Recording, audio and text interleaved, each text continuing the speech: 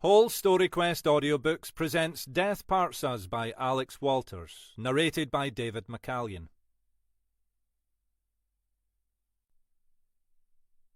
Chapter 1. She fumbled with the key, as she always seemed to these days. Her eyesight was fading, her fingers less steady. Eventually, she unlocked the front door and dropped her small bag of shopping onto the hallway carpet. As she straightened, she already had a sense that something was wrong. She couldn't have said what. A slight, unaccustomed chill in the air, an unfamiliar scent or sound. Something she couldn't pin down. Suddenly anxious, she hurried to the door of the living room. The television was burbling away, as always, some mid-morning talk show, the volume too low for her to make out the words. Jackie's chair was empty. She took another step into the room, peering past the armchair as if Jackie might somehow have concealed himself behind it. Panicking now, she returned to the hallway and checked the bedroom, the bathroom, the room they still called Kirsty's, even though it was decades since she'd last lived there. Finally, she turned back to the kitchen. Where had he gone?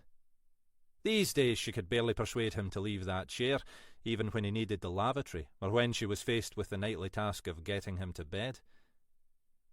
When she was out of the house, he just sat there, his eyes fixed uncomprehendingly on the television screen. As she entered the kitchen, she realised why the house felt colder than usual. The back door to the rear garden was standing wide open. She blinked, baffled by what she was seeing. In the days when Jackie had still been prone to aimless wandering, she'd had 2 deadbolts fitted to the door to prevent him slipping out without her realising. The keys were left hanging from the hooks near the sink, but she knew Jackie lacked the wit or initiative to find them. Except that, somehow, he had. She hurried over to the open door and gazed out into the garden. It was a decent spring day, the pale sun trying to break through a layer of thin cloud. The garden, little more than a square lawn surrounded by a narrow border of bushes, was empty. She stepped outside, looking uneasily around. "Jackie?" There was no sound except the faint brush of the sea breeze through the leaves, the cawing of the gulls from the bay. She was genuinely confused now. How had Jackie managed this impossible disappearing act? She stepped out onto the lawn. It was only then she saw it. The familiar low, straight line of the fence at the rear of the garden was broken, the panelling cracked outward as if some heavy object had been thrust against it. She remembered Jackie erecting the fence when they'd first moved into the bungalow, all those years ago. They'd wanted something to provide shelter from the winds and weather off the sea, but not so high that it blocked the view. The fence stood a little lower than chest height, and if you stood by it, you could see the panorama of the bay spread out before you. In their early days here, she and Jackie enjoyed watching the view together. In the summer, on the rare bright days, the narrow beach would be crowded with families, in from the surrounding villages or up from Inverness. Sometimes they glimpsed the dolphins out in the firth, playing tantalisingly close to the shore. Outside the short season, the view was more desolate, but often just as striking, an endlessly changing pattern of sun and cloud, grey seas washing against the shingle, waves breaking against the sea walls at high tide. It was a long time since she'd bothered with any of that. The last few years had offered little but grind. She'd kept her head down and got on with it, knowing there was no alternative, not allowing herself to think how life might have turned out differently. Distracted by these unbidden thoughts, it took her another moment to register the significance of the broken fence. Even then, she could barely bring herself to believe it. She walked forward across the soft grass. The bushes were sparse at that point, and she had little difficulty pushing her way through them.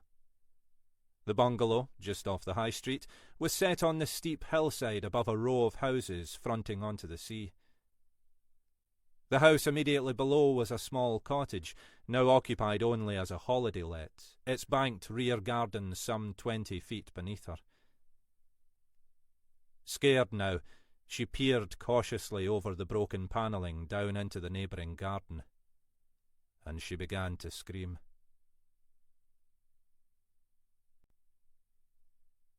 Chapter 2. Bleak, Mackay thought, looking around the cramped sitting room. Nothing but bleak. The young man from the agency was still enumerating the bungalow's many virtues. Closeness to the sea, a decent local pub, good restaurant in the season, convenience store. Mackay already knew all that, and didn't care much about any of it. In his head, he was trying to decide just how bleak the place was. As bleak as Callie's chances of winning the SPL. As bleak as a Labour politician's odds of becoming First Minister. As bleak as... "So, what do you think?" the young man interjected. He'd finally recognised that Mackay wasn't listening. "Ach, it's fine. I'll take it," Mackay said. Bleak was what he wanted right now. This anonymous bungalow, furnished with shabby charity shop cast-offs, fitted the bill perfectly. He just wanted out of what had been their home. Give Chrissy the chance to move back in. Let them both have the opportunity to get their heads straight. Then, maybe, there'd be the possibility of giving it another shot. "Aye, in your dreams," he added silently to himself. The young man was still blethering on. There were patches on his face, untroubled by acne, but they were relatively few. Mackay wondered whether he'd ever been young like that, full of clumsy, well-meaning enthusiasm. No doubt he had, but it was a long time ago. These days, all he had left was the clumsiness. "I've said I'll take it," he said. "I'll come into the office this afternoon to sort out the details." "Right." The young man looked nonplussed, as if he'd been hoping for some different outcome. "Well, that's grand. I'll see you later then." "You do that, son. New to the job, are you?" For a moment the young man looked affronted. Then he shrugged. "Aye, just a few weeks. Is it that obvious?" "Only to a trained detective, son. You did great." The young man laughed. "That what you are, then? A trained detective?" Mackay remained blank-faced. "Detective inspector, son. 20-odd years on the force." Mackay paused, as if thinking.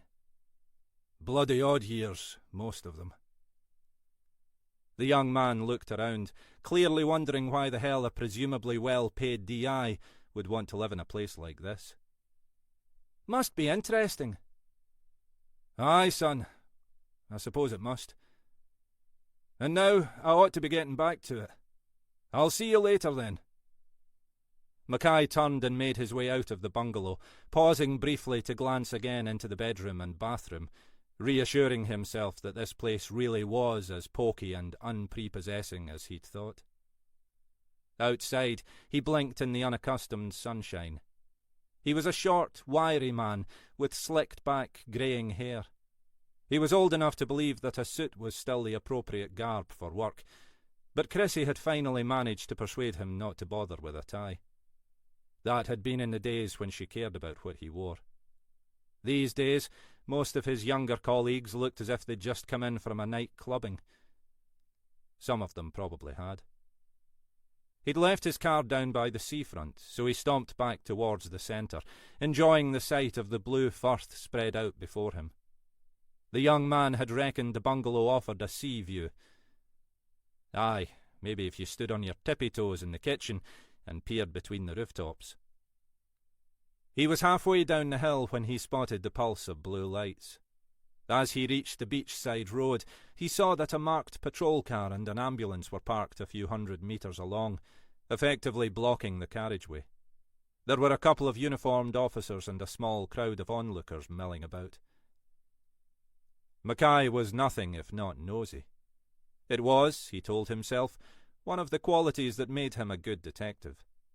He strolled along the street and placed himself in front of one of the uniformed police. "I'm afraid we've had to close this road for the moment, sir," the officer said. "You can walk along the beach or back up along the high street." "What's going on?" Mackay asked. "If I could just ask you to move along, please, sir." "Aye, son. You can always ask." The officer opened his mouth to respond, but Mackay was already brandishing his warrant card under the man's nose. The officer leaned forward, clearly registering not just the rank but also the name. Mackay's reputation tended to precede him. "I'm sorry, sir. I didn't realise." "No bother, son. You were just doing your job. What's going on?" "Accident, sir. An elderly gentleman has fallen from the garden up there. Looks like he cracked his skull, unfortunately." "Dead?" Mackay had already read this in the young officer's eyes. "Looked like it. The medics are with him at the moment, but I think he was already dead when he was found." Mackay peered past the young man. "How the hell did he manage to fall from the garden?" "Not sure exactly, sir. The fencing up there was broken. His wife reckons he suffered from Alzheimer's." Mackay was staring up at the rear fence of the bungalow above them. Something was stirring in his mind. "Have the examiners been called?" The officer blinked. "Well, no, sir. Not yet. We thought, as it's an accident." "How do you know it was an accident?" "Well..." "How do you know his wife didn't just get tired of looking after the old bastard and took her chance to push him over the edge?" "With respect, sir." "Aye, son. Always treat me with respect. You'll find it pays. Look, most likely you're right, and it was just an unfortunate accident. But don't make assumptions. I'm not joking about the wife. These things happen." The officer nodded. "Sorry, sir. Wasn't thinking." Mackay looked around them. "We don't want to make a big deal of it. Like I say, most likely you're right. But we should get the examiners in to check over the scene. And we should talk to the widow as soon as she's in a suitable state." "That's her, sir." The officer gestured towards an elderly woman standing further along the street, being comforted by a couple of neighbours. Mackay nodded. "OK, I'll go and introduce myself. It doesn't look as if she's likely to abscond anywhere in the near future." As he moved away from the officer, he felt his mobile buzzing in his pocket. He moved back from the crowd before answering. "Alec, it's Helena. Are you still up in Rose Marquee?" "Aye, just enjoying the scenery." DCI Helena Grant was his immediate superior. She'd allowed him a couple of hours off to view the bungalow. "How was the house?" "Ah, you know. Bleak, soulless, shabby, cramped." "You're taking it then?" "Obviously." "You're your own worst enemy, Alec. You know that?" "I doubt it. I've made some bad ones in my time." "You deserve better than a place like that, though."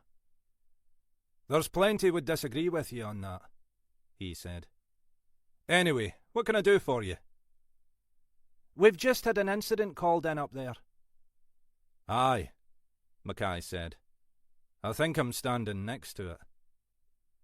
"Some elderly gent falling out his garden?" "That's the one. Quite an achievement. To fall out of a garden, I mean." "Look, Alec, as you're already out there, can you take charge? Manage the scene, I mean. At least till the examiners get there, and we get a better idea what's going on." Mackay held the phone away from his ear for a moment and squinted at the screen, as if that might provide him with more information. Aye, well, I've already waded in with my size 9s.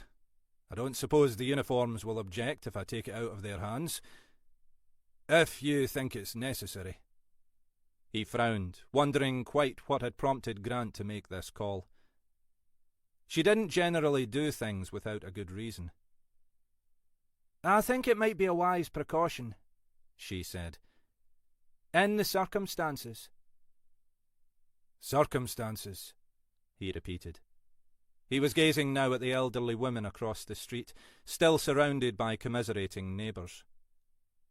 What circumstances are those exactly? I don't suppose you've inquired about the name of the victim?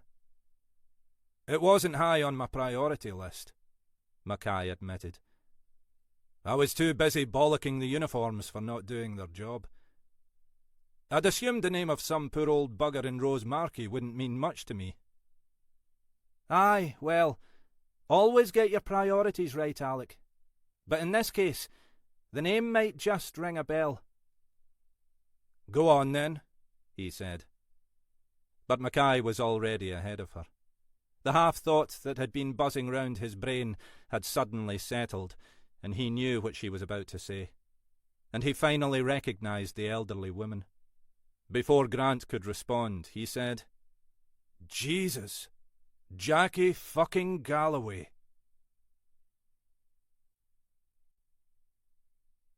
Chapter 3. Jackie fucking Galloway indeed, Helena Grant said. You developing telepathy in your old age, Alec? No, but Christ, I just recognised Bridie Galloway standing across the street. The grieving widow. He remembered the bungalow up on the high street now, too. He'd been there once, years before, to drop off some of the stuff that Jackie Galloway had left behind at HQ.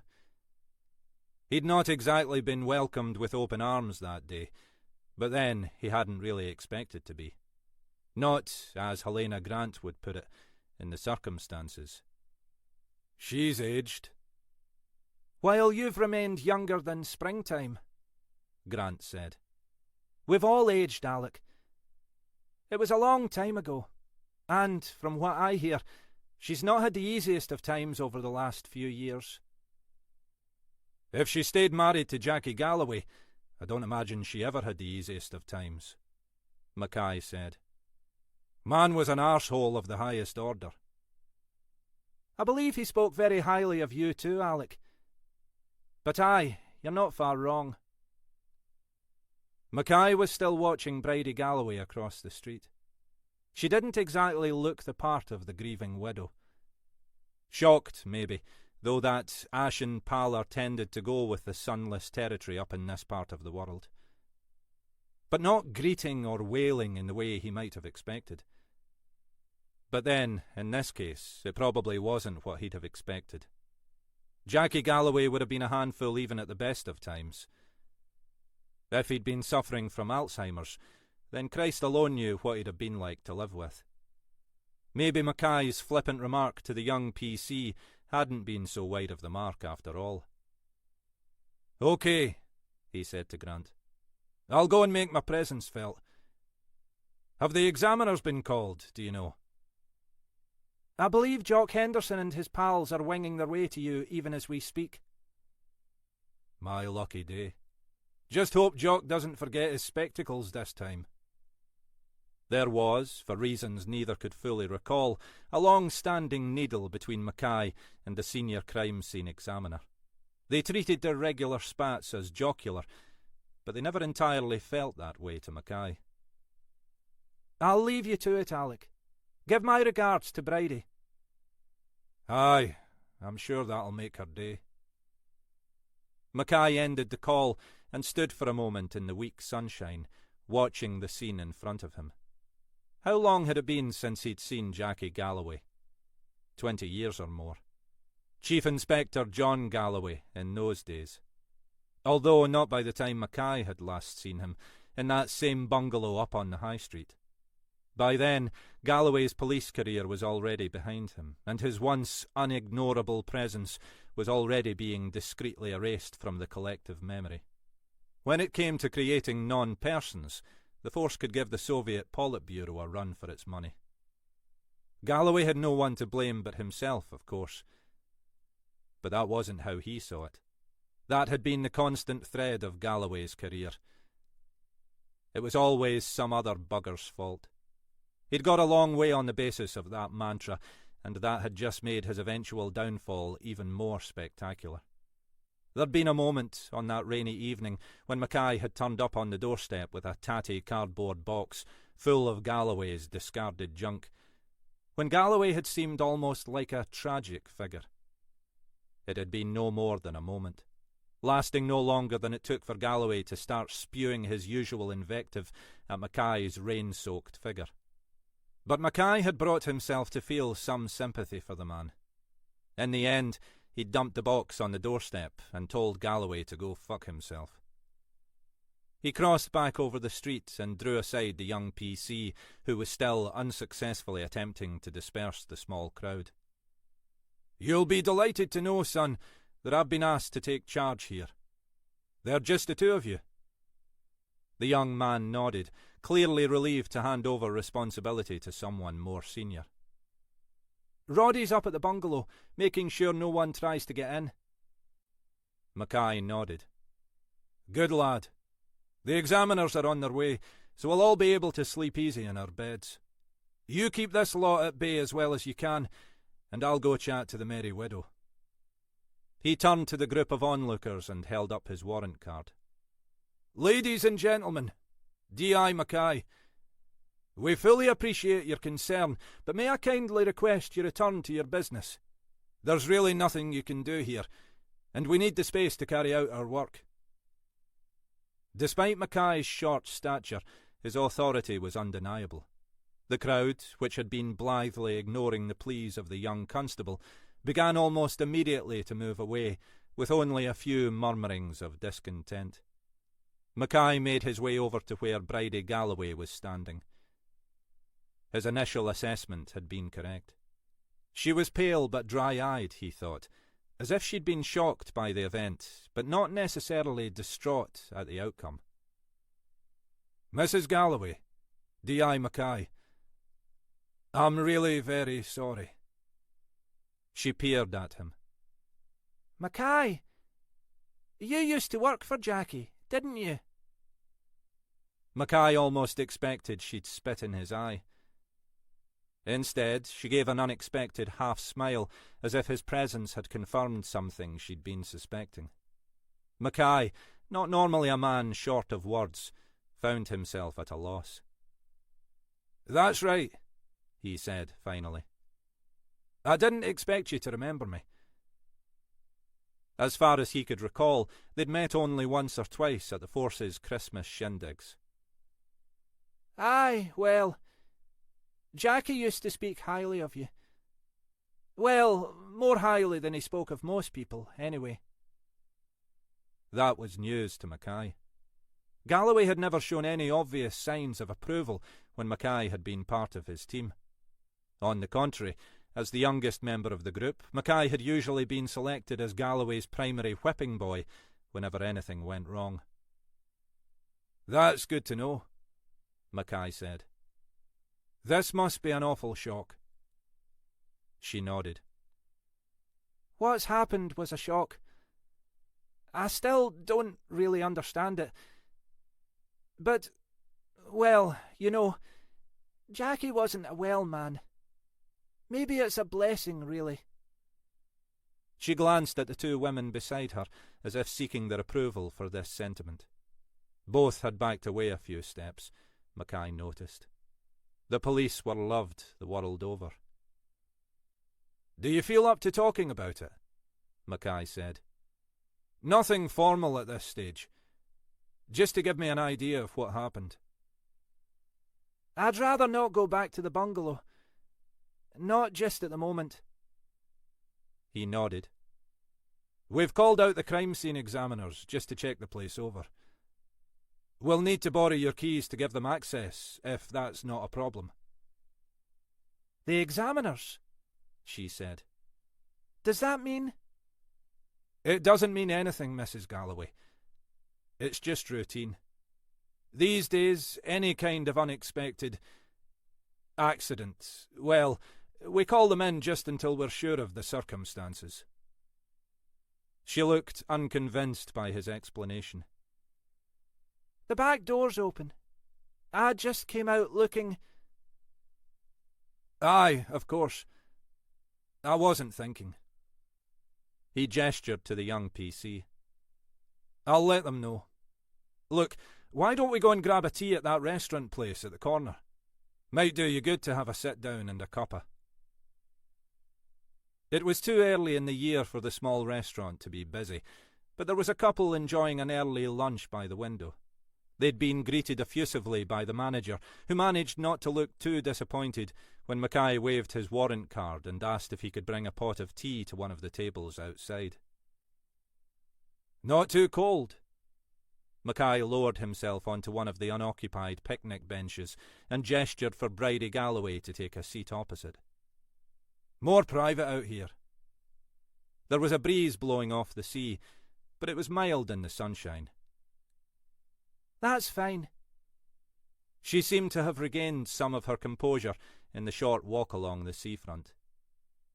It's a grand place, she said, looking back at the small restaurant. We could never afford to eat here. Mackay shifted uncomfortably. Must have been a struggle for you both, he said. Aye, well, whose fault was that? Mackay was unsure what answer she expected, and was relieved when a young waiter arrived with the pot of tea. They sat in silence as he distributed the cups, milk and sugar. Finally, Mackay said, I'm sorry about what happened to Jackie. Not just today, but, well, everything. She shrugged. Most of that was the stupid bugger's own fault. He had nothing to complain about. Aye, but you did, Mackay thought. You were landed well and truly in the shite. He was amazed that she could talk about her husband with such equanimity. But then he'd been amazed, at the time, that she'd stuck by him. He couldn't imagine that marriage to Jackie Galloway would have offered many other compensations. I hear he'd been unwell. You could say that. Early onset Alzheimer's. Started only a few years after we moved up here. She had the air of someone who wanted to talk, and Mackay was content to let her. It was probably the first time in years she'd had an attentive audience. I didn't think much of it at first. It was the usual stuff. Being a bit forgetful. Standing in a room not knowing why you'd gone in there. You know. Only too well, Mackay agreed. But it got worse. He went downhill quickly. She stopped, and for the first time since Mackay had started speaking to her, she was showing some signs of emotion. I found him one morning searching for his uniform. Thought he was back on the beat. It just got worse after that. I mean, it came and went. There were good days. Sometimes days in a row, when he seemed fine, and you could fool yourself it was all miraculously going to be okay. What did the doctors say? They didn't pull any punches. It was a nightmare just getting him to hospital. He wasn't up to driving, and I'd never driven, so we ended up having to get the bus to the Regmore every time. And there were times when he didn't know where he was or what we were doing. He once tried to arrest some wee lad who was being a bit gobby on the bus. And you were his only carer? We got some help from social services in the end. Came in a couple of times a day to help me feed him and get him into bed. But it was hard work. He'd go wandering off at home. I tried to keep the doors locked so he couldn't get out, but I'd find him wandering round the house. He got out into the street once, and a few times he was out in the garden. Is that what happened today? She didn't respond for a moment. I don't know. I don't know what happened today. How do you mean? She took a mouthful of her tea. Mackay's was growing cold in front of him. I used to have to keep an eye on him all the time. But the last couple of years, it's been different. He became more and more passive. The doctors reckoned that's the way it is sometimes. As if his brain was slowly shutting down. Like, his batteries were running out. So, he stopped wandering about? It was gradual at first. He'd spend more time sitting in his chair in front of the TV. Then I had to persuade him to get up when it was time for bed, or, if he wanted the lavvy. In the end, he stopped doing anything. He'd just sit there, staring at the screen. He wasn't really watching it. It was just the movement. So, what happened today? I don't know. I can't really believe it. Talk me through it, Mackay said, if you're able to. She took a breath. I'd been shopping, just over to the convenience store up the road. I get what I can there these days, and just have the odd trip over to the co-op at Fortrose. I was only out of the house for 15, 20 minutes or so. How was he when you left? Just the usual. I'd had the carer in earlier to help me get him dressed and give him breakfast. Then I'd left him in front of the TV. He was the same as ever, saying nothing, just watching the screen. What happened when you got back? Something felt wrong as soon as I got into the house. It felt empty, Mackay knew well enough. He'd felt it the night he'd returned home after all that business along the shore here, to find Chrissy gone. He'd known the house was empty as soon as he opened the door. And it felt cold, she went on. Cold? The back door was open. You hadn't left it open? He felt as if he were accusing her of negligence. No, of course not. It was always locked and bolted. I only ever went out there to hang out the washing, and I always checked and double-checked it was locked. I had the bolts fitted to make sure he couldn't wander out there. So, what do you think happened today? She blinked. I don't know. I really don't know. Do you think Jackie could have unlocked the back door? I'd have said not. I'd have said definitely not.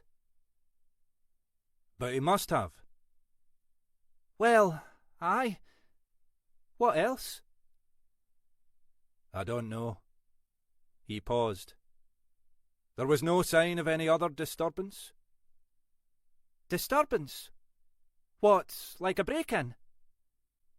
Mackay shrugged. Anything like that. I don't know. I'm just considering the possibilities. What about the carers? Do they have keys? Is it possible they could have come back while you were out? I suppose it's possible, she said doubtfully. We've got one of those key-safe things on the front door with a spare key so they can get in if I'm not around for any reason. But I don't know why they'd have opened the back door. Could the key safe have been left open? Maybe someone else got in. Kids or something. Mackay felt as if he'd unintentionally begun to turn the conversation into an interrogation. Aye, well done, son, he told himself. Just the way to treat a grieving widow. Even if she is grieving for Jackie fucking Galloway. Ach, I'm sorry, he said. I didn't mean to subject you to the third degree. I'm just trying to work out how it could have happened. She shook her head. No, I want to know too, she said. It was a shock finding him like that, even if... She stopped, as if she'd been about to say something else, but then went on. Even if it's a blessing in some ways. But Jackie wouldn't have opened that door by himself. He couldn't have. Mackay nodded. Well, let's not jump to conclusions. Stranger things have happened. Let's see what the examiners have to say. The thing is, Bridie Galloway went on, as if she hadn't heard him, I wasn't surprised. I wasn't really surprised that this happened. I should have known. Known what? Mackay realised she was avoiding his eyes, staring past his shoulder at the open sea, the white scudding clouds. That he really was in danger, she said. That the letters were serious.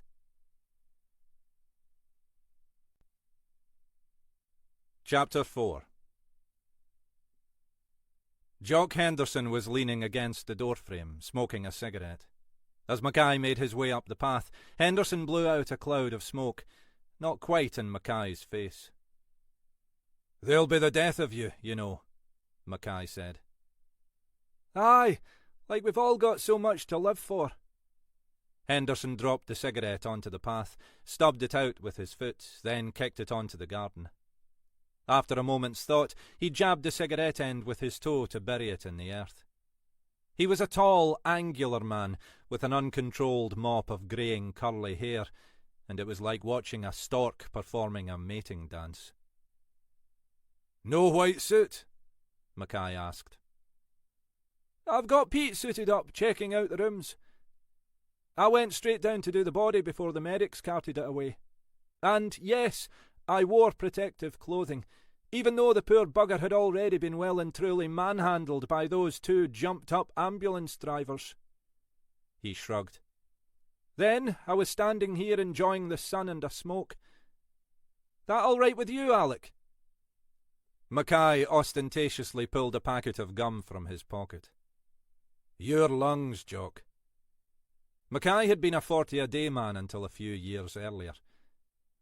He wasn't generally evangelical about his newfound abstinence, but he was happy for any opportunity to wind up Jock Henderson. "Gum?"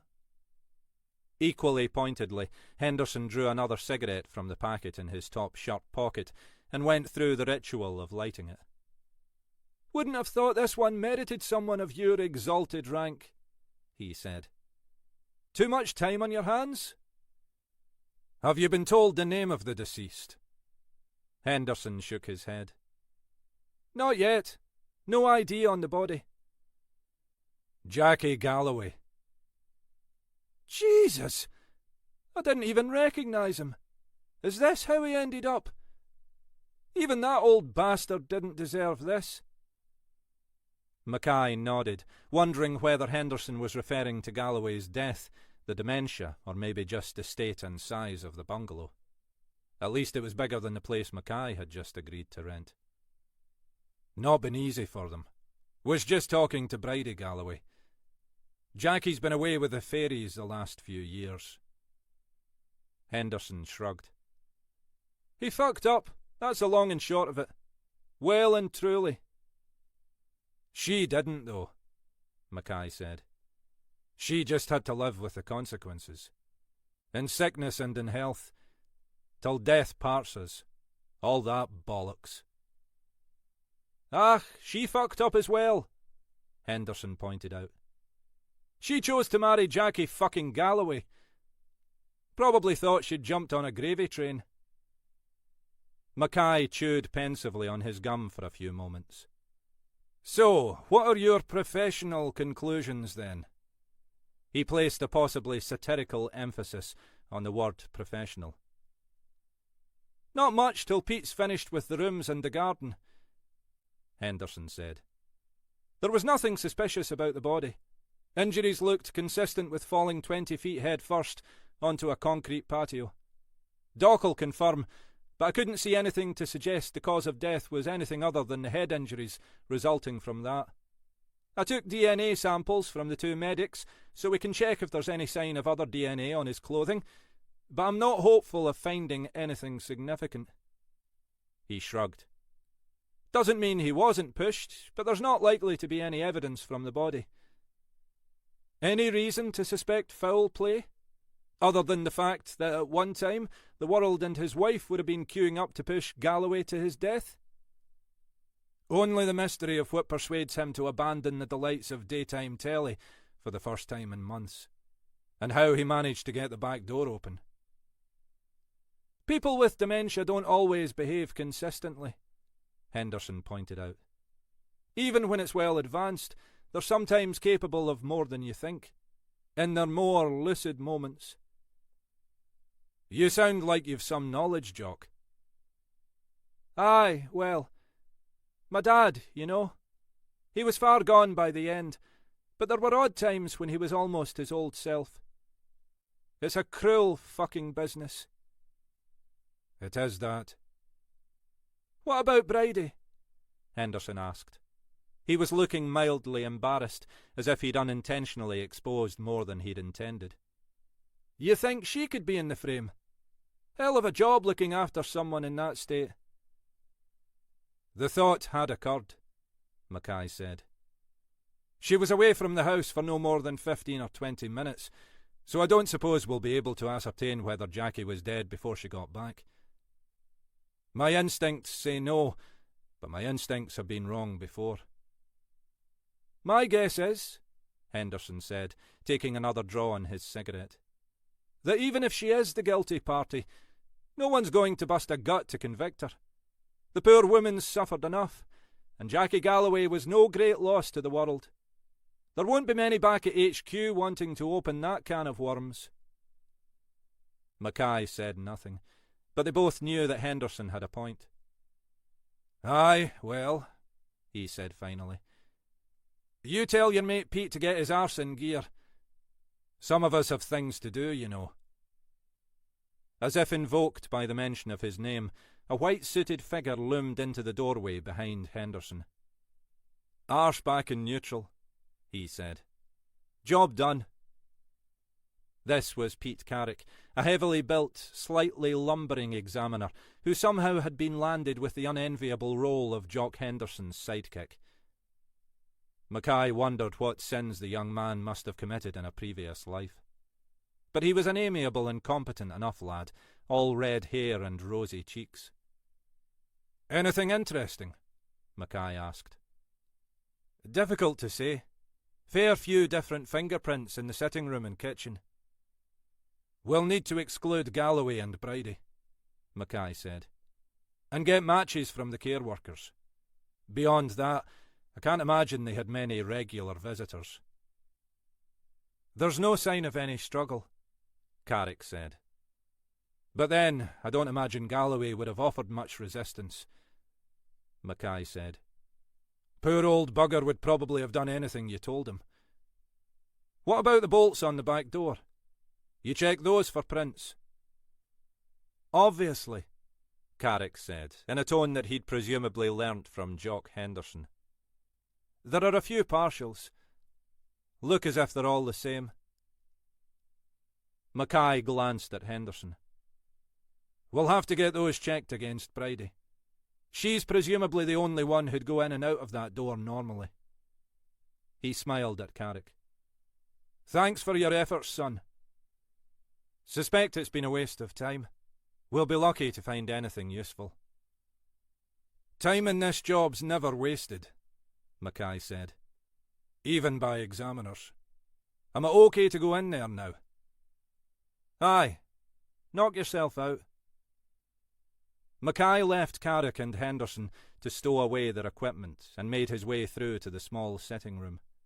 It was homelier than the place he'd agreed to rent, presumably because of Bridie's efforts, but probably no larger. There was an old-fashioned television, a couple of shabby-looking armchairs, a folded dining table that looked like it was never used, and a small sideboard. Nearly 30 years' service, and this was how Jackie Galloway had ended up.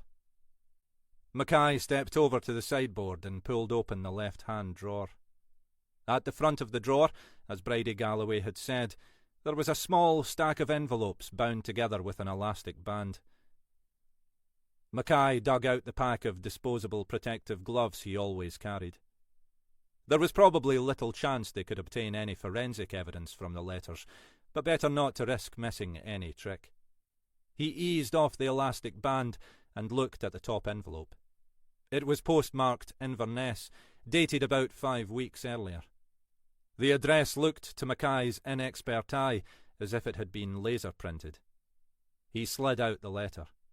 It was a single sheet of A4, folded to fit the small envelope, containing nothing but the printed words, "Not forgotten, not forgiven." The other letters were identical, other than variations in the print and font. There was more than a dozen in total, dated roughly 6 months apart. Bridie had said she suspected there'd been earlier letters, but Galloway had destroyed them. It was only when he became incapable of looking after his own affairs that she'd seen and opened them as they arrived. "I'd no idea what they meant," she'd said, "but they scared me." "You should have approached us," Mackay had said, though he knew fine well Bridie Galloway could never have brought herself to do that. "Ach, what would you have done?" she'd said, and he'd had no honest answer.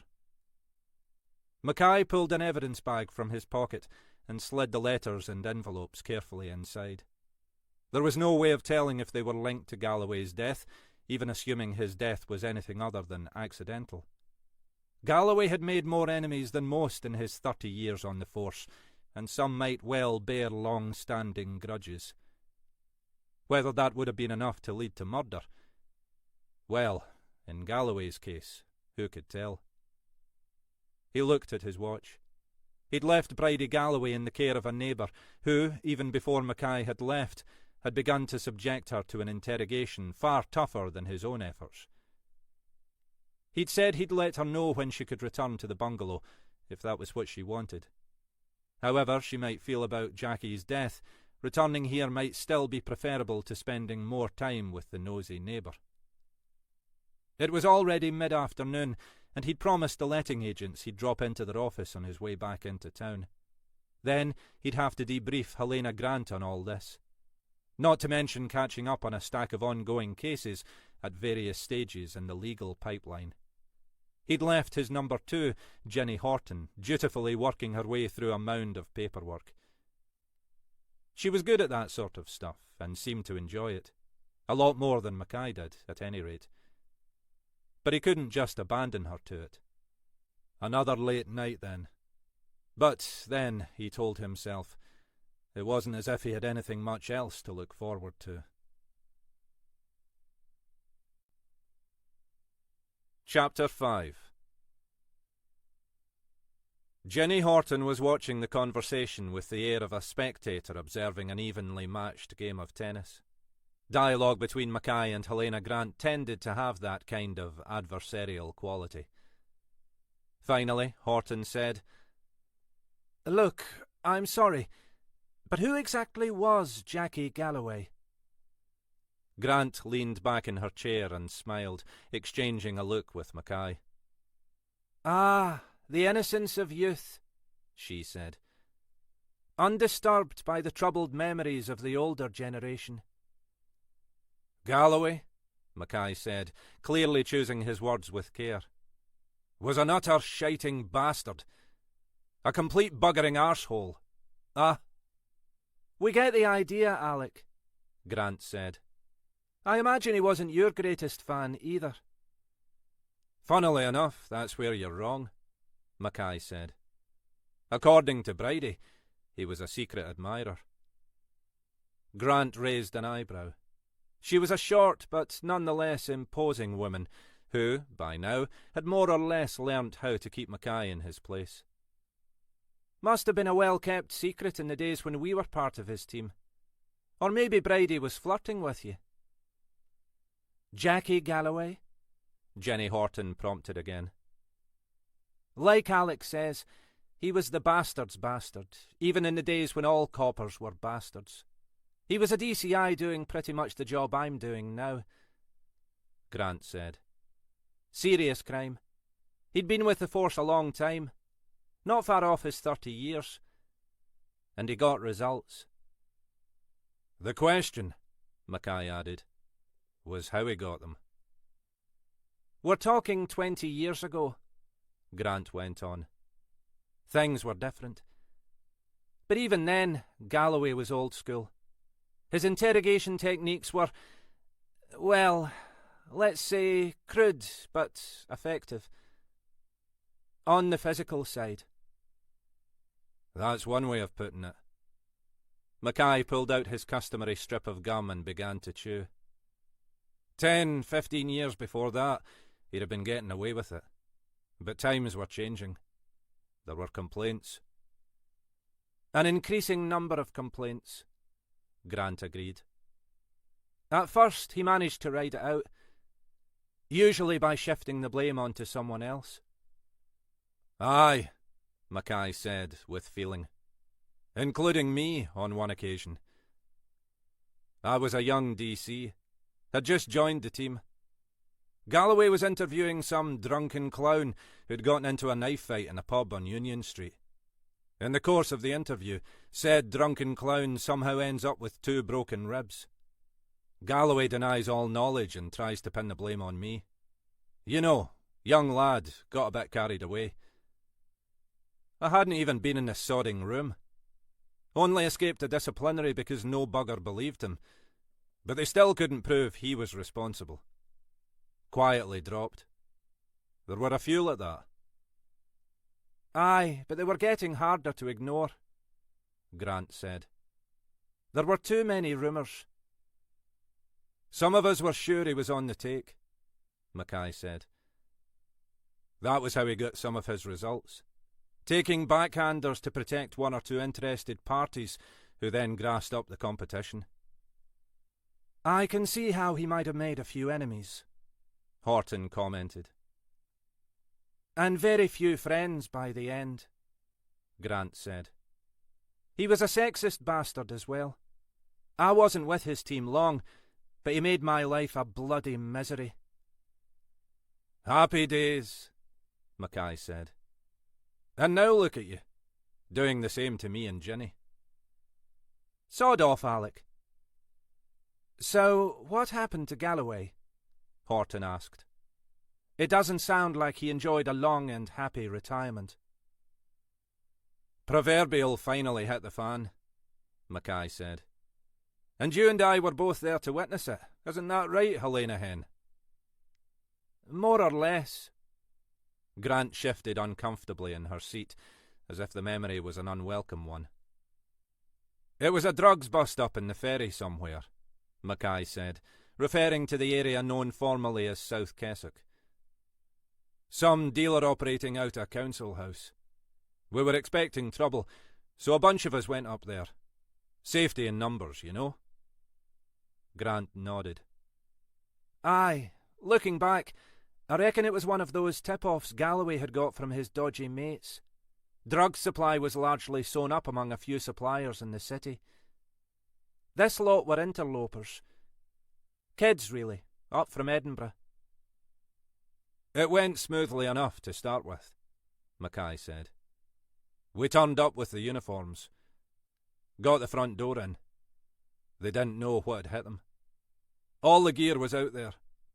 Most of them were shit scared and gave us no bother at all. We were downstairs getting them charged and out to the vans, Grant went on. Galloway and a couple of his cronies went upstairs. She stopped and looked at Mackay. Mackay said, What happened after that? Well, Galloway's version was that this wee Ned was resisting arrest and pulled a knife from somewhere. There was a struggle, and the Ned ended up with the knife in his stomach. Christ! Horton sat back in her chair. You said that was Galloway's version? Aye, well, obviously there was an inquiry. Galloway was suspended. And some of the stories didn't quite match up. I don't know the full details, but at least one of Galloway's supposed cronies got the jitters that they might be dragged down with him. There was doubt about where the knife had actually come from, and whether the poor bugger had really been resisting arrest in the way Galloway suggested. Nobody was actually prepared to point the finger, but by then, other things were coming out of the woodwork about Galloway. There was talk of a prosecution, Grant said. But it never happened. In the end, Galloway was sacked for gross misconduct. Not just that incident, as I understand it, but a litany of things that were emerging. Lost his pension, everything. But escaped prosecution? Horton said. Aye, well, I suspect they didn't want the dirty linen washed too publicly, Mackay said. Galloway blustered about unfair dismissal and the like, but he knew he'd gotten off lightly. Sounds a real charmer. I suppose he suffered for it in the end, Mackay said. Though not as much as poor Bridie, Grant pointed out. And none of it was her fault. Which, after the history lesson, brings us back to the $1,000,000 question, Mackay said. Did he jump, or was he pushed? To coin a phrase. You think Bridie could have done it? Grant asked. It's possible, obviously. She had the motive, the means, and the fucking opportunity. I had a look at that fence. It had been decent enough in its day, but it was rotting in various places, including the spot where Galloway fell through. It wouldn't have taken much. Maybe just his weight, maybe that bit of an additional push. He stopped. I shouldn't say it, but I'm with wee Jock Henderson on this one. If she did it, maybe good luck to her. No one but her's going to miss Jackie Galloway, and I don't see how we'd ever prove it, either way. I don't suppose forensics will be able to tell us anything, Grant said. What could they tell us? No doubt Bridie's DNA will be on Galloway's clothes. Maybe her fingerprints were the ones on the back door bolts. Unless they come up with evidence of some unknown third party in there, we're no further forward. What about the letters? Horton asked. What about them? Even if we get something from forensics on them. Doubtful if they've been sitting in Bridie's drawer all this time. All that tells us is that someone was sending Galloway vaguely threatening letters. Plenty of people had good reason to do that. Doesn't necessarily make them a killer. Mackay shrugged. And if they were, why wait till now? Galloway was probably not far from death's door in any case. Grant nodded. OK, so we play it by the book. Get a formal witness statement from Bridie Galloway and anyone else relevant. The care workers who were there that morning, maybe. Anyone else? No one seems to have seen him fall. It was Bridie who spotted the body. The garden belongs to a holiday let, which is currently unoccupied. Bridie went down there with a neighbour, and they called us in. We can interview the neighbour and the woman who runs the convenience store, just to confirm the time Bridie was in there. Maybe double-check with other neighbours whether anyone saw or heard anything. That seems to be about it. Get someone onto that, and then we'll wait to see if the forensics or the autopsy tell us anything we don't know. Not much else we can do. Mackay had been sitting still for long enough. Fair enough, boss. Ginny and I have plenty on our plates as it is. Can't see this pushing its way up the priority list, unless something new emerges. Thanks for the debrief, anyway.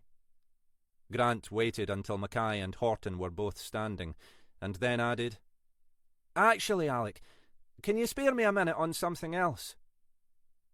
Aye, Mackay growled.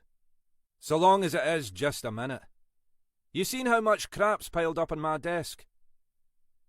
And you'll welcome any excuse not to go back to it.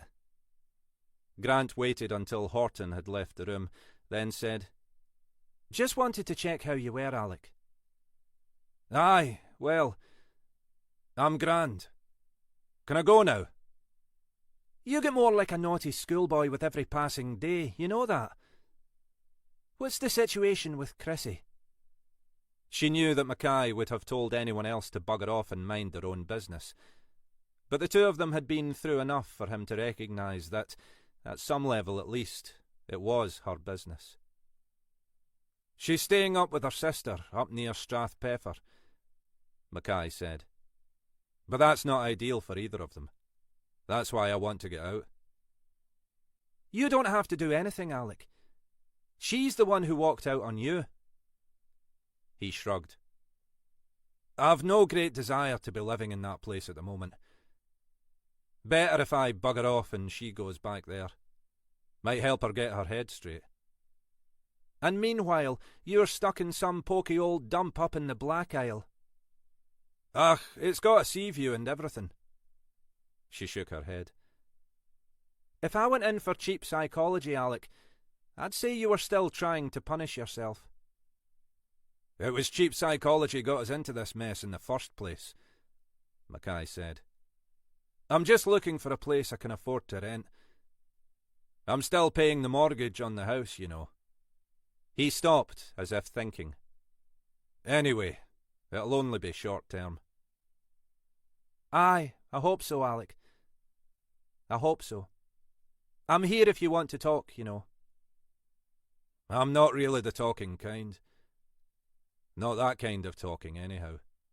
You may have noticed that. As if to prove the point, he was already on his feet, eager to leave the room. Now I'd best get back to the piles of crap. Well, like I say. Aye, Hen, and it's much appreciated. Thanks. He was already out of the door before she could offer any further response. She contemplated following him, but knew there was no point. He was just a typical middle-aged Scots male. If he felt like talking, he would, but the chances were it would never happen. He'd bottle it all up and throw himself back into the job, and he and Chrissy would never sort it all out and get themselves back together. As she sat there, staring ruefully at the closed door, Helena Grant wasn't entirely sure how she felt about that. Chapter 6. She looked up again at the clock on the mantelpiece. Not yet 10. There was no cause to worry at all. But she always did, and she always had, although in the old days she'd had a lot more cause. These days the biggest risk was that Billy would have a coronary or stumble under a bus after one pint too many. As the years went by, both of those seemed increasingly likely. The television was flickering away unwatched in the corner, a reality show featuring a bunch of supposed celebrities who meant nothing to her. Mostly they looked like children, though there were a couple of older faces she vaguely recognised.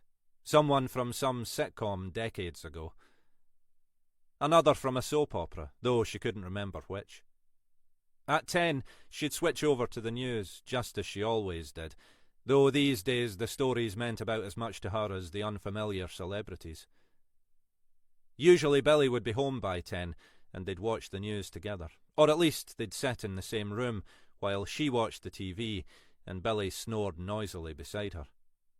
She'd wait until the news was finished, then wake him up and help him stumble his way, still half asleep, into the bedroom. These had been their evenings, pretty much, since Billy had retired all those years ago. It wasn't too bad, she thought, everything considered. Billy drank too much. Everybody drank too much these days. But he'd never been a difficult or violent man. Not with her, at any rate. That must count for something. He was still decent company in the daytime.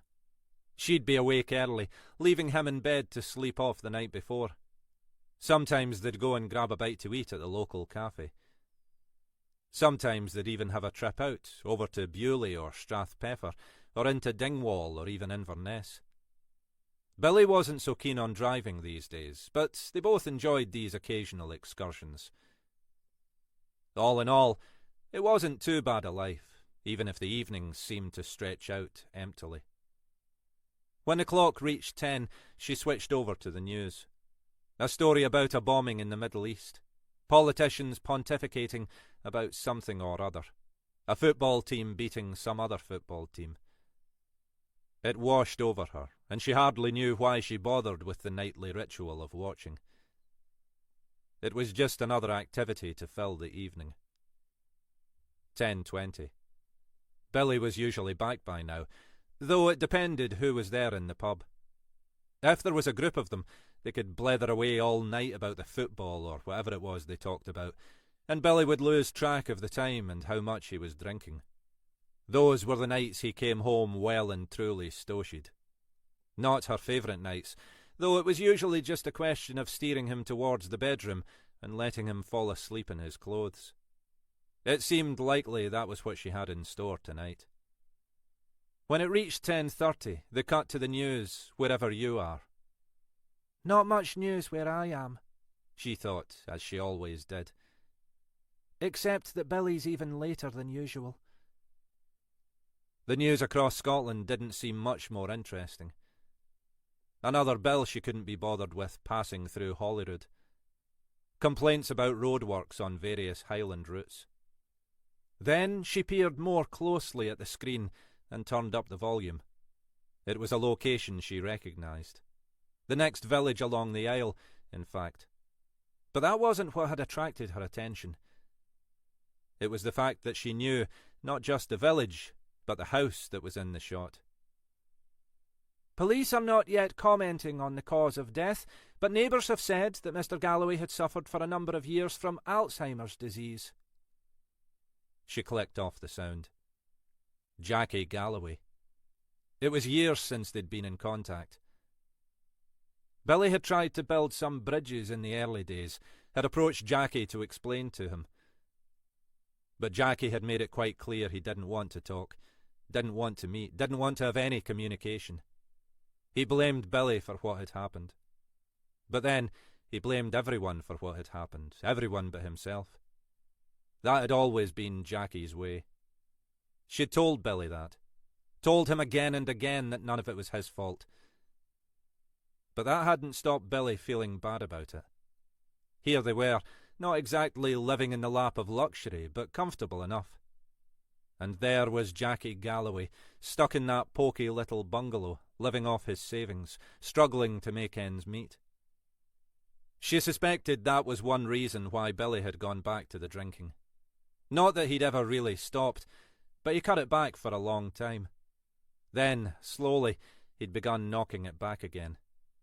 Partly it was just the boredom of retirement. He'd tried to find another job back in the force or with some local security company, but times were tight and there was nothing available other than night security stuff. In the end, he'd drifted back into the inertia of doing not much. The drink was an escape from that, no doubt. But she'd always felt there was something more. She'd wait until the morning to break the news, even if he was in a state to take it in this evening. It was 11:15 now. Unusual for him to be as late as this. For the first time, with the news of Jackie Galloway's death fresh in her mind, she began to feel uneasy. She made her way out into the hallway. She was tired, but didn't want to head off to bed until Billy was safely home. She opened the front door and was met by the chill of the night air, a gust of the breeze from the sea. The drive and the street beyond were deserted. Her anxiety growing, she pulled her cardigan more tightly around her shoulders and stepped outside in her slippers. At the end of the driveway, she peered back down the street towards the centre of the village. There were a couple of young men lighting cigarettes under one of the orange streetlights, but no sign of Billy. She could just about make out the lights of the bar. She was tempted to walk down there, but she knew she'd look foolish if Billy was just sitting blethering with his mates.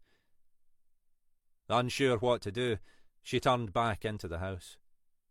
She sat in her armchair, the television playing away unwatched, and waited until the clock turned 11.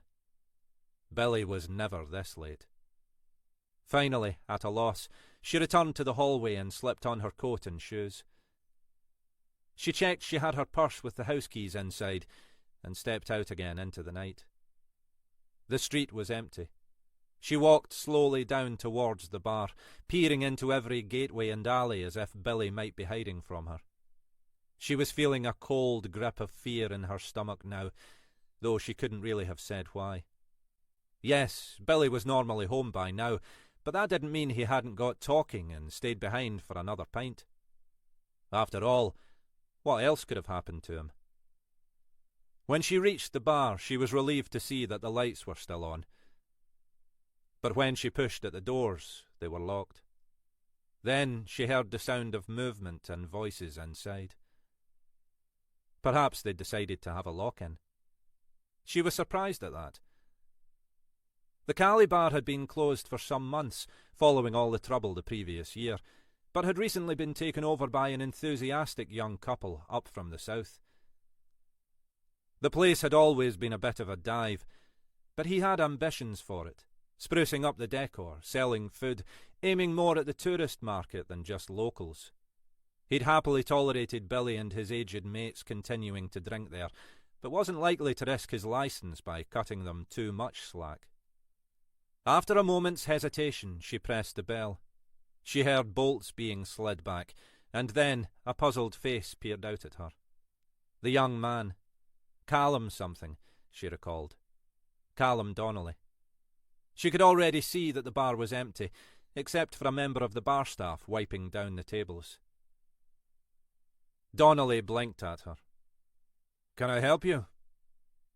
He was nearly a foot taller than she was. She looked up at him. "I'm sorry to bother you at this time of the night, Mr. Donnelly. I'm Mrs. Crawford, Billy Crawford's wife." He stared at her, clearly trying to compute what she was saying.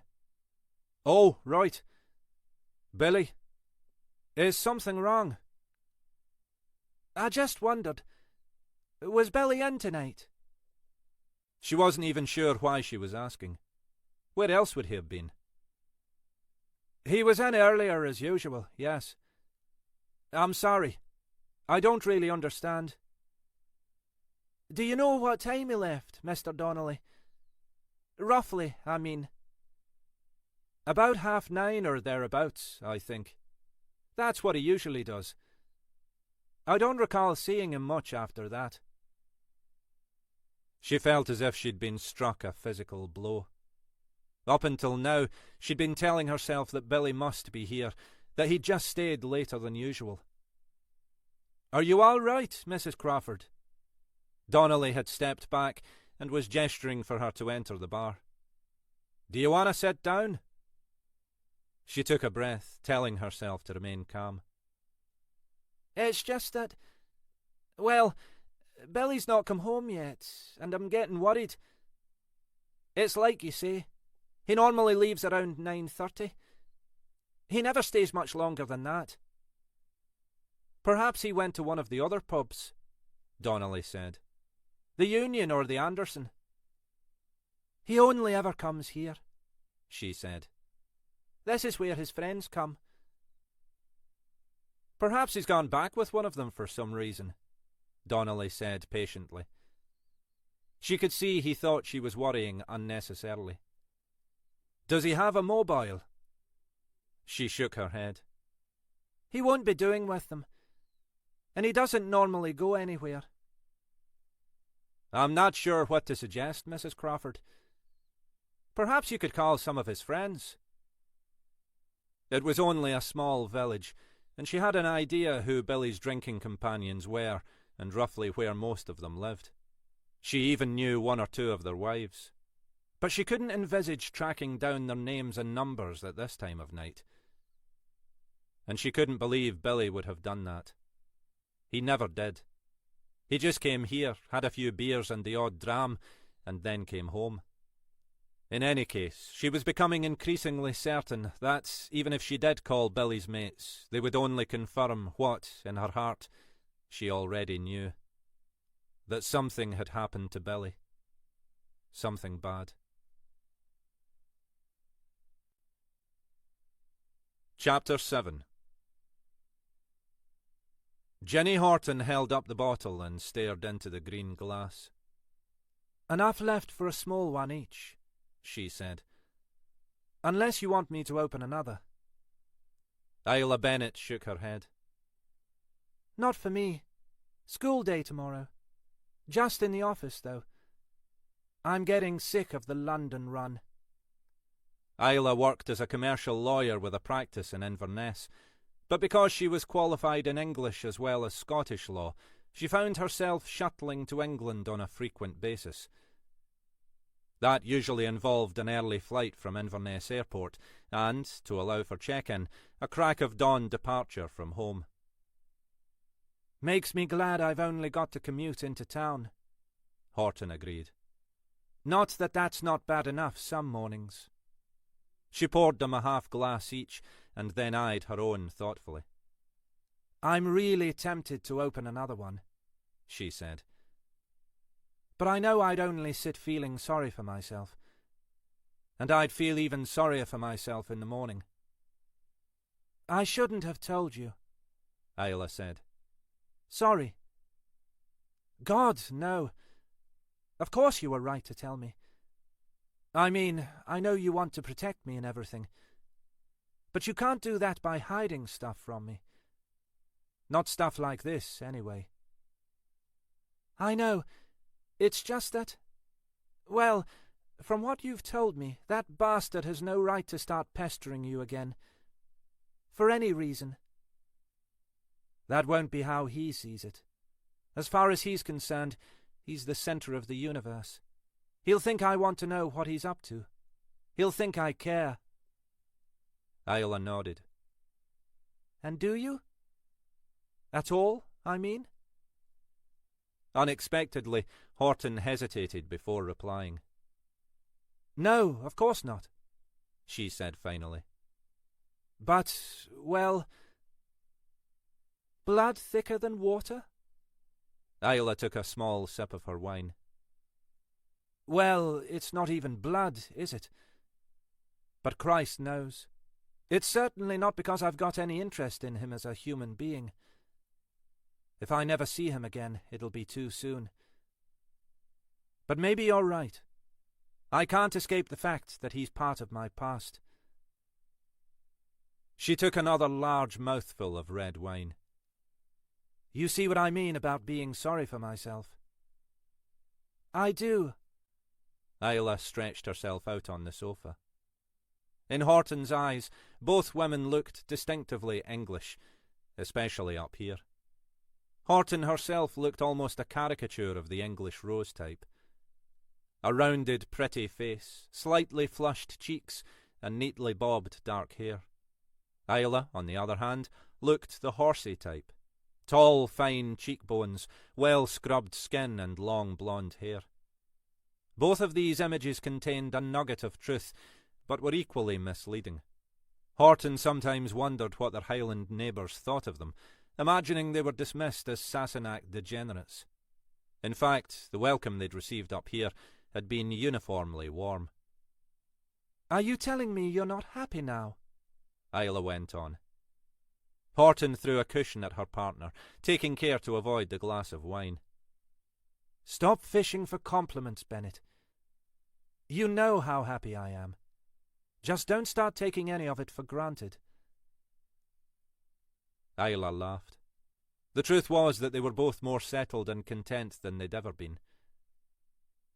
"Anyway, what's all this part of my past stuff? Even as a police officer, you're not exactly about to pick up your pension." "Oh, you know. Childhood. A bloody miserable time, most of it. But still part of me." She took a final mouthful of the wine and peered ruefully into the empty glass. "Bugger it. I'm going to have one more. Glass, I mean, not bottle." She pushed herself to her feet and went into the kitchen in search of the wine. It was a decent place they had here. Not large and not particularly luxurious, but comfortable and homely. When they got the wood stove going, as tonight, she didn't want to be anywhere else. "You're getting attuned to the drinking culture up here," Isla observed, as Horton returned with the opened bottle. "When I was at the airport the other morning, it looked like everyone but me was topping up with alcohol. It wasn't even 6 o'clock. All these families going off on half-term holidays, knocking back the beer and the whiskey." She sounded amused rather than shocked. I'm not quite at that stage yet, Horton said. Anyway, what exactly did David say? Despite her previous comments, Isla held out her glass for a refill. Well, he started by asking for you, but I reckon he knew what he was doing, phoning at that time. He knows you usually work late. I think he was expecting the voicemail. Was a bit taken aback when I answered. I can imagine him squirming, Horton said with a note of satisfaction. Isla had been working at home finishing a report that afternoon. Anyway, I asked if he wanted to leave a message. There was a long dramatic pause, and then he went into this spiel. Sounded to me like it was rehearsed, maybe even written down. That's another reason I think he was expecting the voicemail. Something to surprise you with when you got back. You're even more cynical than I am, Isla Bennett. Isla shrugged.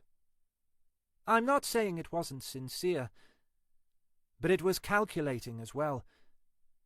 I suppose that's sort of impressive in the circumstances. That's David, though. He said he was desperate to talk to you, that he had something urgent to tell you, something you needed to know. Nothing else? They'd already been through this several times since Horton had returned from work. She kept expecting some punchline, something that David wanted from her. Money, quite probably. No, that was it. He just wanted to talk to you. Face to face, he said. But he didn't leave a contact number? They'd already been through this as well. Isla looked quizzically at Horton. You're beginning to sound like you want to phone him back. No, not at all.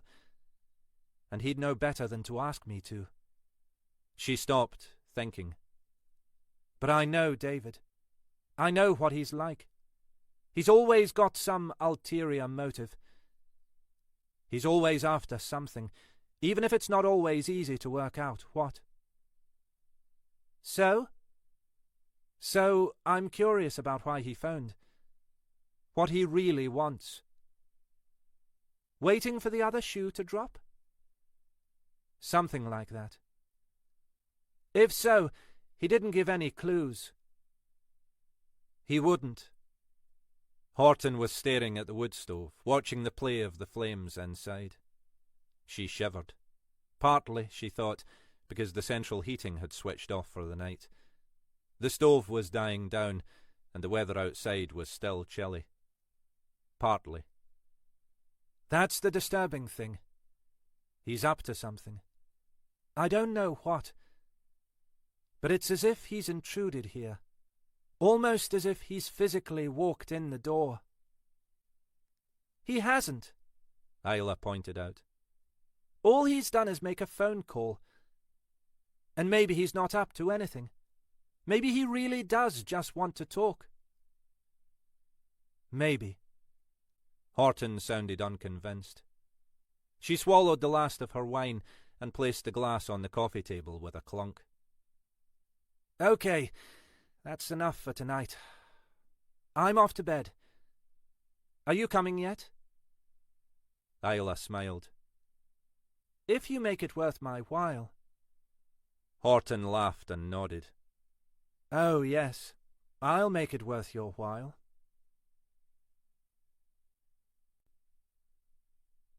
Chapter 8. The next morning, Horton felt relieved she'd not indulged further in the wine. She turned up at the office just before 8, as usual, to find Mackay still wearing his battered anorak, feet up on the corner of her desk, ostentatiously chewing his ever-present gum. "What time do you call this?" he said. "We've got work to do." Well, there's a first time for everything. You know you've still got your coat on. "We're heading out, Jenny. Up into the wild blue yonder. Well, the wild black isle, anyhow." Something interesting? When Mackay was this excited, it was generally because there was a serious case in the offing. Something more stimulating than a bunch of Neds beating each other up on an Inverness Saturday night. His enthusiasm dimmed for a moment. Well, probably not. But I can always hope. He was already on his feet, ushering her towards the door. You driving? I usually do, she said, following him out. Once they were in the car and heading out of town, she said, Okay, so what's the story? Body found up at Shannonry Point. Looks like it was washed up there this morning. Recent? She wasn't aware they'd had any reported mispers in the area over the last few weeks. That was what the officer who called it in thought. Didn't look as if it had been in the water long. Guess we'll find out more when we get there. No one reported missing? I checked the system just before you got there. Nothing showing up, but might not yet. He was silent for a few moments, staring out of the window. They were crossing the Kessock Bridge. The expanse of the Bewley Firth stretched out on their left. It was another half-decent day, plenty of blue sky visible between the scudding clouds. They'd made this same journey up to the Black Isle at the start of their last big case. A case that had, if only indirectly, resulted in the crumbling of Mackay's already fragile marriage. A case that was still dragging its way through the judicial process, leaving Mackay seeming increasingly anxious, for reasons Horton didn't entirely understand. I'm assuming we're taking the Munlochy turning this time, she said. She glanced across at Mackay, wondering whether his thoughts were occupying the same territory as her own. But his face showed nothing, his eyes fixed on the road. Aye, that's the quickest, he said. You know the way? I know the way, she confirmed. We've been dolphin spotting at Shannonry Point. See any? Quite a few. They were amazingly close to the shore. Mackay was still staring morosely out of the window. His earlier excitement seemed to have dissipated. I've lived in these parts most of my life. Only seen him a couple of times. He paused. Mind you, I've mostly not been looking. She turned the wheel to take the road towards Munlochy. We know anything more about this body, then? She said. Fairly elderly looking, according to the uniform. Male.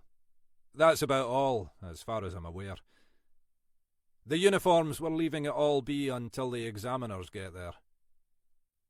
They passed through Munlochy and joined the coastal road through Avach and along the edge of the Firth to Fortrose. A few minutes later they reached the turn-off down to Shannonry Point. There was a new housing estate on their right, which seemed to have expanded further every time Horton came down this road. As they passed the entrance to the golf club, the road narrowed to a single track, with passing places as it crossed the course itself. In the summer, the road would be busy with tourists heading down to try to see the dolphins, often visible from the point. Even this early in the day and in the season, there would usually be a few vehicles coming and going. At the end of the road, however, the uniforms had set up a roadblock with their own marked vehicle parked sideways across the road. As they approached, Horton pulled to a halt and peered out of the window, waving her warrant card. D.S. Horton and D.I. Mackay, she said.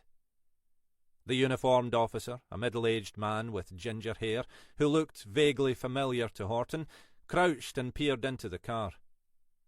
"Morning, Alec. Morning."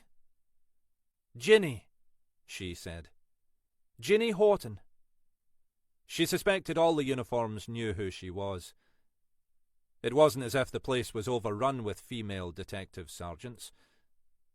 But she always seemed to have to go through this ritual. "I think we've met before." In fairness, she thought, she had no idea herself where or when that might have been. "Aye, maybe, ma'am. Good to meet you anyway." It was impossible to tell whether there was a satirical edge in his tone. "This one look interesting, then, Andy?" Mackay asked. "I could do with an interesting one." "Who knows? Examiners have just got here." Mackay raised an eyebrow. "Quick for them. Not Jock Henderson, then, I take it." The officer grinned. "No, the other guy. Carrick." "Well, let's be thankful for small mercies." They pulled into the car park. There was another marked car, an ambulance and a plain white examiner's van, parked in the spaces more usually occupied by sightseers. At the far end of the car park there were a couple of large camper vans, both with German number plates. Mackay climbed out of the car and walked to the edge of the shingle beach, gazing out along the spit of land stretching out into the Murray Firth. To his left there were a few houses, and set above the beach the squat, white-painted lighthouse that overlooked the point and the bay. At high tide the seas came up to the walls below the lighthouse, and it was necessary to take a footpath around to the end of the point. For the moment the tide was still low, and it was possible to walk along the rough beach.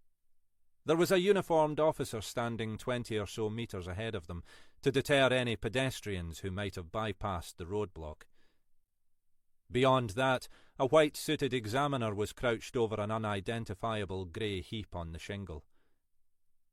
Mackay nodded to the uniformed officer as they passed. "Morning, son. Grand way to start the day." Carrick looked up as they approached. His metal box of equipment was sitting on the ground beside him, and he had a digital camera in his hand. "Morning, Pete," Mackay said. "We okay to come closer?" His tone was noticeably less acerbic than when in Jock Henderson's company. "Aye, close as you like," Carrick said. "Come and join in the fun. I've done all the important stuff." "Anything of interest?" Carrick shrugged. "Hard to say. White male. Mid to late 60s, I'd say. As far as I can judge, not been in the water long. Maybe 12 to 24 hours. "Any signs of foul play?" Mackay leaned forward and peered at the body lying face down on the shingle. He could see grey hair, a sodden raincoat, a pair of black trousers and polished black shoes. Not a free swimmer, then. "Nothing obvious," Carrick said. "There's some damage to the face and hands, but my guess is that was probably done by the impact against the shore. You'll need the doc to confirm, though." Mackay straightened and looked about them. Across the water there was the imposing edifice of Fort George, built after the Battle of Culloden, yet still operating as a working garrison, and some of the buildings in Ardeshir. To the right there were the coastal villages of Fortrose and Avach. "If he's not been in the water long, where might he have come from?" "I'm no expert," Carrick said, "but I'd guess somewhere fairly close by. Drifted up the Firth a bit, that's all. I don't think it would even have got over the water from the far side in that time, especially as the weather's been pretty calm. But, like I say, I'm no expert." "Sounds sensible enough to me, son. Wonder if anyone's missed him yet." He turned back to the body. "Any ID?" "I've not checked yet. Was just about to turn him over and have a look at the other side." "I'll leave that task to you, son. I'm wearing my best shirt here." They watched as Carrick slowly eased the body over, then stepped back as he took more photographs and made brief notes in a pad. Finally he finished and sat back. "I'll check the pockets," he said. Mackay had been walking slowly around the body and now stopped to peer at the corpse's grey features. He took another few steps back and crouched down on his haunches, staring at the prone body. Finally he looked up at Carrick. "Aye, you do that, son. But I don't need the ID now. I know precisely who the fuck this is. He paused and pushed himself slowly to his feet. Ladies and gentlemen, may I introduce you to Mr. Billy fucking Crawford.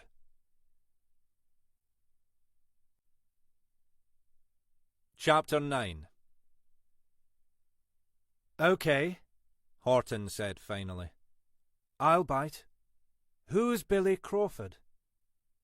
Former DI Billy Crawford, to give him his full title, Mackay said. Former Deputy and Chief Bag Carrier to none other than equally former DCI, Jackie fucking Galloway. Horton and Carrick were both staring at him. Carrick said, Galloway was the body over in Rosemarkie. One and the same, Mackay said, beaming widely. One and the very same. He appeared a changed man from the morose figure sitting beside Horton in the car earlier.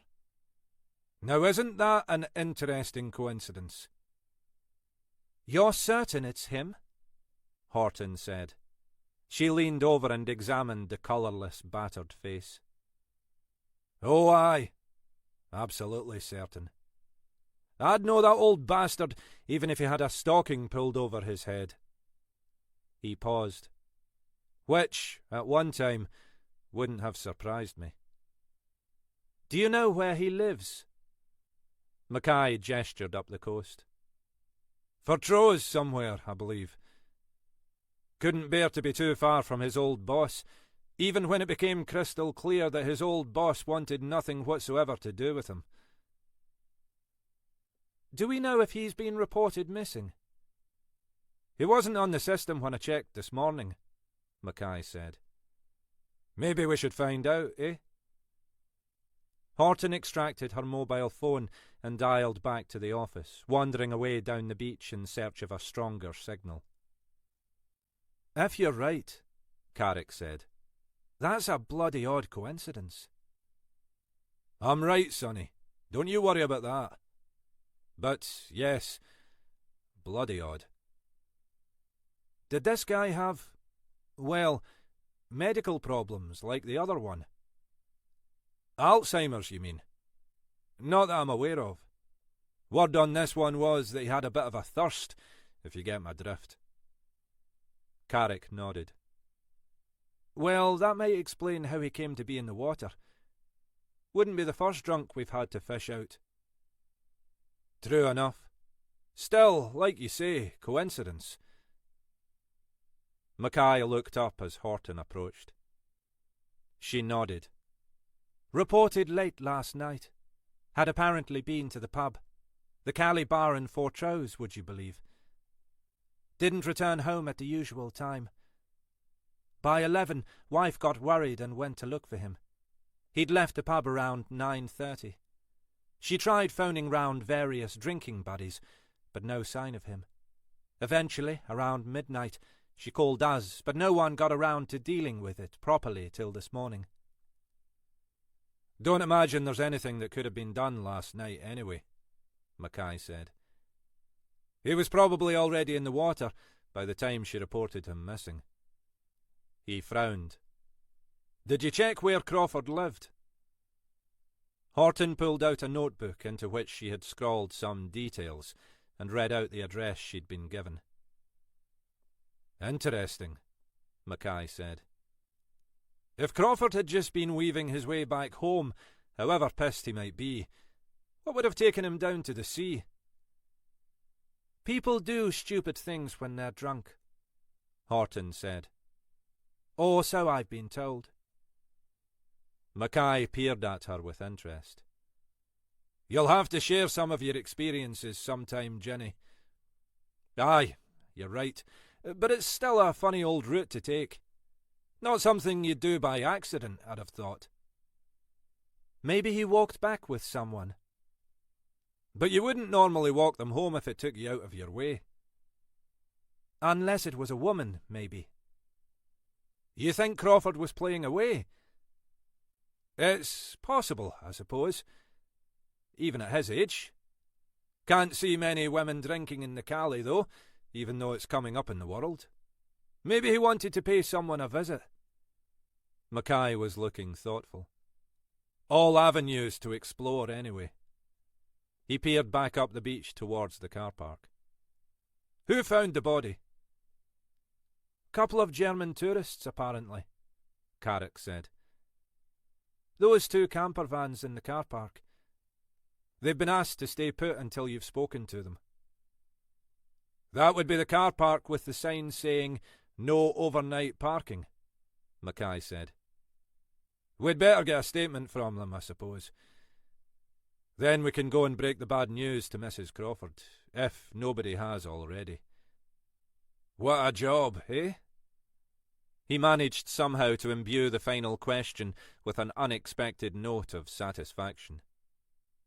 Despite his disregard for the local parking regulations, the elderly German witness lived up to the national stereotype in the detail and precision of his account. He had described in perfect, virtually accentless English how he had taken an early morning walk down to the point in the hope of seeing the dolphins.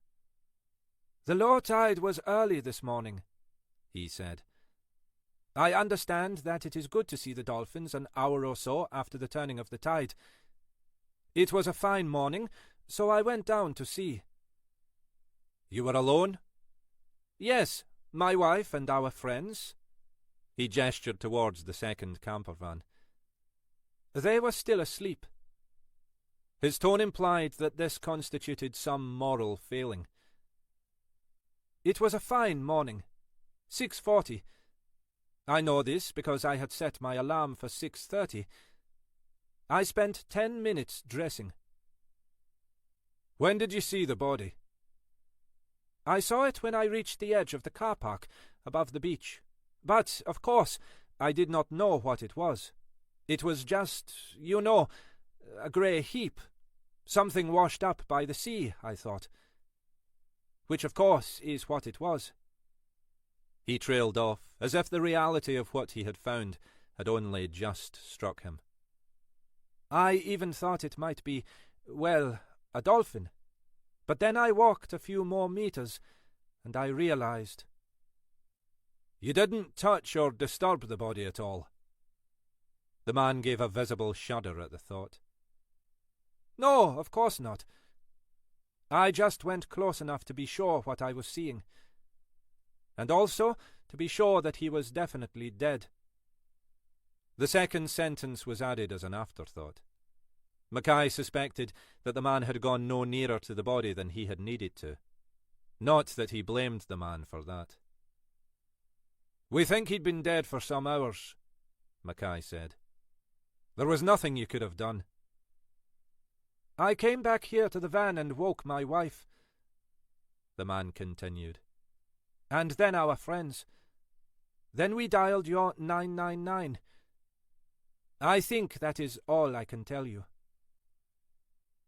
The witness statement added little to their knowledge, other than to confirm that the body had been there first thing, presumably dumped on the shore as the tide receded.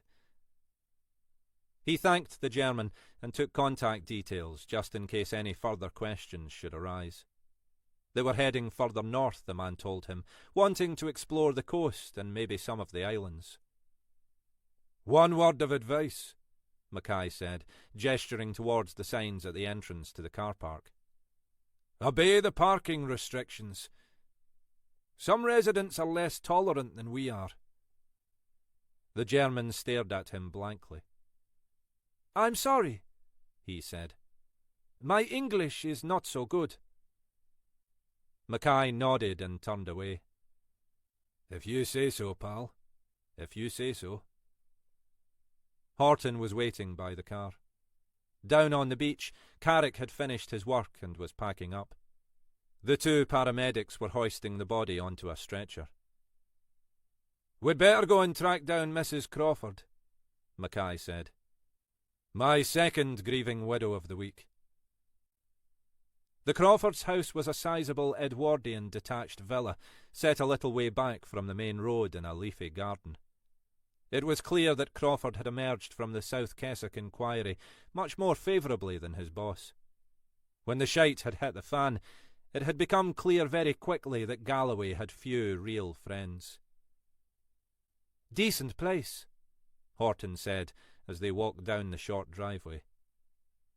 "The fruits of a life's honest toil," Mackay said. "So they tell me." The door was answered almost immediately.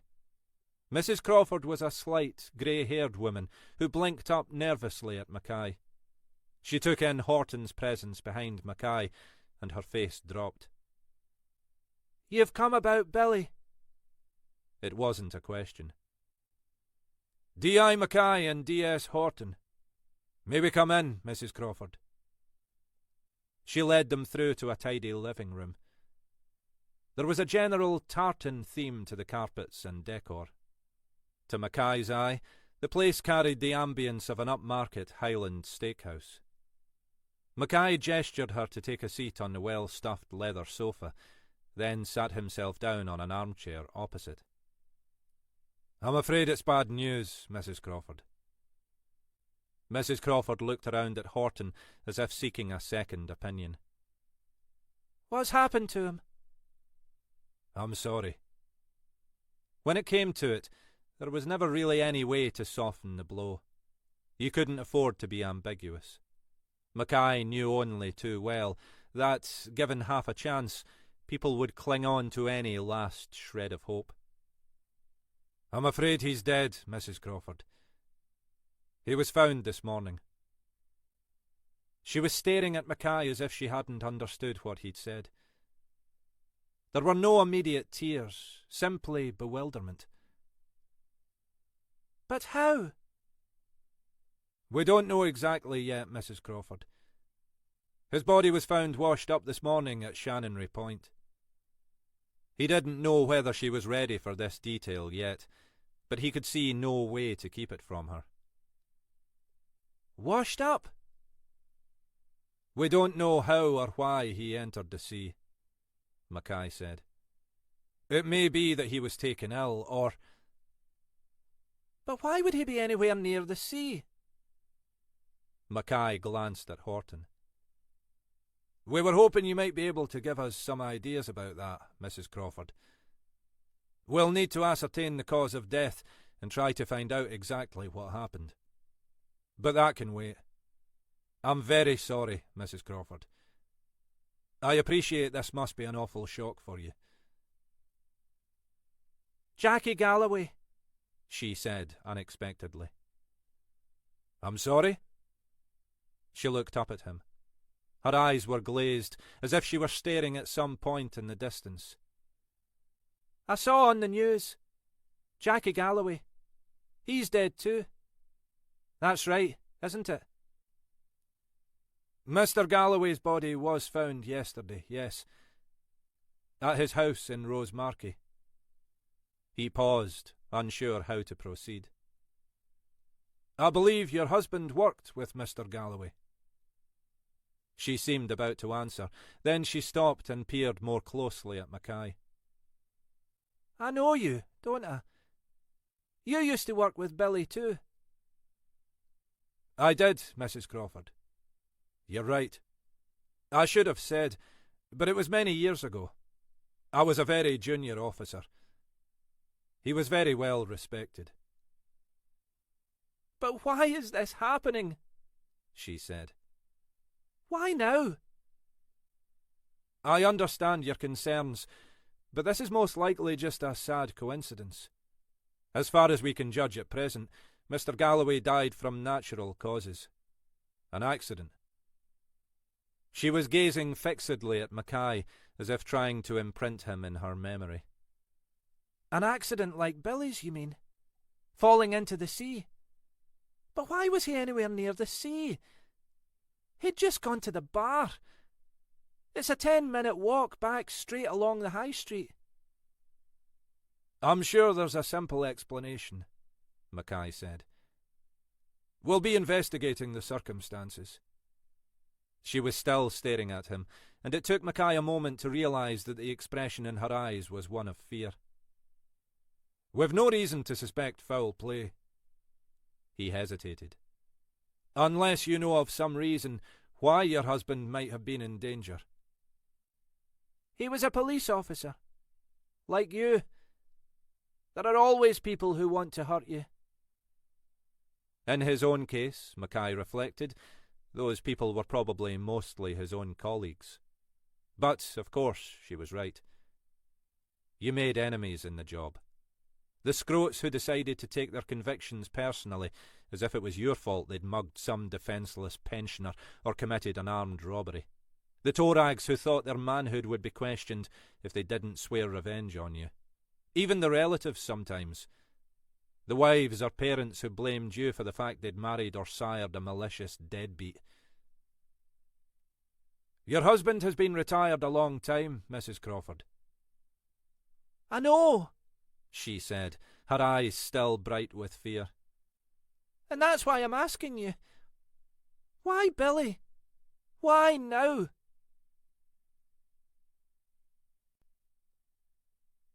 Chapter 10. They'd left Mrs. Crawford in the care of a neighbour who had appeared promptly in response to a telephone call from the newly bereaved widow. Mackay had the impression that, within the half hour, every female in the village over the age of 60 would have descended to pay her respects. She seemed genuinely scared, Horton pointed out as they walked back up the high street. Grief strikes people in strange ways, Mackay offered. Hard to see who would have bothered to take Billy Crawford out after all these years. He paused. She's right, though. It's a weird coincidence.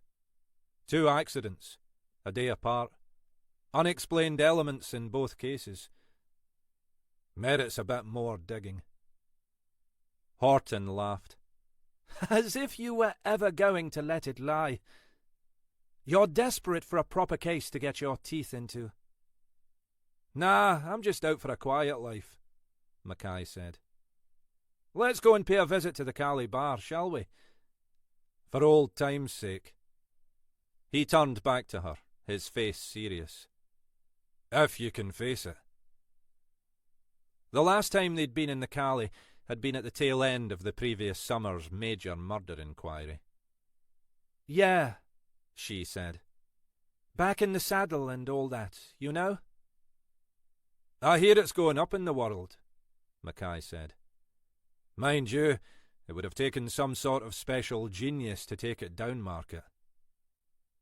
From the outside, the Caledonian Bar looked much improved, with new paintwork and sparkling, freshly cleaned windows. Once through the double doors, the changes were even more striking. The walls had been repainted a gleaming white, and the previously filthy floor had been stripped back and sanded.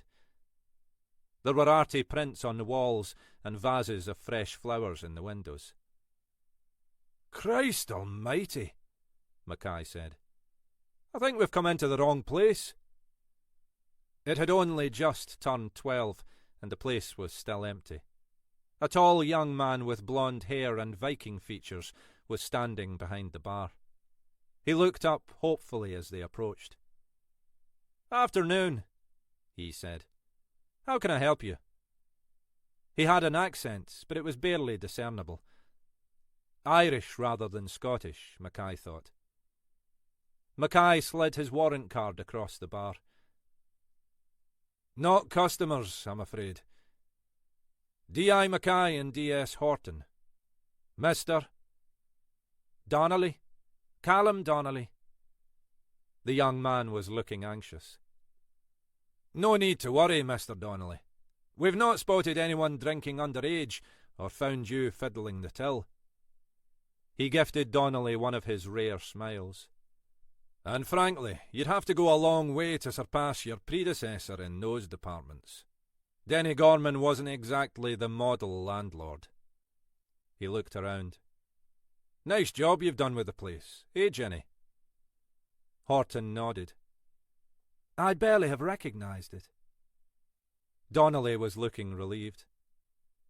We've only just begun, really. It's been a challenge, more than we expected. Aye, I can believe that, Mackay said. I imagine Gorman would have left a few skeletons in the closets. And probably things less pleasant than that. It's taken a bit of cleaning up, Donnelly agreed. We're working on the kitchens now. Want to be able to do a proper range of food. Not sure we'll have that up and running for the start of the season, but we're giving it a go. Got to get the exterior sorted too. Good luck to you, Mackay said. Nice to see some life coming back to the place. How can I help you? Billy Crawford, Mackay said. Was he in here last night? He was, Donnelly confirmed. He usually is. Then his wife came round later looking for him.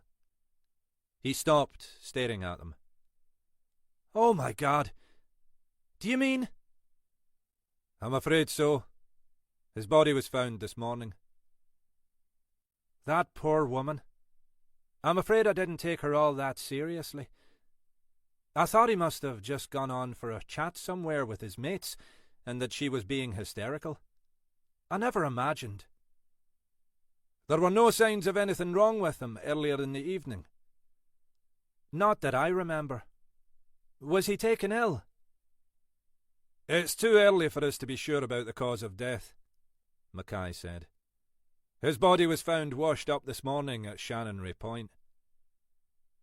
My God, that's dreadful. How could that have happened?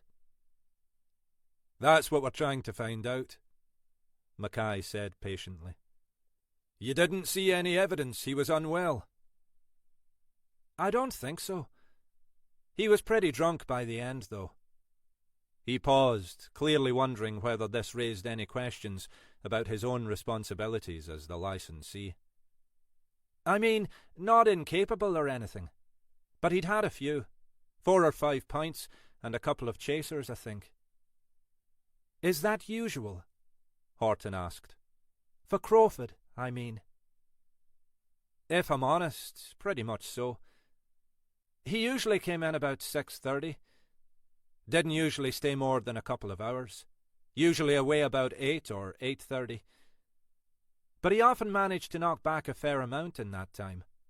The crowd he mixed with were all a bit like that, but some more than others. Not the clientele you're aspiring to, I imagine. Donnelly shrugged. They're not so bad. It's hard to turn away business, especially outside the season. They're not troublemakers. They just sit there in the corner, gossiping away and getting quietly bladdered. The tourists are more likely to come in at lunchtime or early evening. We'll need you to give us the names of Crawford's drinking companions, if you're able to. I imagine you may know them better than his wife. I can do that, Donnelly said. They're all regulars. So what time did Crawford leave last night? Mackay asked. About 9, I think. I didn't notice exactly because we were fairly busy. But that's when he usually left, and I remember noticing he was gone a little while after that. Do you know if he left alone? I couldn't say, to be honest. Most of them tend to peel off around that time, if not earlier, though there are a few who stay for the duration. If you want my honest impression, I'd say Crawford was less clubbable than the others. Most of them come in for a bit of company, have a couple of pints, and then head off. I think Crawford came in for the booze, mainly, and possibly to get himself out of the house. He always seemed a bit detached from the others. He usually headed off on his own. I don't know whether last night was any different. And this group? Horton added. I assume they're all men. Donnelly laughed. Not much space for a woman among that lot. Why? Mackay shrugged. Just trying to get a picture. Behind them, a young couple, presumably tourists, had just entered and were looking around the bar approvingly. First trade of the day, Donnelly said. I'll see if I can tempt him with one of our deli-style sandwiches. Jesus, Mackay said. Last time we were in here, you'd have been lucky to get a bag of stale crisps. They left Donnelly to his business, taking away with them the list he'd provided of Crawford's drinking companions. He'd come up with 8 names in total, though not all had been present the previous evening. Donnelly had known where most lived, and Mackay assumed they wouldn't have much difficulty tracking down the rest. "What do you think?" Horton said, once they were back in the car. "Worth taking further now?" "Let's head back to town and have a chat with Helena. It's not like we've got capacity to spare. We need to decide whether there's anything in this one." He paused, a small smile playing around his lips. "Mind you, if the local media were to make anything of the unexplained deaths of 2 ex-coppers within a mile or so of each other, it might rise up the priority list a bit." "You're not thinking of tipping them off?" "Ach, no, Jenny. What do you take me for?" He paused, still smiling. "But, well, I might mention the possibility to Helena. Just in passing, you understand."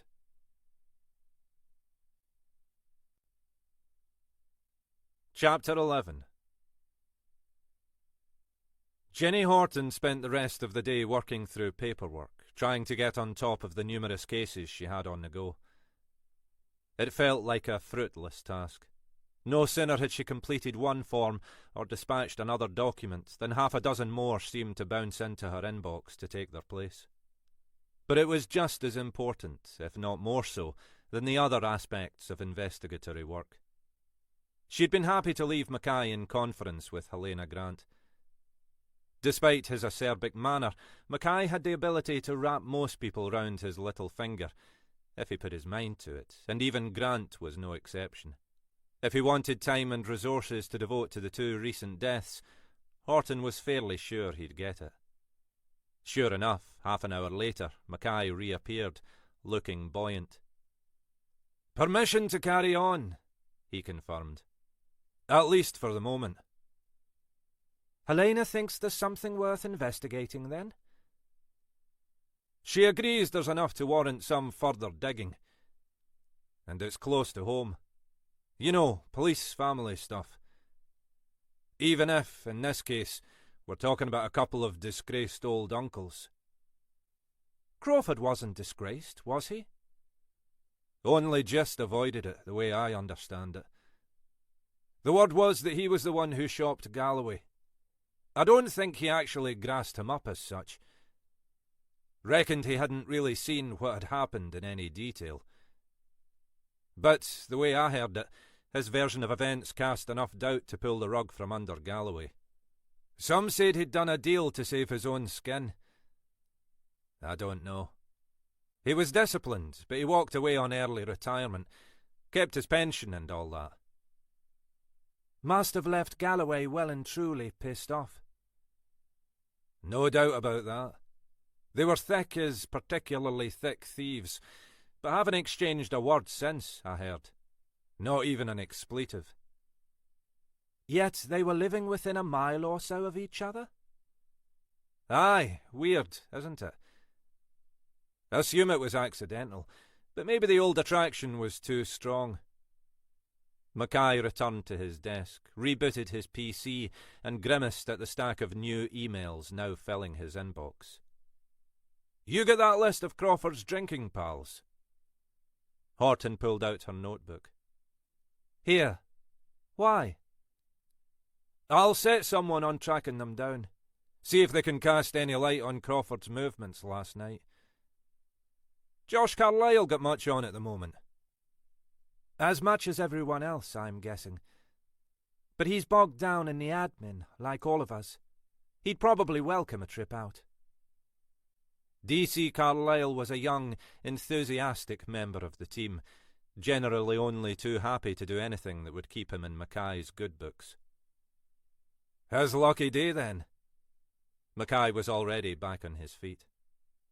"Don't worry, I won't let him anywhere near your notebook. I'll photocopy the page." "You lose my notebook, Alec Mackay, and I won't be responsible for my actions." The rest of the afternoon passed uneventfully.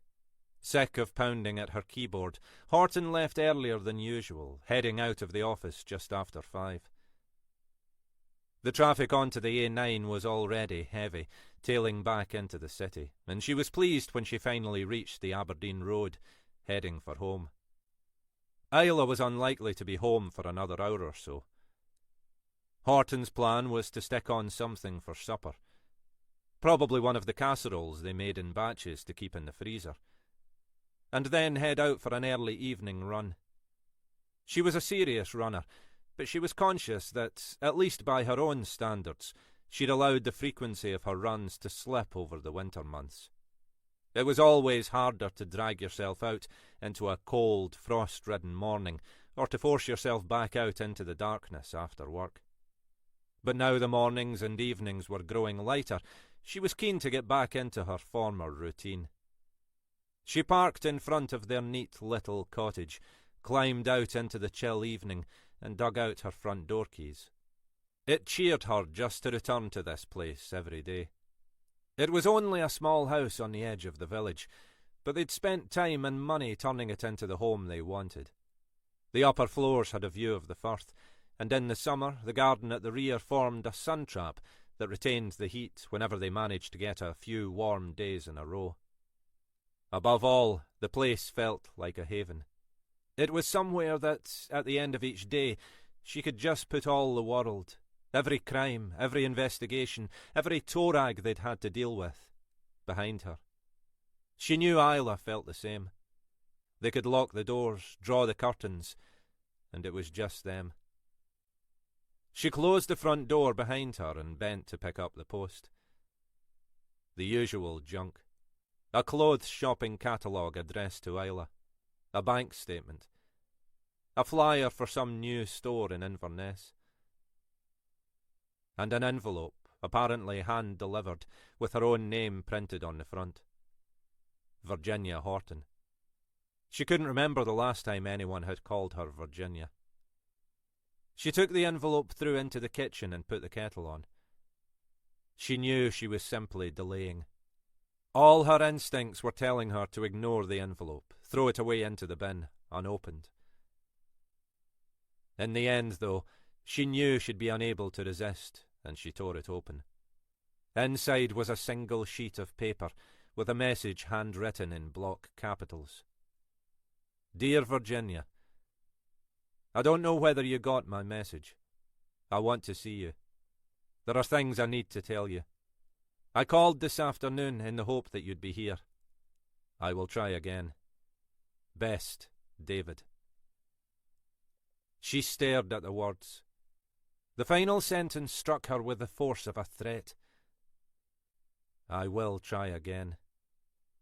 Too late, she did what she should have done in the first place. She screwed the letter and envelope into a tight ball and dropped them into the trash can beneath the sink. She realised suddenly that she was shaking. You're being ridiculous, she told herself. You're a grown woman, a police officer. There is nothing he can do. Stop it.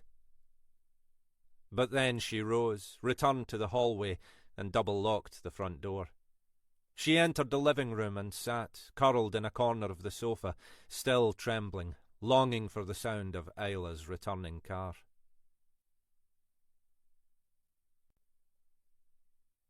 Chapter 12. In the end, he took almost nothing. A few books, the portable CD player he knew Chrissy never used, a stack of his old CDs to play on it, a few other personal items, a framed photograph of his parents, a souvenir old-style Bobby's helmet presented to him when he'd spoken at a conference years ago, a couple of ornaments that had belonged to his mother. He was able to get his clothes into a couple of suitcases. He hesitated, looking at the framed photograph of his and Chrissy's wedding day on top of the television. The two of them looking delighted and absurdly young, full of hope. He picked it up for a moment and then replaced it. There was no point in taking more. The bungalow was a furnished let, basic but with enough to meet Mackay's limited needs. If there was anything else, he could pick it up from the supermarket in Inverness. He wanted to leave all this behind for Chrissy, as undisturbed as possible. At least pretend nothing had changed. He'd sorted the details out with the agent the previous day, paying a month's deposit and a month's rent in advance. The young man still seemed slightly stunned that he'd managed to complete the deal so easily, and Mackay hadn't even bothered to haggle about the rent. He just wanted it sorted. The place was vacant, and they'd been more than happy to hand over the keys immediately. It took him only an hour or so to get packed, and it was still early evening by the time he reached the Keswick Bridge. The days were lengthening, but the first lights were coming on around the firth, and there was a low mist hanging over the water. Mackay wasn't sure if this felt like the end of something or the beginning. Time, he guessed, would tell. Once he'd made the turn off the A9 into the Black Isle, he dialed the number on the hands-free. It rang briefly, then a voice said, "Ellie McBride?" "Hi, Ellie. It's Alec. I don't suppose Chrissy's around." He'd always got on well enough with Chrissy's younger sister. There was a moment's hesitation. "I think she's having a wee lie down just at the moment, Alec. I wouldn't want to disturb her." "Aye, no, quite right." It was clear that Chrissy didn't want to speak to him. It was what he'd expected. "Look, Ellie, I just wanted to let her know I've moved out now, like I said I would. Left everything as it was, so she can go back when she wants. Until we get this sorted out, you know?" "Aye, Alec, I know." She sounded kindly enough, though Mackay guessed she'd mostly be relieved she wouldn't have to squeeze Chrissy into a house already barely large enough for herself, her husband, and their 3 kids. "What are you doing, though? Where are you staying, I mean?" "I'm renting a place up over in the Black Isle. Rose Markie. It'll do for the moment." He paused. "I've left details of the address and such like back at the house." "Look after yourself, won't you, Alec?" "I'll do my best," he said. "Alec." She stopped suddenly, as if she'd bitten back the words she'd been about to speak. "I'll pass the message on," she said finally. "Thanks, Ellie. And give my love to Chrissy." He ended the call before she could respond. Night was falling as he passed Munlochy Bay, and he could see a scattering of lights across the water. He still didn't know what had brought him up here, rather than just finding himself somewhere in Inverness. Partly he wanted time to himself. Somewhere quiet where he could think. Partly he wanted a complete change. A place where he wouldn't constantly be reminded of what he'd left behind. There was something else as well, though, he thought. Something else he was seeking. Something to do with his daughter, Lizzie, who had somehow been lost to him even before her death. Something to do with the lost and the rootless. Wanting, perhaps, to engage with that. He turned down into the small housing estate where the bungalow was located. It was at the end of a cul-de-sac, and there were no immediate neighbours. Another reason he'd been attracted to the place. He pulled into the small parking space and turned off the engine. In the pale orange glow of the streetlights, the bungalow looked as bleak and unwelcoming as ever. Most of the houses back along the street would be occupied by couples and families, enjoying the warmth of an evening at home. It wouldn't take much to make this place homely, though it had sat unoccupied for some months. The owner was English, the agent had told Mackay, and had inherited the property on the back of his grandmother, the previous occupant. He was waiting for the market to pick up before trying to sell it, and had hoped to let it to holidaymakers, but the facilities were too old-fashioned, and the owner hadn't been prepared to invest in updating them. The agent had told Mackay all this, with amusing candour, although only after he'd ensured that Mackay's signature was firmly on the contract. Mackay hadn't cared much about all that anyway. All it meant was that the property was being let at a price he could afford. He sat for a few seconds longer, wondering how it had come to this.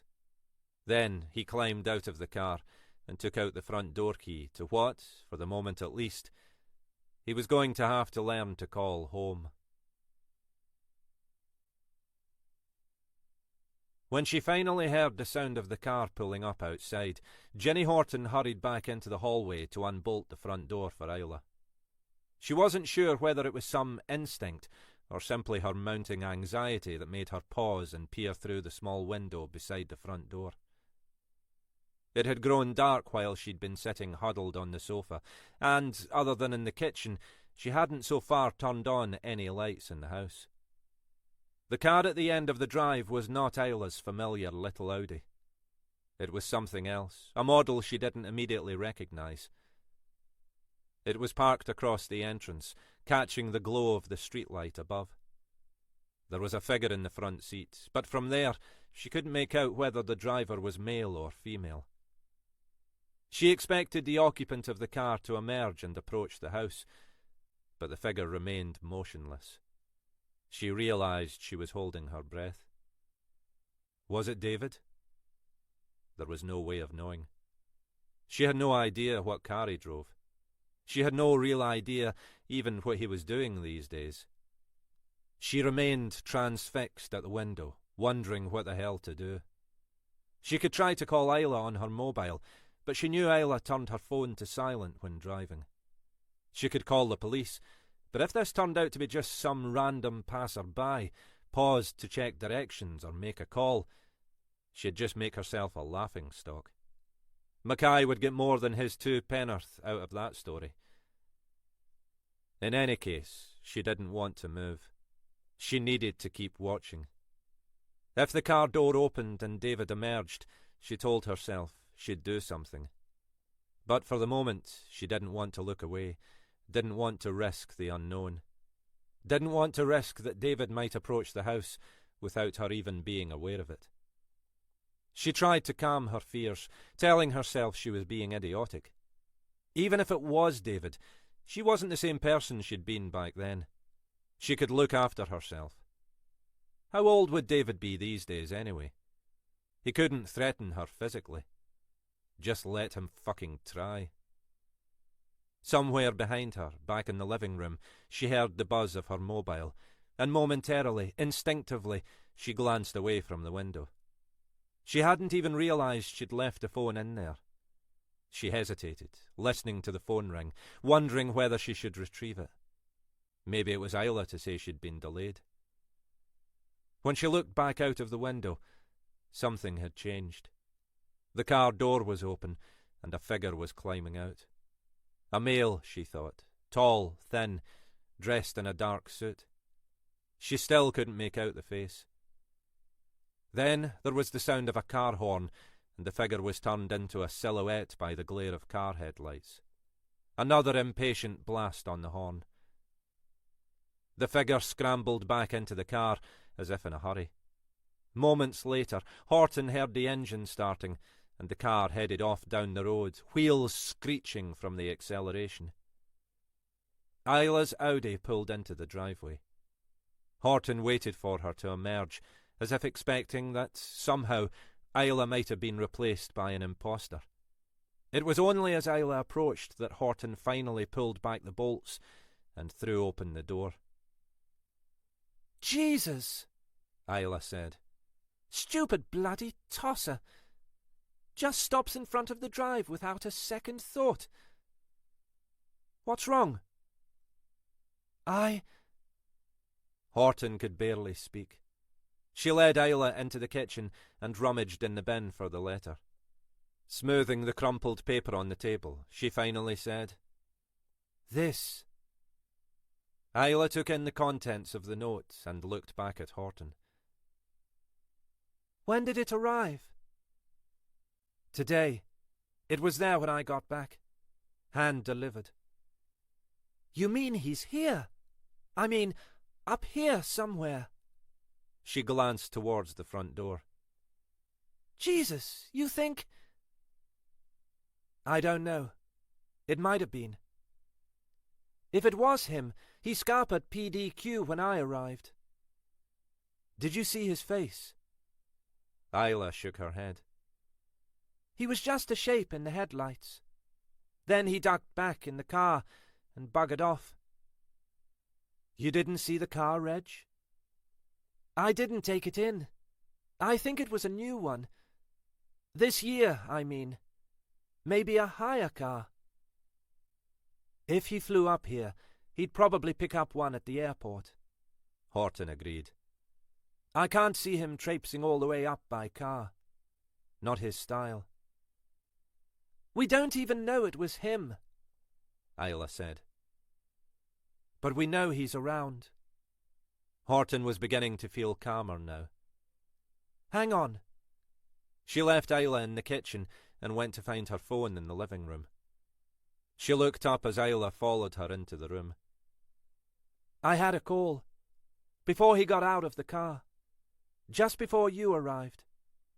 She held up the phone, screen towards Isla. Number withheld. Could have been anyone, Isla said. Just a junk call, probably. Maybe he tried to call me before he left the car. See if I was in. Most of the lights were off, so he wouldn't have known if anyone was here. Ginny, it could have been anyone. Why would he have called you? How would he even have your number? Horton sat down heavily on the sofa. I don't know. The whole thing's shaken me up. I'd been keeping watch on him out of the window. Then the phone rang, and I was distracted. That was when he started to get out of the car. She stopped, knowing she was sounding uncharacteristically hysterical. Isla sat down and took Horton's hands in hers. Look, Ginny, stop. Think about it. This isn't like you. The call was probably just coincidence. We don't know if it was David out there. Okay, so we know he's around. But maybe he's telling the truth, and he does just want to talk to you. I don't want to talk to him. Horton was conscious of sounding like a petulant child. I know that. We can make that clear to him if we have to. But we don't know that he's got an agenda other than that. So why is he approaching me like this? It all seems designed to unnerve me. Isla shrugged. Maybe he intends the opposite. Seems to me he might be nervous about approaching you. Calls when you're not likely to be here. Sticks a note through the letterbox when he knows you'll be at work. And, if it was him just now, sits in the car, unsure whether to ring the doorbell. Perhaps this is as much of an ordeal for him as it is for you. If so, he really has changed. People do, Ginny. Not always, I know. But sometimes. He's getting old. Maybe he's alone. That might be enough. Maybe, Horton said doubtfully. And you're a grown woman. Christ, you fight off hardened criminals with your bare hands. Why have you any reason to be scared of that fuck-up? There was a long silence. They were still holding hands, staring into each other's eyes. Finally, Horton said, He was a bastard. An utter evil bastard. You've told me some of that. I've not told you it all. Not the worst parts. Okay, Isla said. So, tell me.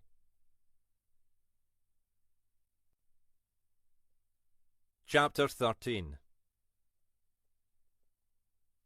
It took Mackay even less time to unpack than it had to pack. He left the suitcase of clothes unopened in the bedroom, arranged the few trinkets he'd brought with him randomly around the sitting room, and sat down on the battered sofa to take stock. The bungalow was less bleak than he'd remembered. Probably that had just reflected his mood the day he'd visited. It had seen better days, undoubtedly, and most of the furniture looked like it had been there for decades. But it was clean and comfortable enough. It wouldn't have taken much effort to make the place welcoming. But Mackay knew even that much effort was likely to be beyond him. He didn't even know whether Chrissy would take the cue to return home. She probably would, if only because she knew she was imposing on her sister. But whether she'd stay there any longer than she needed to, well, who knew? Not Mackay, certainly. He didn't even really know why she'd gone. He knew in general terms, of course. That was clear enough. All those years of circling each other, trying to offload their guilt at Lizzie's death, slipping further and further apart. And he supposed that last big case had acted as a catalyst, driven Chrissy to take the step she'd never quite managed before.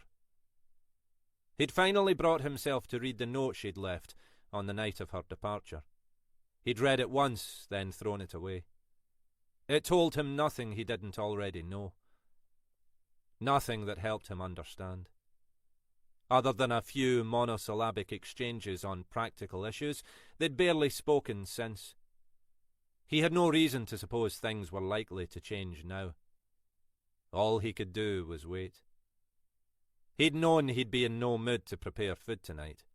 He'd never been completely useless in the kitchen, but Chrissy had always insisted that was her role, and he'd not been inclined to argue. Maybe that was another part of the problem.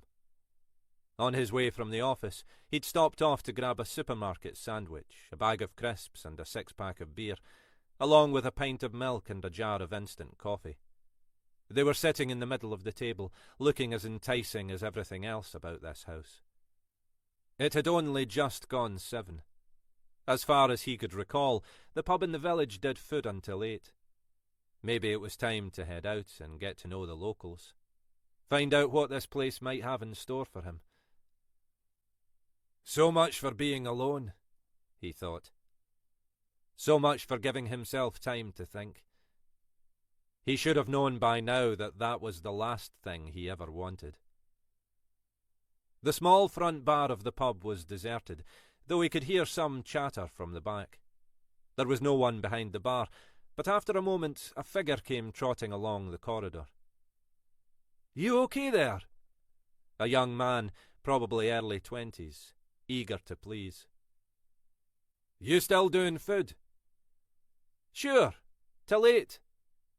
He reached behind the bar and slid a leather-bound menu across to Mackay. "Just yourself?" "Just myself," Mackay confirmed. He skimmed quickly down the menu.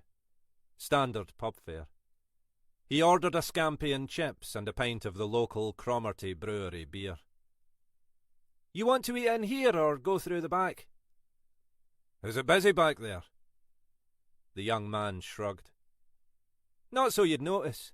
Too early in the year for the tourists, and too early in the week for the locals. Just a few of the older lads, you know?" Mackay nodded. "I'll go through there then." He followed the young man through to the back of the building. The rear bar was laid out restaurant style, and 3 middle-aged men were clustered round the bar. They fell momentarily silent as Mackay entered. He took a seat at the far end of the room and nodded to them. "Evening." One of the men nodded back. "Evening." They lost interest in him and resumed their chat. Mackay sipped at his beer, watching them without curiosity. He'd spent too many years doing surveillance work to feel awkward eating alone, and the same experience had taught him how to make himself inconspicuous. The food came quickly and was fine. Mackay finished it off and knocked back his pint. Then he made his way to the bar to get a refill. While he was waiting for the beer to be poured, one of the men turned and regarded him curiously. "You one of them newspaper types, then?" Mackay blinked, trying to translate this. "Sorry?" "You know, journalists, or off the telly. You look familiar. I think you've got the wrong man, pal. Nearest I ever get to the telly is falling asleep in front of it. Oh. The man sounded disappointed. You do look familiar, though. I thought you were maybe one of those, what do they call them? Investigative reporters. There was something about the way he said investigative, with an undertone of irony, that made Mackay examine the man's face more carefully. It took him a moment. Then, suddenly, Mackay's imagination smoothed the man's wrinkles and re-darkened his hair, and Mackay saw him as he'd been 20 years before. Rob Graham. D.I. Rob Graham in those days. Another one of Jackie Galloway's kitchen cabinet. Christ almighty, had they all settled in this neck of the woods? Like I say, you've got the wrong man. Can barely read a newspaper, let alone write for one. Mackay was already turning away. The last thing he wanted was to be recognised by Rob Graham. The one saving grace was that Graham had been the sort of senior officer who scarcely gave the time of day to his underlings. He probably wouldn't recognise Mackay if he spat in his face. Graham was looking unconvinced. Thing is, I thought you might be up here on account of these killings. Mackay's hand tightened on the glass the barman had just handed him. Honest, pal, I don't know what you're talking about. He took a large swallow of the beer. His only objective now was to get out of there as soon as he decently could. Police killings, Graham said. He was clearly 2 or 3 pints to the worse. Not drunk, but far enough gone not to care what he was saying. There was something else in his tone too, Mackay thought. A note of anxiety, as if he wanted to talk about this to anyone he could. We were just discussing it, Graham went on. He looked back at Mackay. Bet the press would pay a pretty penny to anyone who could give them the inside track. It was clear that, having somehow given himself the idea Mackay was a journalist, he wasn't going to let it go easily. You've lost me, Mackay said. I just came in for a quiet pint and a bite to eat. Leave him be, Rob, one of the other men said. Poor wee bastard doesn't know what the hell you're on about. What's he doing in here on his own then? Graham said, his drunkenness taking on an aggressive edge. Earwigging. He's not earwigging, Rob. Poor bugger's just trying to drink his pint. Suddenly, Mackay decided he'd had enough. It had been a crap day at the start of another crap week, in what was rapidly turning into a crap year. He'd had to put up with this puffed-up bullying from Graham and his cronies 20 years before. He was buggered if he was going to put up with it now. He turned to face Graham and put his pint down on the bar. Like your mate says, I'm just trying to drink my pint. If you reckon you've got information about criminal activity, you should be talking to the police, not trying to sell the story to imaginary fucking journalists. Graham laughed and looked around at his mates to share the joke. Police? You know who I am, sonny. Do you know who I fucking am? Mackay allowed himself a smile. Aye, I know exactly who you are. Former Detective Inspector Robert fucking Graham. The amusement vanished from Graham's face as if someone had flicked a switch. How the hell? He peered again at Mackay's face. Who the fuck are you, pal? D.I. Alec Mackay, at your service. Pal. Mackay's smile was unwavering. Mackay? Christ, that little snot rag. How the fuck you make D.I.? Standards have slipped since your day, Rob. So, what's all this about killings? Graham looked back at his companions. I need a smoke. Let's go outside for a minute, eh? Anything you say. There was a small beer garden at the side of the pub. Graham sat himself at one of the tables and lit up a cigarette, waving the pack in Mackay's direction. Mackay shook his head. Given up. As if to demonstrate, he slipped out a stick of gum and popped it into his mouth. Go on, then. You know about Galloway and Crawford? I know they're dead. Unfortunate accidents. Aye, very unfortunate. You know they'd both been getting letters. Mackay was stony-faced. Letters? Threatening letters. For years. How'd you know they were getting threatening letters? I thought the three of you weren't bosom buddies anymore. Jackie wouldn't talk to either of us, Graham said. Reckoned we'd sold him down the river. He wasn't far wrong, the way I heard it. If we hadn't, he'd have taken us down the river with him. There was no note of embarrassment or regret in Graham's voice. Billy and I got on well enough. We were never bosom buddies, as you put it. Just people who ended up working together.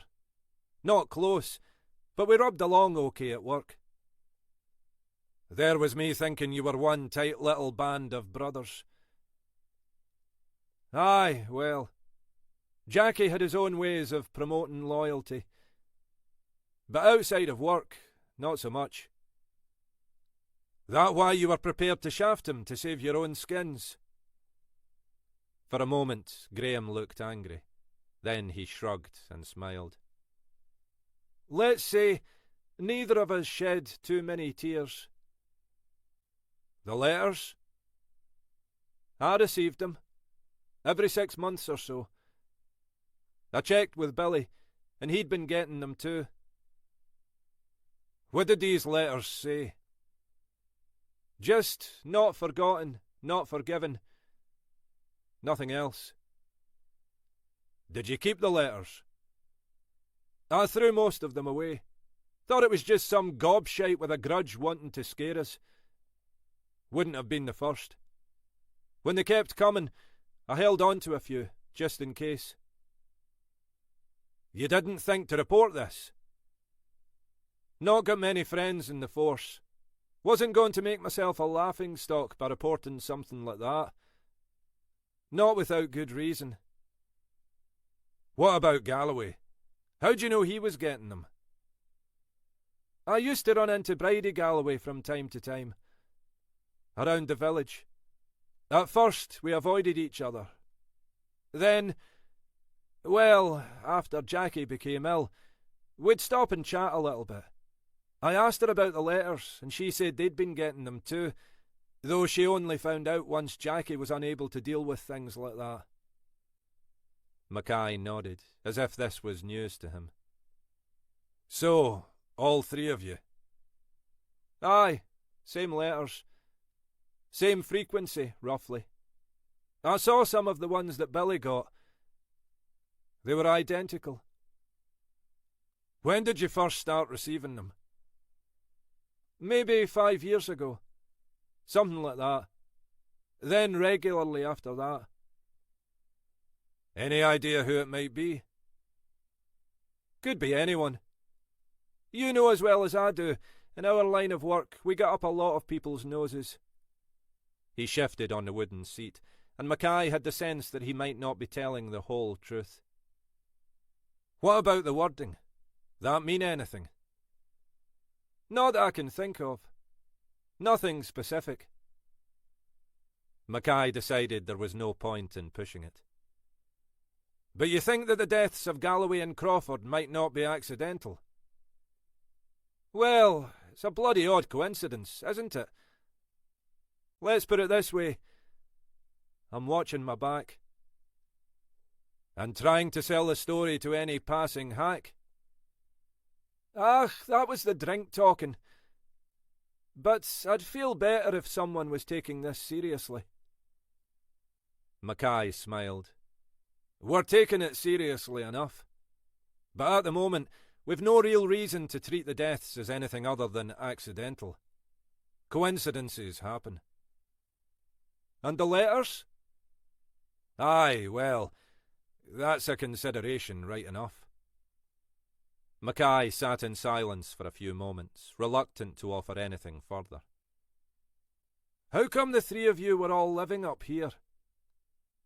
More shifting on the seat. How do you mean? Just wondered. Doesn't sound like any of you were bosom buddies. But you all ended up retiring up here.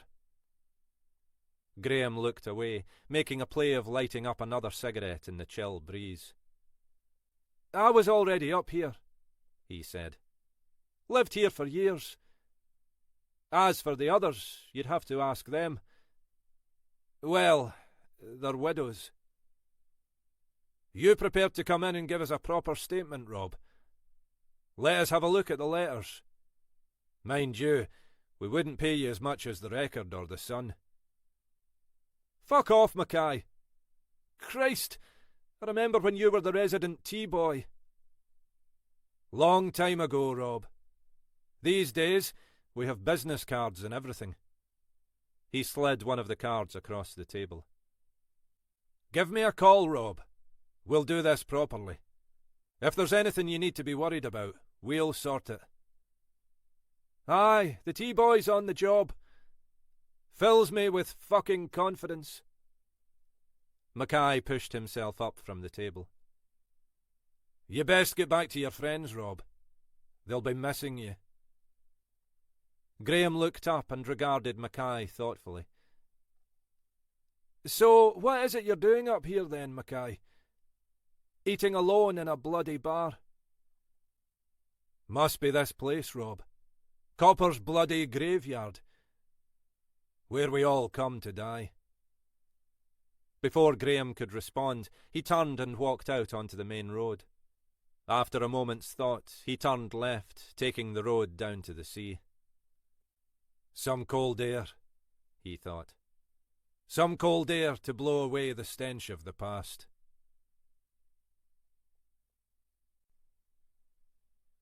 Chapter 14.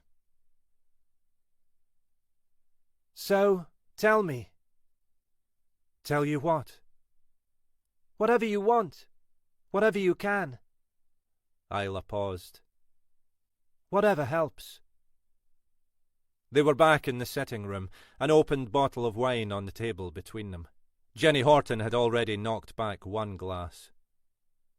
I don't know that any of it helps, she said. It feels like stirring up stuff I might rather let lie. It's your decision. I'm not pretending to be a psychotherapist. Whatever feels best. Horton took a breath. Okay. I've told you some of this, haven't I? You've told me that David was your stepfather, and that he treated you and your mother badly. Not much more than that. Jesus, I thought I told you more than that. Depends what you mean by told. I mean, I know you better than anyone else. I've worked out quite a bit. Horton nodded. She'd felt sometimes that there was some kind of telepathy between the two of them. There were things each understood about the other, without words having to be exchanged. She knew, for example, or at least she thought she knew, how much grief Isla had received from her own family, simply because she was gay. She felt she knew what that had felt like, what the impact had been, even though the two women had never really discussed it. Maybe it was an illusion, but it was a comforting one. He wasn't even really my stepfather. Not legally, anyway. My mum never remarried. She stuck with the bastard for far too long, but at least she never married him. What happened to your father? He died. She stopped and turned to Isla. Her eyes were damp. Before I was born, I never knew him at all. Except that he's part of you. Yeah, except that. She managed a smile. Which, I suppose, is everything. So, tell me the story. Tell me what happened. How your mum came to be with David. There was a long silence. This is the bit I never tell anyone, Horton said finally. The bit I don't even want to tell you, because it's so bloody corny. She took another swallow of the wine. My dad, my real dad, was a police officer, up in this neck of the woods. You mean that's why you're doing what you're doing? Why you dragged me all the way up to this godforsaken part of the world? Horton managed a laugh. As I recall it, you were the one who was desperate to get as far away from the home counties as possible. Well, that's true enough. This suits me down to the ground. It's just I hadn't realized I had Dr. Freud to thank for being here. It was never conscious. I mean, I knew what my dad had been, what had happened to him. But that was just some vaguely interesting tidbit from the past. Then, when I graduated, I didn't know what to do with my life. Spent a few years doing jobs I didn't enjoy. You were a crap legal secretary, Isla said. That was how they'd met. Isla had been a newly qualified lawyer on some graduate scheme. Horton had been temping in secretarial roles. So that was why you encouraged me to apply for that police scheme, Horton said. I always wondered. That, and so I could have my wicked way with you without worrying about the office gossip, Isla said. I'm very strategic. I can see that. Anyway, I joined the police just because the opportunity was there. Never connected it with my dad. Didn't really think about it till we came up here, to be honest. But that was why we came up here? Not directly. When we started talking about getting out of London, getting somewhere that was right away, I thought about how my mum had always talked about the Highlands. That was what made me suggest it. What happened to your dad? Stupid accident, apparently. Hit by a car on his way back from the pub one Saturday night. Some drunk, probably, but then he might have been drunk as well. There were no witnesses and a lot less CCTV in those days, and she reckoned they never identified the driver. That's awful. It's the way it is sometimes. Today, he'd be caught on camera somewhere. And David? David was a copper too. CID, apparently. I think he homed in on my mum as soon as she was, well, available. She was a decent looker in those days. There was I thinking you were as English as they come, and you've got all this hidden Scottish ancestry. Don't tell Alec, will you? It would blow his mind. He's got me well and truly pigeonholed. So how come you ended up down south? I don't know the full story myself, Horton said. Not long after he and my mum got together, David decided to leave the force, and they headed for London. He'd got himself some junior management job with this private security firm. That's all I know, really. I was just a baby when we moved. You ever tried to find out more about your dad? Force records and such like? Horton shook her head. I've never wanted to. I suspect Mum idealized him. You know, the golden days before everything went wrong. For all I know, he might have been as big a bastard as David. I don't want to know. Isla topped up their wine glasses. So, what about David? Tell me about him. He was a bastard. That just about sums him up. He was controlling, manipulative, violent. Apart from that, he was a real charmer. He was violent with you? Sometimes. But most of it was directed at Mum.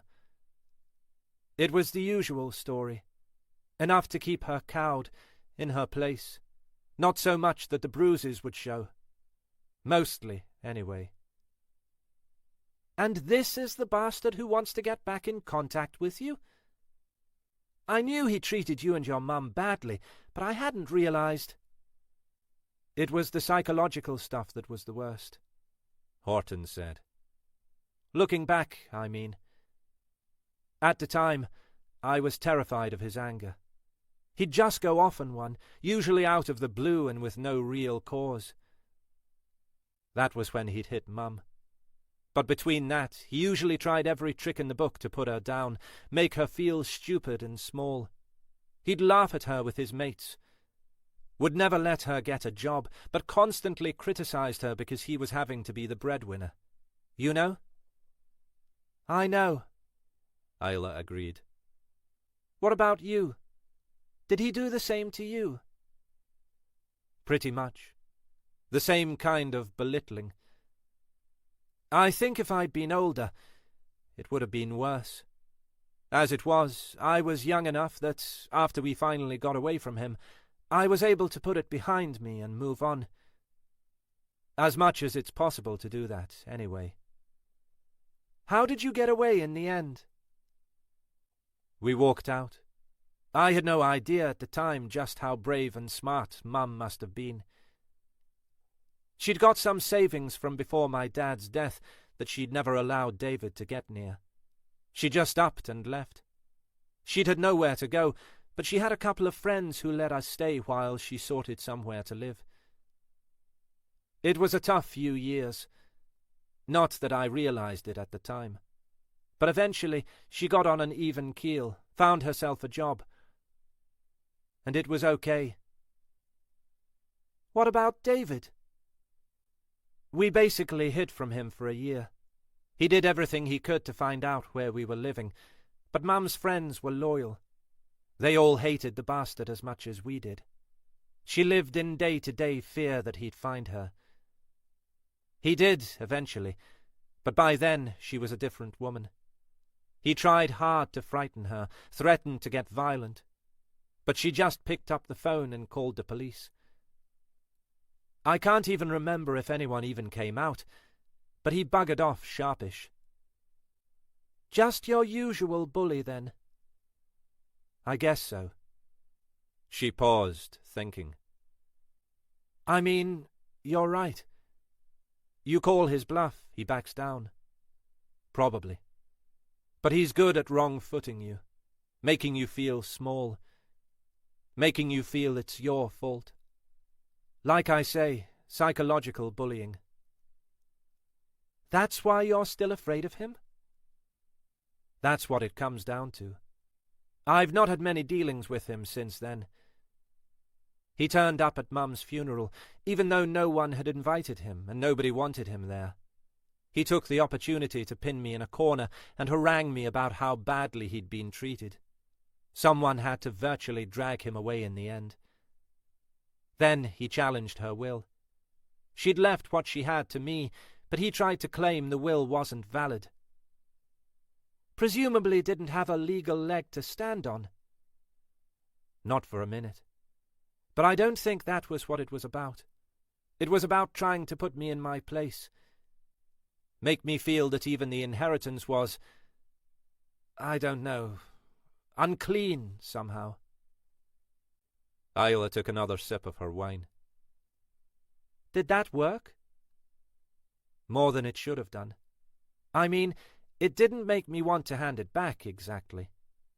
But it tainted things, which is what he wanted. And since then? He turned up a few times. Always scared me more than it should have done. I keep telling myself I'm a grown woman, a fucking police officer, and he's the one who should be scared of me. But still, he turns me straight back into a child again. A 5-year-old afraid he's going to hit me. Do you think he would? I really don't know. I think the answer's no. but I don't know what he's capable of. He sounds to me like a small man who gets his kicks from scaring people he thinks are weaker than he is. Isla laughed. Does he know you're a police officer? It's a good point, Horton said. I'm not sure he does. I don't know how long it has been since I last saw him. I joined the force down there by then, but I don't think I brought it up. I didn't say any more to him than I could avoid. She was smiling now. It just occurred to me. As far as I know, David was still a DC when he left the force up here. Never made it to the dizzying heights of DS. Never passed his sergeant's exams. I outrank him. Just tell him that, and you'll intimidate the life out of him. I hope so. Horton's smile had faded almost immediately. But I don't like the thought of him out there. Maybe he's just a bully. Maybe he'd back off if I challenged him. But he scared me then, and he scares me now.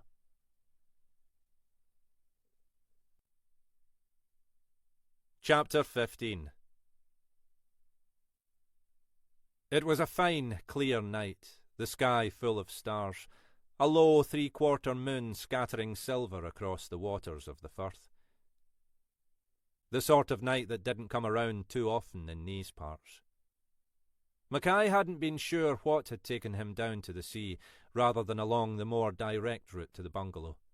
He didn't even know why the encounter with Rob Graham had left him so disturbed. He'd never much liked Graham, but he'd never liked any of Galloway's acolytes. Bastards who'd stitch you up in a moment if it helped boost their conviction rate. Who'd beat a confession out of you if they couldn't get it any other way. Who'd happily leave you for dead if you got on the wrong side of them.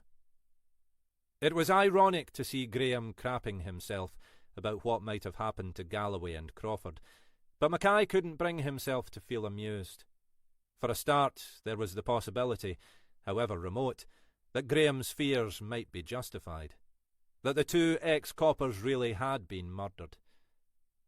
That might mean that others, some of them less deserving than that bastard crew, might also be in danger.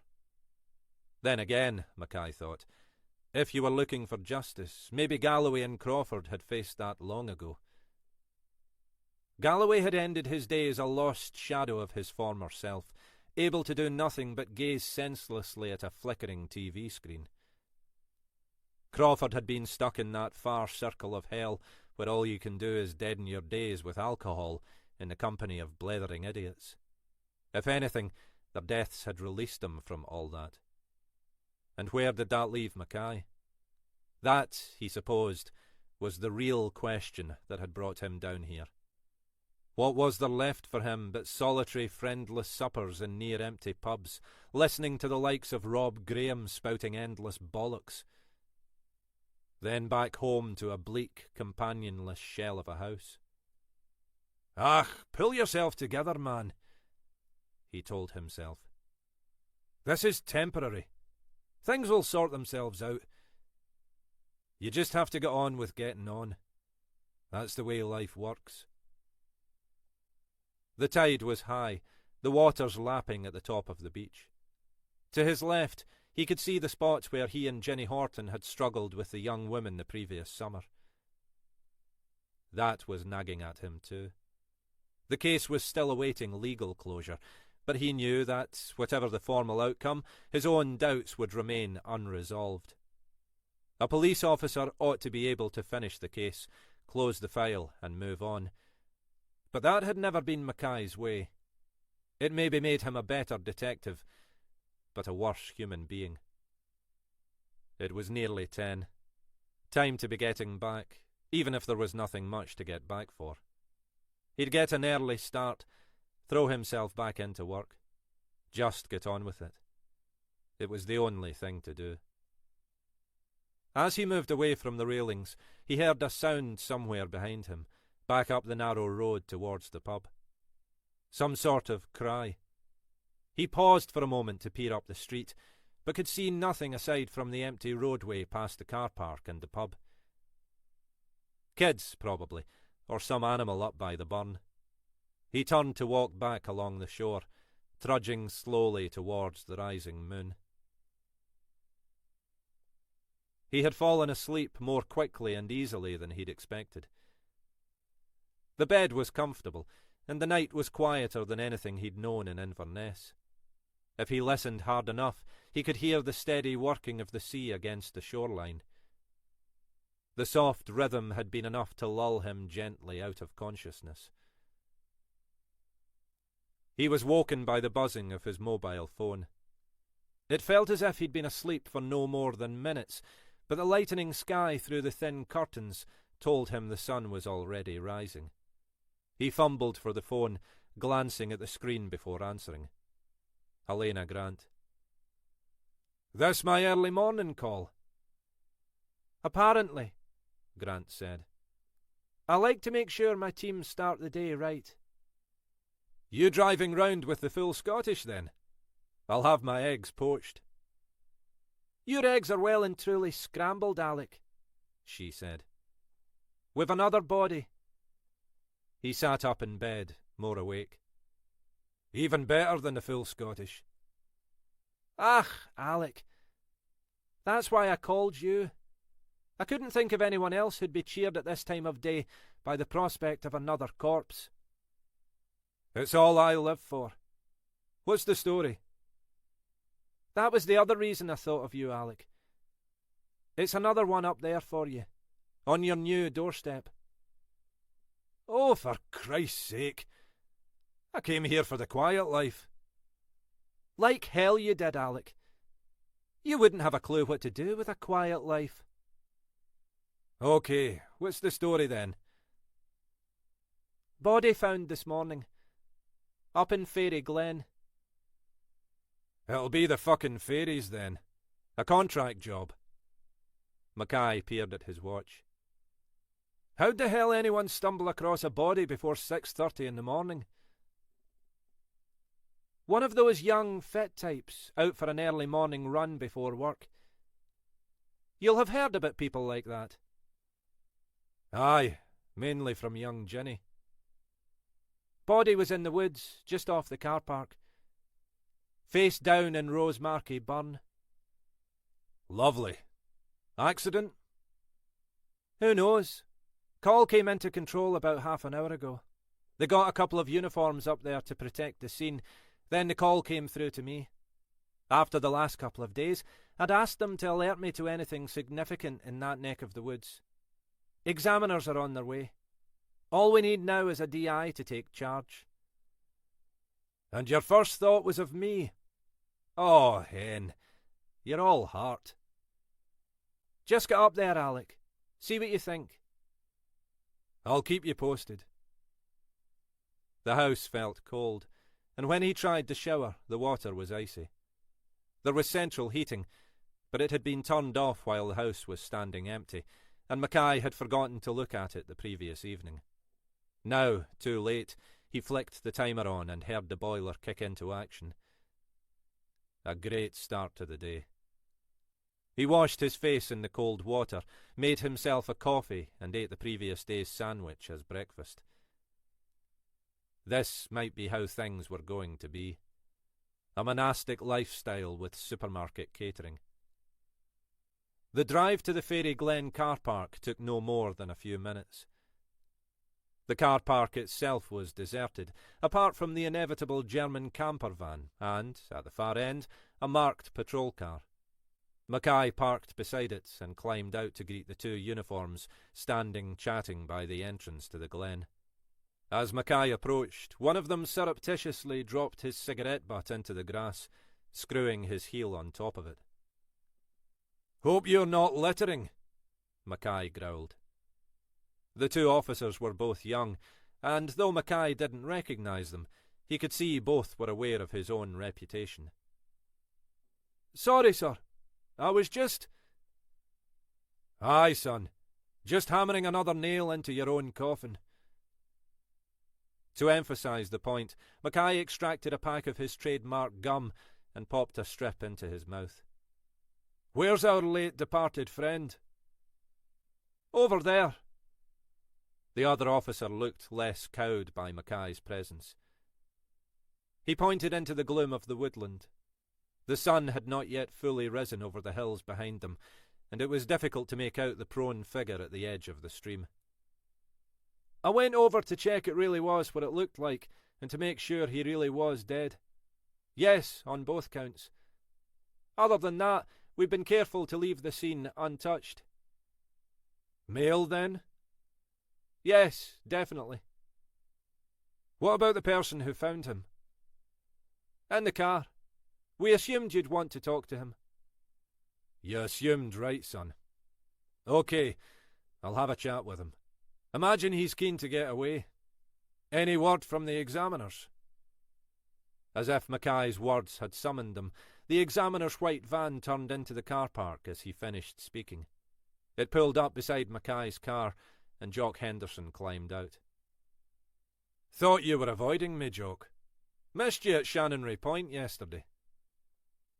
Henderson, his angular body looking as always as if it might topple over at any moment, peered at Mackay as if not recognising him.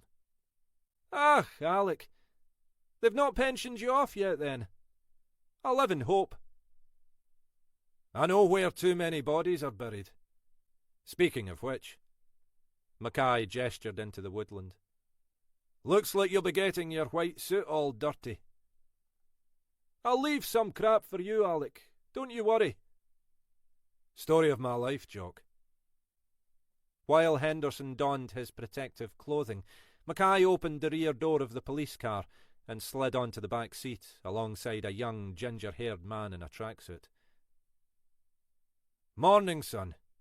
Dare say this has interrupted your routine. The young man blinked. It was a wee shock, right enough. Aye, right enough. You okay now? The young man nodded. I'll survive. Aye, well, that puts you one up on that bugger over there anyhow, Mackay said bluntly. We'll try not to keep you any longer than we need to. You're expected somewhere. I'm due at work, in Inverness. I've left a message saying what's happened, and that'll be a bit late. The young man was talking too quickly, his brain and body still pumped with adrenaline. Mackay took out his notebook, unhurried, allowing the young man time to calm himself. You'll have given them something to talk about anyhow. What's your line of work, son? Graphic design. It's a small marketing agency. We do design, branding, all that stuff. Very interesting, Mackay said in a tone that indicated his own interest in the matter was non-existent. And your name and address, son? Redmond, the young man said. Jamie Redmond. He gave an address at the far end of the village, not far from where Mackay was now living. Take your time and talk me through what happened. You were out for a run. I go out 2 or 3 days a week before work, if I can, this time of year. It's harder in winter because it doesn't get light in time. But now, it's just starting to be possible. Rather you than me, Mackay said. Where do you usually run? It varies. If the tide's out, I might run along the beach. Other than that, mostly on the roads at this time of year. But this morning you came up here. I quite often run up here in the summer. It's harder if it's not fully light because the paths are rough, and I don't want to risk falling or twisting an ankle. But it was a beautiful morning, and already quite light when I set off, so I thought I'd give it a shot. First of the year. You spotted the body as you ran into the woodland? No, on my way back. My original plan had been to run through Fairy Glen up to the main road, so I could come back that way.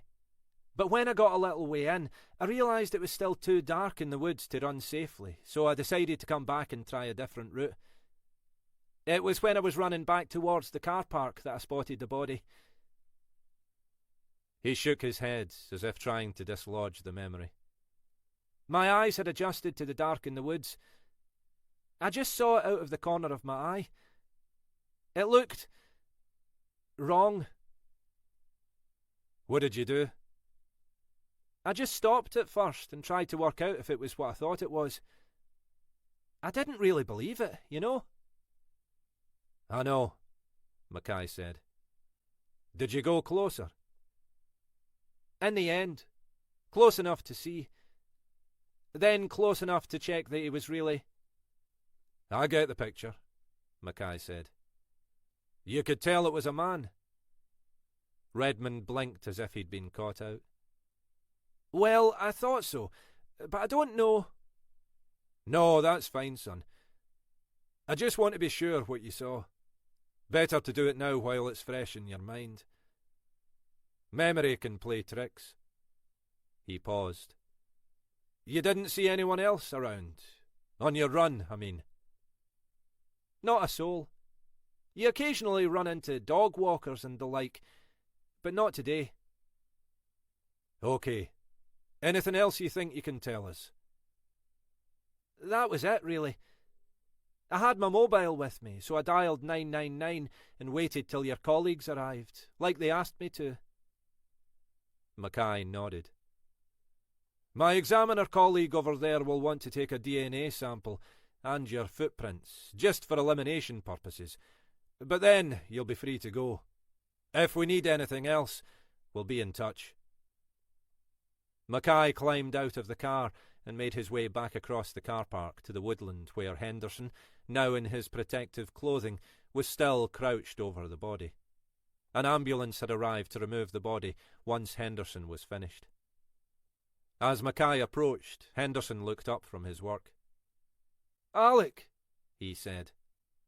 Something you need to know. Oh, aye. Mackay took a step or two forward, careful not to risk disrupting the scene. What would that be? Couple of things. First is that this looks to me like an unlawful killing. Subject to whatever the doc might say, obviously. Obviously. It could have been an accident, especially if he was pissed. Might have tripped, banged his head, unconscious underwater. Blah blah. But it's difficult to see how that scenario would have panned out in practice. Looks to me like his head was held under the water. Deliberately drowned. Doc should be able to confirm that one way or the other, Mackay said. Something was beginning to make him feel uneasy. Something in Henderson's tone and something in the back of his own head. And the second thing? The second thing is that I know who our late friend here is. Henderson paused. And so do you. The suspicion that had been growing in Mackay's mind was beginning to take shape. Go on. Another ex-colleague, Henderson said. Took me a moment to place him, but then I realised. Another blast from the past. Rob Graham, Mackay interrupted. Rob fucking Graham. Henderson was staring at him, eyes wide inside his protective hood. How the hell did you... Because, Mackay said. Apart from whichever bastard did this to him, I was probably the last person to see him alive.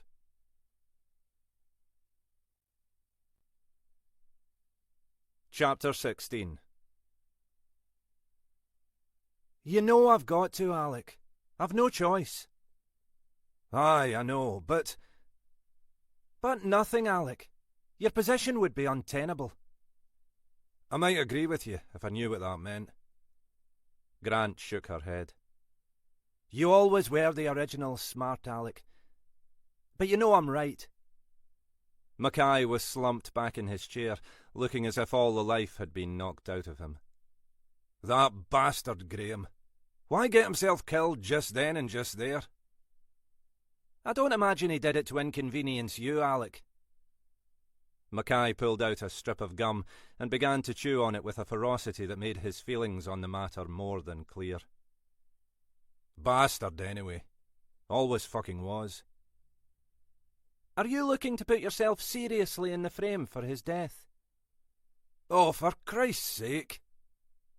Look, Alec, Ginny's already spoken to the landlord, who's reported that in the course of his session in the pub last night, Graham got into a not particularly amicable-sounding conversation with some gentleman who was in there for a meal. Graham seemed to think that said gentleman, I use the term loosely, you understand, was a journalist of some kind. But then it apparently turned out that this person was in fact a former police colleague of Graham's, who identified himself as a D.I. Mackay. Am I getting the account right so far? Aye, spot on, Mackay said morosely. Graham and this D.I. Mackay then went out, supposedly because Graham wanted a smoke. But the landlord says that while he was taking a crate of empties out, he saw the two of you standing outside, having a rather intense conversation. He and Graham's buddies assumed he'd return once he'd finished talking to you, but he never did, leaving them to finish their pints without him. Graham left half his pint unfinished, which apparently was most uncharacteristic. Mackay shrugged. That all ties in with the statement I gave you, as well you know. I assumed he'd go back into the pub once we'd finished as well. Don't know why he didn't. He was still outside the pub when you left. I got fed up with him. He just reminded me of everything that Galloway's regime had stood for. I left him and took a walk home along the seafront. Like I say, I just assumed he'd head back inside. But you can see that, for the moment, if it turns out that Graham really was murdered, we've got to treat you as a potential suspect. That's ridiculous. I left him my sodding business card, for Christ's sake. Anyway, why the hell would I want to kill Rob Graham? You've just told me how much you disliked him. Aye, but not enough to kill him. If I killed all the people I dislike, we'd have the population of the fucking country. He allowed himself a smile. I could kick off with a few members of fucking Holyrood. Jesus, Alec, you really are incorrigible. I've heard you use that one before. You don't fool me. You know fewer long words than you make out. He stopped, his smile fading instantly. You don't seriously think I'm a fucking suspect? No, Alec, I don't. But if you were anyone else, I'd at least be considering the possibility. You knew Graham. There was some needle between you. And you were the last person to see him alive. Apart from the killer. Apart from the killer. That's assuming he was actually killed, rather than just dipping his own head in Rosemarkie Burn. But we have to treat you as a possible suspect, at least until we've discounted you. And how do you propose to do that? Mackay asked. You can't prove a negative. Like you say, I'd got at least the means and the opportunity, if not the motive. And you reckon I might have that? And there lies our problem, Grant said. That's why I've got to keep you at arm's length from any investigation, and, if it comes to it, maybe even suspend you. Suspend me? For your own good, Alec. If there's any suggestion we've not done things by the book. Aye, and everyone will assume that there's no smoke without fire, and what little career I have left will finally be flushed well and truly down the pan. It won't be like that. It's always like that. She sighed, knowing that, as always, he was at least partly right. OK, Alec. You've got leave owing, right? It was a stupid question. Mackay always had leave owing. Probably another reason why he was living by himself in the back of Beyond. Aye, couple of weeks or so. Which probably meant at least 3. Take it then. You need a break anyway. Give yourself a chance to get your head straight. Maybe sort things out with Chrissy. Is that any of your business, Hen? With all due respect. With all due respect, Alec, it is. She leaned over the desk towards him. Normally by this point, he'd be prowling around her office, dipping his fingers into all manner of things that shouldn't concern him. It was a mark of his low spirits, she thought, that he couldn't even rouse himself from the chair. Look, we don't even know whether we've anything to investigate yet. We're still waiting on the Procurator's instructions on Galloway and Crawford's deaths. Until we get the post-mortem report on Graham, we don't know whether we've got an unlawful killing on our hands. Even the Procurator's office can't write this off as a series of unfortunate accidents, surely. If it had just been Galloway and Crawford, my bet is that they'd have decided exactly that. But if Graham was murdered, well, it puts a different complexion on things. Aye, I'd say so. 3 ex-coppers dead in a matter of days. All recipients of a long-running series of apparently threatening letters. Even the pen pushers would have a struggle writing that off as Jungian fucking synchronicity. But, as yet, we have no investigation. So take yourself off home, Alec. Get yourself well away from here.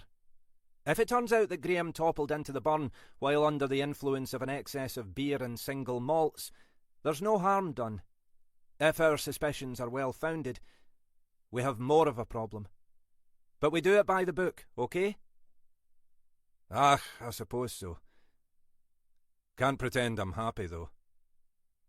No point in breaking the habit of a lifetime, Alec. She paused and looked at him, her expression serious. This is about protecting your arse as much as anything else, Alec. You know that. Aye, I know that. Doesn't make it any easier. I'll be climbing the walls at home. He shook his head. If I can call it home. Take the opportunity to sort things with Chrissy. You know you want to. Maybe. But I don't know if I know how. Or if she wants to. He allowed himself a smile. Christ, women, eh? Aye, I know, pet. They're nearly as bad as men. She tapped her pen on the desk in front of her. What do you reckon's going on here, Alec? With these deaths, I mean. Christ knows. Back in the day, there'd have been plenty of people only too pleased to top those 3. But now, why would anyone still give a shit? Someone gave enough of a shit to send them all periodic threatening letters, Grant said. Assuming that's what they were. Even so, why act now? It wouldn't have been long before Jackie Galloway popped his clogs anyway. Maybe that was it, she said. Maybe someone thought that would be too good for him. If so, all they did was put him out of his misery. Or, more to the point, helped Bridie Galloway out of her misery. She'd still have been top of my list, but I don't see why or how she'd have killed Crawford or Graham. Aye, well, maybe it's all just an unfortunate coincidence after all, Grant said.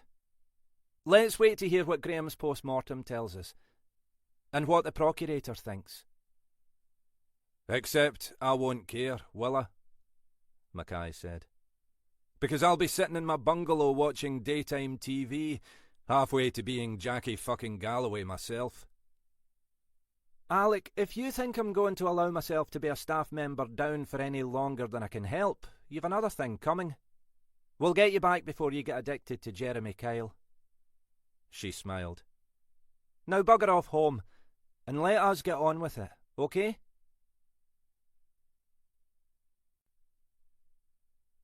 Chapter 17. As she drove down the hill into Rosemarkie, Jenny Horton was almost tempted to turn off and pay Mackay a surprise visit. But it was too soon, she told herself, and she had no idea how he'd react.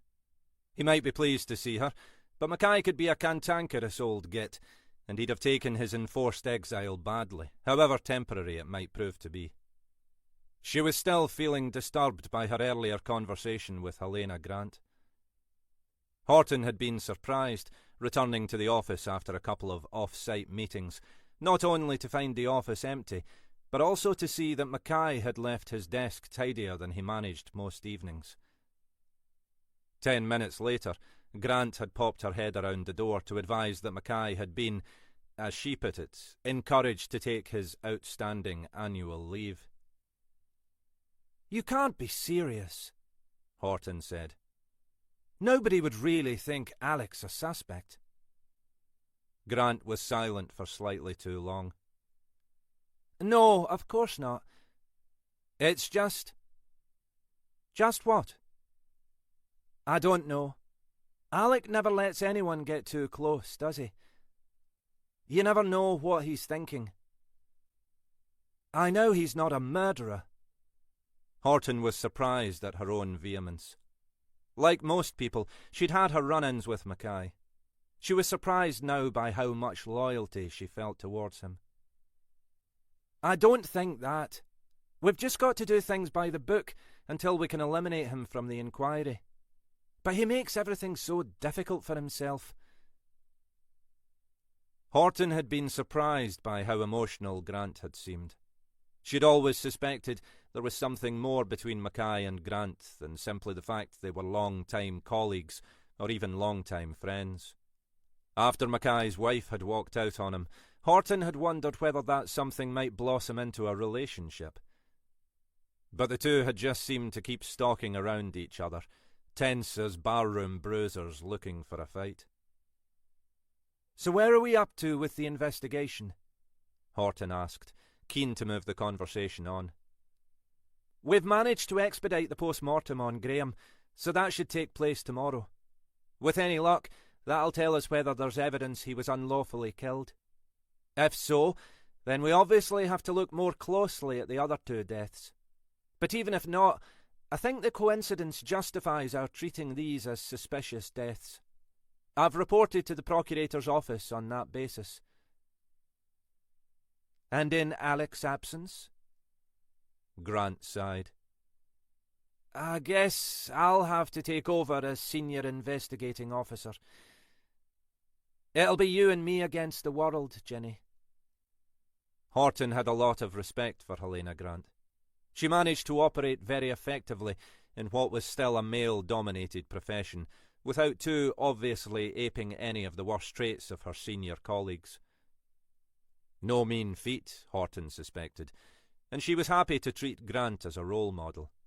Probably a more positive one than Alec Mackay, for all his undoubted investigatory skills. "I was scheduled to interview Graham's widow and to have a shot at tracking down his two mates from the pub, if you're happy with that." Grant had been more than happy with that, which was why Horton was now heading down the hill towards the shoreline in Rosemarkie. She passed the narrow road that led to Mackay's rented bungalow, and instead took the seafront road. According to her sat-nav, the Graham's house was just a few hundred yards along. After the anxieties of the previous evening, Horton was cheered by the bright morning sunshine, the clear blue sea of Rosemarkie Bay. She'd allowed herself to be spooked by David's unexpected appearance. In the light of day, her fears felt groundless, a child's lingering nightmares. If David should turn up, she could handle him. She pulled up on the seafront and peered out of the car window to identify the Graham's house. It was a far cry from the cramped bungalow where Jackie Galloway had eked out his final days. A solid-looking detached villa, elevated above the road, with views out over the bay. No doubt worth a bob or two. The front door was opened almost as soon as Horton had pressed the bell. She had the impression that Shona Graham had been observing her progress up the steep drive. "Mrs. Graham?" Horton showed her warrant card. "I was wondering if you were up to talking to me for a few minutes." Graham's widow was a handsome-looking woman, much younger than her husband had been. Horton guessed she was probably late 40s, but doing her best to look even younger. Her hair was immaculately blonde, her face skillfully made up. She clearly hadn't allowed the news of her husband's death to distract her from her usual routine. "I'd assumed you'd want to. I know enough about how this sort of thing goes. Your two colleagues were here this morning." Horton nodded. The news had been broken to the widow by 2 trained uniformed officers. They'd offered her support, but reported that she'd seemed content to look after herself. Looking at her now, Horton could see no obvious signs of distress.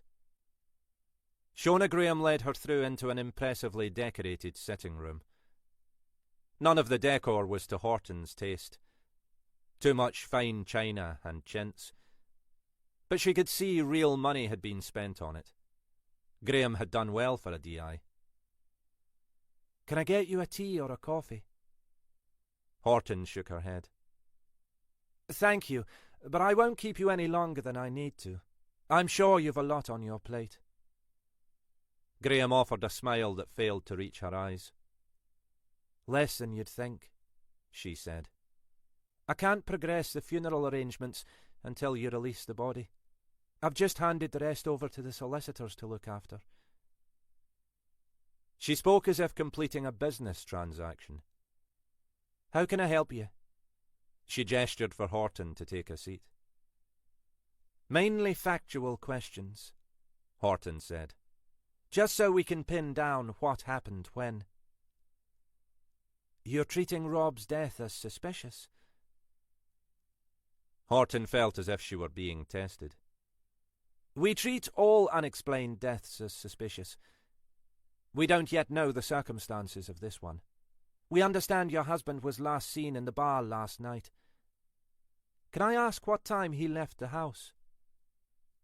"You can ask, but I'm not sure I can give you an answer." Horton raised an eyebrow. "No?" "I don't want to give you the wrong impression," Mrs. Graham said. "But Rob and I lived fairly separate lives. Not in a negative way, you understand. We'd come to an accommodation over the years, and he tended to do his thing and I tended to do mine.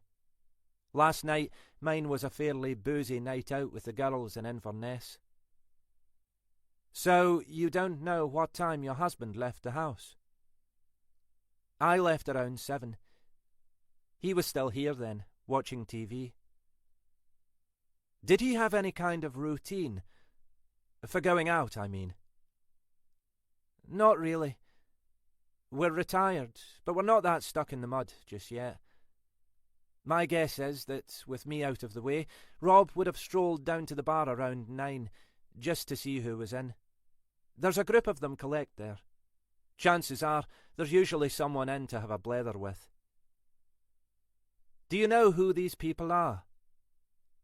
"Some of them, but you'd best ask the landlord. They're all regulars." Horton had already done just that, and had obtained the names of the 2 men who'd been drinking with Graham the previous evening. "What time did you get back last night?" Nobody had yet broached the question of why Shona Graham had failed to raise any alarm about her husband's absence. Perhaps, Horton thought, this was another part of the couple's accommodation. "I didn't," Graham said. "That's why I didn't realise that Rob was missing. I drove into Inverness and stayed over with one of the girls.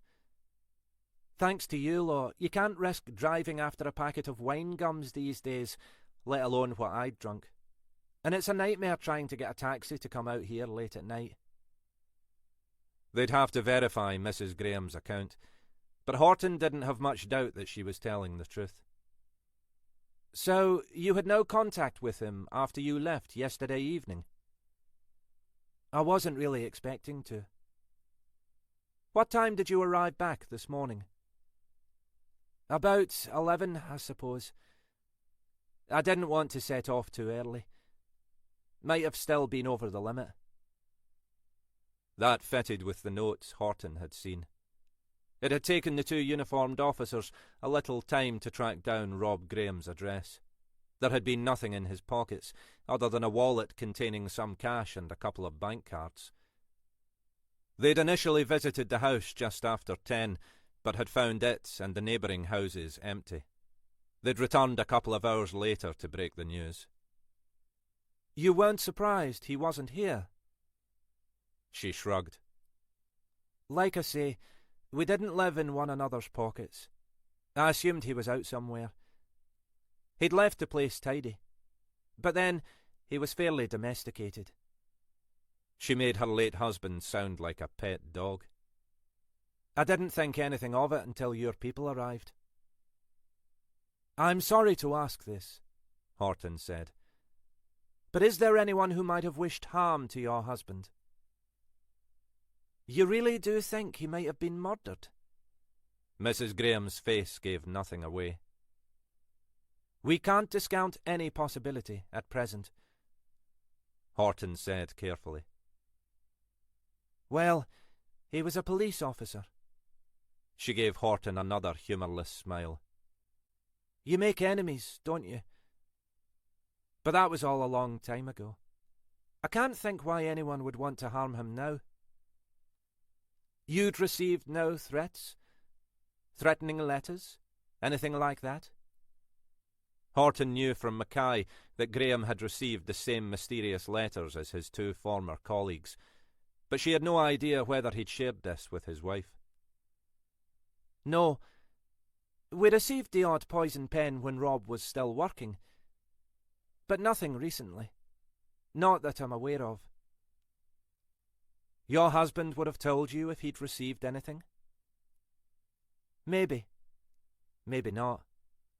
If he had received anything, I doubt whether it would have troubled him. You're barking up the wrong tree.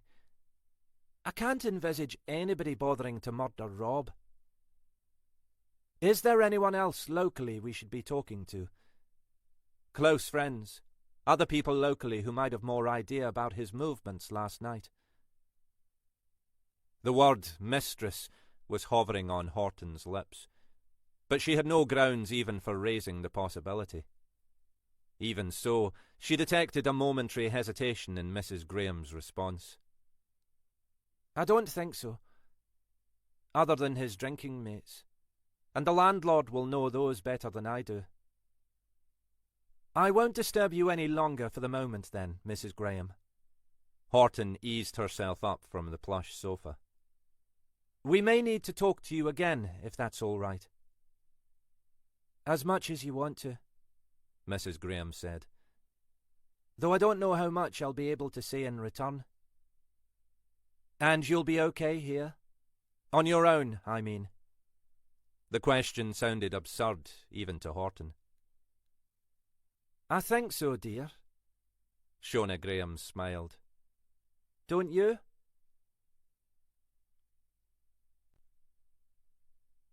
Chapter 18.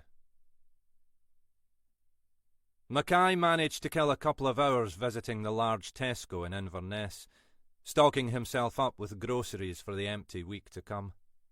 Traipsing his way round the aisles with his trolley, he marvelled at his fellow humans' uncanny ability to block his path at every possible opportunity. It was as if, he thought, they had no sodding conception that other people even existed, let alone that they might want to complete their shopping sometime this fucking year. He was at the point, just before he reached the checkout, of articulating this interior monologue out loud for the benefit of the two old biddies ambling along in front of him.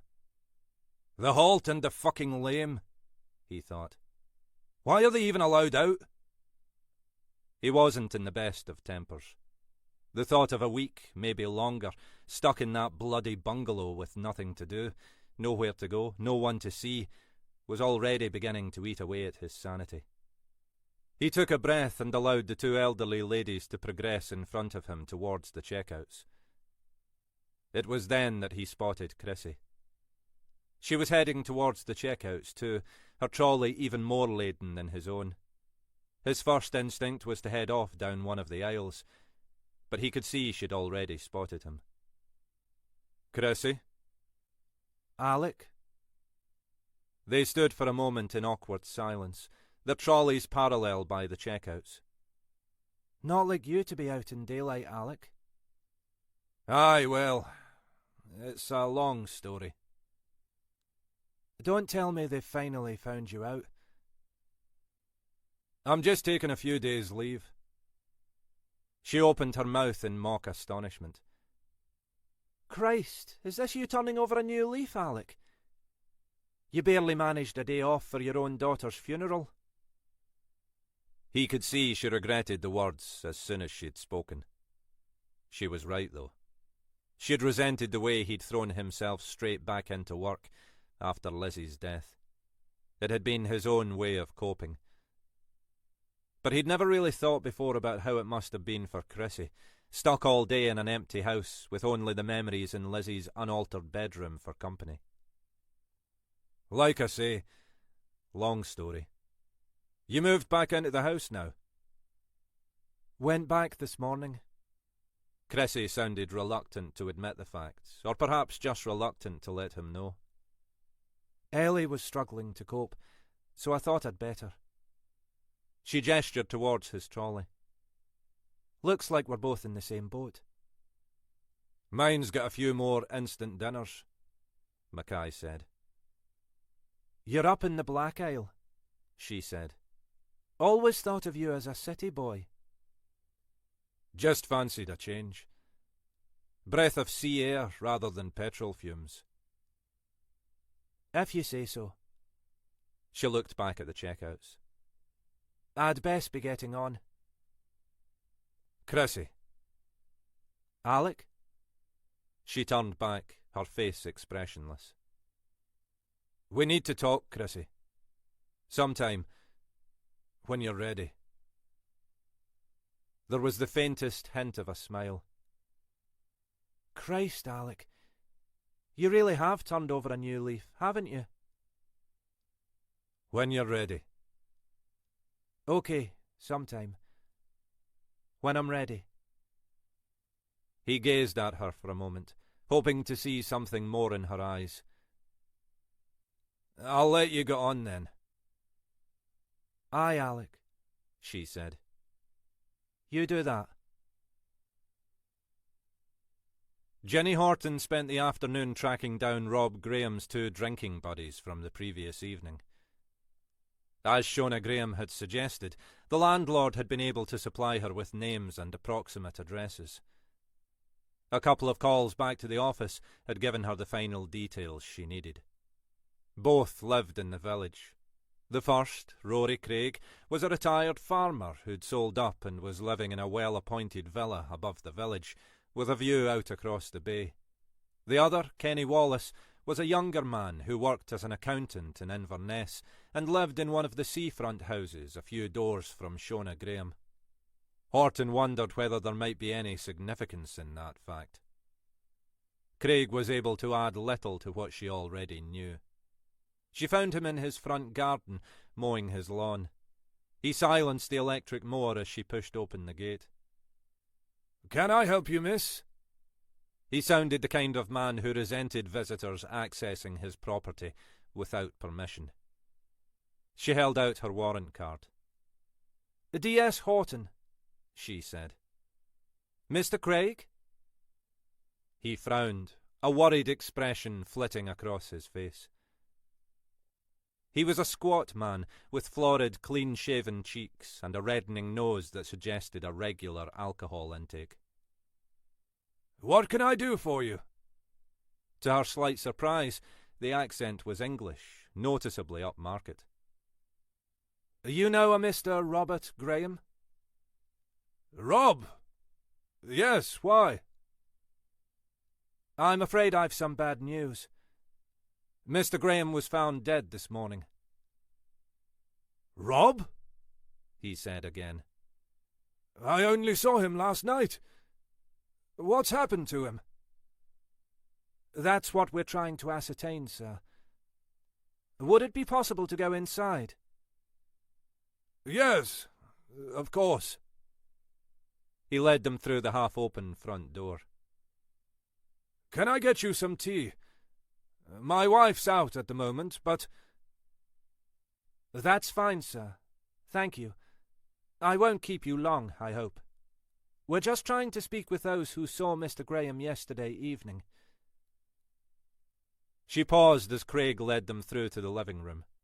It was a blaze of tartans, the pattern on the sofa clashing violently with that in the carpet. A stag's head, apparently real, stared blankly down at her from over the fireplace. Mr. Graham's body was found this morning, just inside the entrance to Fairy Glen. We're trying to understand the circumstances of his death.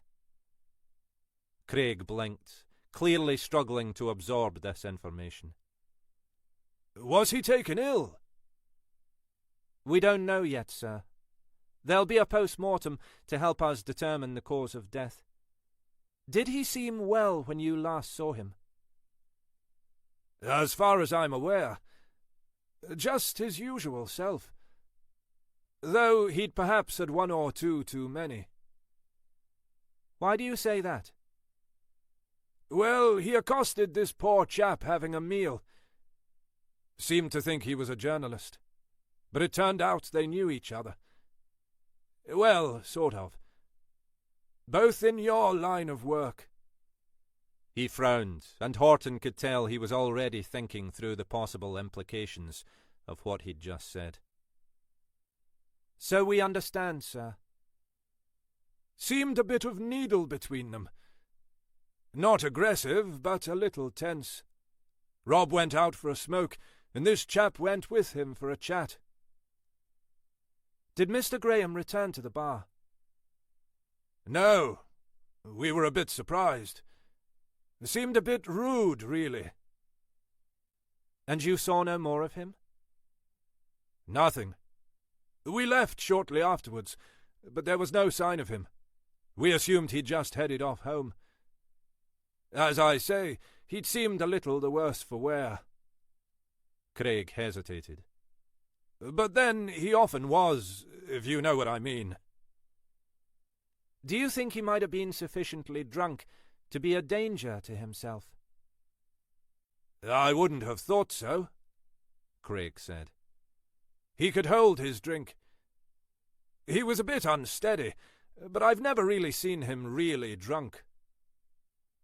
Horton suspected that Craig's definition of really drunk might be different from her own. Is there any reason he might have gone into Fairy Glen? Not that I'm aware of. I suppose he might have just gone in there to to relieve himself. I can't think of any other reason. His house is the other direction. Was there anything else unusual about Mr. Graham's behaviour last night? Apart from accusing your colleague of being a journalist? No, I don't think so. Wife was away for the night, which always made him more chipper. Cat's away and all that. Is it possible he had other plans for last night? After he left the bar, I mean. Craig frowned. You think old Robbie might have had a bit on the side? Well, it's possible, I suppose. I never saw any sign of it, but then I wouldn't necessarily. He was a pub buddy, mainly. Didn't know much about his private life. We've no reason to think that, Mr. Craig. But we have to explore every possibility. Well, as I say, anything's possible. But I'm afraid I can't help you on that front. Horton supposed that if Graham really had been murdered, then Craig was another potential suspect. But he and Kenny Wallace had both left the bar about half an hour after Graham had made his exit, and had walked back together along the high street. They'd each no doubt be able to vouch for the other, and as things stood, there was no good reason to question their account. She said her farewells to Craig and drove back down to the waterfront to find Kenny Wallace's house. It was just gone 5:30, and she half expected he'd still be at work, but she could at least leave a message for him to call her. Wallace's house was a few doors along from the Grahams', although that was hardly a major coincidence in a village as small as this.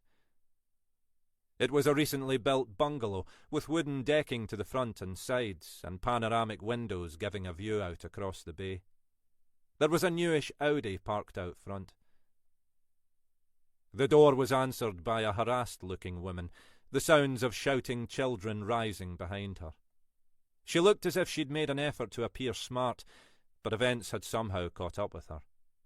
She blinked at Horton through a slightly overlong blonde fringe, a disappointed expression on her face.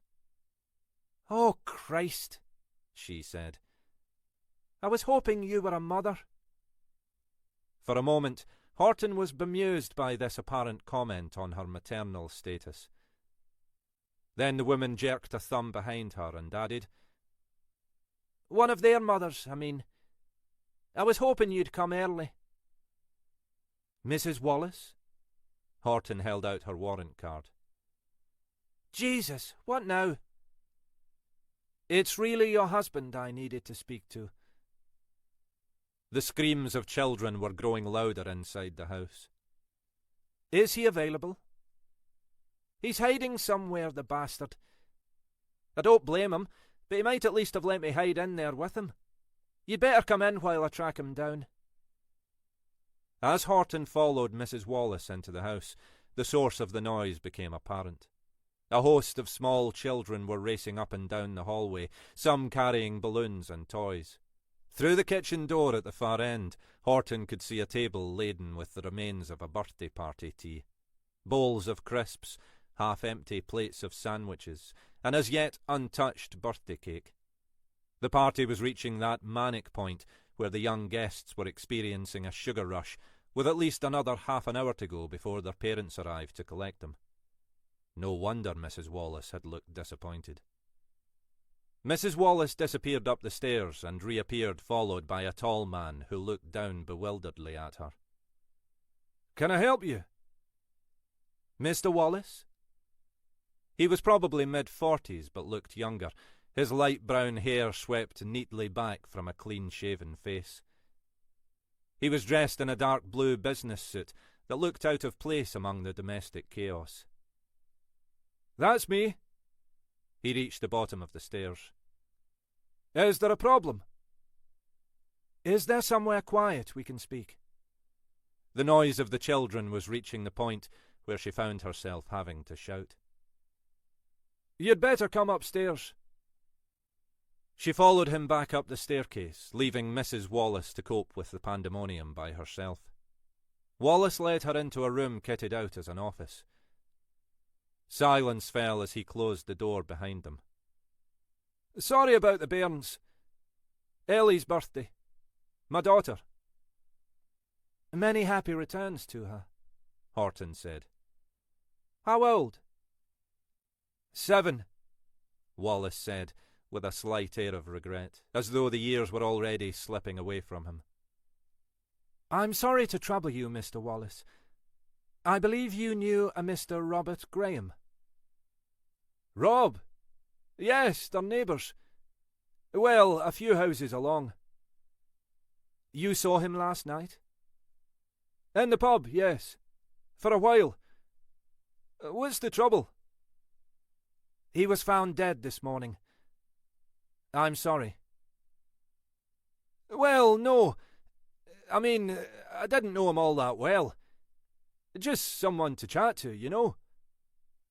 But that's a shock. He seemed fine last night. Do you know how?" "We don't, for sure," Horton said. "That's why I'm making inquiries. His body was found just inside the entrance to Fairy Glen, by the burn." "Fairy Glen? What was he doing there?" "That's what we're trying to find out. When did you last see him?" Wallace ran through the same narrative she'd already heard from Craig. "I don't think there's much more I can add," he said. "Except—" He stopped, as if considering what he was about to say. "Except?" "Well, it's probably nothing. But not long after Rob went outside with this police officer, I went to, well, you know, spend a penny. The side door of the pub was open. That was where Rob and the other guy had gone out. I didn't see any sign of them out there. I was still expecting that Rob would be coming back, so I assumed they'd probably just gone round to the garden for their chat. Anyway, as I was coming back, I heard this noise from outside." "What sort of noise?" Wallace frowned.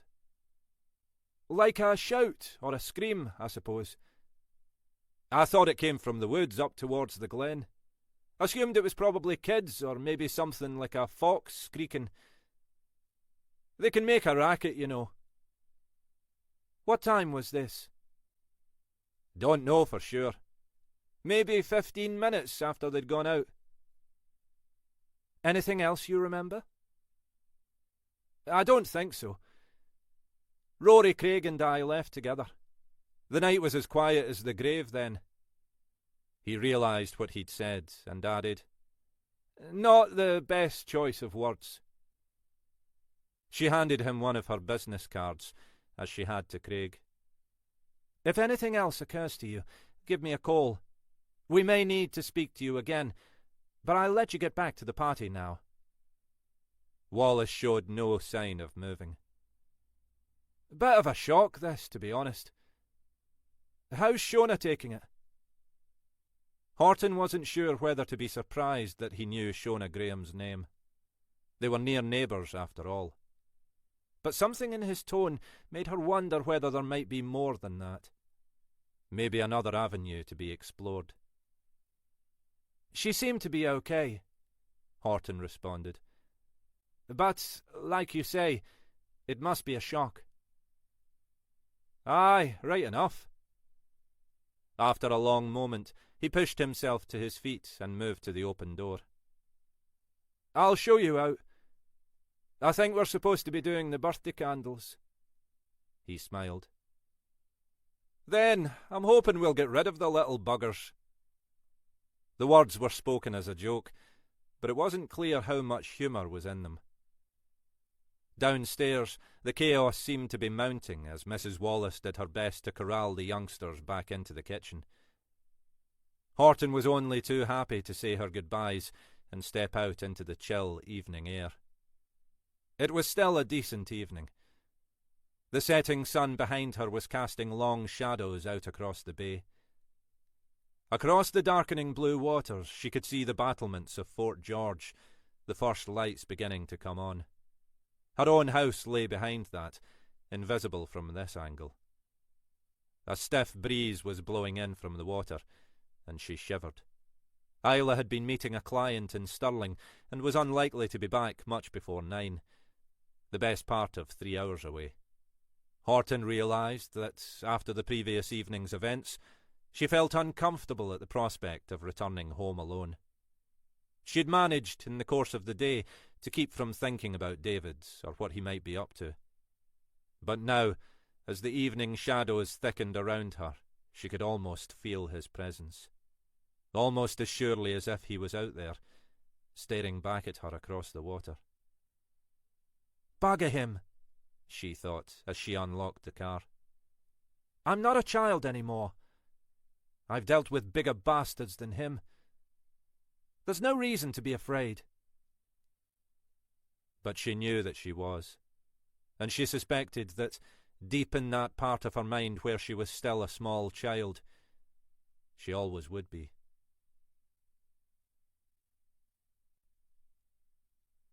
Chapter 19. Kelly Armstrong had noticed the changes when she'd passed by on the bus earlier that afternoon. On her return, curiosity getting the better of her, she'd hopped off the bus in Fortrose to have a closer look. It was only her second day back, and the first time she'd come through the village in daylight, so she hadn't noticed before. Now she stood and looked in slight wonder at the transformation that had been effected.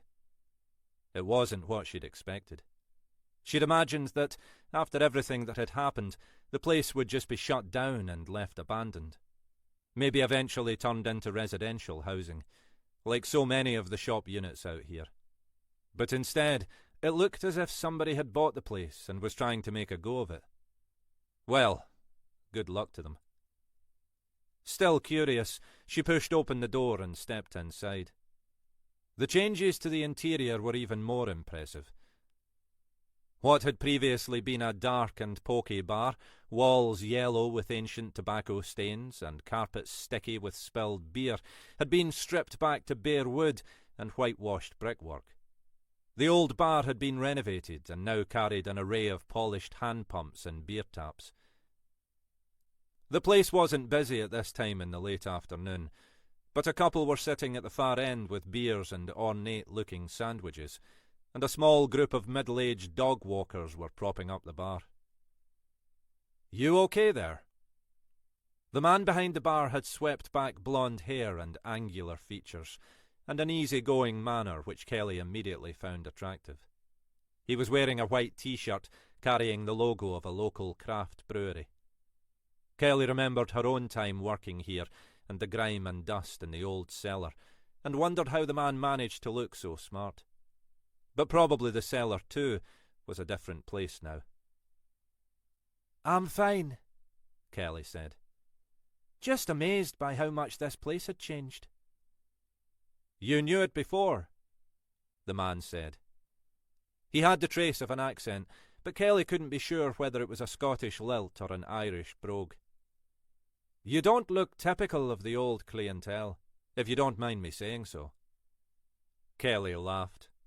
"No, definitely not. I used to work here. Bar work." "Ah, that makes more sense," the man said. "Can I get you a drink?" Kelly hesitated. "Aye, why not? Just a Coke, though."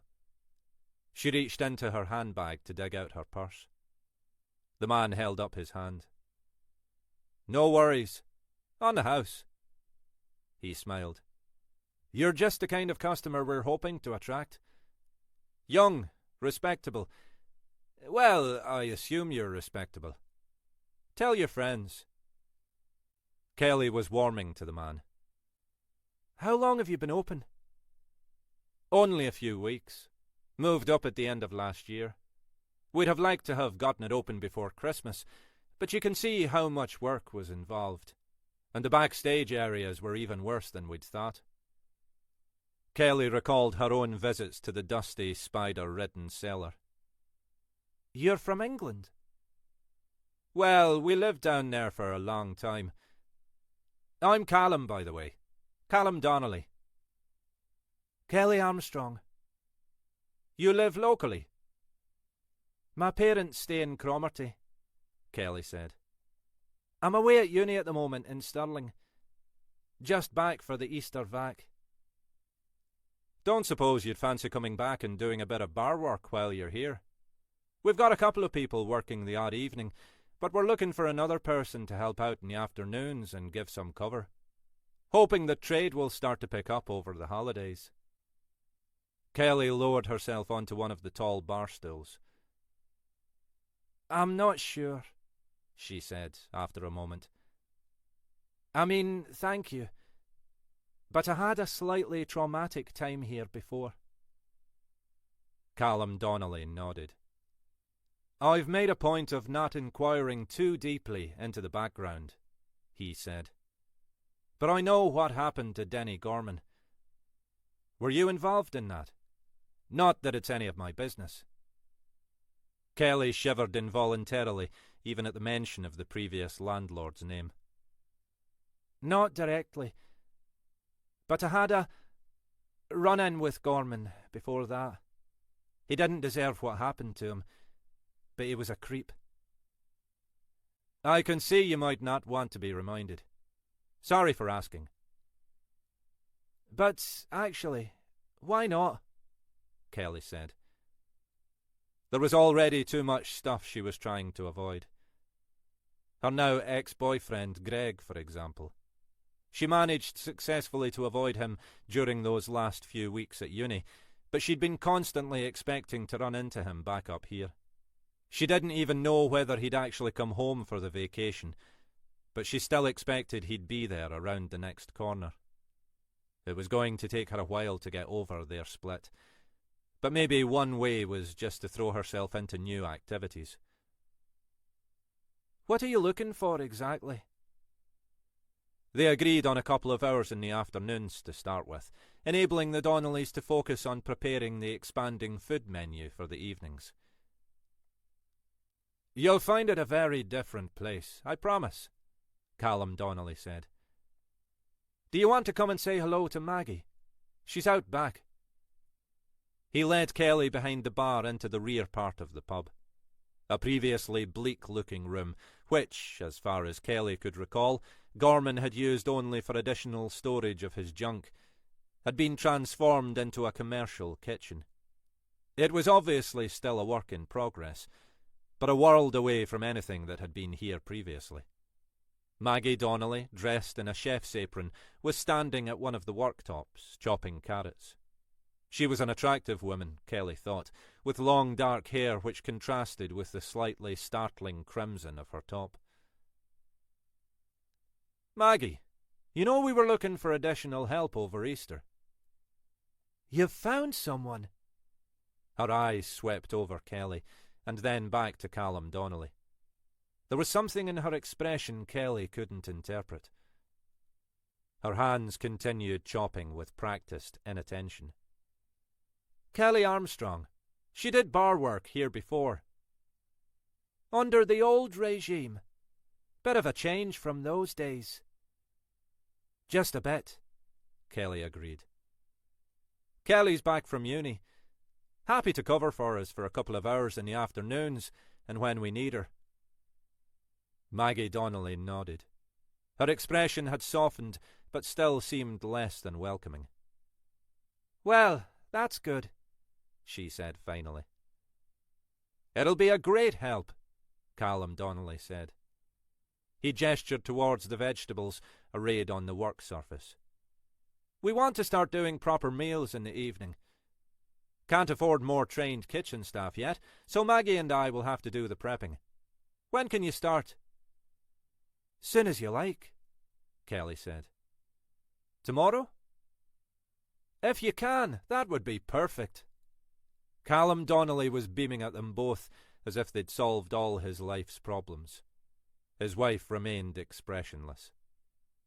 Kelly looked at her watch. "I'd better be getting back," she said. "There's a bus due shortly." "See you tomorrow, then." Kelly followed Callum Donnelly back out to the bar area. As they passed the open doorway leading down into the cellar, Kelly glanced involuntarily into the darkness. "You probably know the layout of this place better than we do," Donnelly said. "The cellar's the one bit that hasn't changed too much. We've tidied it up, obviously, but we still need to tackle it properly." Kelly recalled the gloomy space beneath them, the shadows in the corners, the way that, even while he was alive, Denny Gorman had haunted the place like some malevolent spectre. She shivered slightly, wondering if she was doing right in coming back here. "I think you should do that," she said, trying to turn her words into a joke. "Tackle it properly. Get rid of any trace of how it was." Donnelly laughed. "You make it sound like the place is haunted." Kelly managed to smile back. "Only for me," she said. "And only by memories."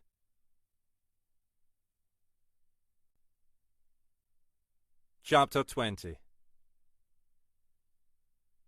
Still shaken by his unexpected encounter with Chrissy, Mackay drove back up to the Black Isle in a pensive mood. The weather was holding fair, and as he'd crossed over the Keswick Bridge in the early evening, the waters of the Firth were a deep blue under the empty opal sky. In other circumstances, it would have been a sight to lighten the heart, but Mackay was feeling a long way from that. He dragged the bags of shopping into the kitchen and began to unpack. Maybe now was the time for him to teach himself to cook properly, with time on his hands and the unenticing prospect of endless ready meals for one. He'd never been averse to the idea, but cooking had been Chrissy's territory, and she'd made it abundantly clear she didn't want him intruding. In those respects, the relationship had been all too traditional, and looking back, Mackay couldn't really understand why. They'd drifted into the familiar Scottish stereotypes. The male breadwinner, the little woman left to look after the domestics. Neither of them had really wanted it, but neither of them had ever thought to question it. He was contemplating these questions when the doorbell rang. His first instinct was to ignore it. Hardly anyone knew he was living here, so it was unlikely to be a welcome visitor. Most likely some young scrote supplementing his benefits by hawking substandard dishcloths. A quick flash of his warrant card was usually enough to send that type on their way. But what if it was Chrissy at the door? She had his address. Maybe she'd thought over what he'd said and decided now was the time for a conversation after all. Stranger things had happened.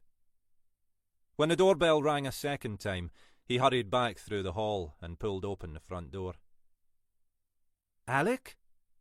Sorry, you look like you were expecting someone else. Is this a bad time? No. Christ, no. Who'd want to come and see me up here? Well, you, presumably. He shook his head, conscious he was rambling. Ach, ignore my blethering. It's good to see you, Jenny. Come in. He led Horton through to the kitchen. Coffee? I'd offer you something stronger, but I assume you're driving. She nodded. I'll wait for that till I get home. I was up interviewing Rob Graham's drinking buddies, and it seemed rude not to call and say hello.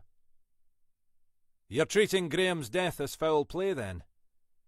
Mackay had his back to her, busying himself filling the kettle. Until we've a reason not to.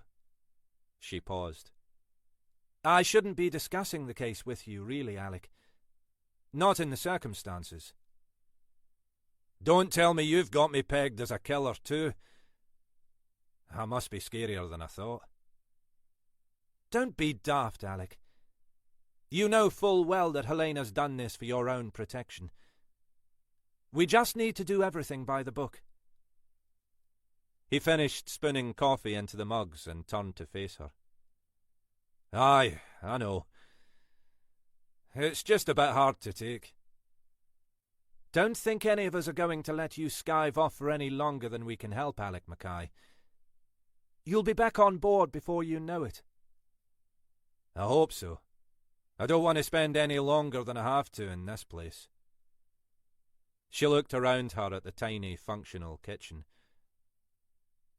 It's very compact. You hate it, don't you? Well, it wouldn't suit me. But maybe it suits you, Alec. Christ knows. You're too good for this, you know, Alec. You don't have to punish yourself.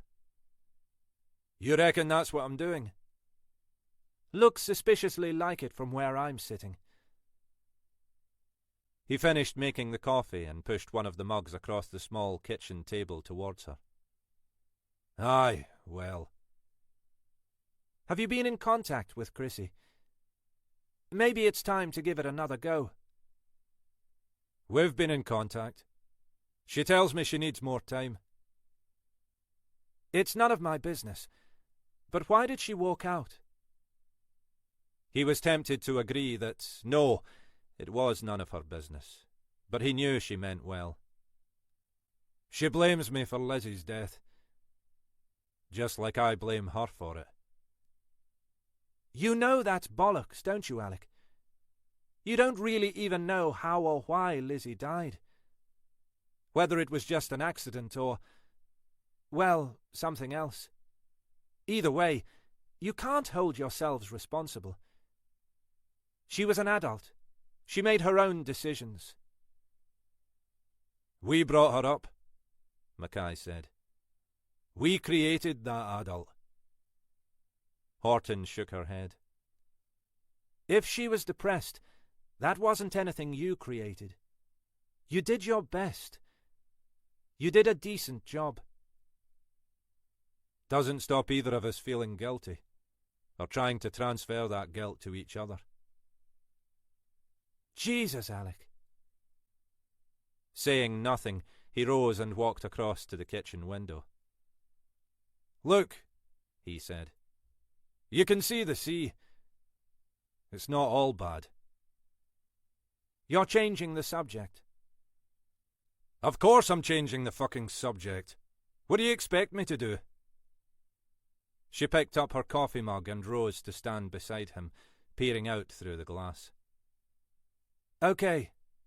Where's the sea? There. He pointed between the row of houses. You might have to stand on tiptoe. This was a joke. Horton was as tall as he was, if not slightly taller. Yes, I see it, she said. This case of yours, he said. Graham and Crawford and Galloway. You're not allowed to discuss it with me. Well, nobody's actually said, but it seems sensible not to. Aye, I can see that. Sensible. My middle name. But if I just talk at you, that's not a discussion, is it? Alec. That's just me shooting my mouth off. Feel free to ignore it, like you usually do. She took a long sip of her coffee and made no response. First thing, I'm sure Helena's on top of this, but still. You need to check out the other members of Galloway's team at that time. There were countless foot soldiers passed through, including me and Helena. I've never received letters like Galloway and his chums were sent, and I assume Helena would have mentioned it if she had. But it might be worth checking out former DS's Alistair Donald and Davy Robertson.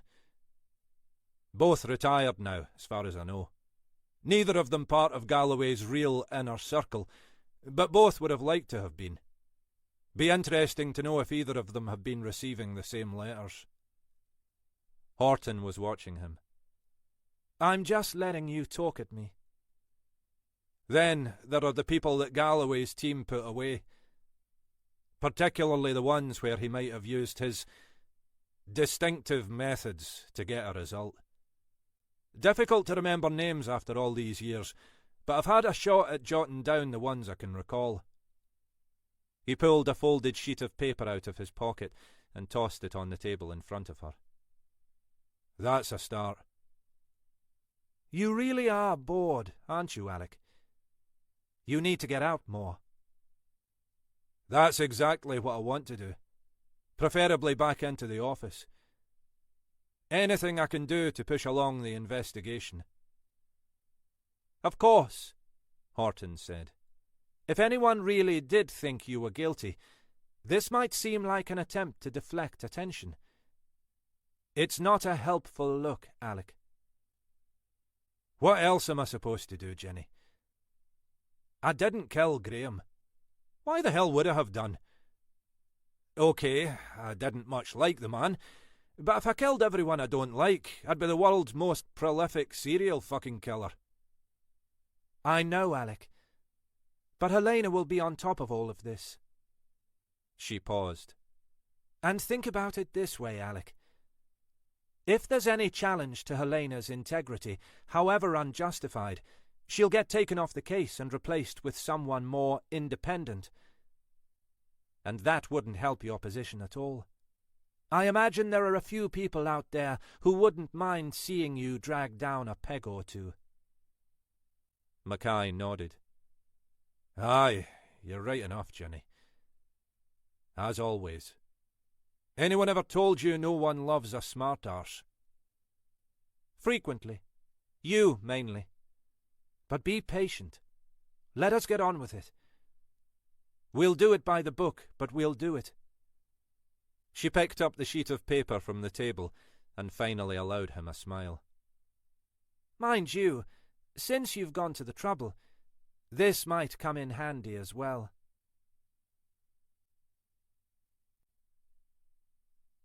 Chapter 21. Christ, how much have you had? He picked up the 3/4 empty bottle and held it in front of her. She was sitting in her usual armchair, her eyes fixed on the television screen. Not enough, Ally. Not nearly enough. For God's sake, woman, it's barely 7 o'clock. It's nearly 8. Where the hell have you been?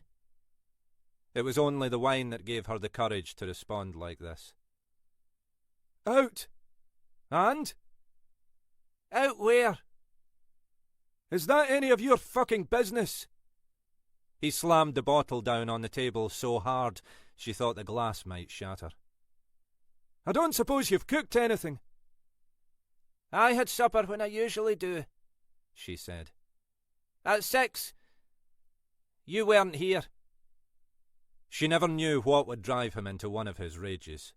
She no longer cared what he said, although her physical fear of him hadn't diminished. The wine had deadened her emotions to that extent, at least. It was all unpredictable, anyway. Sometimes an apparently innocuous word could send him into a fury. At other times, as now, he simply seemed uninterested in anything she might have to say. "You'd better get me something then," he said, and slumped down on the sofa opposite. She was tempted to tell him to bugger off, but she hadn't the energy. She dragged herself to her feet and made her way through to the kitchen, making a point of taking her glass and the remaining wine with her. "What do you want?" "What did you have?" "I just had a sandwich.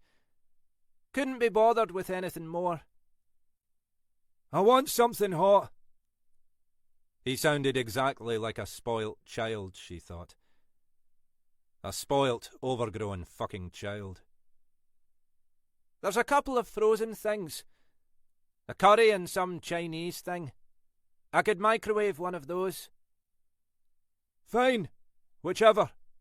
Curry."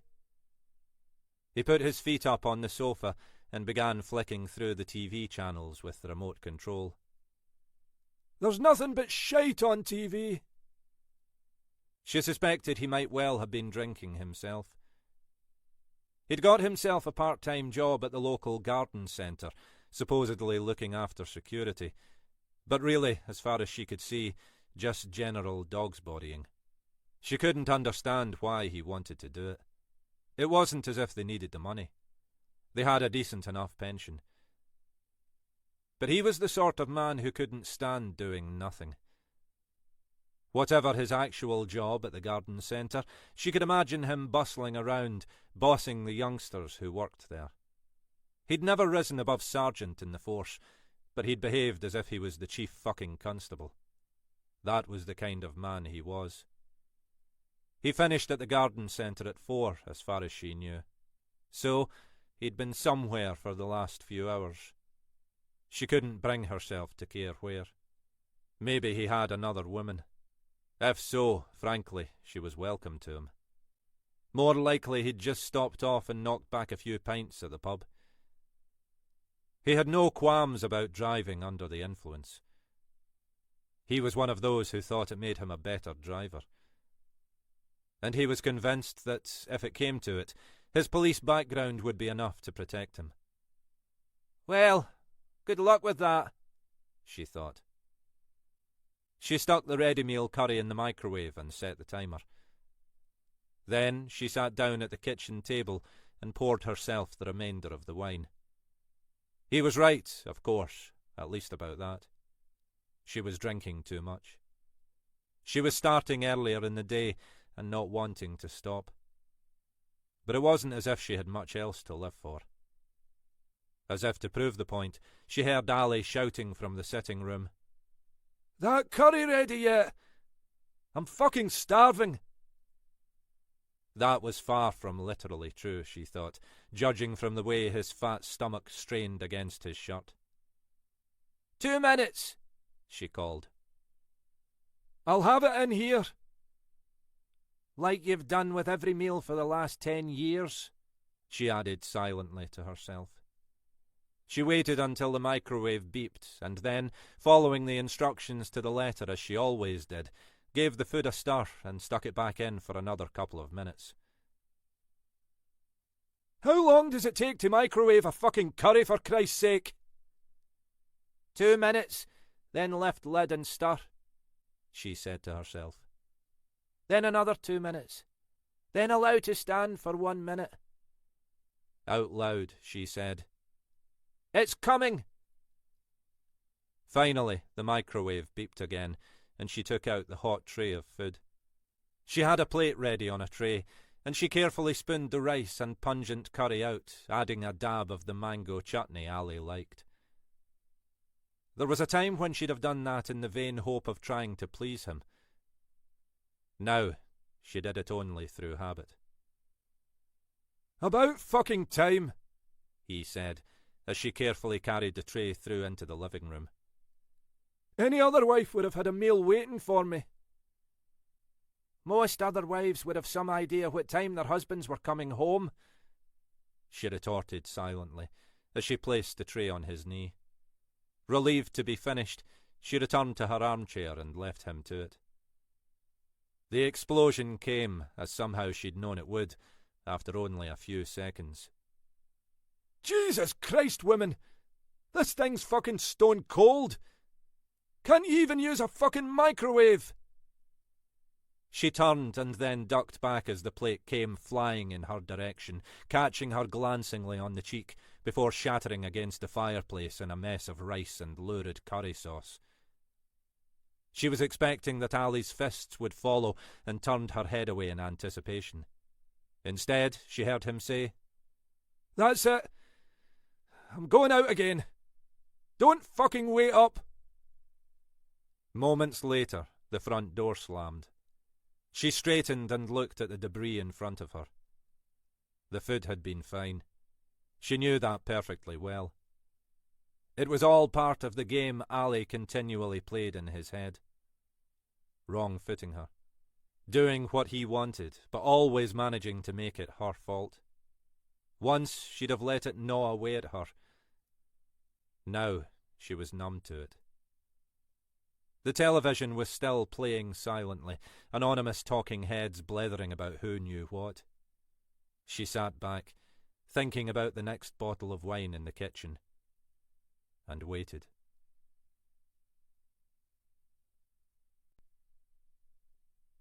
Chapter 22. Jenny Horton had stayed chatting with Mackay for as long as she could. Mackay himself seemed ambivalent towards her presence. On the one hand, he was clearly enjoying the opportunity to chew the fat. They'd always got on well, and once past the sensitivities of Mackay's enforced absence from work, they'd moved on to the usual inconsequentialities of office gossip and Scottish politics. But she sensed there was a part of him that wanted to be alone. It was as if he'd chosen that poky, soulless bungalow to cut himself off from civilized society, like some latter-day religious hermit. When she eventually announced she had to be going, he looked both disappointed and relieved. Although Rose Markie and Ardasir faced each other across the Murray Firth, only a mile or two apart as the crow flies, the journey home took her the best part of an hour, with a short hold-up for roadworks by the Keswick roundabout. She was happy enough with that. It meant she was likely to arrive home at roughly the same time as Isla. She was reluctant to admit it, but until she was sure David was no longer in the vicinity, she was keen to spend as little time alone there as possible. As she turned out of the village towards their house, she was half expecting to see that same car parked outside their driveway. If it had been, she'd have kept on driving, turned back into the village and stayed well away until she'd managed to contact Isla. But the road was empty. She pulled into the driveway and sat for a moment, the car doors still locked, overcome by a sudden panic. What if David was out there somewhere, waiting for her return? What if he'd left his car further up the road so as not to alert her? The house itself was in darkness, and she could see nothing through the car windows. She took a deep breath and pushed open the car door, the chill night air striking her face like a slap. There was a stiff breeze blowing in from the firth, and it felt as if a change in the weather was coming. Around her, she could hear the trees and bushes rustling like insistent voices in her ears. "It's you. It's your fault. You deserve this." She climbed out of the car and clicked shut the central locking, the flashing of the indicators throwing unexpected shadows around her. She fumbled for her house keys and took the half-dozen steps towards the front door, thankful when the key slid smoothly into the lock. She already had the door open when she sensed the movement behind her. She froze, unable to bring herself to look back, and heard the voice whispering, inches from her ear. "Virginia."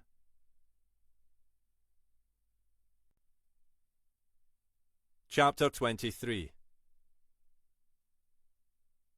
Ali Donald stumbled in the darkness, telling himself it was the gloom rather than the drink that had caused him to lose his footing. He'd only had...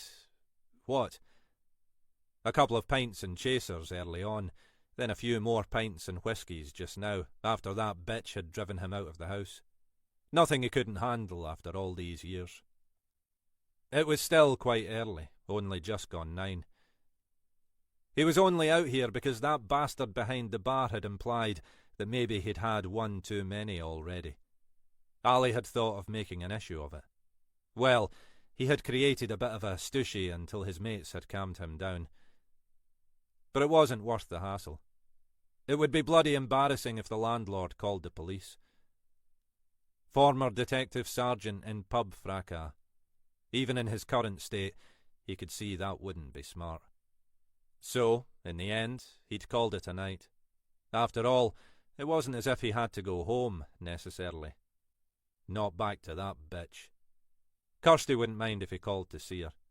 She'd just be watching TV, and she was always waiting for him whenever he called round. He'd sometimes wondered if it might be easier just to ditch the bitch and move in with Kirsty full time. But it wasn't that simple. The bitch had money, or at least the prospect of money, once her dad finally fell off the perch. And if he moved in with Kirsty, it would just be frying pan to fire. It worked because he could see her when he wanted to, and then leave it all behind. It was a convenient arrangement for both of them, and neither wanted anything more. He felt uneasy these days walking through Cromarty late in the evening. They'd lived here for 10 years now, and though he'd never brought himself to admit it, there'd always been moments when the place gave him the creeps. It was full of little alleyways and vennels, deep in shadows. Any bugger might be hiding there, waiting to jump out. Ali had never thought of himself as a nervous man. On the contrary, he'd usually been the first to go looking for a fight. But he wasn't getting any younger, and the last few years had knocked some of the stuffing out of him. Then, Rob Graham had called to let him know what had happened to Galloway and Crawford. Suddenly, all the years of those fucking letters hadn't seemed so funny after all. They'd none of them really taken it seriously. Not until now. They'd had their worries, of course. They made plenty of enemies back in the day, on both sides of the law, and none of them had entirely trusted the others. Ali suspected that was one reason why they'd all found themselves living up in this neck of the woods, as if they were all surreptitiously keeping tabs on each other. But any anxieties on that score had faded as the years went by. Jackie Galloway, whom none of them trusted, had quietly gone gaga, and the rest of them had given themselves up to drink and boredom. Then Galloway and Crawford had died. Maybe accidents, maybe not. It was clear that Rob Graham thought not. When he'd called Ali, he'd sounded shit scared, as if he'd known something Ali didn't. Ali stopped, thinking he'd heard some sound behind him. The street was deserted, nothing moving in the pools of light below each street lamp. The wind from the sea was stronger, channelled up the alleyways from the shore.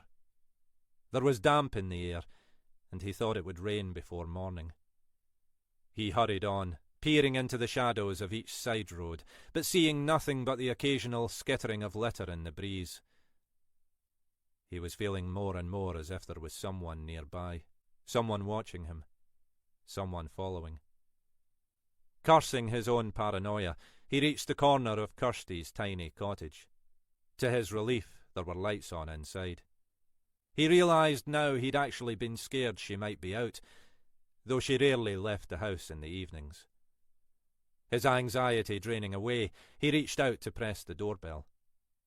It was only then he felt the presence behind him, the warm breath on the back of his neck, the hand tightening slowly around his throat.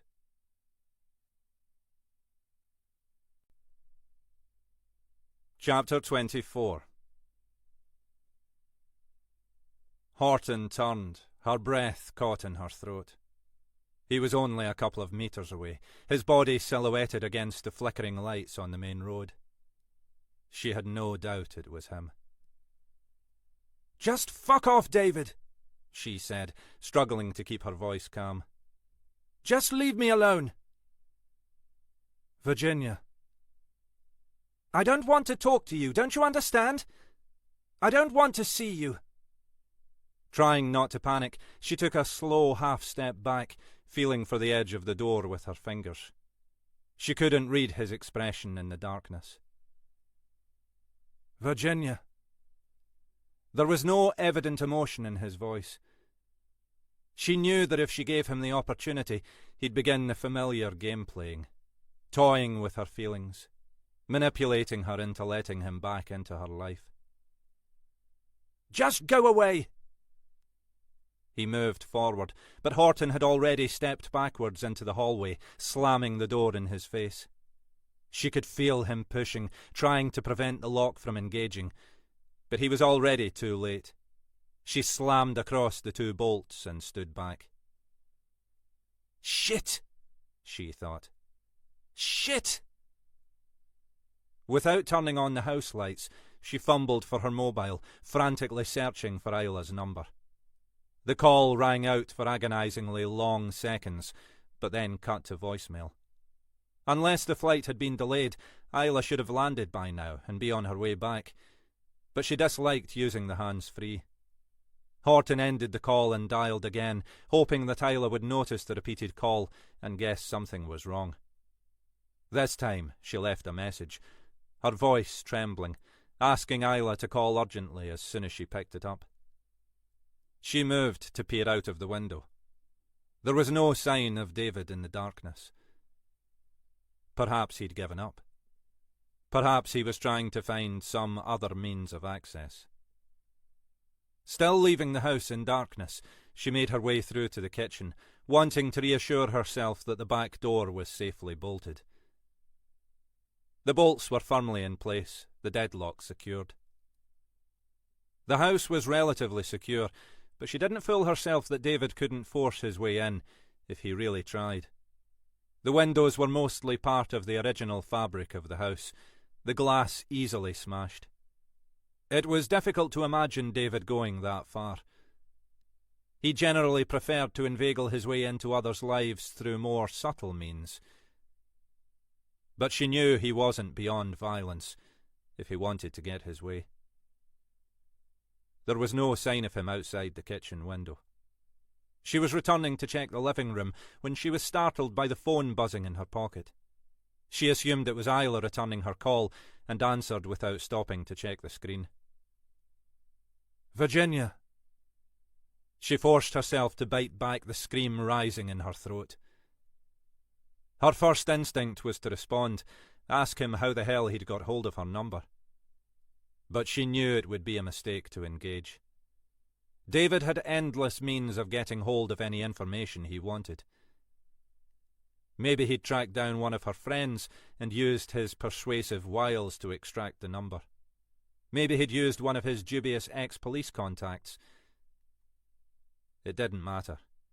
He'd got it. Tomorrow she could change the number. But tonight it felt like just another vulnerability, another hole through which he could crawl back into her life. Still resisting the urge to turn on the lights, she felt her way into the living room. The curtains were open, and there, silhouetted against the twin doors to the patio, was a figure.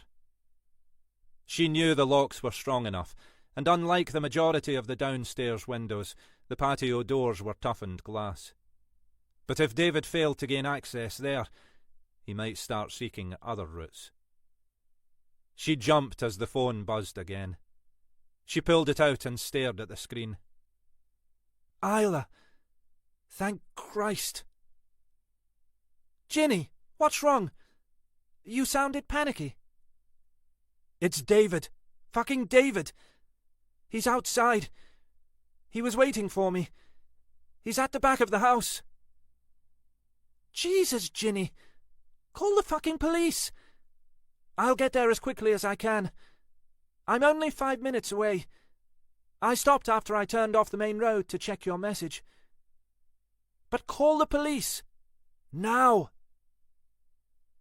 Horton ended the call and hesitated. Her normal instinct would have been to do anything rather than involve her police colleagues in this.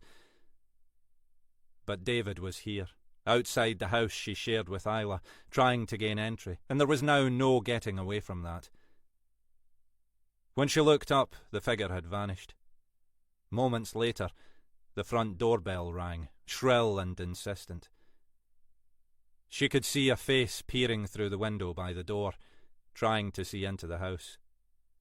The bell rang again, held down this time. That decided her. She backed into the kitchen, feeling somehow safer there, and thumbed 999. Police, please. Urgent. Police, how can I help you? Horton took a breath, trying to keep her voice calm. This is Detective Sergeant Horton. I've an intruder in my garden, potentially threatening. I need help here urgently. She gave the details to the call handler and heard the message being relayed to the dispatcher. There's a car fairly close by at the airport, the handler said. They'll be there in a few minutes. Do you want to stay on the line until they arrive? I'd better. The doorbell was still ringing, unceasing now. The sound of someone who would not be ignored. You can hear that? She asked the handler. He was waiting for me when I got back. I got into the house, but he's still there. Do you know his identity? Yes, that's why I think he might be dangerous. Somewhere in the distance, behind the piercing sound of the bell, she could hear sirens. The doorbell stopped abruptly, and there were other sounds outside. A car door slamming, an engine starting. Horton remained motionless, listening for any clue as to what might be happening. There was the sound of another car outside. The sirens were growing louder. Horton forced herself to walk back into the hallway and peer through the window beside the front door. Isla's Audi was parked by her own car in the driveway, and the trees beyond were pulsing with approaching blue lights. She pulled back the bolts and opened the front door as Isla climbed out of the car. Has he gone? I think so. The patrol car pulled up behind Isla's Audi, and 2 uniformed officers jumped out. Horton recognised one of them by sight, though she couldn't immediately recall his name. D.S. Horton. That's me, Horton said. And you're P.C. McCann. She'd remembered the name as he'd drawn closer.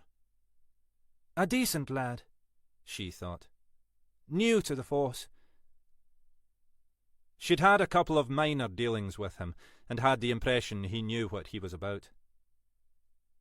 Billy McCann, he said. Well remembered. Where's this intruder, then? Isla turned and pointed down the drive. There was a car heading off just as I arrived. Doing a fair speed, so a pound to a penny. It was him. We can put out a bulletin, McCann said, regarding Isla with undisguised curiosity. Did you get sight of the car? Isla shook her head. It was too far away. McCann turned his attention to Horton. Any clues on the vehicle?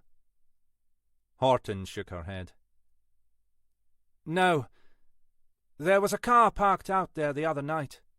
I thought that was probably him too. I didn't get the make, but Isla thought it was a new car. We thought it was maybe a hire car from the airport. If it was David, he'd most likely have flown up here. David? My stepfather. That's who it is. He's left me messages. We think he was loitering round the house. Then, tonight, he tried to talk to me and follow me into the house. As the adrenaline rush was dying away, Horton felt as if she could barely stand up, let alone answer McCann's questions. You think he's dangerous? It's a long story. He was abusive when I was younger, and he's been manipulative when I've met him since. I don't know whether he's dangerous now, but I wouldn't want to risk being alone with him.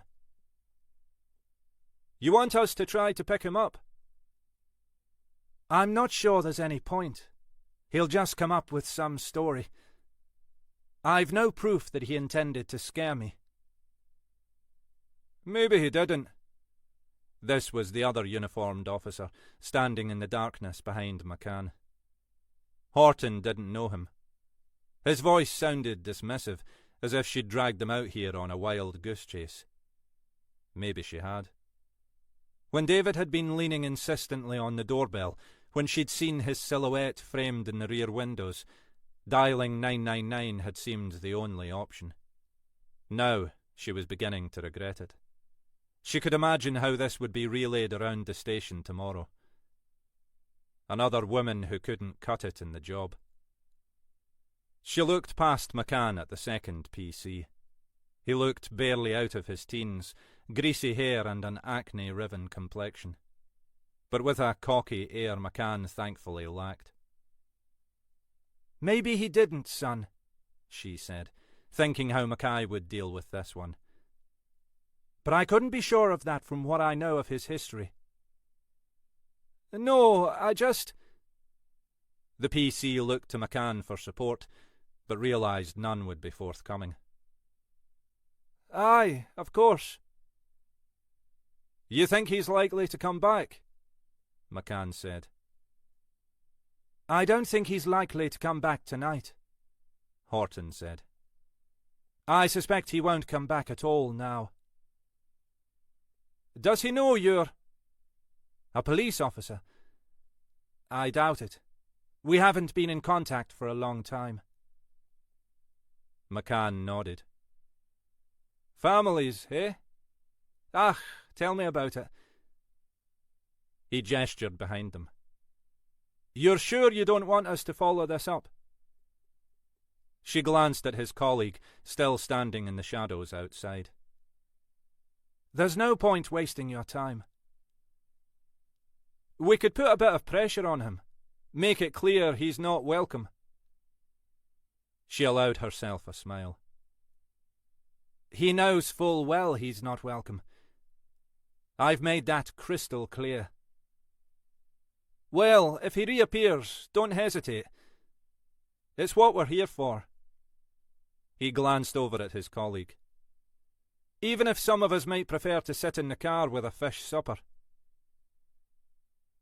After the officers had gone, Horton watched as Isla slid the bolts on the front door, making sure the locks were fully engaged. She could see Isla was doing this deliberately, demonstratively, to reassure her that this place remained their refuge. "I'm sorry," Isla said, as she returned from the kitchen with an opened bottle of wine. "I'm not sure if calling 999 was the best idea after all. That silly little bugger outside." Horton shrugged. "There'll be a bit of gossip in the canteen tomorrow. Apart from anything else, I'm guessing your existence will be news to some people, though I've hardly kept it a secret. But they'll soon forget about it. And Christ knows what David would have done if they hadn't turned up." "You really think he would have done something?" Isla stopped pouring the wine and shook her head. "Sorry. I'm sounding like that 12-year-old they'd allow to dress up as a policeman. I didn't mean it like that. I mean, do you think he'd have been physically violent?" "Who knows? He's been violent enough in the past. But whatever he intended tonight, he scared the hell out of me." She took a mouthful of wine and sat back on the sofa. "The weird thing is that I almost feel better that it happened." "Better?" "I don't know. It felt like it brought things to a head. It was worse when he was lurking out there somewhere, and I had no way of responding.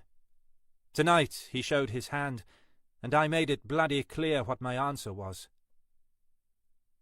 Isla nodded, her expression suggesting she wasn't entirely convinced by this assessment. Let's hope he takes no for an answer. He will, Horton said confidently. He's an asshole, but he's not stupid. He won't risk another run-in with the police.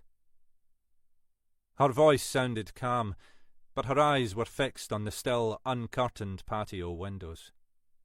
She rose, and with a finality that suggested she wanted to bring the conversation to an end, she pulled the curtains closed. Let's go and sort some food, she said. I'm starving.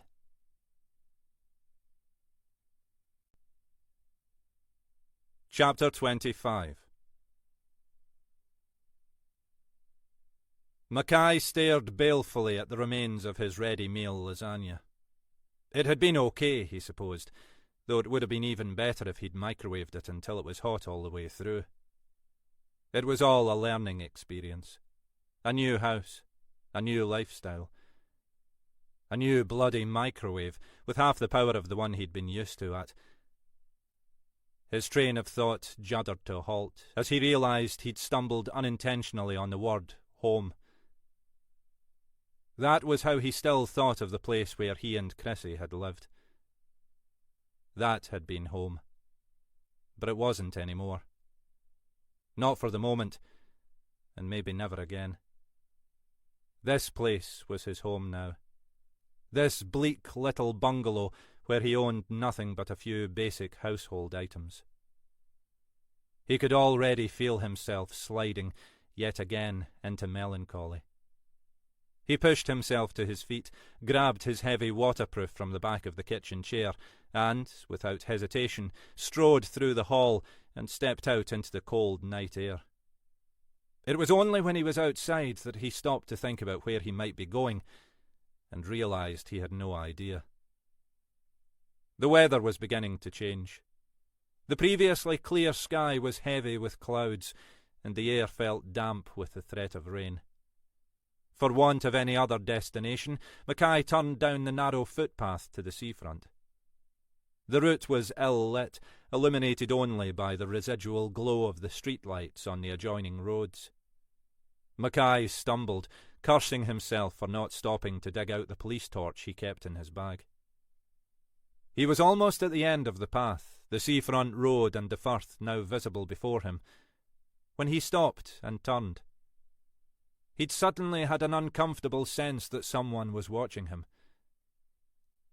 There was no sign of anyone behind him, although there was plenty of shrubbery in which a covert observer could be hiding.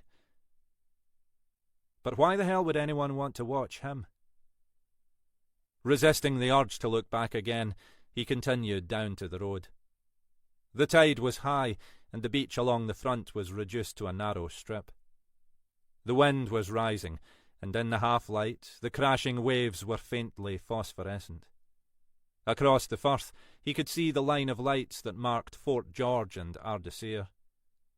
Jenny would be back over there by now, no doubt enjoying another evening of domestic bliss with her partner. To his right he could see Rob Graham's house, lights blazing, windows uncurtained. No longer Graham's house, of course, he added to himself. He wondered how Shona Graham was feeling tonight.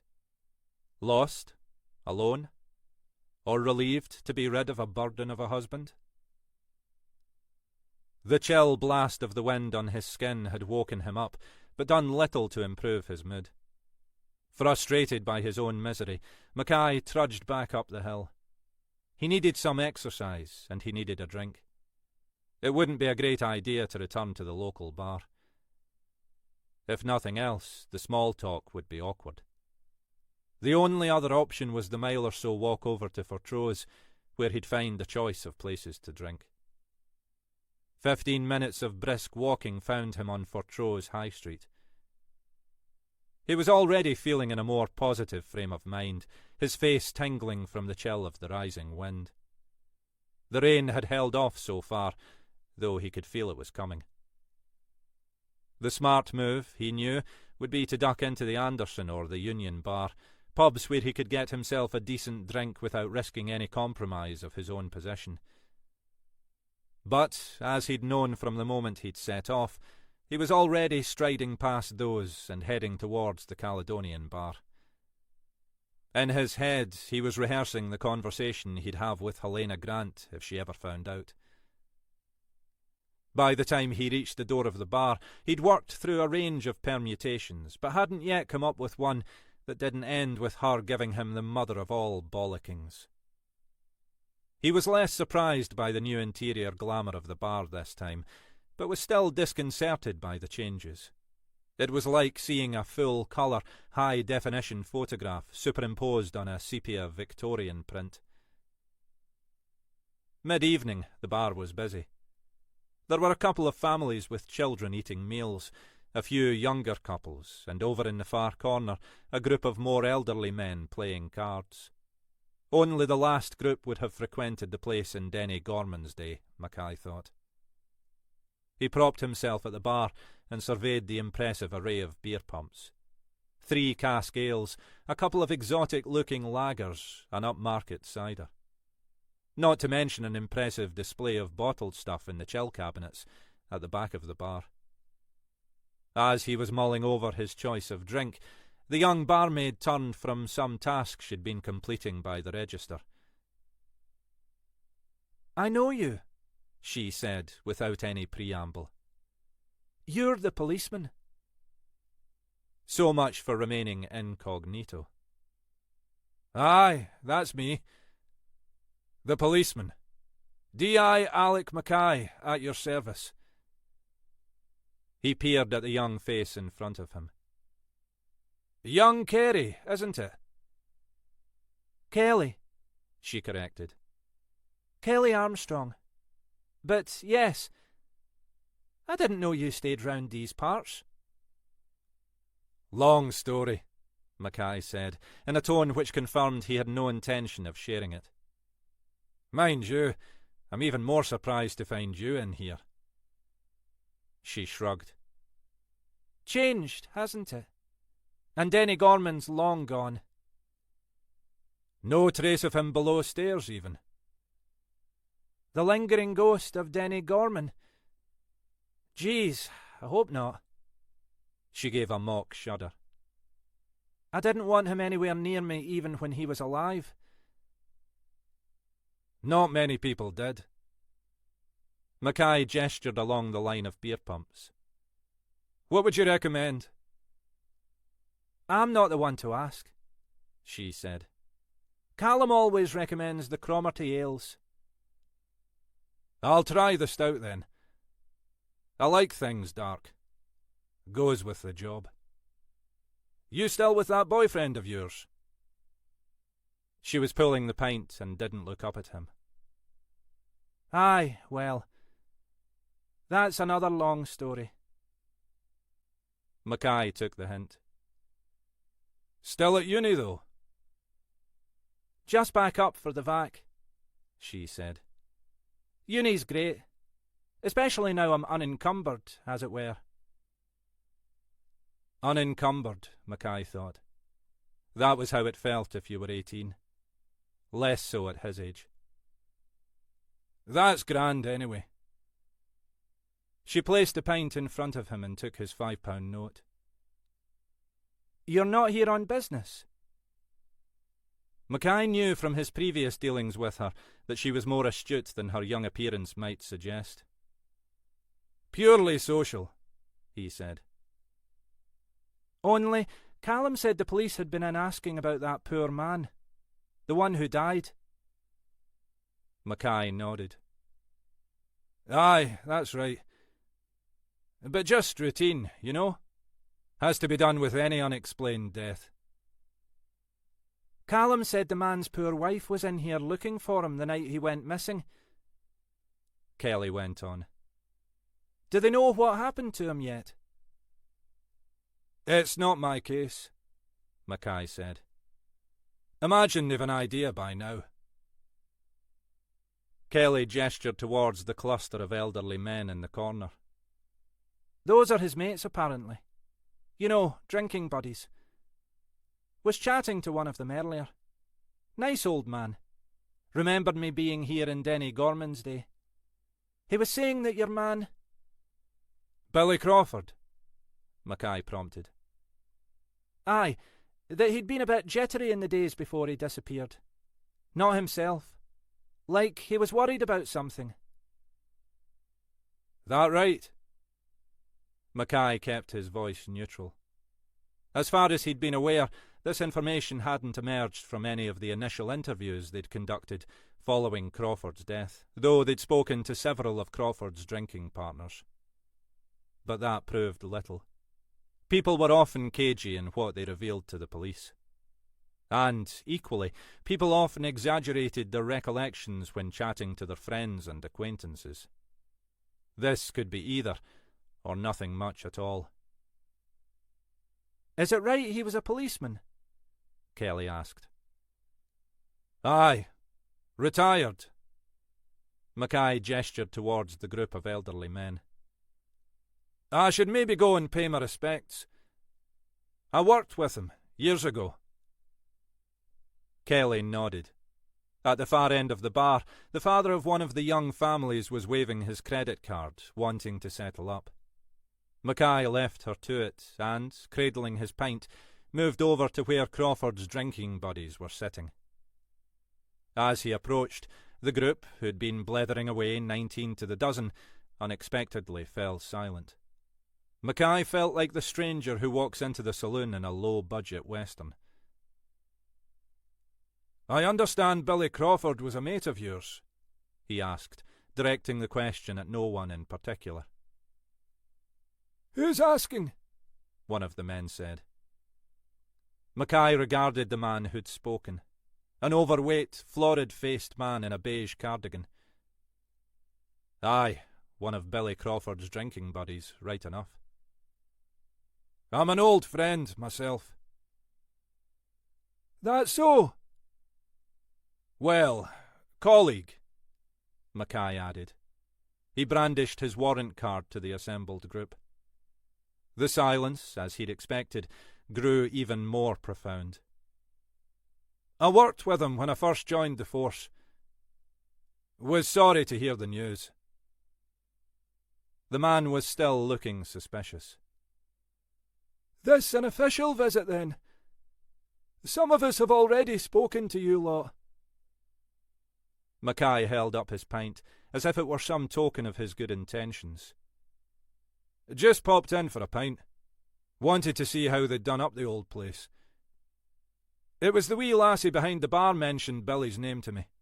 Just thought I'd come over to pay my respects." "You know any more yet about what happened to Billy?" The florid-faced man sounded keen to get any gossip that might be going. "Not my case," Mackay said. "Imagine there'll be an inquest to determine the cause of death, though." "Bit of a coincidence, him and Jackie Galloway," the man said. "And I hear there's been some new trouble over in Rosemarkie." It sounded as if he already knew as much as Mackay did. Mackay shrugged. "Aye, sad times, right enough. You don't expect anything to happen just walking home from the pub?" "That's if Billy did just walk home," a second man said. For a second, the group fell silent again, as if the man had spoken out of turn. "I'm just saying." "You're saying nothing," the florid-faced man intervened. "Let's not speak ill of the dead. Billy was a grand chap." "I'm not." The other man finally recognised he was being silenced. "Aye, he was that." Mackay knew there was no point in pushing it. "I'll leave you to it," he said, raising his pint to them. "Just wanted to pass on my condolences." He returned to sit at the bar, enjoying the continuing silence behind him. It took them a few seconds to begin chatting again. Mackay finished his pint and ordered a second, along with a pack of upmarket crisps. Nice bunch, he said to Kelly. Aye, part of the old crowd. Not sure Callum really wants that kind of clientele, but they're harmless enough. Mackay nodded, his eye still half on the group. The man who'd apparently said too much about Billy Crawford had had a packet of cigarettes on the table in front of him. Mackay assumed that at some point he'd head for a quick drag outside the front doors. The only question was whether he'd go alone. Mackay assumed there'd be more than one smoker among that group. Sure enough, after a few minutes, the man picked up his cigarettes, said something to the group, and made his way towards the doors. To Mackay's relief, none of the others accompanied him. Maybe he was being cold-shouldered for shooting his mouth off. Trying not to hurry, Mackay finished his pint and the last few crisps, nodded to Kelly, picked up his coat, and headed towards the door himself. Outside, the weather had turned colder, and a fine rain had started to fall. The street lights and shop fronts along the high street were haloed with mist. The man was huddled in the doorway, drawing heavily on a cigarette. "There'll be the death of you, you know," Mackay said, stepping past him. Aye, it's a race between this and the booze, which'll get me first. You seem to want to say something about Billy Crawford in there. None of my business, the man said. But if you lot are looking into his death, you should know he didn't always go straight home. That right? Aye. He had a fancy woman. Widow. Meg Bernard. Nice little arrangement, I'm told. How'd you know this? Ach, everybody knows it. Well, everybody except Billy's widow. That's one reason Fat Bob in there doesn't like people talking about it. He's got a soft spot for Jeannie Crawford. He'll be in there, now she's free and single again. She'll be worth a bob or two as well. You know where this Meg Bernard lives? Aye. He gave Mackay a street name, just off the high street, down towards the sea. Mackay's first suspicions had been correct, then. It might help explain how Crawford came to be in the water. I don't know the number, but it's a bungalow, down at the far end on the right. You'll find it. Mackay nodded. Thanks. I'll pass on the information. But you'll treat it discreetly, like. None of us wants to see Jeannie hurt. Soul of discretion, Mackay said. You best get back to your mates, or the cold'll get you even before the fags do. Aye, bonny Scotland, eh? Mackay stood for a moment after the man had gone, feeling the cold rain running down his neck. The smart thing to do was to relay this bit of intelligence back to Helena Grant in the morning. She'd want to know how he came by it, but he could give her an innocent enough answer to that. Just chatting in the pub, he'd say. All blokes together. You know how it is. Aye, that was the smart thing to do. But Alec Mackay had never had much of a reputation for doing the smart thing. Not when there was a chance to do something much dumber instead.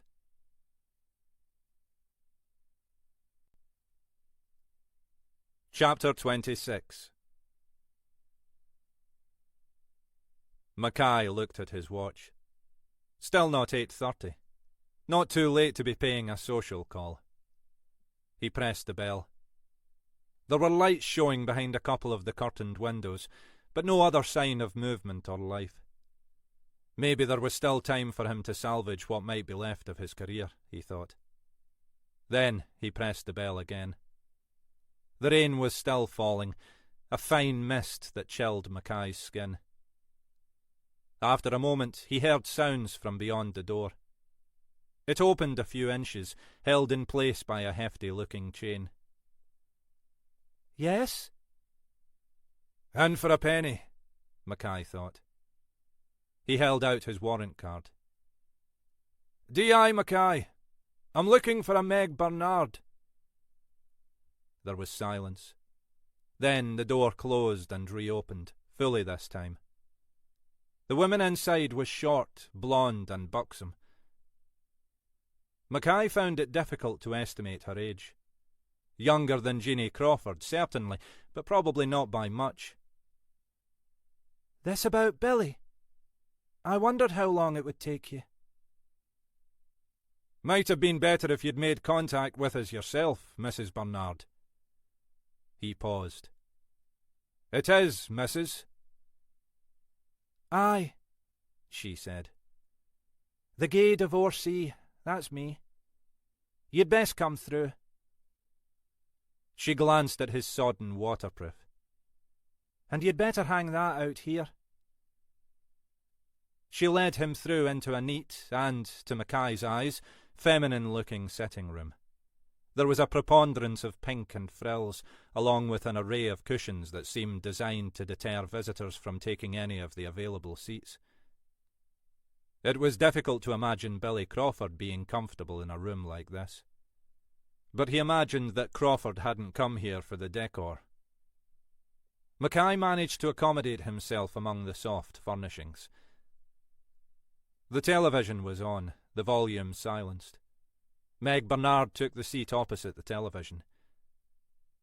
There was a glass and a half-empty bottle of gin on the small coffee table beside her. Bernard's demeanour suggested she might have consumed much of the missing half that evening. I miss Billy, she said, with no preamble. I didn't think I would, but I do. Poor wee bastard.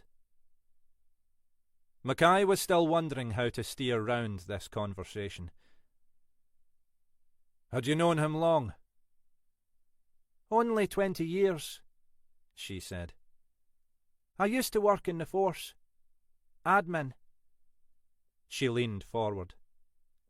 In fact, I remember you, Alec Mackay. You were a cocky wee bastard. Nothing changes, Mackay said. But that's a long time. To be someone's mistress, you mean? Aye, I suppose. But it suited me. The one thing I learned from being married was that I'm not the marrying kind. I like my own company too much.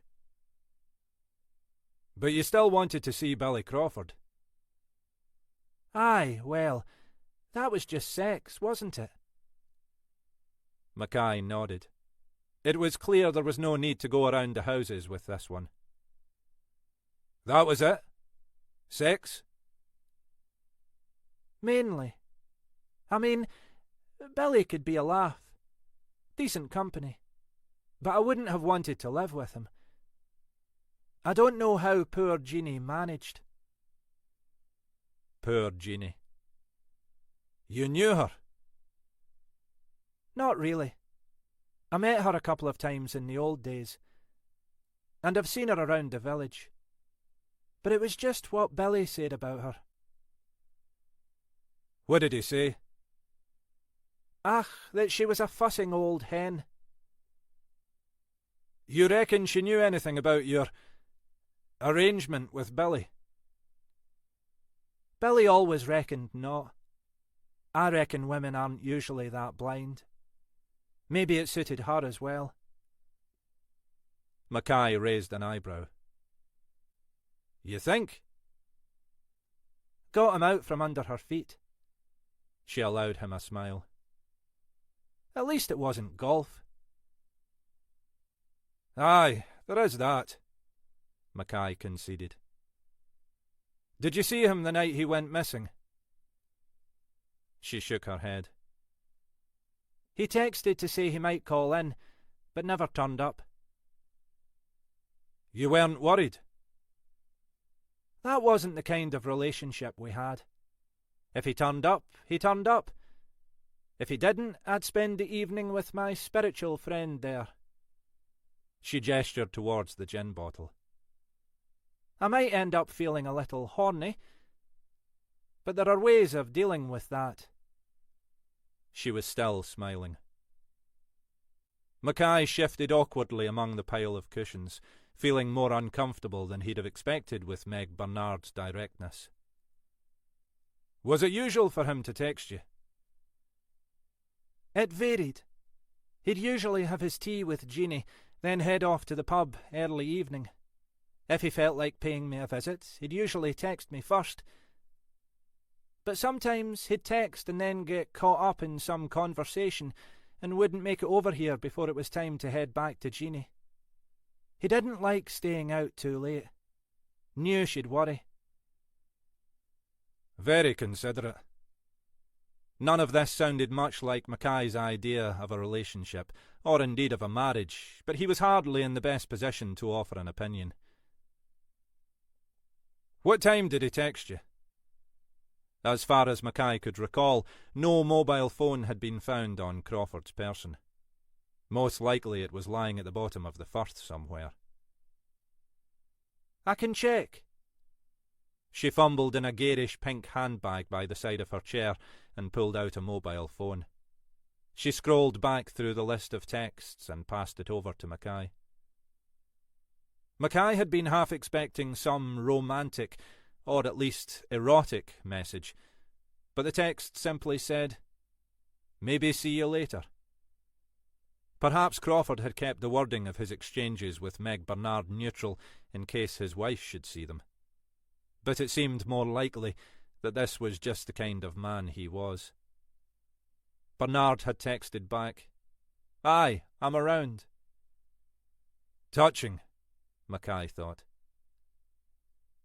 The texts were both timed at 7:03 p.m, presumably not long after Crawford had first arrived at the pub. Crawford had clearly been planning ahead. Callum Donnelly, the landlord at the Caledonian Bar, had said that Crawford usually left around 8 or 8:30. If he had come round, what sort of time would you have expected him? 8ish, I guess, Meg Bernard said. Much later than that and he wouldn't bother. He liked to get back to Jeanie not much after 9. He didn't text you again? That wasn't Billy's style. If he turned up, he turned up. If he didn't, well, I'd know he'd just stayed for another drink and then headed home.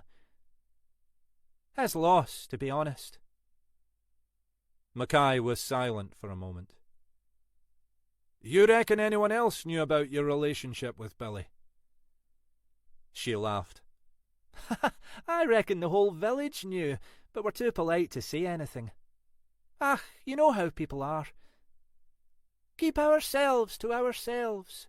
Not our place to judge. She'd affected a high-pitched, prissy accent for the last 2 statements. All that crap. That's why I can't believe Jeanie didn't have an inkling. She stopped, her voice suddenly serious. You really think someone might have wanted to kill Billy? We just have to explore all the possibilities. The real question is how he got into the water. We're close to the water's edge here, she said. If you go 100 yards or so past the end of the road, you can walk down to the Firth. It's not far, another 50 yards or so. But I can't imagine what would have taken Billy down there. He wasn't exactly the sightseeing type. Maybe went to relieve himself. She looked amused by the euphemism. He'd have been quicker just ringing the doorbell if he was that desperate. She was watching him closely, as if trying to weigh up what else she ought to tell him. Look, I don't know if it's relevant, she said finally. But I don't reckon Billy was quite himself in those last few weeks. How do you mean? Well, you know Billy. You remember him, I mean. He wasn't a man lacking in self-confidence. That was one way of putting it, Mackay thought. If Mackay himself had been a cocky wee bugger in the old days, Crawford, like most of his senior associates, had been a full-blown egomaniac. Aye, so I recall. That was Billy all over. Always thought he could do just as he liked. She smiled, reading the expression on Mackay's face. Just like he did with me, that's right. And we were all daft enough to let him get away with it. But the last few weeks, he wasn't like that. In what way? If it was anyone else, I'd have said he was scared. But I don't recall Billy being scared of anyone or anything. We're all scared of something, Mackay observed. Maybe it just took Billy a bit longer than most of us to face it.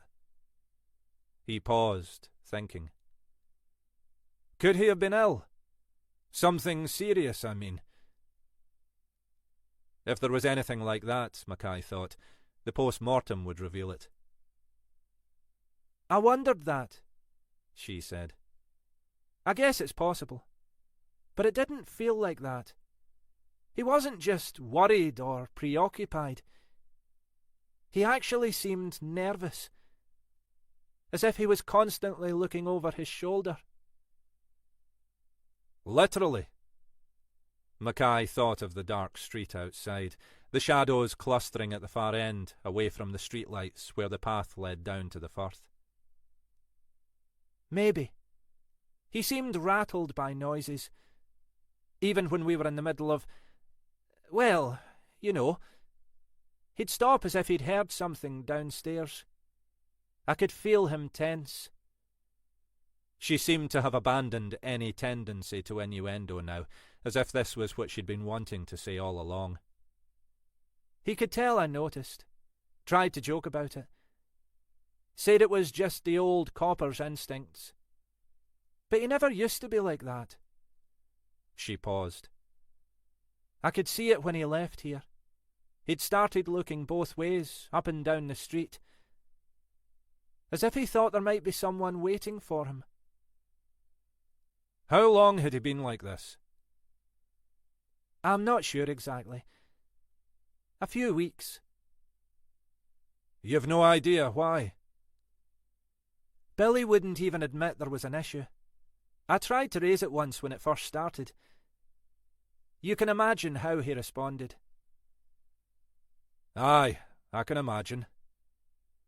Crawford hadn't been the type to show any kind of weakness, especially not to a woman.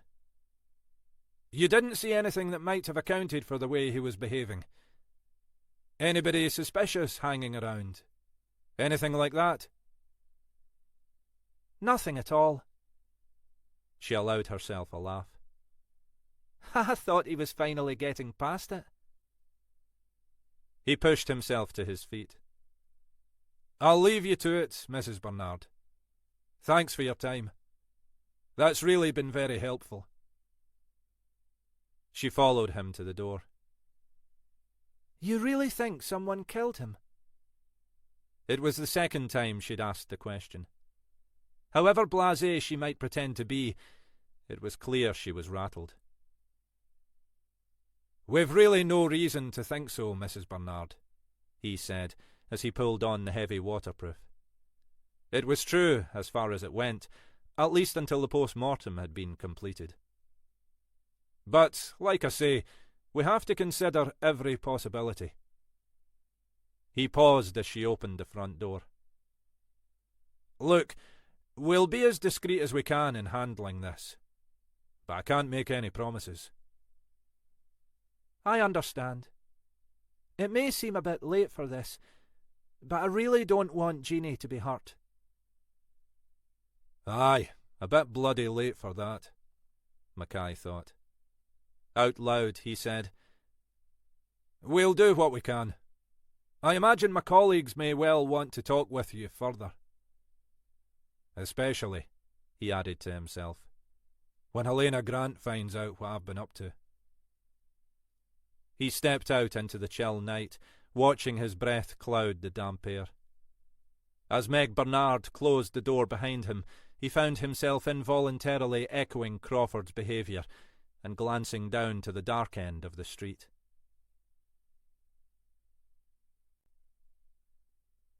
Chapter 27. The rain had stopped for the moment, and Mackay's first instinct was to head back to the bungalow. He'd done himself more than enough damage for one night. Then he took another look down towards the far end of the street. Bugger, he thought. That was his problem. He could never leave things be. Still muttering to himself, he trudged slowly down the final 100 metres to where the road ended. There was a fenced-off patch of ground to the left that looked as if it had been bought by a developer with the intention of building more housing. Now it was overgrown and abandoned. Maybe the money had run out, Mackay thought, or the market hadn't been there. Ahead, beyond the end of the adopted road, the land fell away, grassland dotted with trees descending towards the firth. Mackay took another few steps forward, feeling the wet undergrowth give beneath his feet. He moved to the right, peering into the dark until he found a clear line of sight to the sea. He could only just make it out, the water faintly translucent in the blackness, but it was no distance away, 30 or 40 metres at the most. He made his way further down the hillside, wondering how Crawford could have accidentally fallen into the water. Even if he really had been desperate for a piss, there was no reason to detour far from the road. It was possible that Crawford had entered the water elsewhere. There were other points in the village that gave access to the firth. But it was even harder to imagine what might have taken Crawford to any of those. Mackay was turning to head back up to the street when he heard the movement behind him. He froze, suddenly struck by an irrational sense that someone had been watching him all the time he'd been here. He'd been half-crouched, peering down at the water, but now he straightened and stared back into the blackness. He could make out nothing but the slow sway of the trees against the buffeting sea wind. Then, suddenly, he felt a weight against his back and the tight grip of gloved hands on his throat. He stumbled forward, flailing wildly against whoever was behind him, but could gain no purchase. The fingers on his throat tightened, the sharp edges of leather gloves biting into his flesh, forcing him down onto his knees. His instincts working more quickly than his conscious mind, Mackay rolled to his left, trying to pull his assailant onto the ground beside him, hoping that the impact would loosen the grip around his neck. He reached behind, straining for his attacker's face, his fingers searching for a point of vulnerability. The grip slackened only momentarily as their two bodies struck the ground, but it was sufficient for Mackay. Lying sideways on the wet earth, his feet found a grip, and he thrust himself backwards, driving his attacker's body hard against the trunk of an adjacent tree. He heard a brief gasp of surprise, and the hands on his throat loosened enough for Mackay to pull free. He rolled forwards, twisting to see who was behind him. He'd expected his assailant would be too winded to make an immediate move, but even before Mackay could fully turn, the figure was up and running down towards the water. Mackay lay, breathless, contemplating whether to give chase. But the figure was already out of sight, presumably heading back up towards the village, and Mackay was in no state for running. He dragged himself to his feet, looking down ruefully at his damp, mud-stained trousers. Jesus! What the hell was going on? Had someone been watching him all the time he was down here? Had they seen him visiting Meg Bernard's house? And why the fuck were they even interested in him? Galloway, Crawford, and Graham. A poisonous fucking trio back in the day. Watching each other's backs, but all too ready to stick a knife in them too. Lining their own pockets whenever they got half a chance, and not caring who they screwed over to do it. Once upon a time, he could have named a dozen individuals who'd have been glad to see the back of all three of them. But that was a long time ago. Half those people would be dead, and the rest would be in their dotage. Why the hell would all this start up now? He began the slow walk back into the centre of the village. The rain had started falling again, chilling the air and misting the orange streetlights. Mackay's body was bruised and aching, his clothes stained and damp. At that moment, even the bleak bungalow in Rosemarkie, the only place he could think of calling home, felt 1,000,000 miles away. And, of course, Helena Grant was going to be pissed as hell with him. Well done, Alec, he thought. Another great evening to write up in the fucking diary. Another fucking fine mess.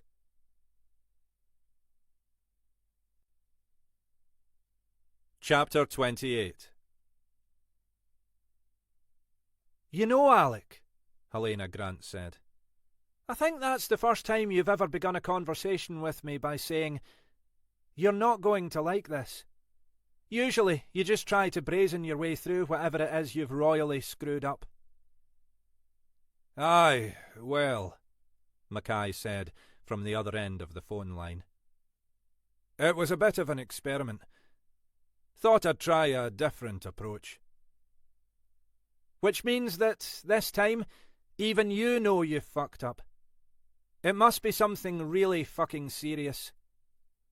She held the phone away from her and squinted at it, as if that might provide her some additional insight into Mackay's unfathomable mind. Ah, well, it's not so bad, he said.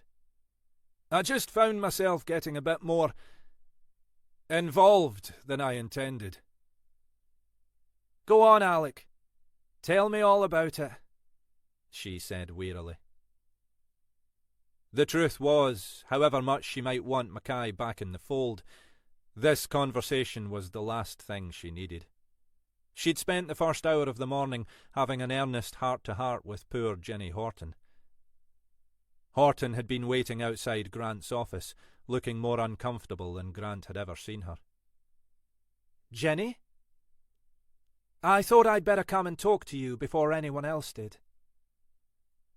Horton's confession, as it turned out, had been largely innocuous. Essentially that she'd called out the uniforms the previous night for what sounded to Grant like entirely legitimate reasons. You did the right thing, Jenny. Obviously. You're not denied access to the emergency services just because you're a police officer yourself. Horton had nodded. Yes, I know. It's just embarrassing. Especially as David had already buggered off by the time they arrived. I don't even know that he really meant me any harm. It sounds as if, at the very least, he wanted to scare the hell out of you. He succeeded pretty well on that front. She'd listened patiently while Horton had recounted her history with her stepfather. She'd encountered too many men like that. Arrogant, manipulative, abusive. Plenty of them, truth be told, in the force. For a certain kind of copper, at least in the past, it had pretty much gone with the territory. She could only give thanks that the particular copper she'd chosen to marry had been a very different breed. But, of course, he'd been snatched from her far too early. You still think he might be a threat, though? I honestly don't know, Horton had said. Maybe there are things he really does want to tell me. He could always write you a letter. He doesn't have to try to force his way through your front door. Her guess was that, whatever he might want to share with Horton, the stepfather was playing the same games he'd always played, making others dance to his tune. Men like that never really changed. Anyway, don't worry about it. No doubt there'll be a bit of gossip below stairs, but they'll always find something to gossip about. Give them 24 hours and they'll have moved on. Now, an hour or so later, Grant found herself having yet another heart-to-heart. this time with Alec Mackay. Except, of course, that being Alec, it was far less straightforward. She listened to his account of his visit to the Caledonian bar in silence, already seeing where this was going. Please don't tell me you went round to see this Meg Bernard, Alec. There was a pause. Aye, well, I can see, with hindsight, it maybe wasn't the smartest of moves. You can see that, can you, Alec? With hindsight. Just remind me again how long you've been a police officer. She didn't really feel angry, just very weary. But Mackay often had that effect on her. Well, I know. Look, Alec, yesterday I came within a hair's breadth of suspending you. For your own good. I tell you to take some leave and spend some time mending fences with Chrissy. Instead, you stick your nose back into the case and take it on yourself to interview a bloody witness, potentially compromising anything she might have had to say. She took a breath. You're not stupid, Alec. So, I can only assume you're doing this to drive me into an early grave. It was only... Don't even think of trying to justify this, Alec. Whatever I might or might not think, the truth is you're still potentially a bloody suspect in this case. I should do this by the book. There was an extended silence which told her that Mackay knew he'd pushed it too far this time. Christ, he could be a numpty sometimes. Finally, she said, I'm probably going to regret this, Alec. But I'll give you just one more chance. Stay at home. Mind your own bloody business. And, like I say, go and talk to Chrissy. I ran into her, Mackay said, sounding relieved to change the subject. In the supermarket. How was she? Ah, you know. Civilised. Mackay made this sound like a disreputable quality. I said we should talk.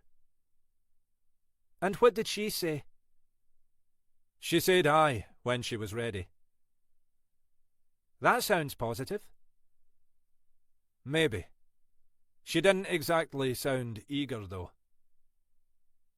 It'll take time, Alec. But you need to keep trying.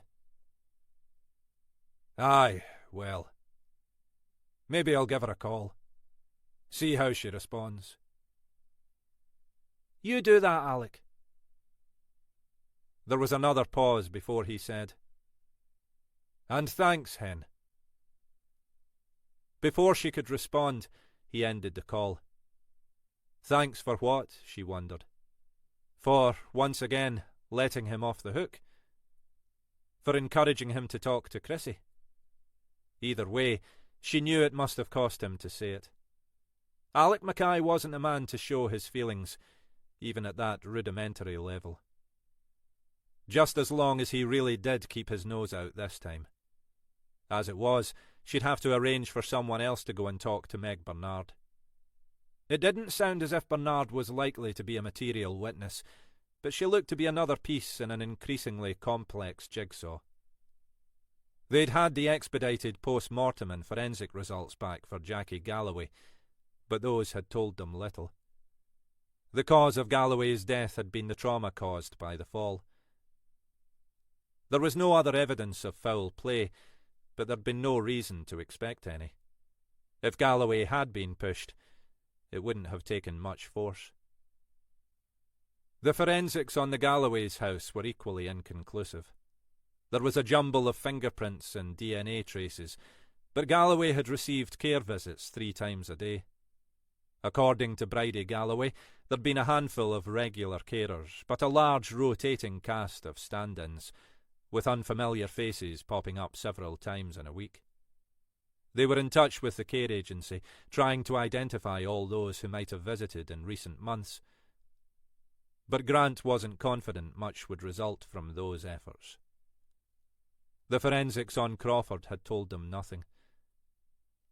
The body had been tossed and turned in the firth for too long for any useful evidence to be left.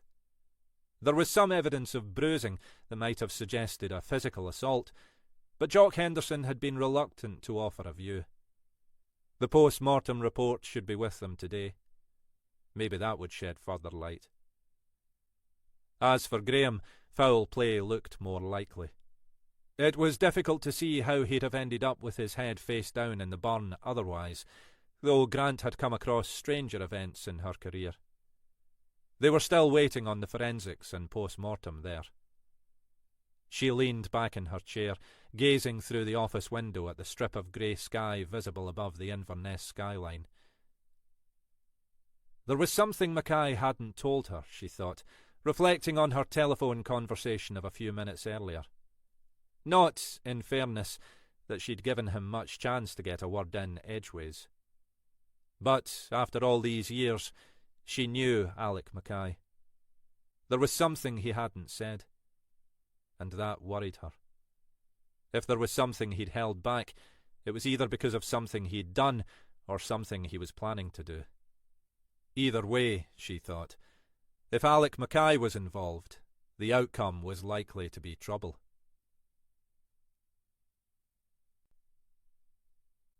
Chapter 29.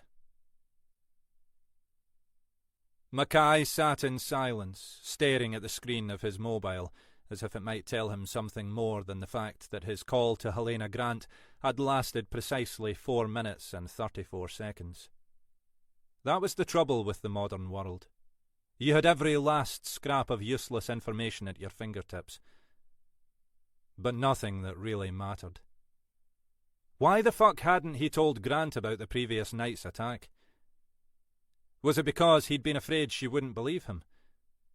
That she might think he was concocting some story to demonstrate that he was another victim here, not the potential perpetrator? After all, in the cold light of the morning, Mackay could hardly believe it himself. Mackay had little doubt that the attacker had wanted to kill him. After the incident, he realised now, he'd been partly in shock. It was as if his emotions had shut down, preventing him from appreciating the impact of the assault. It was only as he lay down to sleep in that narrow rented bed that he registered how lucky he'd been. If his instincts had been less acute, if he'd been a second slower in responding, those gloved hands would have tightened remorselessly around his throat. His body would have ended up tossed into the firth, just as Billy Crawford's had been. This bleak thought had been confirmed the next morning when he'd looked in the bathroom mirror and seen the purple bruising on his neck, felt the skin tender to his touch.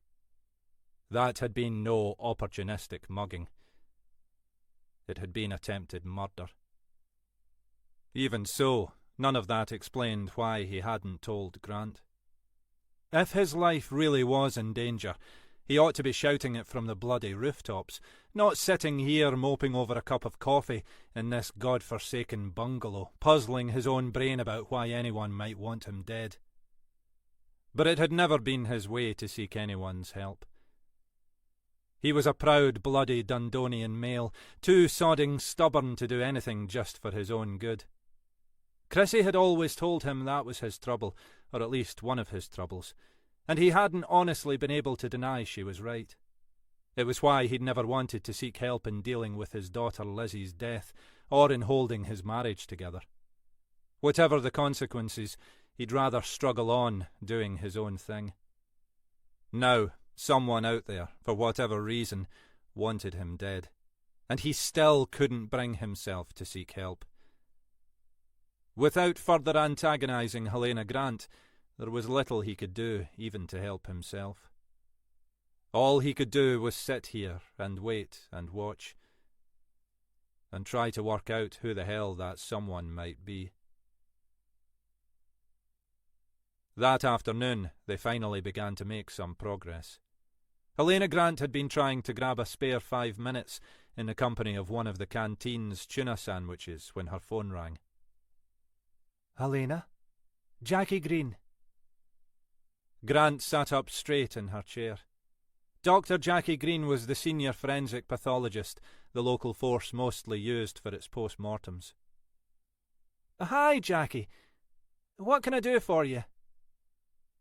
More a question of what I've done for you, Green said. Not that you'll necessarily want to thank me. Go on. I carried out the PM on Crawford this morning. Something interesting?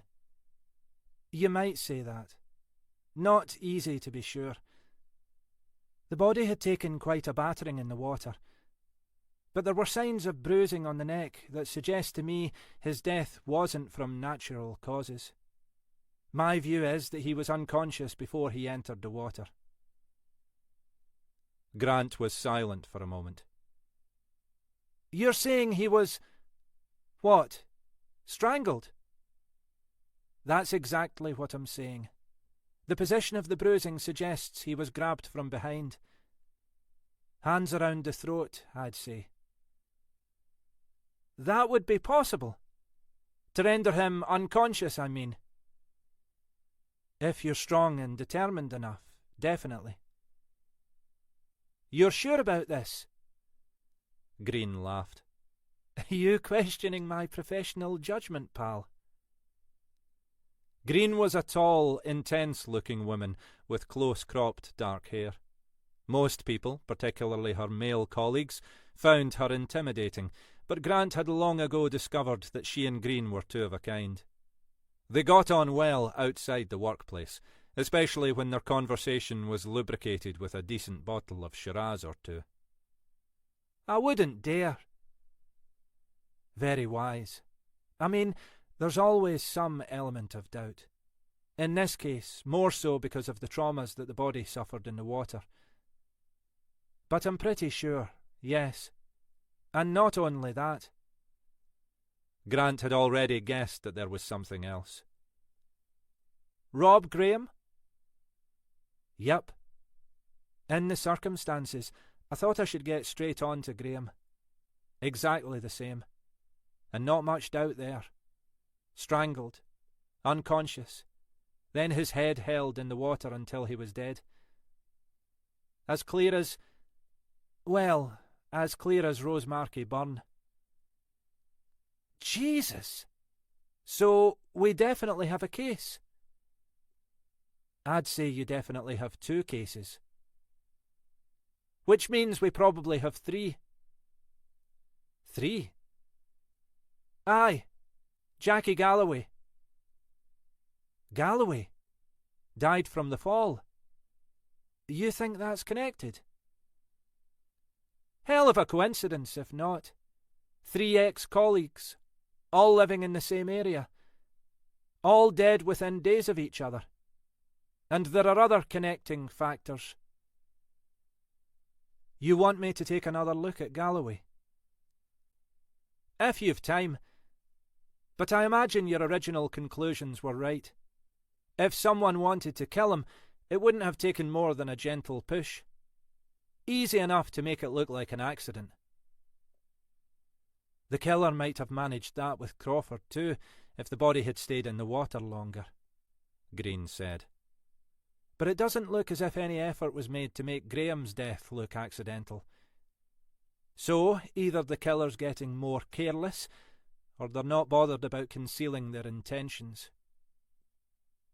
My guess would be the latter, Helena Grant said. If you wanted to be discreet, you wouldn't commit 3 murders in as many days. This is someone who wants us to know what they're doing. Fair point. So, the question is, have I made things better or worse? It was Grant's turn to laugh. Well, you've made them a lot clearer. At least we can confirm to the Procurator that we've got something worth investigating, which means I can probably scrape up some half-decent resources to throw at it. She paused, serious again.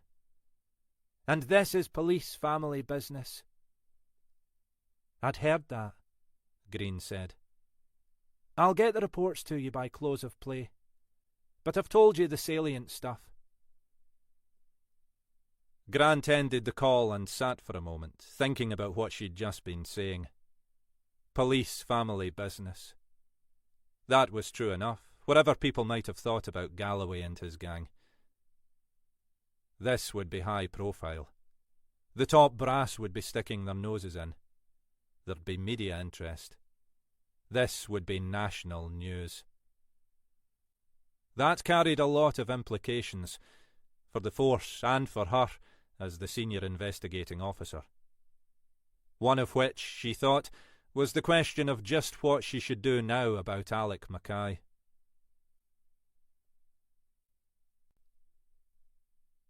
Chapter 30. Jenny Horton had been trying to lose herself in work. She didn't want to think about what had happened the previous evening. She didn't want to think about what her uniformed colleagues might be saying about her. Above all, she didn't want to think about David, where he might be or what he might be up to. Luckily, throwing herself back into work wasn't difficult. With Mackay absent, her workload was even heavier than usual. She had half a dozen or more cases on the go, some continuing investigations, others completed but with administration still to do. And then there were the cases still to come to court, like last year's multiple murder. That was largely done and dusted from their perspective, but there would still be witness statements to give, briefings with the advocate deputy, all the usual paperwork associated with a major trial. Horton still had an uneasy feeling about that case. It should have been cut and dried. The killer was dead, his daughter expected to plead guilty to his and another murder, but with more than enough extenuating circumstances to limit her sentence. There wasn't much doubt how it was likely to go.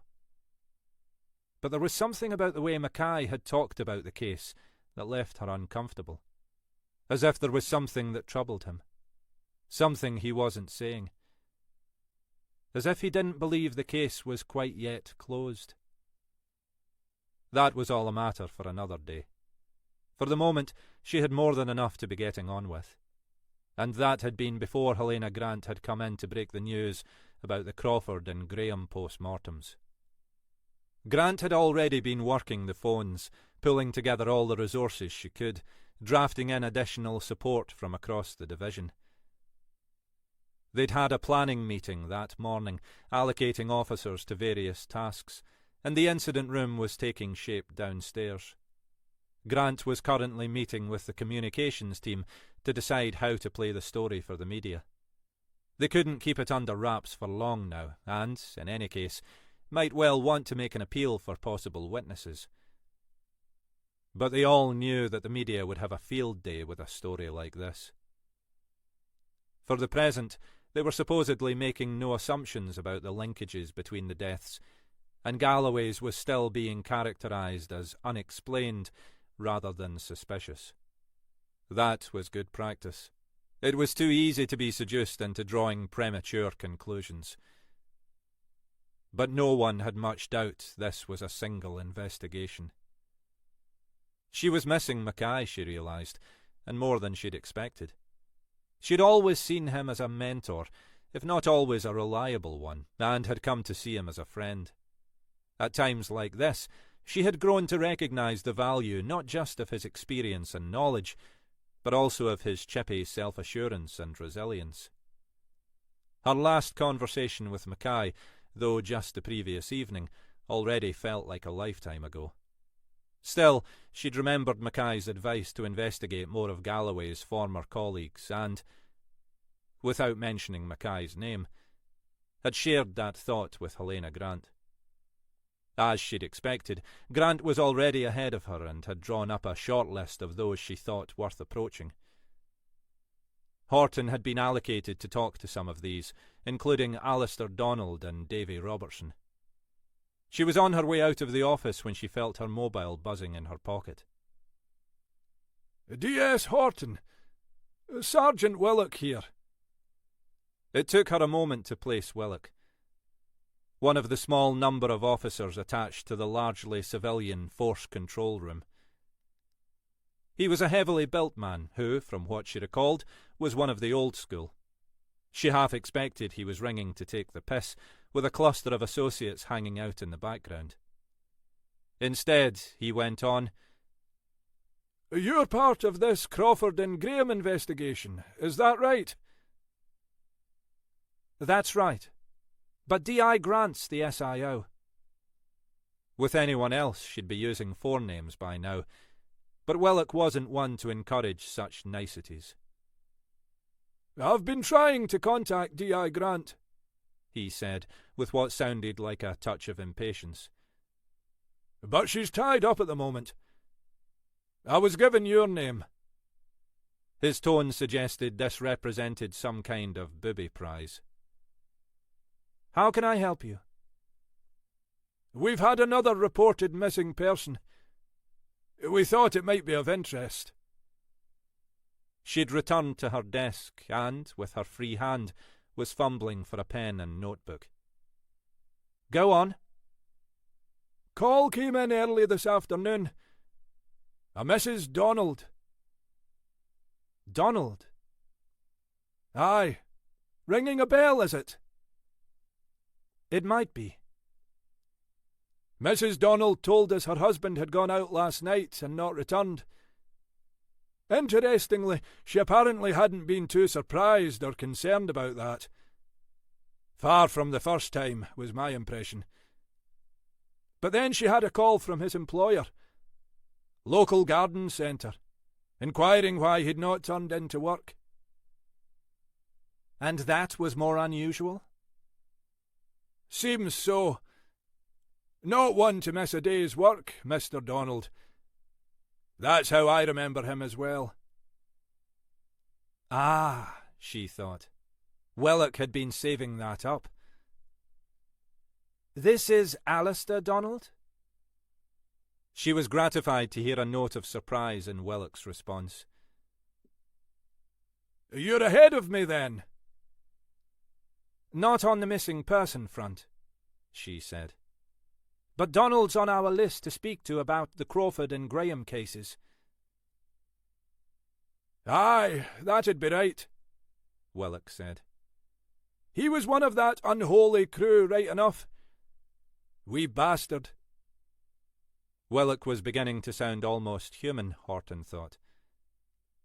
It was clear that Jackie Galloway's team held a special place in his heart.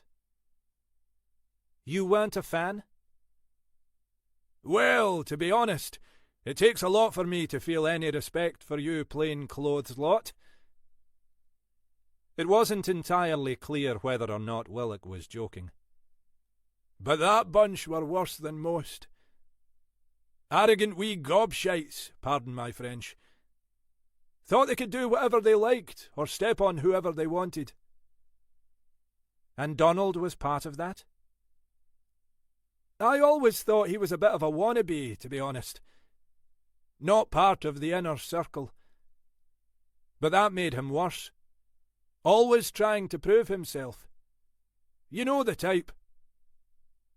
She knew the type well enough, and Mackay had said much the same thing. "What's your view on him supposedly going missing?" she asked. "I'd be inclined to take it seriously. Donald was a tosspot, but he was always a stickler for discipline. Not the sort to miss work and not even phone in. Doesn't feel right to me. Shall I send the details over?" "Yes. Send them to me. Donald was on my list to follow up anyway. I'll brief D.I. Grant." "Thanks. Only too delighted." "Shit," she thought as she ended the call. Another one. Another retired officer. Another former member of Galloway's team. She logged into her email and saw that the information from Willock had already arrived.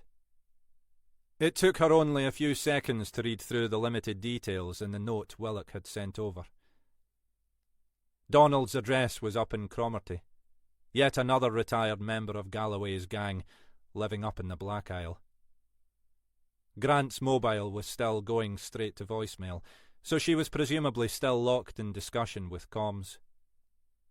At this rate, they might all find themselves overtaken by events, Horton thought. She left Grant a brief message explaining what had happened, and confirming that, in line with the original plan, she'd head up to Cromarty. The difference now was that it looked as if she'd be talking to Mrs. Donald, rather than her husband. Well, she thought, it ought to be an interesting conversation.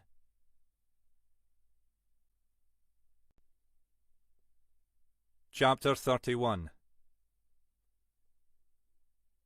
Mackay spent the afternoon pacing up and down the narrow spaces of the bungalow with the air of a cage-bound animal seeking an escape route. He could already feel himself growing stir-crazy. He cooked himself beans on toast for lunch, spent 15 minutes watching the daytime news, and then started pacing again, pausing only occasionally to stare out of the kitchen window at the distant line of the sea. After an hour or so of this, he threw on his coat and stepped out into the damp afternoon air. The weather had improved from the previous evening, but the sky was still heavy with clouds. The waters of the Firth looked grey and forbidding, and a strong wind was driving the waves high up the narrow beach. As he reached the main road, he turned his back to the sea and trudged up the hill to the high street. His plan, born mainly from the lack of any other ideas, was to visit the local convenience store, buy himself a few beers and one or two other items he needed. As a former heavy drinker, back in the days when it was almost a requirement of the job, he was acutely aware of the dangers of solitary drinking. But a few beers wouldn't do any harm, he told himself. He couldn't face the thought of a long, solitary evening in complete sobriety. And he was gradually rendering most of the local bars out of bounds. The shop was empty. Mackay imagined it did most of its business during the tourist season. It was a well-stocked little place, aimed at holidaymakers in self-catering cottages and caravans who couldn't be bothered to traipse to the larger but more distant supermarkets. Mackay threw some bread and a tub of butter into his basket, along with a pint of milk, and then selected some beers from the array of bottles on the shelves, most of them from the local breweries in Cromarty and Munlochy. He exchanged a few words with the bored-looking middle-aged man behind the counter, then, laden with an embarrassingly clinking bag of bottles, stepped out into the daylight. "Mr. Mackay?" He looked up, surprised. "Mrs. Galloway?" "Ah, call me Bridie." Bridie Galloway looked a different woman from the person he'd spoken to a couple of days before. As if she'd dropped 20 years overnight. She was dressed in a neat, if slightly shabby, raincoat, but with a bright floral headscarf tied round her hair. He smiled. "You'd best call me Alec, then." "Aye, I think I can bring myself to do that." She gestured towards the bag. "What brings you up here? Not just the quality of our local shops, surely?" He blinked, slightly taken aback by her lightness of tone. A recently bereaved widow, her husband as yet unburied. But then, the husband in question was Jackie Galloway. No wonder she was looking relaxed. "Actually, I'm living up here these days. Temporarily, at least." She was astute enough not to follow that one up. "Ah, well," she said, "there are worse places to live." She paused. "Look, I was just popping over to get some milk. Would you fancy coming back for a cup of tea? I could do with a bit of company." He hesitated. Every rational impulse was telling him he'd be a fool to accept. Helena Grant had already made it abundantly clear that it was approaching kicking-out time in the Last Chance saloon, and here he was, being invited back for tea by someone who was at least notionally a suspect in her own husband's killing. But the more prosaic truth was that she was simply an elderly widow looking for some companionship.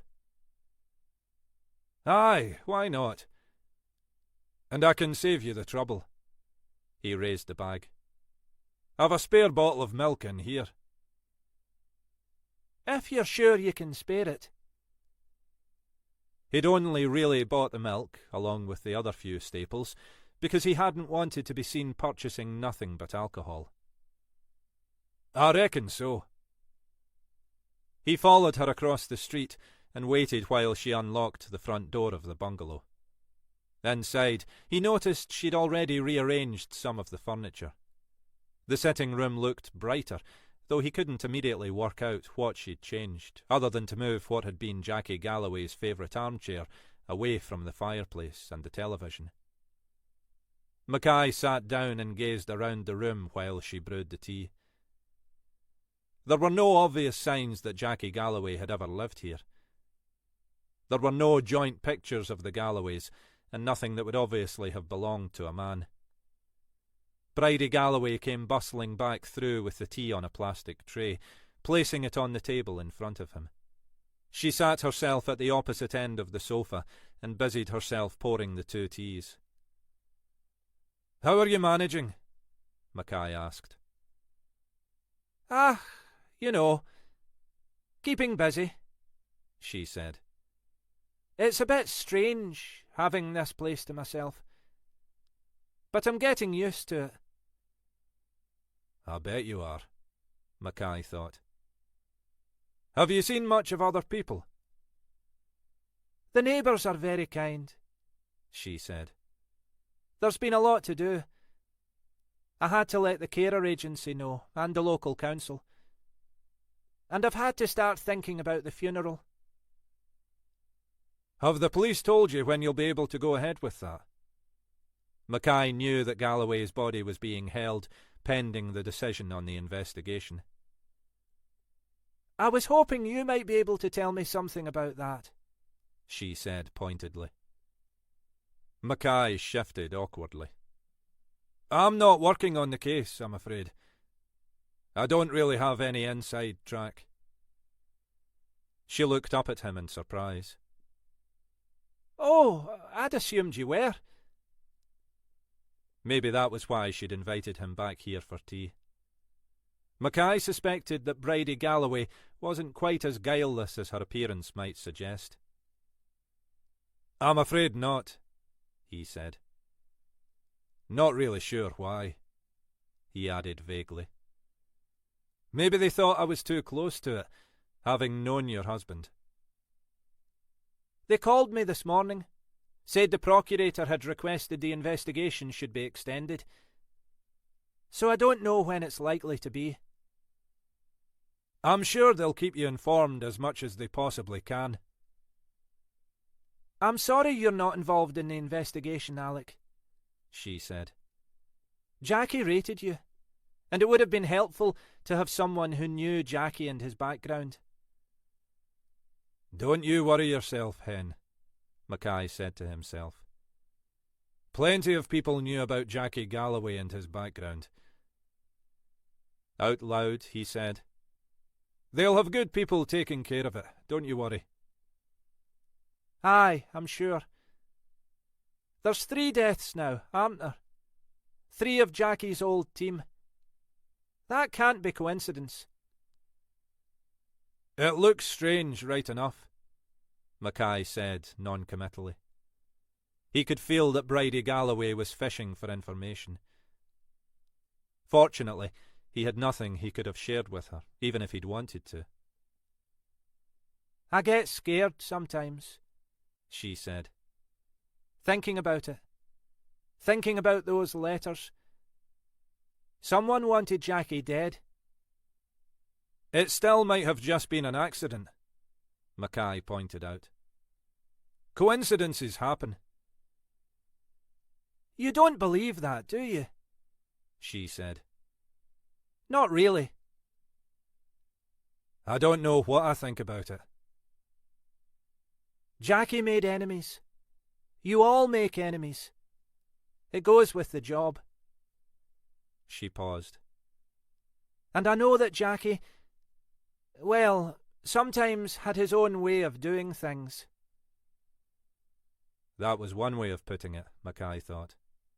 It was his turn to go fishing. How do you mean? You know what I mean. He didn't always play by the rules. He did what it took to get a result. He used to boast about it to me sometimes. Said it made him a real copper. Aye, well, it's a point of view. But I wouldn't know anything about any of that, Bridie. I was just a young rookie. Aye, no doubt, she said sceptically.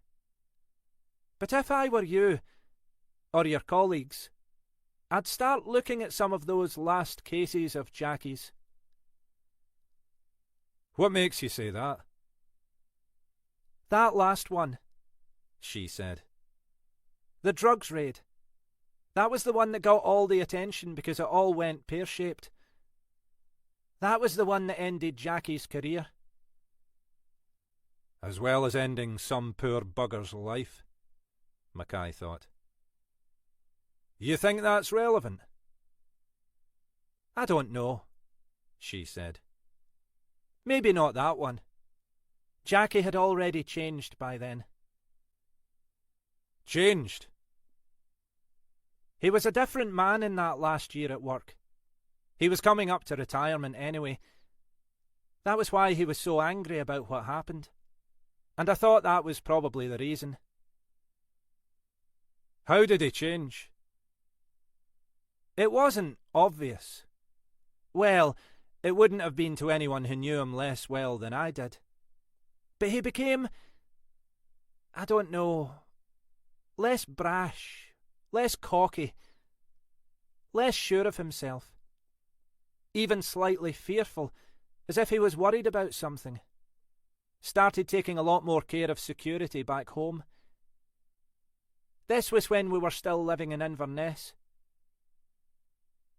You think this was something to do with an investigation? That's the way it felt to me.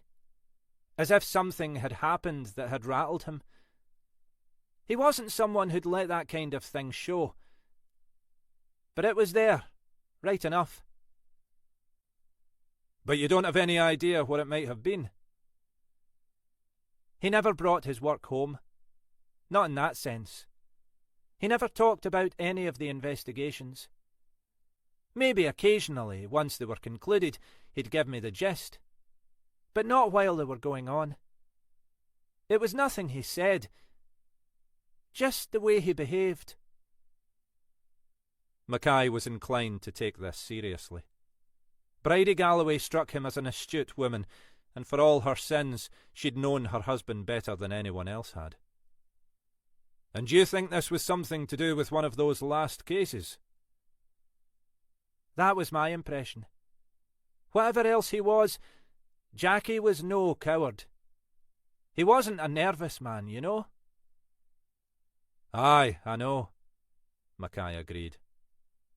That would have been the last word he'd have used to describe Jackie Galloway. The first one would probably have been an expletive. He sat drinking his tea, thinking. Have you told the police any of this, Bridie? Not yet. It's only now that the dust's settled I've started thinking about it again. And it seems so insubstantial. Do you think it's worth mentioning? If Jackie's death was more than accidental, and I'm guessing that's still not entirely clear, they'll need all the leads they can get. Anything might help. They? Aye, astute enough, Mackay thought. He was already talking as if he was no longer part of all this. Maybe that was how he was feeling. As if, without realising, he'd already begun to put his career behind him. Like I say, Bridie, I'm not involved in the investigation. I can pass on what you've said, but it might have more impact coming from you. They'll be wanting to speak to you again, I'm sure. Aye, they said that. Said they'd be in touch. So talk through it with them. Tell them what you felt. It may be nothing, but it may give them something to follow up. Do you think I should be worried? Worried? If something happened to Jackie, and those others, Billy and Rob, someone out there's got a grudge. Should I be worried about my safety? In truth, Mackay had no idea. None of this made much sense to him. But he could see little point in scaring an elderly widow. I can't see it, Bridie. The only victims so far, and that's if they even are victims, were retired police officers. If this is about revenge, they're the targets. She looked unconvinced. I've been locking up carefully, she said. Stopped leaving the key in the key safe. I might see if I can afford to get the locks changed. Mackay gazed back at her, this frail elderly woman. The only thing she'd had to celebrate in the last couple of decades had been, maybe, the unexpected death of her husband, and even that had just left her with a different set of anxieties. Aye, Bridie, he said. Better to be safe than sorry. And, while I'm up here, I'll do my best to keep an eye out for you. Ah, you're a decent man, Alec Mackay. It had been a long time, Mackay thought, since anyone had said that about him.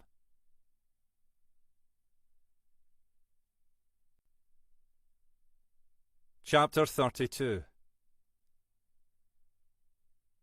Weird, DC Josh Carlyle said. Horton glanced across at him. You must have been here before. Carlyle had matured in the last couple of years, mainly as a result for working for Alec Mackay, she assumed, but still looked fresh out of school. He had swept back ginger hair, already threatening to recede, and the kind of rosy pink cheeks normally provided only by a healthy hike through the hills or an unhealthy excess of alcohol. Neither, as far as Horton was aware, was high on Carlyle's list of vices. I suppose, Carlyle said. As a child, maybe. He made it sound as if this period was lost somewhere in the mists of time. They were parked on the waterfront in Cromarty, looking out over the Firth towards the industrial units at Nig. A place where oil platforms and similar equipment were brought to be repaired or dismantled. The overall effect was mildly surreal. A peaceful maritime idyll mixed with the product of heavy industry. Horton always found the combination oddly satisfying, as if the two worlds were complementary. The weather was continuing to improve, with shafts of sunlight periodically breaking through the cloud. Horton had parked up to return the call she'd just received from Helena Grant. She thumbed Grant's number. Helena? Ginny. Just arrived in Cromarty. Ally Donald? Doesn't sound promising in the circumstances. No, we're losing ex-coppers a bit too frequently at the moment. Tell me about it. I've just emerged from 2 hours with the chief super and the head of comms wanting to know what I'm doing about it. Everything I can, I told them, but oddly, they didn't seem satisfied with that. Last thing we need's another one. Maybe this one's just a coincidence. Aye, maybe. And maybe the chief super's really a sweetheart, but I'm not hopeful on either count. We're going to go live with the story this afternoon. That'll set some hairs running. Right enough. But the word's already starting to leak out to the local media. They're not daft when it comes to putting 2 and 2 together. But given half a chance, they'll come out with an answer much bigger than 4. Comms think it best we give them whatever hand we can with their arithmetic. It's going to be a big story, however it's played. No way round that, but we're going to keep it low-key for the moment. Keep Galloway's death out of the picture if we can. Apart from the letters, we've still no evidence that wasn't an accident. And say we're pursuing various leads linked to Crawford and Graham's time in the force. What we don't want is for people to start thinking there's some sort of indiscriminate killer out there. This one seems all too discriminating, Horton agreed. We're also going to make an appeal for witnesses, Grant went on. Crawford and Graham both went missing relatively early in the evening. Someone might have seen something, maybe without realising the significance of what they were seeing. It's a long shot, but we may hit lucky with a dog walker or a curtain twitcher. I thought you'd want the heads up before the proverbial hits the fan. Thanks, Horton said. We'll let you know whether it looks like you've got another name to add to the list. The Donalds' bungalow was a neat-looking place on a small estate at the edge of the village. The sort of development that Horton could imagine being occupied by a mix of retired couples and younger families with parents who commuted into Inverness for work. Not exactly prosperous, but not short of a bob or two either. Mrs. Donald answered the doorbell as if she'd been standing awaiting their arrival. "You'd best come in," she said when they'd introduced themselves. "Would you like some tea?" Horton would normally have declined the offer, but this time, with a brief glance at Carlyle, she accepted. She wanted time to get a sense of Mrs. Donald, of the bungalow, and, most of all, of what sort of marriage this had been. She'd been struck, on their arrival, by the apparent lightness of Mrs. Donald's manner. Not quite the anxious wife. That was beginning to feel like a pattern in this inquiry. "You reported your husband missing earlier this afternoon?" Horton began, once they were seated back in the sitting room. While they'd been waiting, she'd looked carefully around the room. Nothing obviously untoward. The room was, to Horton's eyes, conspicuously tidy, nothing out of place. The only apparent blemish was an odd staining to the wallpaper by the fireplace. A good effort had been made to remove it, but the mark was still there and looked relatively fresh. It looked as if something had been spilled against it, but it was hard to see how that might have happened. There was, Horton thought, a faint smell of stale alcohol in the air. Mrs. Donald nodded nervously in response to Horton's question, her expression suggesting some fear of being wrong-footed. "I wasn't sure anyone would take it seriously before then." "It always depends on the circumstances, Mrs. Donald. I understand your husband hadn't returned home last night. Were you expecting him to be away?" There was an unexpectedly long silence. "He sometimes stays away, yes. I wasn't entirely surprised." "He hadn't told you he was expecting to be away overnight?" "No, not as such. No." "Not as such," Horton repeated. "Look, Mrs. Donald, I've no desire to be intrusive, but in the circumstances I do need to ask you, where did you understand your husband to be last night?" Another silence. "He has a friend. I assumed he'd stayed with them." "And have you spoken to your husband's friend?" No, that's not really possible." "Mrs. Donald?" "There's, well, another woman," Mrs. Donald said finally. "Ali never made much secret of it. He never said it in so many words, but in every other way he used to rub my nose in it. As if it was my fault. As if I'd driven him to—" She stopped and took a mouthful of her tea. Her eyes, Horton noticed, were dry. There was plenty of emotion there, but little that looked like sorrow. You think that's where he spent last night? That's what I thought. We'd had words earlier. He stormed out. I imagined he was heading to the pub. When he didn't come back, I thought he'd spent the night. Well, you know. Did that sort of thing happen often? Often enough. He's a difficult man.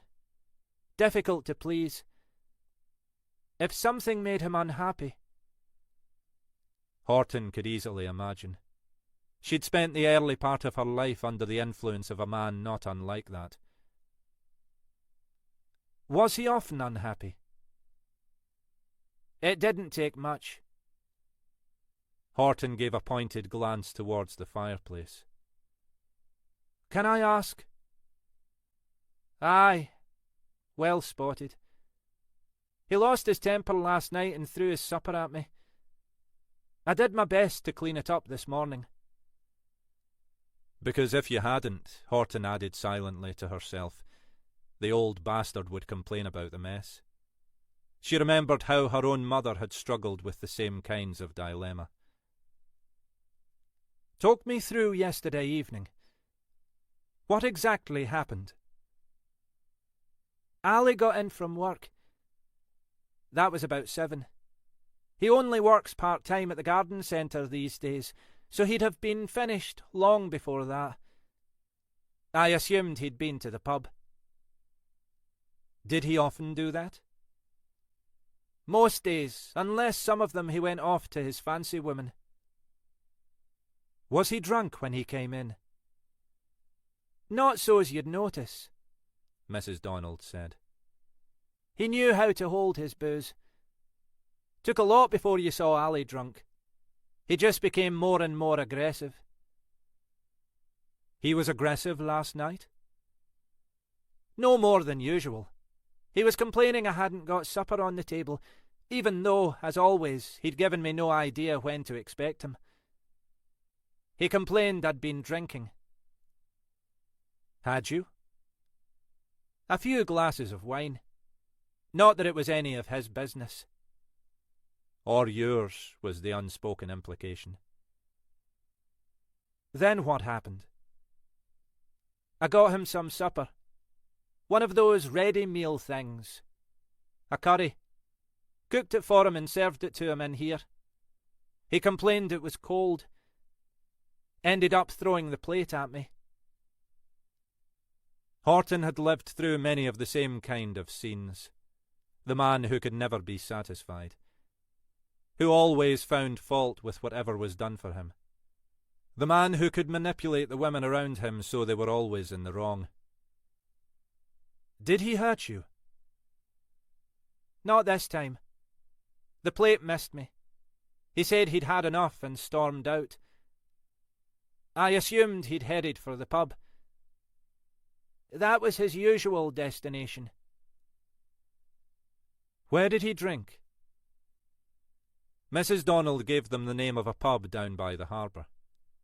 Horton knew it slightly. A respectable place where she and Isla had once or twice enjoyed a decent pub lunch. Not a place that would tolerate a punter too long if he started causing trouble. But no doubt Ali Donald had been a different person with his mates. You've not spoken to the pub? I didn't bother. I thought that was where he'd gone, but I didn't much care. My only worry was that he might return 3 sheets to the wind and take it out on me. Has that happened before? Once or twice. He's been violent with you? Aye, you might say that. You should have reported it, Mrs. Donald. We'd have taken action. Horton knew she was whistling into the wind, but it had to be said. Aye, well, you might, Mrs. Donald said pointedly. I'm not sure about some of your colleagues. Ali was one of the lads, you know. Don't tell me you lot wouldn't have covered for him. Horton knew better than to argue the point. Things might have improved in the force, but there were still plenty of unreconstructed bastards in there. But he didn't come back, and you heard nothing from him. Can't say I was sorry. I waited up as long as I could. He liked me to be there waiting for him. In the end, it was obvious he wasn't coming, so I went to bed. Did you expect him to come back this morning? Maybe. That was his usual pattern. Turn up bold as brass. Shower. Change of clothes. Even get me to make him some breakfast. But when he didn't, I assumed he'd gone straight to work. The garden centre? Aye. Reckons he's the head of security, but it sounds to me like he's just a dog's body. He likes being the centre of attention. Horton had already called the garden centre. The manager there said that Donald hadn't turned up for work that morning and hadn't called in sick.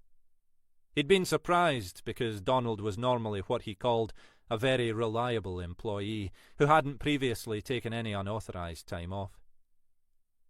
You've heard nothing more since? Not a word.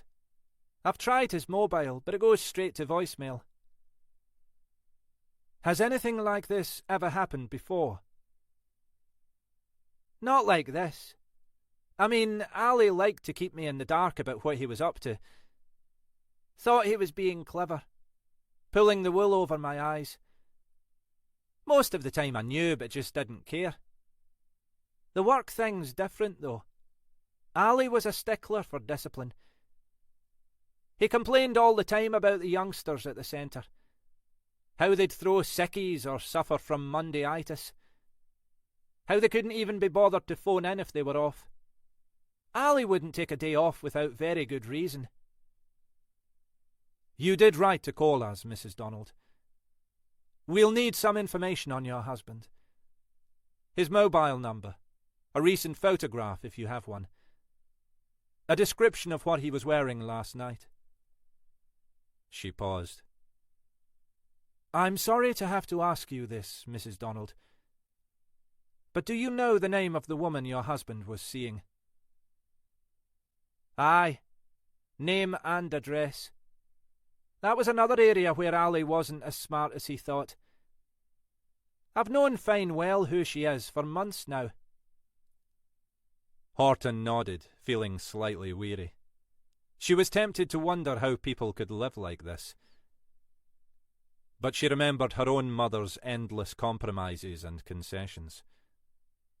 How long it had actually taken her to do something. How she'd pretended, for years on end, that it was all tolerable. That it would improve. DC Carlyle will take down all the details, Horton said. She sat for a moment in silence, then added, One more question, Mrs. Donald. Since your husband's retirement, do you know if he's received any odd letters? Letters? Mrs. Donald looked baffled. What sort of letters? Letters that might be construed as threatening, for example. Not that I'm aware of, but Ali wouldn't share that sort of thing with me. Is this relevant? It might be. Horton hesitated, then, deciding the news would be breaking in the next couple of hours in any case, she said, Are you aware that two of your husband's former colleagues, William Crawford and Robert Graham, both died in the last few days? Somebody mentioned to me that Billy Crawford had been found dead. Drowned or something, they said. Mrs. Donald stopped. What does this have to do with Ali? Very probably nothing, Horton said. But it's looking as if Crawford and Graham were both unlawfully killed, and we think there's a possibility that their deaths might be connected. The head of comms couldn't have put it more circuitously, she thought. They'd both been receiving threatening letters. Letters that might be interpreted that way. We don't know if the letters have any connection with their deaths. And there's a faint possibility the Pope might not be Catholic, Horton added silently to herself. You're not aware that your husband received anything like that? You think, Ali? We don't think anything yet, Horton said firmly. But we have to look at all possibilities. Ali never mentioned anything. But there were lots of things he didn't bother mentioning. I can have a look around, if you like. See if I can find anything. She smiled. I know most of Ali's hiding places. I bet you do, Horton thought. If you come across anything that might be relevant, let us know. She slid a business card across the table. We'll keep in contact, but if you need me, use those numbers. They spent a few more minutes collecting details about Ali Donald, and then left Mrs. Donald to her searching. As they walked back down to the car, Carlyle said, She didn't seem too troubled by her husband's disappearance.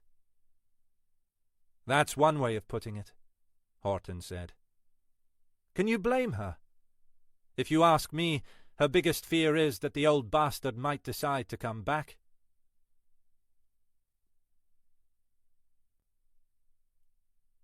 Chapter 33. They called in at the pub on their way back through the village.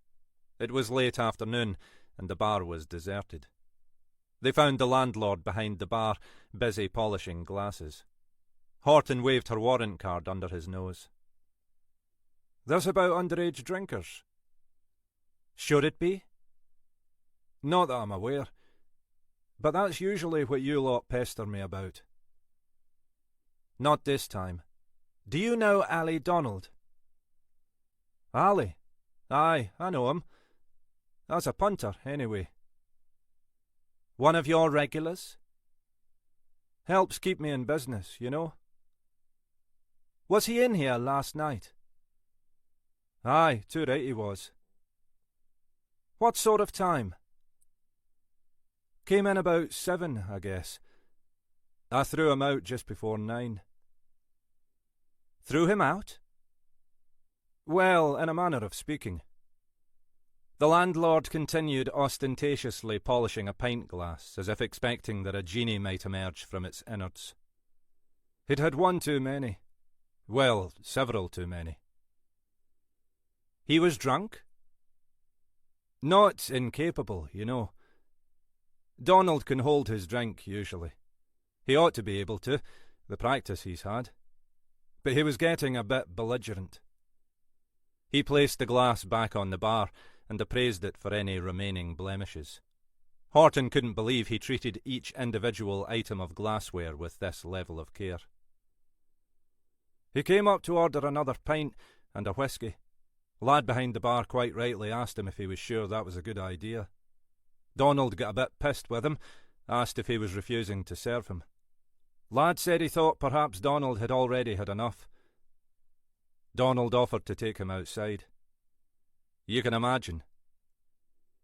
I can imagine, Horton agreed. Part of the job. I'd been in the kitchen sorting out some stuff with the chef. Heard this ruckus out front, so came to see what was going on. By that time, Donald's mates were already calming him down. I just gently suggested to him that maybe the lad had been right and it was time to be making tracks. Donald may be a pisshead, but he's not a numpty. He took the hint. You say this was around 9? Aye, something like that. We stopped serving food at 9 and we'd just got the last order out. That was why I'd gone into the kitchen. Donald left alone?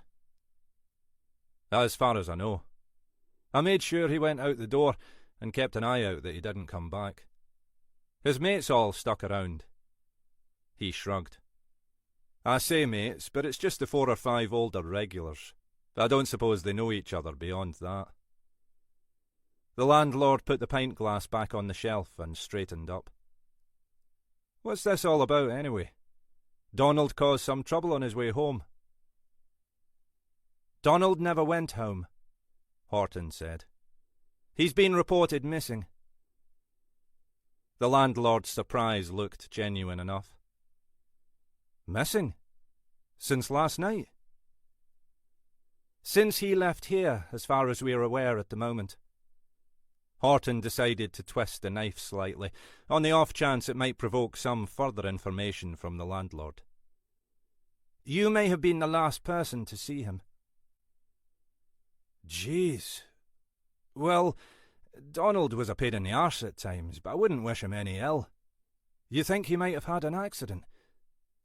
The state he was in, I wouldn't be surprised. We're not speculating yet, Horton said. He may be perfectly safe and well somewhere. As far as you're aware, he was heading home once he left here.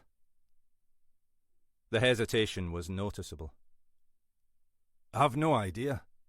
I just assumed that. You're not aware of anywhere else he might have gone? It was worth checking, Horton thought, whether Donald's infidelity was common knowledge among his drinking associates. Look, it's none of my business. But in this game, you hear things. What did you hear? Everyone knew, really. Donald was never discreet about it. Boastful, even. He was having a thing with the woman who runs the gallery down by the waterfront. Lucky bugger, I'd say. She's no spring chicken, but she's still a looker. He read the expression on Horton's face and stopped. He might have gone there. That answered one question, Horton thought. Donald's relationship, whatever its nature, was an open secret. We'll look into that.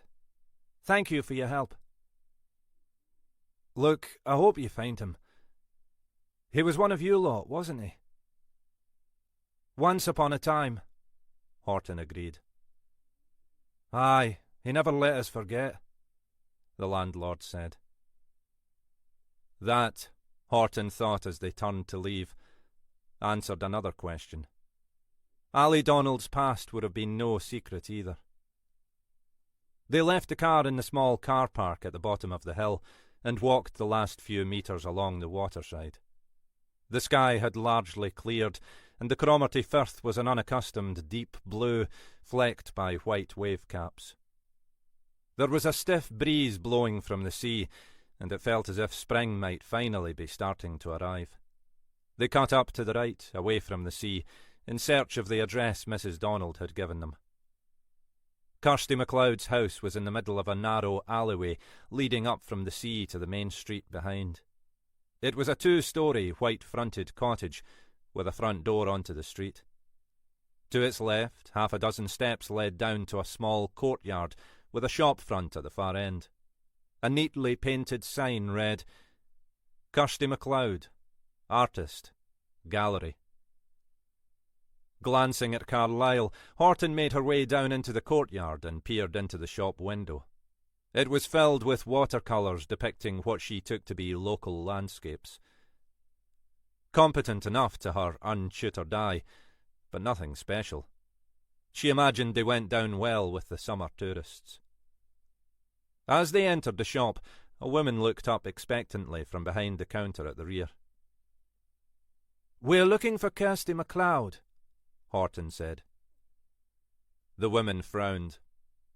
"You've found her. How can I help?" She rose from behind the counter, a tall, statuesque woman with an undoubted presence. She had swept back silver-grey hair and a face that Horton would have characterised as handsome rather than conventionally beautiful. Striking, though, she thought. She could see why the landlord had been smitten. Despite her name, MacLeod's accent sounded more English than Horton's. Horton showed her ID. "You know an Alistair Donald?" "I think you'd better come through." MacLeod led them back behind the counter into what was clearly her studio, and then through another door into a sitting room in the adjoining cottage. She gestured for them to take a seat on an overstuffed sofa draped in a flowered cover, and sat herself down in one of the other armchairs. "What about Ali? When did you last see him?" "I'm not sure. A few days ago." "You didn't see him last night?" MacLeod looked from Horton to Carlyle and back again. "What's this about?" "Mr. Donald has been reported missing," Horton said. "We're trying to trace his recent movements. We were advised you might be able to help us." "Were you indeed? I wonder by whom?" "Mr. Donald was an acquaintance of yours?" "You might say that." "What would you say?" "Lover. Sexual partner. Maybe something more vernacular." "Friend?" "If you say so." "Did you see him regularly?" "Frequently, but not regularly." Horton sighed. "Can we cut to the chase, Miss MacLeod? Our understanding is that you and Mr. Donald are involved in a relationship. Is that correct?" "That's correct." "And he visits you here?" "Nowhere else." MacLeod shifted in her seat. "Look, Ali and I have an arrangement. It suits us both. And frankly, it's no one else's business." This was beginning to sound very like the way Mackay had described Billy Crawford's relationship with Meg Bernard. "Not even his wife's?" she asked. "His problem, not mine." "But Donald didn't come here last night?" "No. Should he have done? I can let you organize my diary, if you like." "Our information is that he left his home around 7. From there he went to the bar, and he was in there until around 9, when he left. He didn't return home, and he didn't turn up to work this morning. Nothing's been heard from him since he left the pub." There was silence for a moment as MacLeod took this in. "What makes you think he might have come here?" "Would you have expected him to?" Horton said. "In those circumstances?" "Maybe. I'm not keen on him coming here if he's the worse for wear. If he's had a few drinks, Ali can be difficult." "Violent?" "Nothing I can't handle," MacLeod said. "I've thrown him out physically before now. But I can do without that kind of grief." "So you wouldn't necessarily have expected him to come here after a visit to the pub, even if he'd had an altercation with his wife?" "Is that what happened last night?" "Well, that's not unusual. Sometimes he'd come straight here when that's happened. If he chose the comfort of alcohol instead, well, Ali might have more sense than to treat me as second in line." "You've heard nothing from him in the last 24 hours?" "I wouldn't expect to. We don't chat on the phone. If he turns up, he turns up. If I'm in, I'm in. If I'm not, he has to go without." "You said you last saw him a few days ago." MacLeod thought for a moment. "Thursday last week. He turned up late afternoon. I'd just shut up shop. He was on his way back from work. Stayed a couple of hours. Then I assume he went home. Unless he went to the pub." "And you're sure you can't help us with Mr. Donald's movements last night?" "I had a quiet night in last night. The only thing that disturbed me was some fracas on the street out there." "Fracas?" "Kids, I'm guessing. That would have been about 9-ish, as it happens. Something bumping against the front door. Sounded like someone fighting. I'm not a nervous woman, but I kept out of it. Last thing you want is some young Ned with a knife. Do you get much of that sort of thing? What do you think? This is Cromarty, not Sucky Hall Street. But we get the odd rumble after the pubs close. Usually drunks pissing in the alleyways. I waited until it quietened off, then took a look outside. There was no sign of anything. Thank you for your time, Miss MacLeod. Horton was already rising. So what do you think's happened to the old bugger? MacLeod said. He's not just vanished in a puff of smoke. She didn't sound unduly troubled by the prospect. We are not jumping to any conclusions, Horton said. It may well be that Mr. Donald is safe and sound somewhere. MacLeod shrugged. As far as I know, there are only 4 points to Ali's compass. His wife, his job, the pub, and me. Probably not in that order. But maybe he'll surprise me. You don't sound too concerned by his disappearance, Miss MacLeod. Don't I? Well, maybe I'm more concerned than I sound. But I'm guessing not many people will be shedding tears if anything's happened to Ali Donald. Horton nodded. That, she thought, was beginning to look like yet another pattern in this case. Another possible victim. Another unmourned bastard.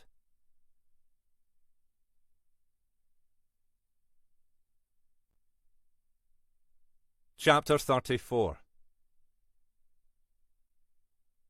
They were still only at the start of the tourist season, but the Caledonian Bar was doing well enough in its new guise. Most evenings now, alongside the usual regulars, there were clusters of couples and families here to try out the food. The kitchen was fully up to speed, with a decent menu of hot specials alongside the sandwiches and salads. Kelly Armstrong could hardly believe this was the same place she'd worked in the previous summer. All memories of that time were behind her now. Sadly, some of the good ones too.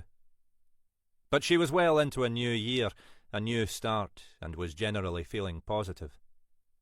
She was working most evenings now, as well as the afternoons, allowing Maggie and Callum to focus on getting the food out. It suited her well, keeping her busy and focused, but allowing her plenty of time to get on with her uni work in the mornings. The place was busy enough to keep her occupied, but not so much that she was rushed off her feet. She was mostly on her own behind the bar, but Maggie or Callum would help out if there was a rush. She was serving one of their new range of cask ales when she realised the barrel needed changing. It was around 7, the busiest part of the evening, and for the moment Maggie was working on the bar beside her.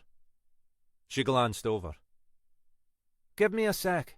I'll go down to change it. So far, Maggie and Callum had insisted on doing the dirty work in the cellar, even though Kelly had learnt how to do it in her previous stint here. For her part, Kelly was happy to let them. The last thing she wanted was to be reminded of her previous experiences down there.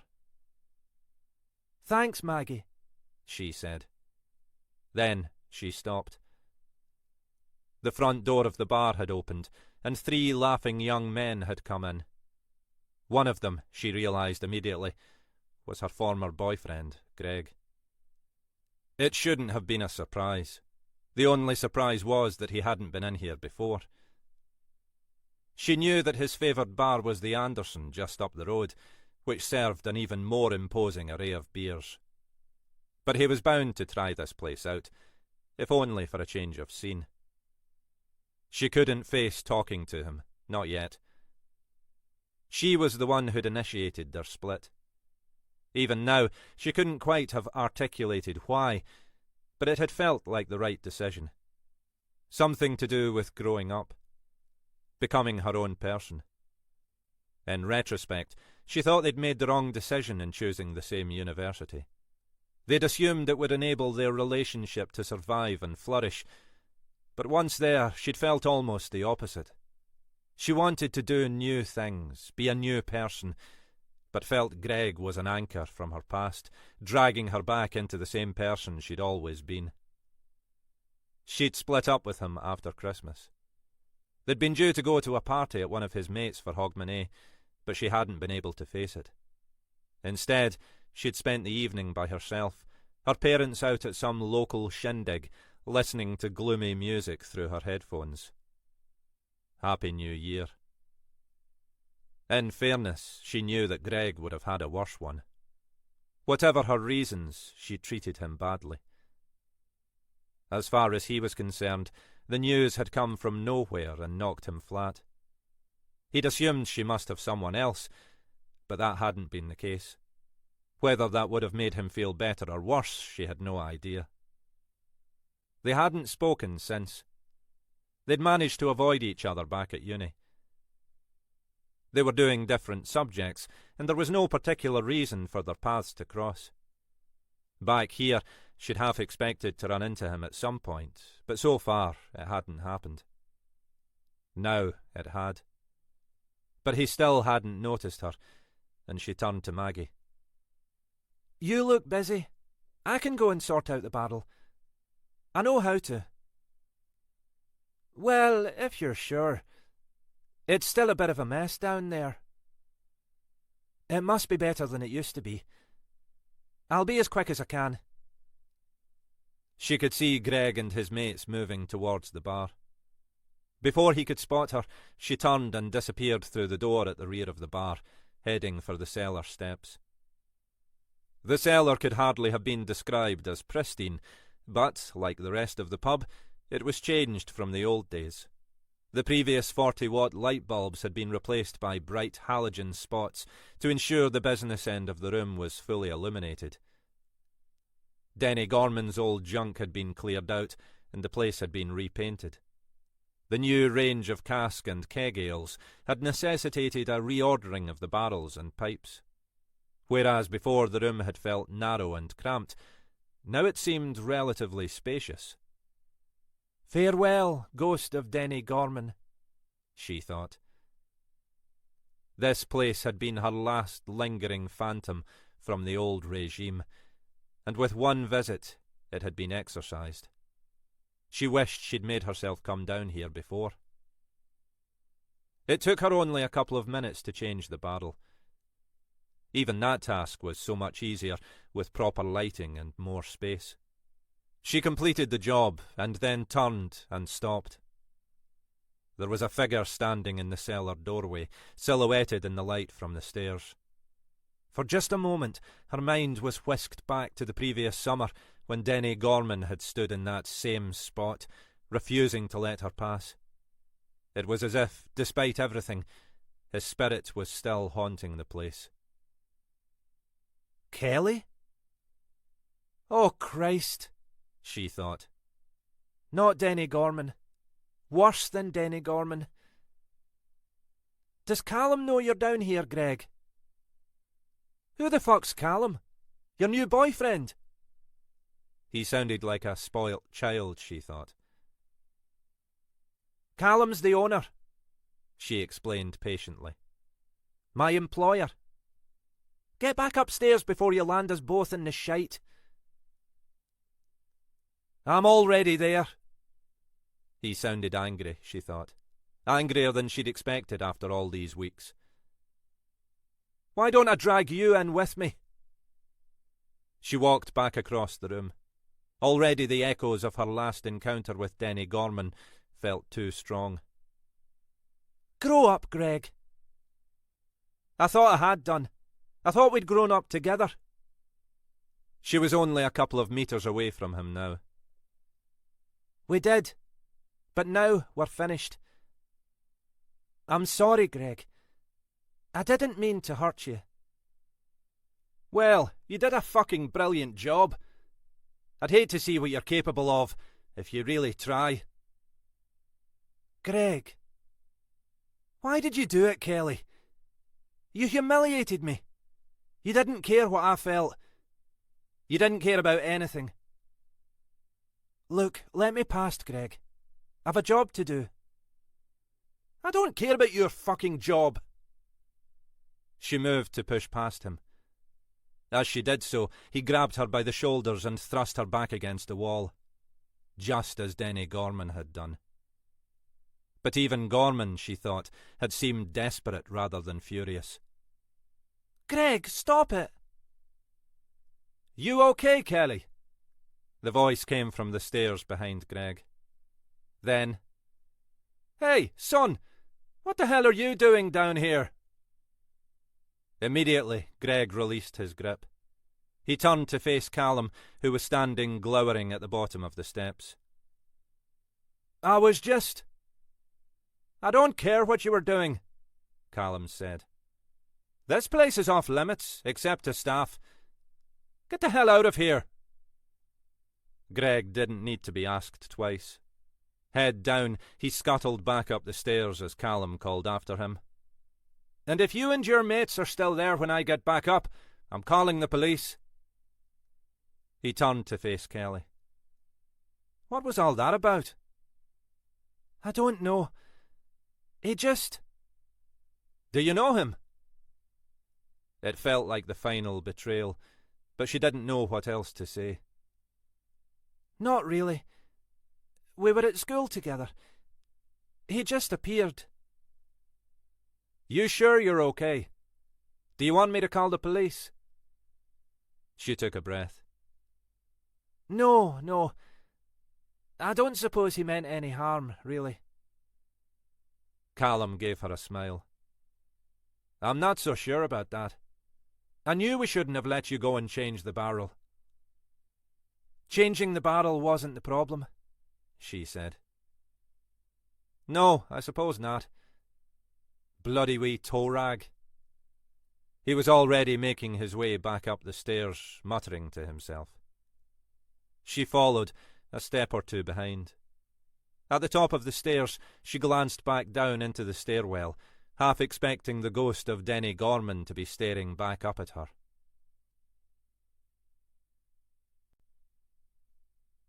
Chapter 35.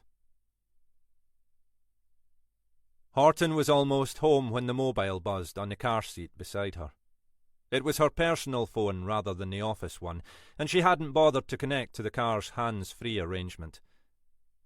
She rarely received urgent calls on that phone, and Isla knew to call the work number if she wanted to speak while Horton was driving. Keeping her eyes on the road, she fumbled for the phone and glanced at the screen. A number she didn't recognise. If it was anything important, they'd leave a message. It was nearly 7:30. She'd stayed late at the office, partly because there was plenty to get done, and partly so she wouldn't have to be home on her own. Isla had had a late meeting, but expected to be home by 7. In a day or two, Horton knew she'd feel comfortable in the house again. But for the moment, after everything that had happened, she didn't want to be there alone. It was already dark, and as she pulled into the driveway, Horton felt a slight frisson, knowing she'd have to navigate the short distance between her car and the front door. But Isla's car was already there, and she'd have heard Horton's car arriving. There was a moment, as Horton fumbled with the key in the lock, when she half expected to hear that voice again whispering threateningly in her ear. She pulled open the door, stepped inside, and, feeling as if she'd finally reached sanctuary, closed the door firmly behind her. Isla was in the sitting room watching Channel 4 News. She'd already opened a bottle of wine and set it out on the low table with 2 glasses. "I thought you might need it," she said. "Too bloody right," Horton said. "It's been quite the day." "Go and get changed," Isla said. "Dinner's cooking." "You've been busy." "It was a real effort, taking it out of the freezer and sticking it in the oven. I'm glad my efforts are appreciated." Horton made her way upstairs to change out of her office clothes into something more comfortable. That was part of their ritual, putting the day behind them. Tonight, those domestic rituals felt more important than ever. She threw jacket and handbag onto the bed and began to dig out a suitable sweatshirt and pair of jeans. As she did so, she remembered the call she'd received in the car. She retrieved the phone from her bag and checked the screen. Whoever it was had left a voicemail message. There was also another more recent missed call, received while she'd been chatting to Isla, this time from a number she recognised. She thumbed the return call button. Alec? Hi, Jenny. Sorry to trouble you in the evening. Thought it might be better than office hours, in the circumstances. Mackay usually made a point of not disturbing his team outside work time unless it was absolutely necessary. I think I'm still allowed to talk to you, Alec. You sure about that? As long as we don't discuss the investigation. Aye, well, about that. Alec. Not a discussion. I just want to tell you something. She sighed. Go on, then. I ran into Bridie Galloway today. Ran into? Ach, it's a wee village. I can't avoid everyone. It was in the local store. And? She was talking about Jackie. Well, she would, wouldn't she? She thought we ought to be looking at the last few cases he was involved in, before his retirement. Well, obviously. The thing is, she reckons his whole attitude changed around that time. He became less cocky, more anxious, worried about his own safety. Not your typical Jackie Galloway at all. This was before that last case that finished him off? She says so. Sometime in that last year or so. We're going back through those last cases anyway. But I don't see why someone would have waited 20 years to follow through. Me neither. But I promised Bridie I'd pass on what she said. You might want to talk to her again. Get it from the horse's mouth. But don't tell Helena I sent you. It's a deal. How are you doing, Alec? Ah, you know. I can imagine. I saw the news tonight.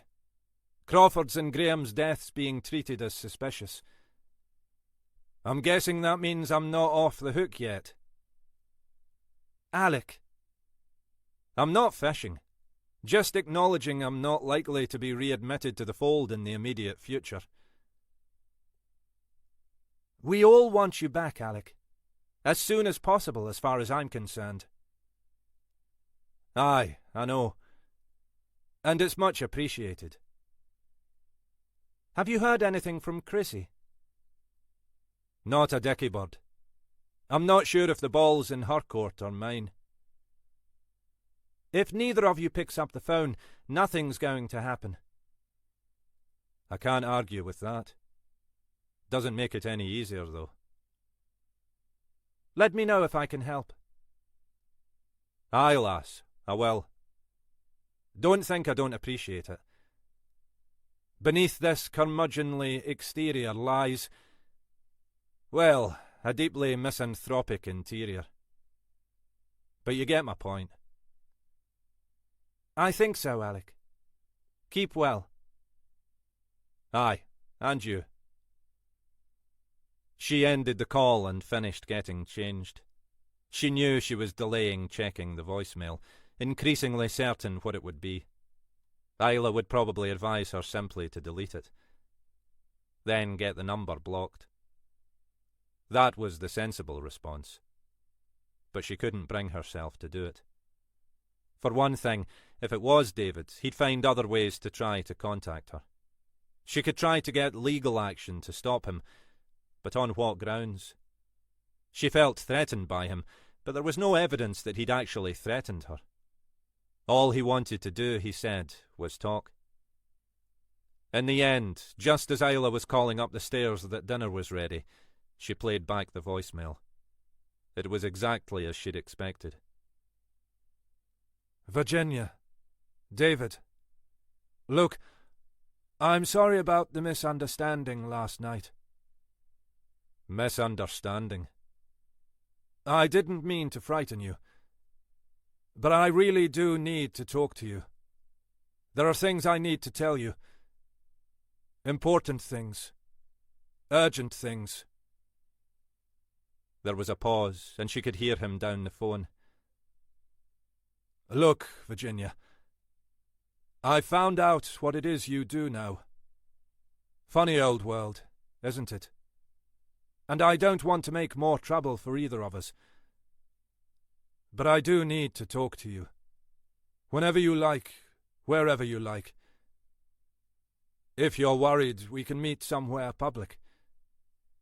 Bring someone with you, if you want. Maybe a friend of yours. Think about it. Call me back on this number. I'm staying up here as long as it takes. The message ended. As long as it takes. Another sign-off that felt like a threat, however David had intended it. Ginny? She looked up. Isla was standing in the bedroom doorway. Something wrong? Horton held up the phone. David. A message. Shit! Can't that bastard just leave you alone? You should have deleted it. I need to bring this to a close. I can't let it keep running on. So, get a restraining order. He wants to speak, he says. He has things to tell me. He's playing with you. I know. She shook her head. He says he'll meet me anywhere I want. Somewhere public. He says I can bring you too. If you did that, do you really think that would be an end of it? Horton shrugged. For the moment, probably. It wouldn't guarantee he'd leave me alone forever. Well, it has to be your decision, Isla said. If you want me along, I'm there. Come and eat, and then we can think about it.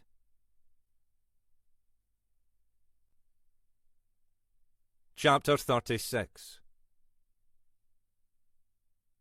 Mackay had spent the rest of the afternoon trying to maintain his sanity. After leaving Bridie Galloway, he took a long walk along the beach, traipsing around the bay towards Shannonry Point. It was a fine afternoon. He stood at the far end of the bay, looking back along the curve of the beach and the scattering of buildings in Rosemarkie, enjoying the chill wind off the water. He wasn't normally one to enjoy walking for its own sake, but this at least made him feel less imprisoned by the small bungalow and his own head. When he reached Shannonry Point, he sat for a while on one of the wooden benches, watching the early tourists mill around him. There was no sign of the famed dolphins this afternoon, but, in any case, Mackay preferred watching the dolphin seekers. They ranged from the serious enthusiasts who'd sit there on their fold-away stools, expensive-looking cameras set up beside them, through to the casual tourists, shrieking to each other whenever they mistook some wave cap for a dolphin or seal. The walk back felt longer and harder work, perhaps because there was only the bungalow to look forward to at the end of it. By the time he reached the outskirts of Rosemarkie, the sun was low over the hills, throwing shadows across the water. Another day drifting to its end. Another day of going nowhere, doing nothing. Still lacking the will to cook for himself, he microwaved a frozen chili con carne and watched the news as he ate. The Scottish National News carried a short piece on the investigation into Crawford's and Graham's deaths. The regional news included a lengthier clip of the press conference featuring Helena Grant alongside the chief super. Grant had acquitted herself well, as he'd known she would. She was good at that kind of thing, sounding authoritative and reassuring without actually giving away much of substance. The script had presumably been carefully prepared by the comms team, focusing on possible linkages between the two deaths and the men's previous lives as police officers. The implication was that this might be some kind of revenge killing. Fortunately, it didn't seem to have occurred to any of the attendant reporters to ask how long the officers had been retired, or why anyone might have chosen to exact revenge at this particular time. He poured himself a beer and made the call to Jenny Horton. He could tell that Jenny, for all her politeness, was wondering why he was telling her how to do her job. Even without Bridie Galloway's prompting, they'd be looking carefully at the cases investigated by Galloway's team.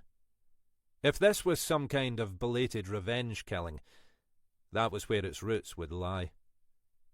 Afterwards, unable to face any more television, he'd booted up his laptop and sat aimlessly exploring the internet. One of the few facilities the bungalow did have was half-decent Wi-Fi, presumably a legacy from the days when the owner had had aspirations to use it as a holiday let. Grant had forbidden him from getting involved in the investigation, but she couldn't stop him searching the web. He found the website for one of the local papers and began to search for any reference to Galloway or members of his team. The search was frustrating. The public archive of material went back only for the last decade, long after Galloway had retired. He could find nothing other than a couple of mentions of Rob Graham being on the winning side in some seniors amateur football competition a couple of years before. He tried other local journals, but found no more. It seemed easier to obtain copies of local newspapers from the 19th century than from the 1990s. Running out of ideas, he explored some social media sites to see whether any of the men had any presence there. He could find only a page for Shona Graham, which looked as if it hadn't been updated for many months. So much for all human life being exposed on the internet, he thought. It might be the case if you were a teenager, but not so much if you were a sexagenarian retired ex-copper. For Mackay himself, it was an alien universe. He'd never used any kind of social media and had no understanding of why anyone might want to. Irritated by his lack of progress, he took a second beer out of the fridge. Another slippery slope, he thought as he opened the bottle. But for the moment, he was feeling just like letting himself slide. It was as he was walking back into the sitting room that an idea struck him. He couldn't fool himself that Helena Grant would approve, but he couldn't see it would do any harm. After all these years, he could rely on Craig to be discreet. He scrolled through his phone's address book until he found Craig Fairley's phone number. It was 7:30. Craig was a stereotypical Scotsman in many ways, and would have finished eating long ago. He'd probably be settling himself down to a beer and the telly. He dialed the number, and after a moment the call was answered. At first, all Mackay could hear was an incomprehensible roar.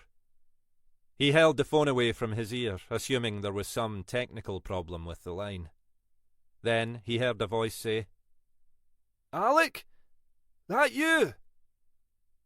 "Craig, where the hell are you?" "Where do you think I am? At the Cali." "They are playing tonight." "You know nothing. Celtic tonight. Just about to kick off." Fairley was shouting to make himself heard above the crowd. "Not my thing, football. You know that." "Long time no hear, Alec. What can I do for you?" "It's maybe not really the time to try to explain, but I'm looking for a favour." "Ah, well, that figures. You never call, you never write." Mackay and Fairley went back to university days. They'd been good mates at the time. They didn't see much of each other now, but both had ended up living in Inverness, and they got on well enough when they met. Fairley had become a journalist and found himself what he described as the least secure job on earth as a reporter on the local paper. They'd done each other a few favours over the years. Fairley had dug out some bits of useful information for Mackay, and Mackay had occasionally given Fairley early notice of some impending story in return. Nothing untoward. Mackay was always scrupulous about that, but enough to keep Fairley on side. How far back do your archives go? Don't know exactly. Far enough. What are you looking for? Stories from about 20 years ago. Would that be possible? Aye, I should think so. Everything should be available either electronically or on microfiche, I imagine. We're gradually digitising everything, but it's a slow process. Would I be able to have a look? Aye, of course. It's theoretically open to the public anyway, but we tend not to advertise the fact. Wouldn't mind picking your brains too, if you can spare me a few minutes. For you, Alec, anything. Cost you a pint or two, mind. How about tomorrow morning? I'll be in the office, barring any local catastrophes. He paused, the crowd still loud behind him. Alec? Aye? You going to give me some gen on this latest story? These ex-coppers? That's a very long story, Mackay said, imagining how Grant would react if she knew he was even making this phone call. I can't afford to step out of line. That right? Things have changed then. I'll tell you what I can tomorrow. Thanks, Craig. No bother. Behind Fairley's voice, the roar of the crowd was increasing. I'd better go. They're kicking off. I'll leave you to your pain then. Don't you start taking the piss, pal. There was a pause, and then more crowd noise. Shit! What is it? We've only sodding conceded already. That's what.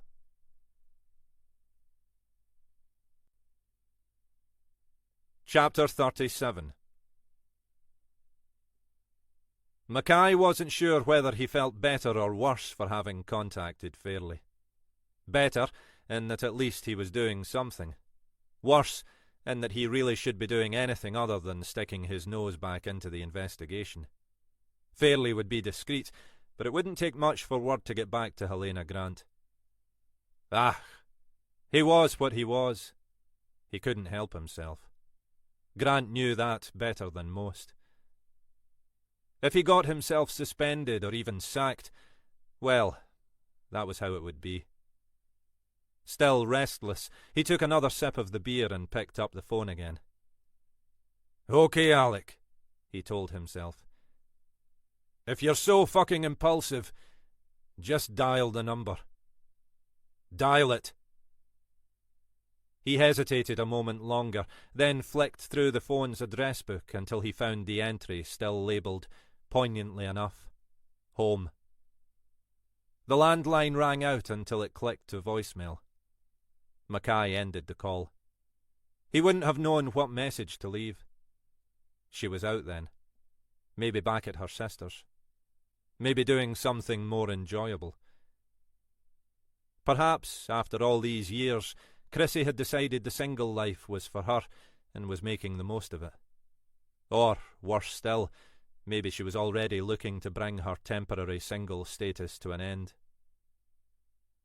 Mackay was on his way into the kitchen to fetch another beer when he heard the mobile buzzing on the table behind him. He picked it up and looked at the screen. Home. Chrissy? That you, Alec? Aye, who else? He could feel himself slipping back into their old sparring ways. I just tried to call you. Aye, I know, you numpty. That's why I'm calling you back. I thought you were out. Where would I be going out to? She said. I've just got a bit nervous about answering the phone at night. Mackay felt a chill finger run down his spine. Nervous? Why nervous? Since I've been back here, I've had a few odd calls, she said. In what way? Threatening?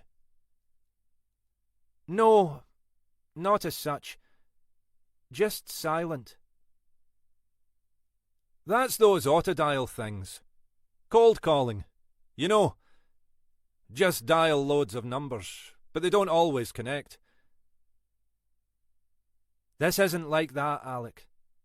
There's someone there. I can tell. How often have you had these calls? I don't know. A few times. It's always the evening. That's why when you phoned... No, of course.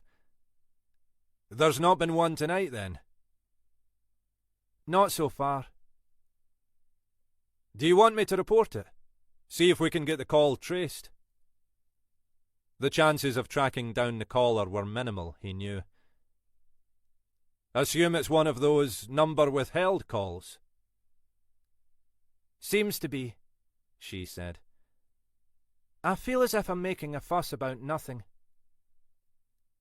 It probably is nothing, he said, doing his best to sound reassuring. But it's making you nervous. We should do something about it. He was thinking about Chrissy rattling around in that empty house. If someone did want to harm him, it wouldn't be that difficult to get hold of his address, even though he dutifully followed all the usual security protocols associated with being a police officer.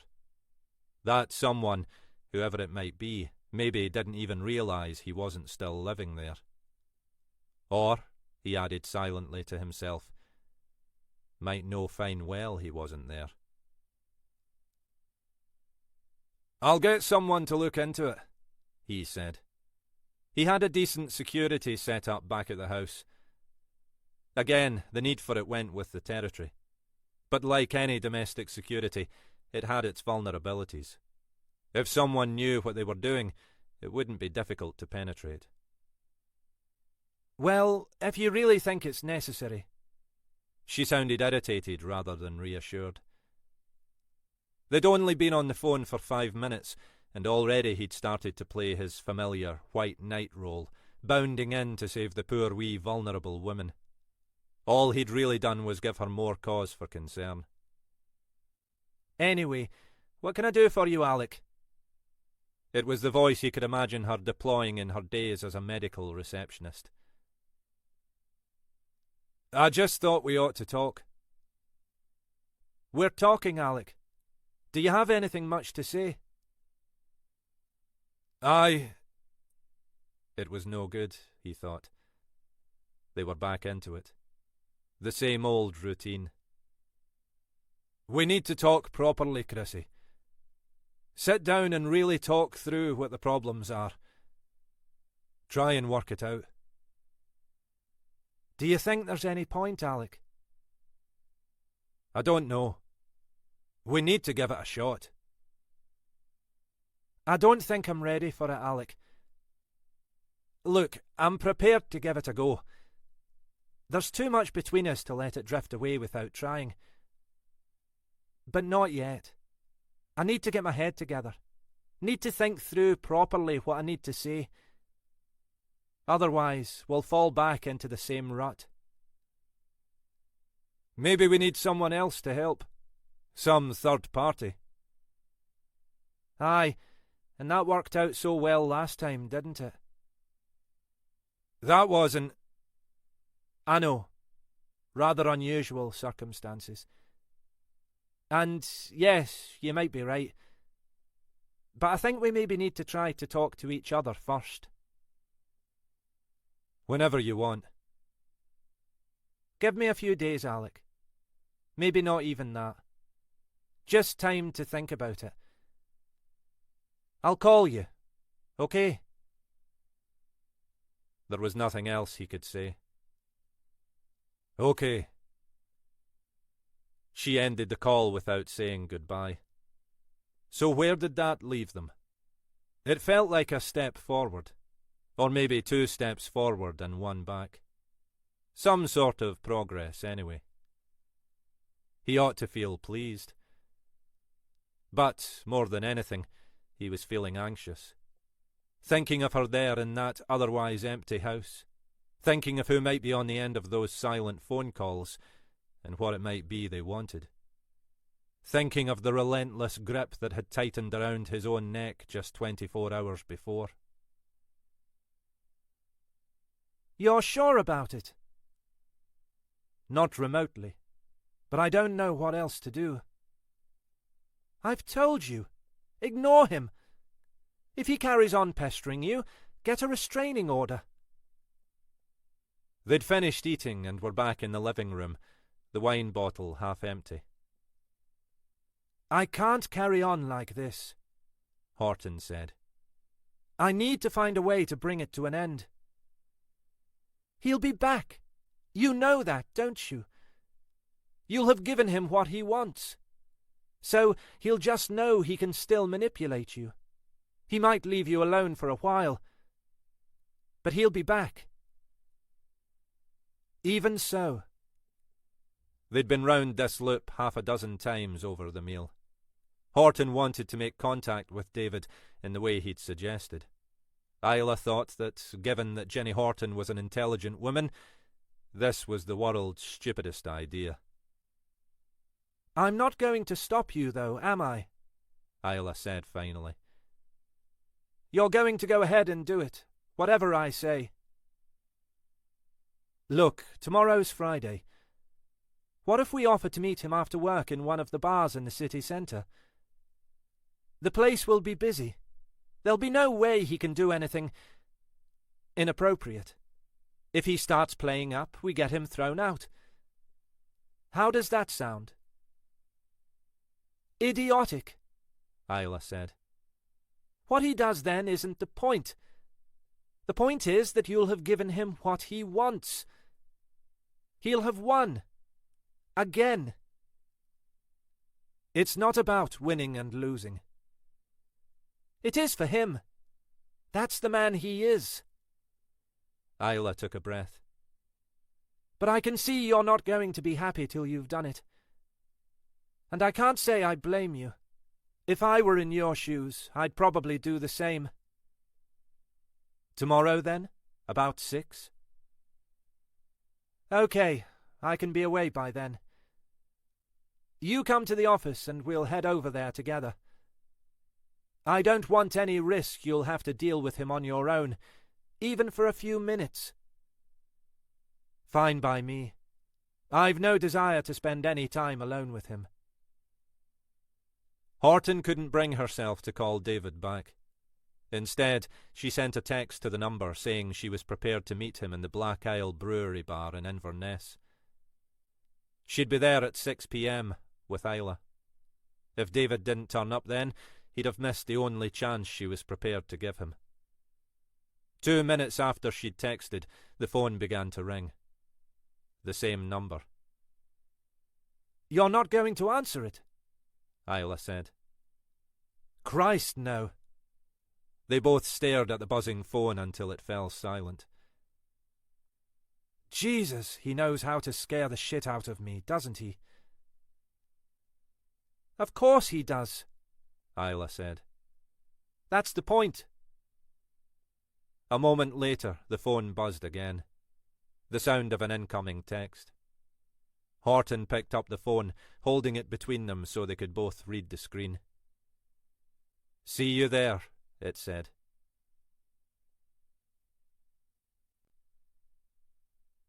Chapter 38. You okay, Jenny? Horton blinked at the sunlight streaming in through the office window. Sorry, was completely lost in this lot. She waved her hand at the mass of files accumulated on her desk. Helena Grant lowered herself onto the seat opposite Horton's desk, looking with slight trepidation at the unsteady tower of box files. You do realise you might literally get buried under paperwork. It's a dangerous job, but someone's got to do it. Horton had volunteered to work through Galloway and his team's final cases at that morning's planning session, without mentioning her conversation with Alec Mackay. It was an obvious line of investigation in any case, though no one had seemed very keen to take it on.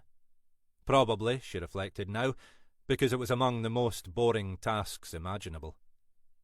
The material was all archived, and when she'd first called the records unit, Horton had expected it would take some days to retrieve the files. But the unit head had seemed only too keen to oblige.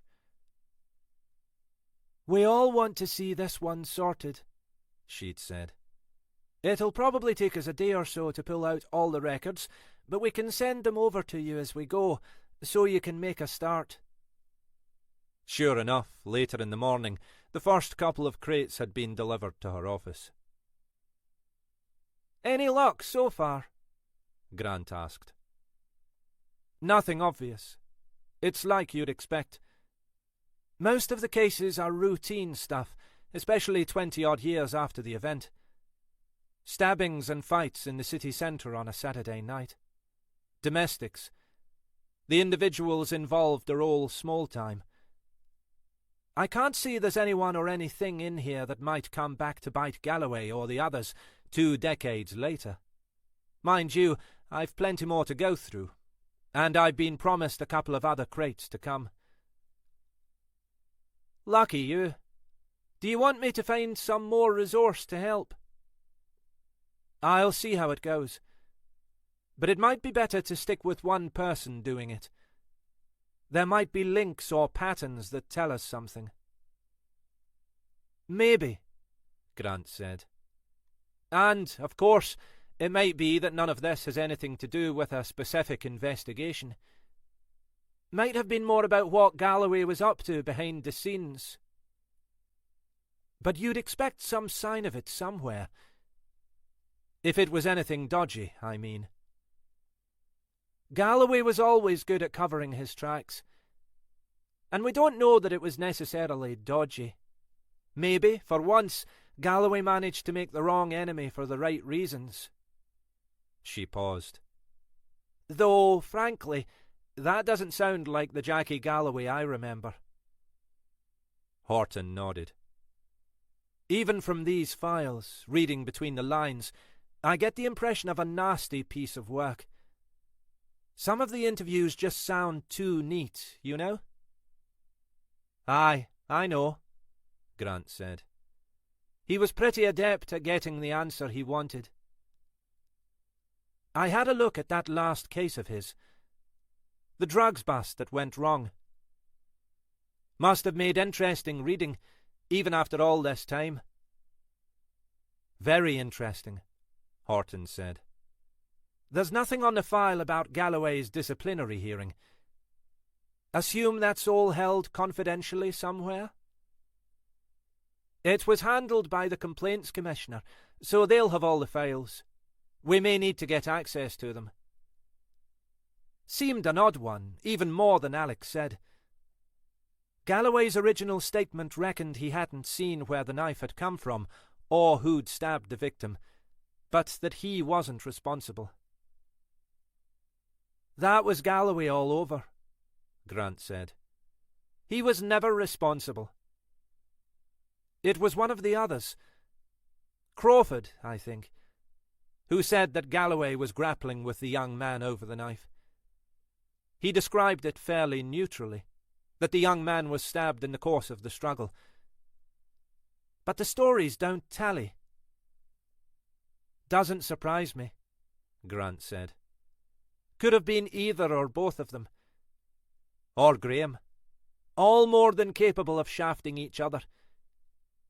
You think the key to this might lie there somewhere? Horton shifted uneasily. In principle, I suppose it could. These were people trying to muscle into the city drug circuit. Alec reckoned that Galloway had been tipped off by one of his dubious friends. So all that might have got up the wrong person's nose, especially with the way it turned out. But my impression from the file is that these guys were low-life chancers, not big players. Or maybe, Grant said thoughtfully, somebody used this as an opportunity to bring down Galloway.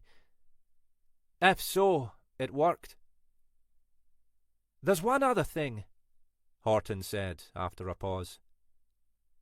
Go on. I had a call from Alec last night. She'd been considering not telling Grant this, but was feeling increasingly uncomfortable holding back the information, however trivial it might prove to be. She could almost see Grant stiffen in her seat at the mention of Mackay's name. Oh, aye, Grant said. And what did Alec want? He ran into Bridie Galloway yesterday. Ran into? Grant's voice was icy. Just that, from what he said. It's a small village. He met her in the corner shop. Very cosy, Grant said. Was she complaining about the price of Tunnock's wafers? She was just encouraging us to look at these last cases. Well, thanks for the tip, Bridie.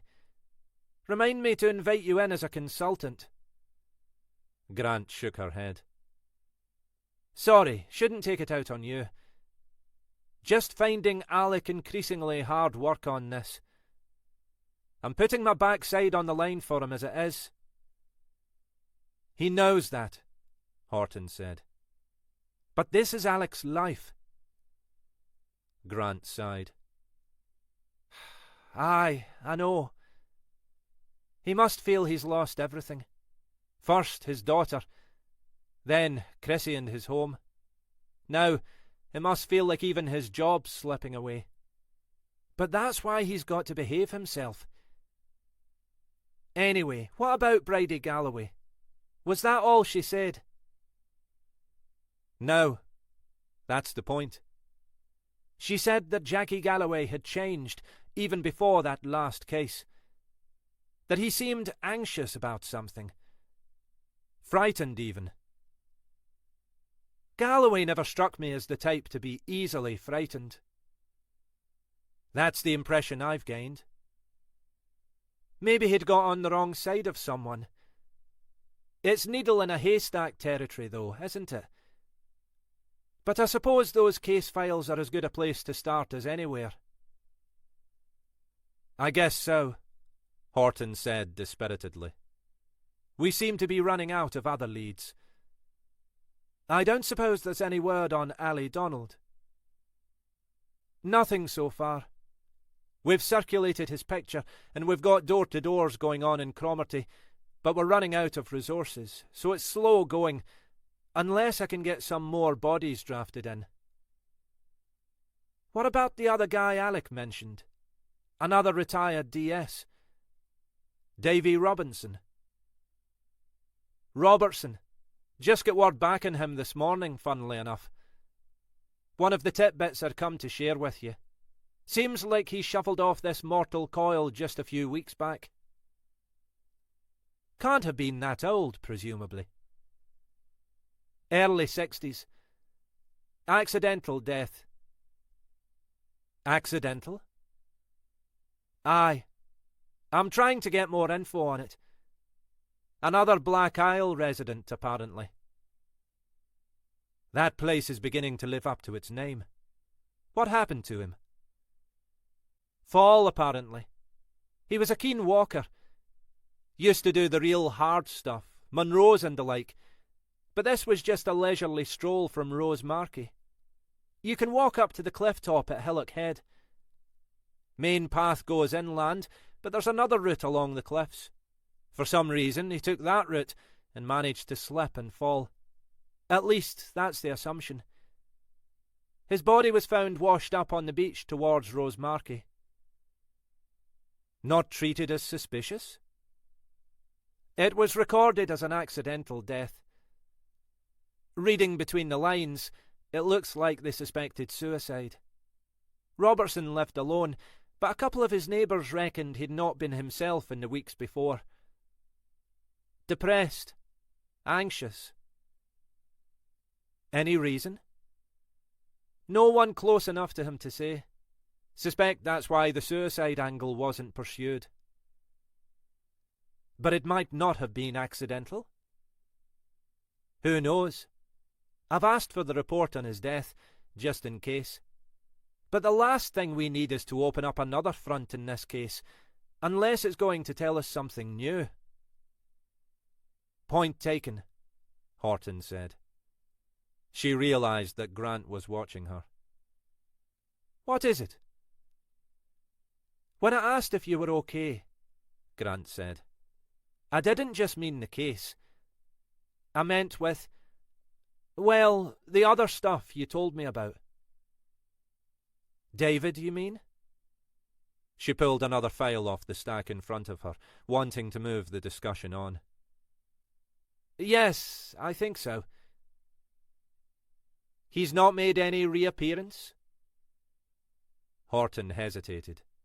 She trusted Grant well enough to share her problems, as she had the previous day. But she also didn't want to bring any more of this into work than she had to. Not so far, she said finally. I'm hoping that's the end of it. Let's hope so, Grant said. But if there's anything I can do, just ask. Thanks. I'll be fine now. Honestly. Grant nodded, not looking entirely convinced. That's good, Jenny. I don't want to lose any more officers.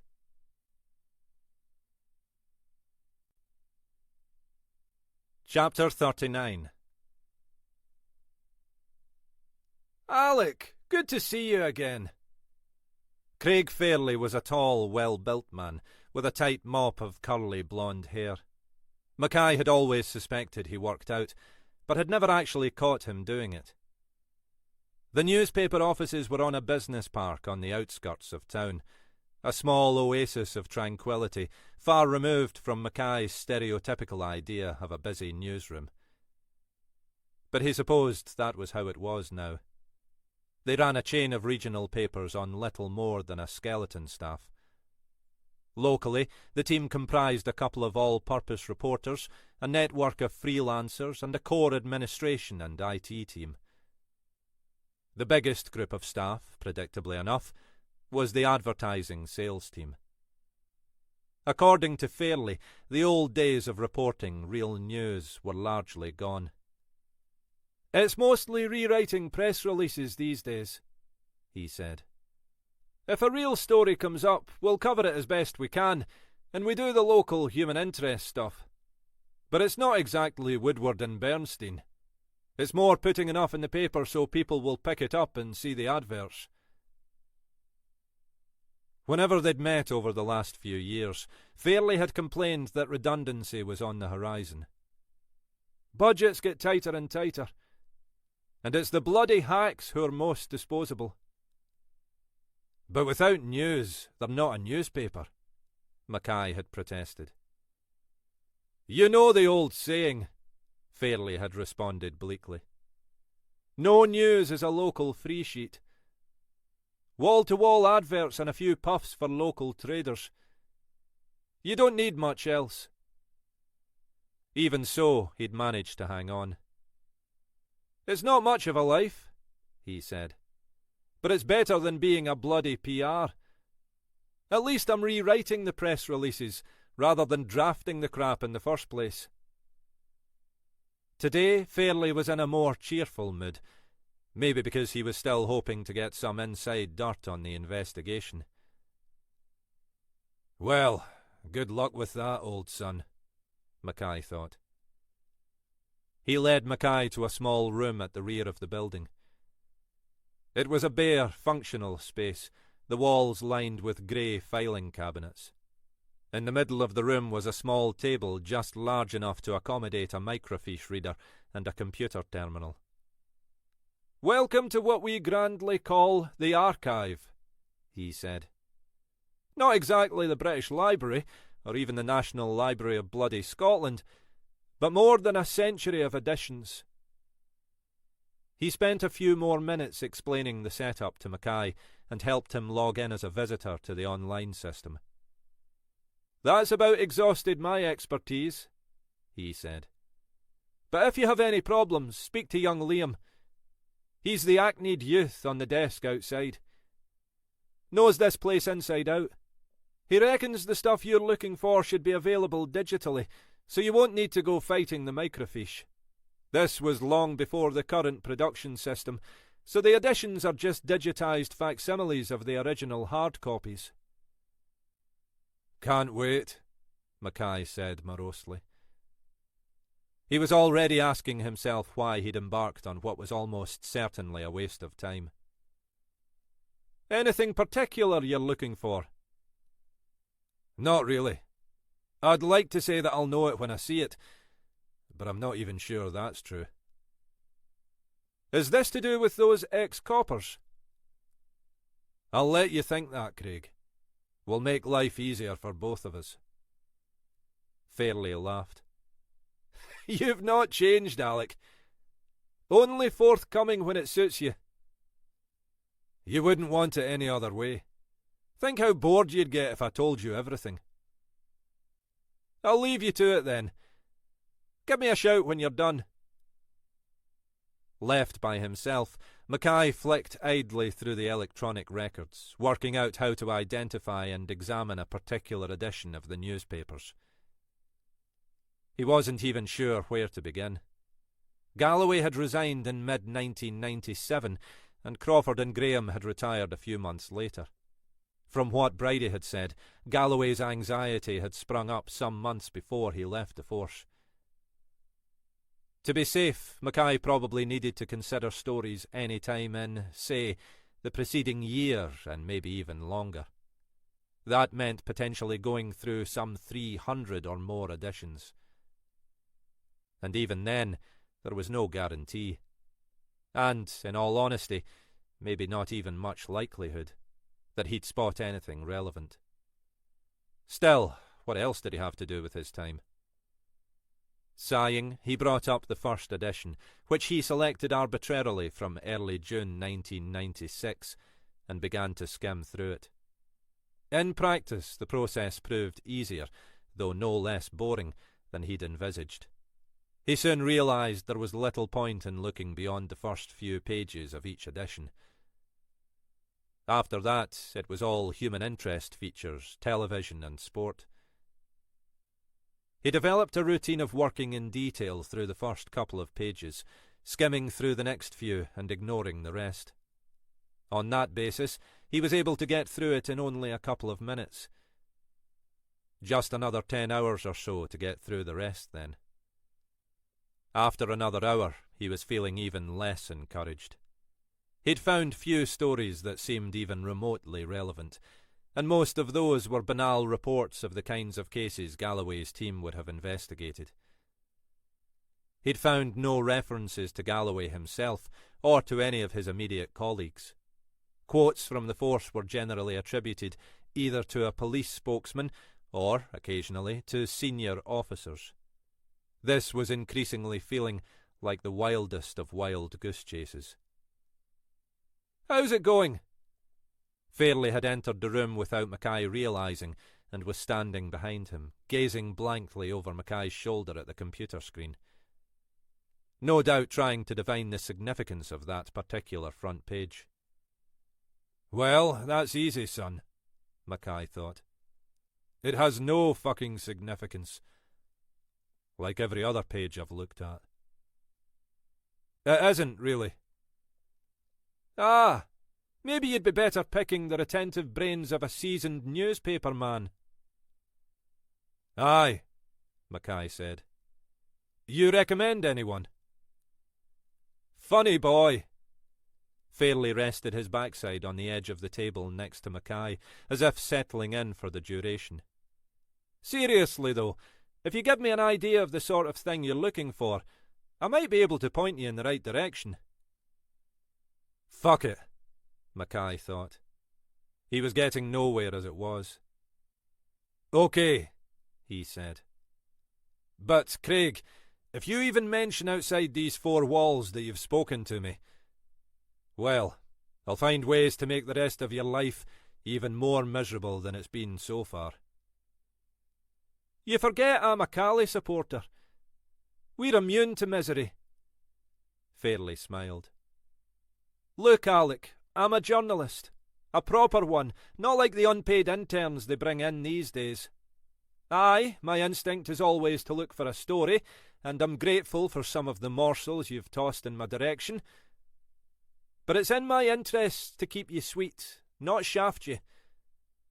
If I can help you with this at all, well, I'm sure you'll do me a similar favour one day. Either that, or I'll get my rewards in heaven. Ever optimistic, Mackay said. Spoken like a true Cali supporter. Aye, well, it's what keeps us going. So, what's this about, Alec? You mentioned the ex-coppers. You'll have your memories of Jackie Galloway, I'm guessing.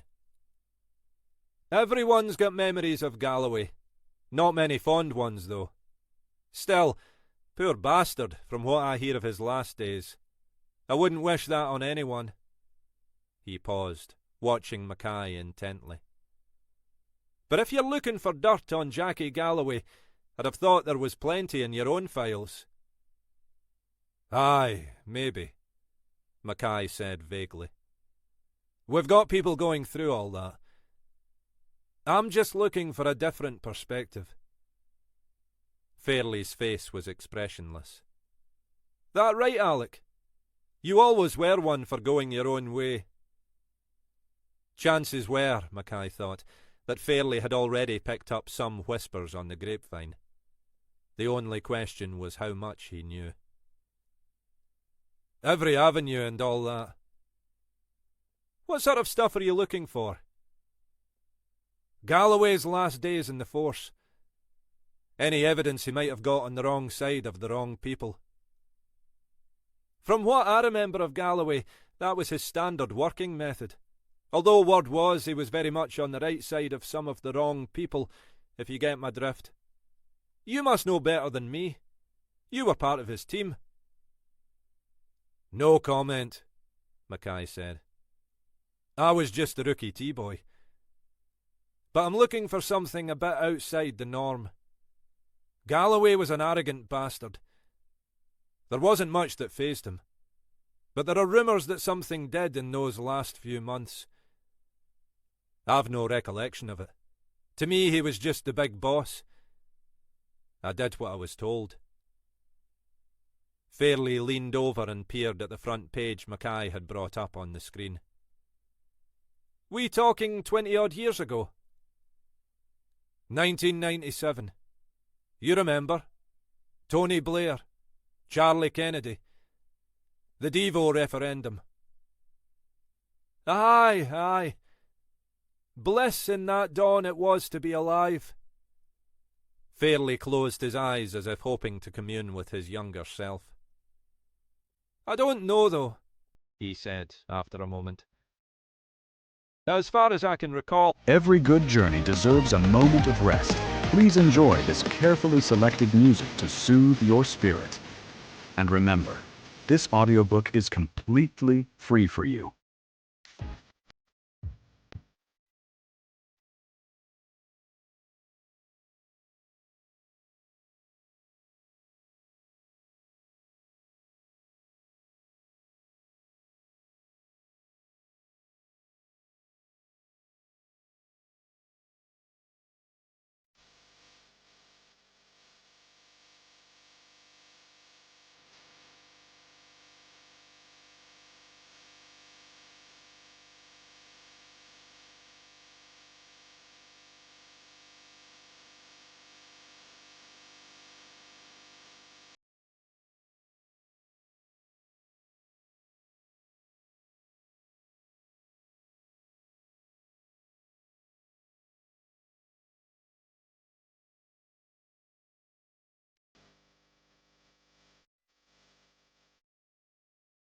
Galloway was pretty much his usual self in those last months.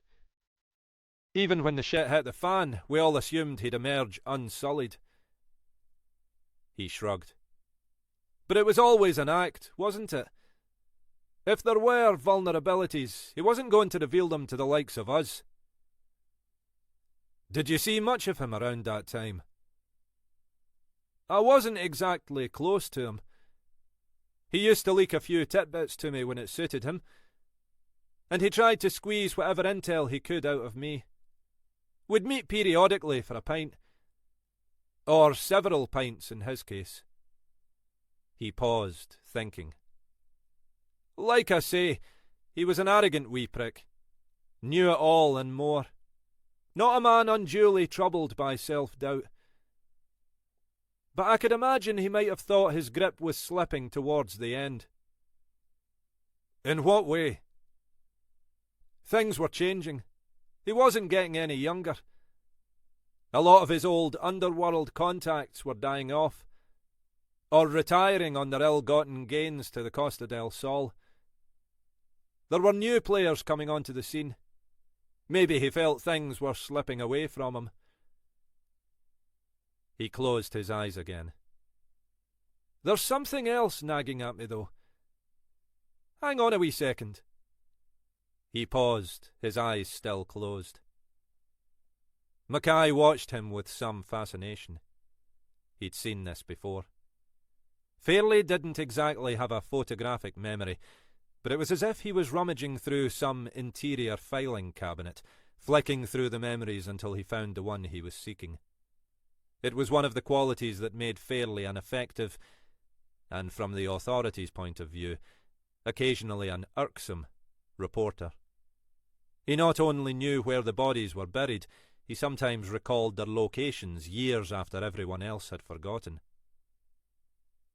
There was a particular thing he kept badgering me about. Didn't make much sense at the time, and it still doesn't.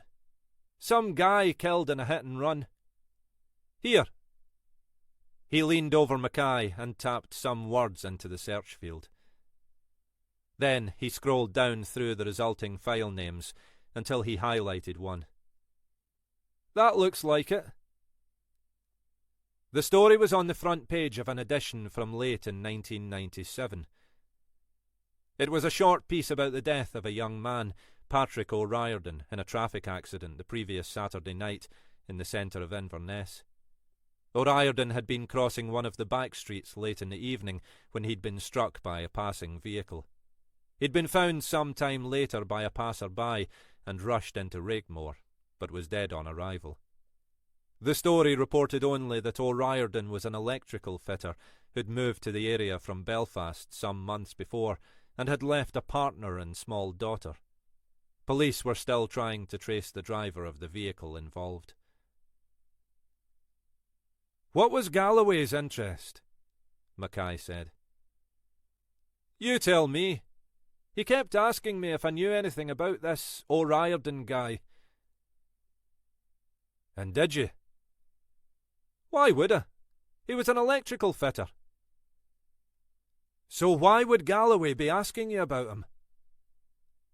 That's the question, isn't it? My sense was that he thought O'Riordan was connected. Connected?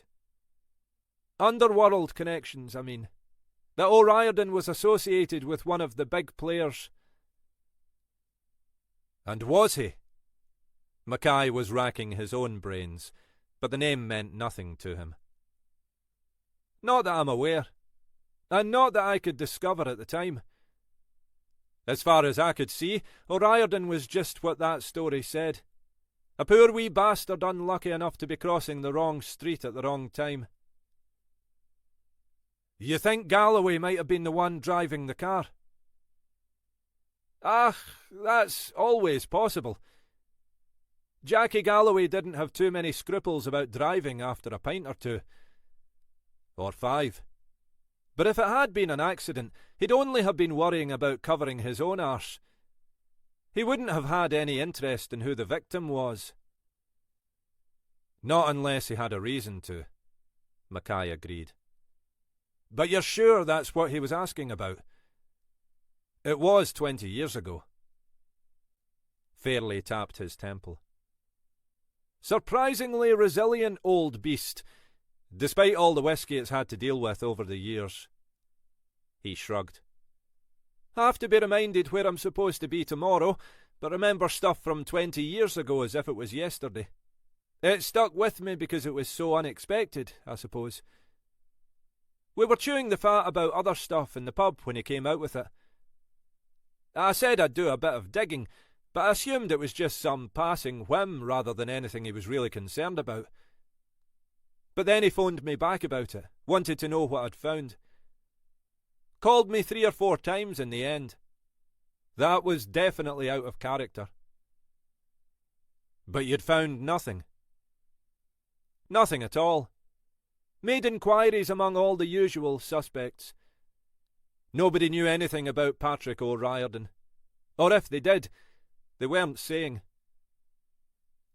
You think they might have been concealing something? Anything's possible.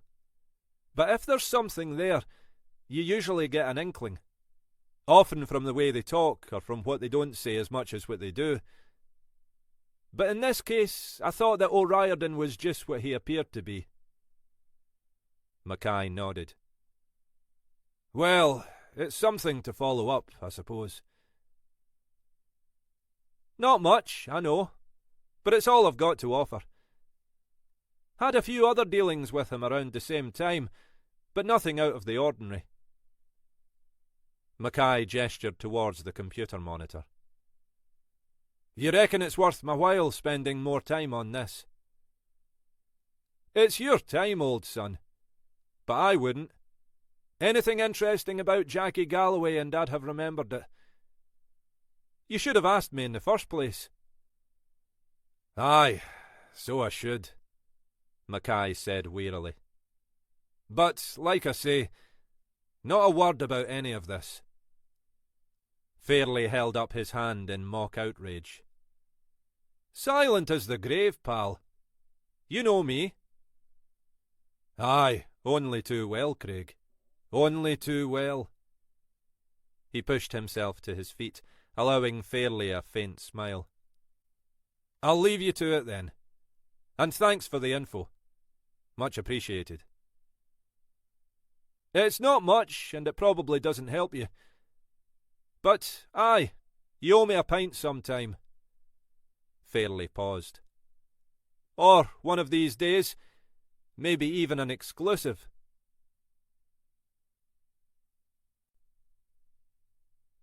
Chapter 40.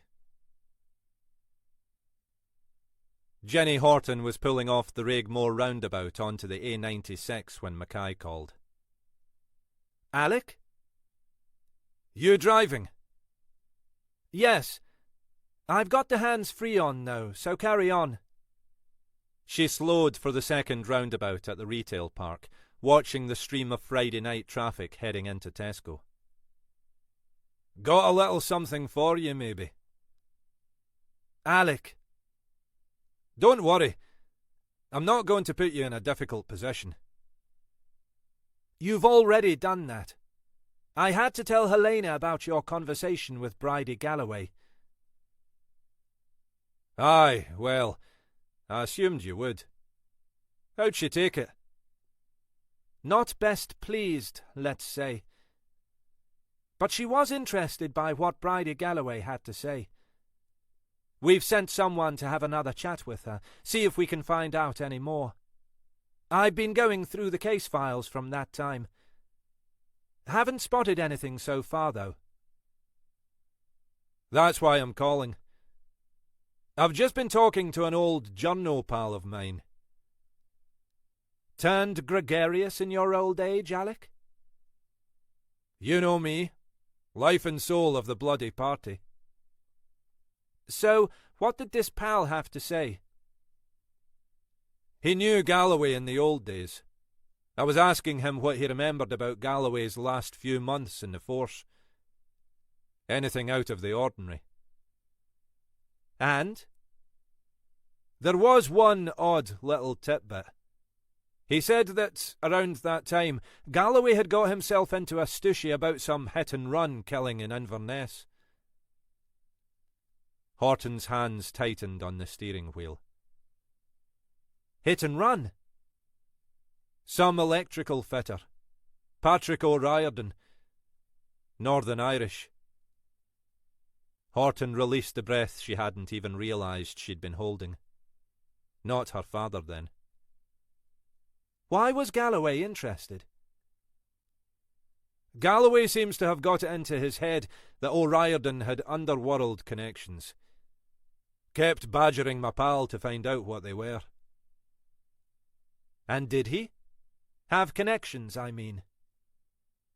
Didn't seem so. Just what he appeared to be. A poor wee bastard who'd got on the wrong side of a speeding lump of metal. Why would Galloway have cared? You think he was the driver? It's not beyond the bounds of possibility. But I wouldn't have expected him to care who the victim was. He'd have been more concerned about possible witnesses or CCTV. He might have been worried if this guy O'Riordan really did have underworld connections. Galloway wasn't the sort to run scared of the local villains. Even the biggest players up here were small fry in those days. Galloway had them where he wanted them. I can't see him getting jittery unless there was something bigger at stake. You think there might have been something your friend missed? He's a good journalist and he'd have known all the local players.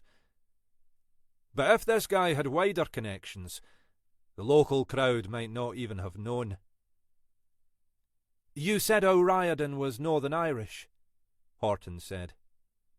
That would open up a few possible avenues. Aye, right enough. That would have been enough to give even old Jackie something to think about. It's one thing to get on the wrong side of some two-bit local dealer. It would have been another to get on the wrong side of the Provos or the Loyalists back in the day. Wouldn't this have been around the time of the Good Friday Agreement? Just before, Mackay said.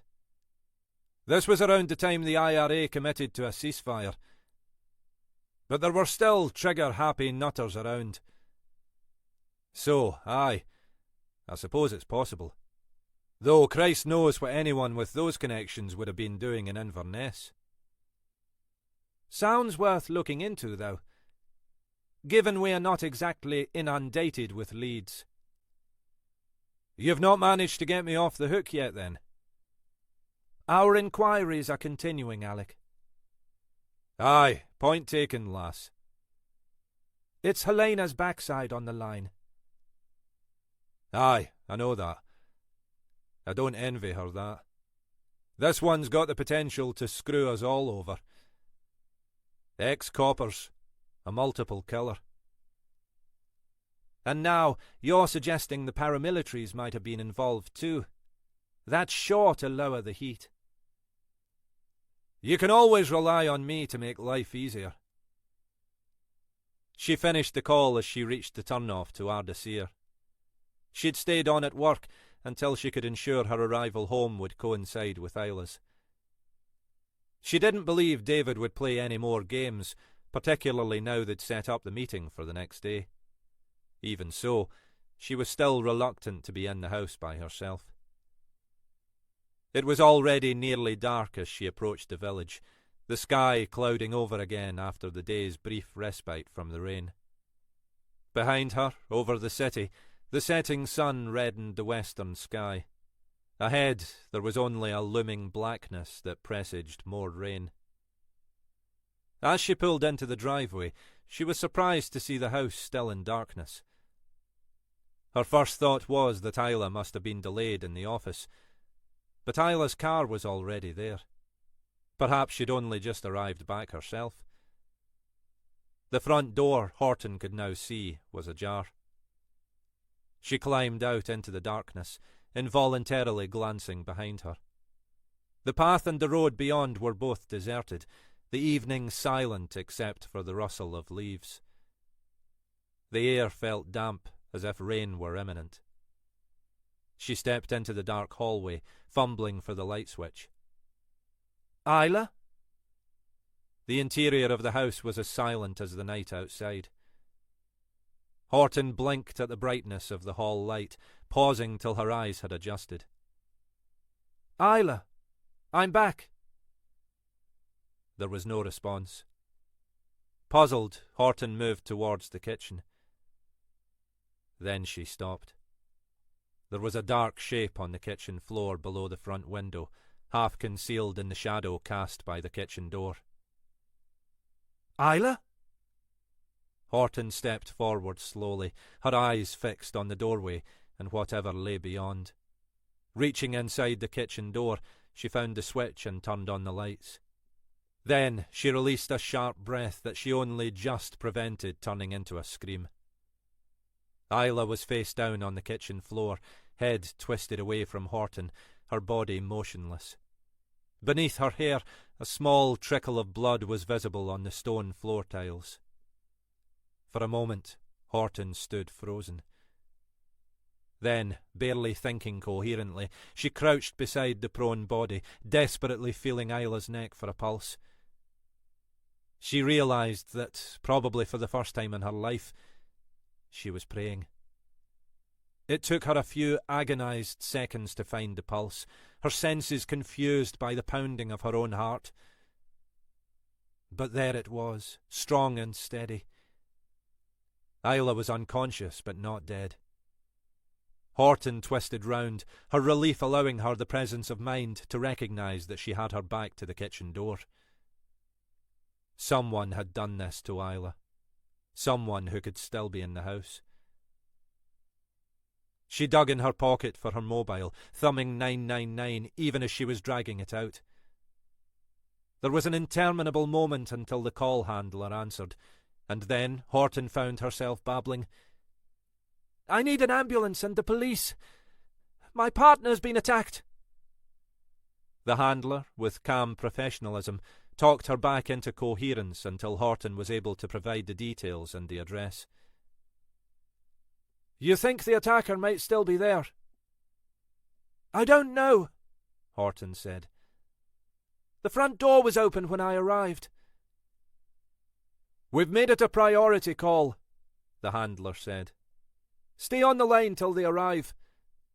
There's a car coming from the airport, so it should only be a few minutes. The ambulance won't be far behind." Mumbling thanks, Horton lowered herself to sit beside Isla's body, her eyes fixed on the kitchen door. Was it possible David had done this? Could he have turned up here, got into some kind of argument with Isla? She reached for Isla's hand. As their fingers touched, Isla stirred and her eyelids flickered. "Ginny?" she murmured. "There's an ambulance on its way." Isla's eyes had already closed again, as if she were drifting back into sleep.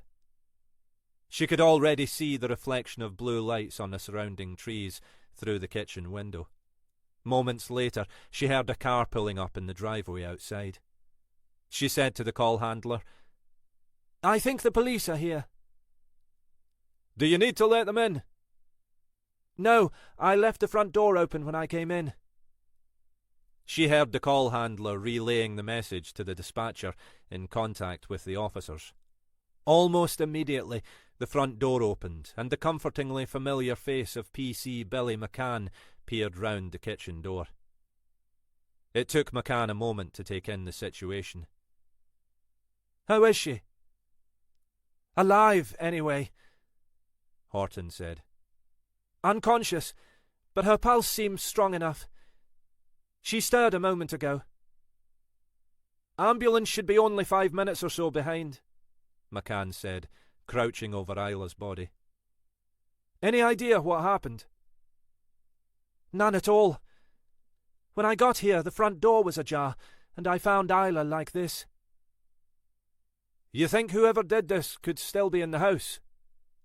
McCann glanced back to his companion. "I don't know. I just came straight in here.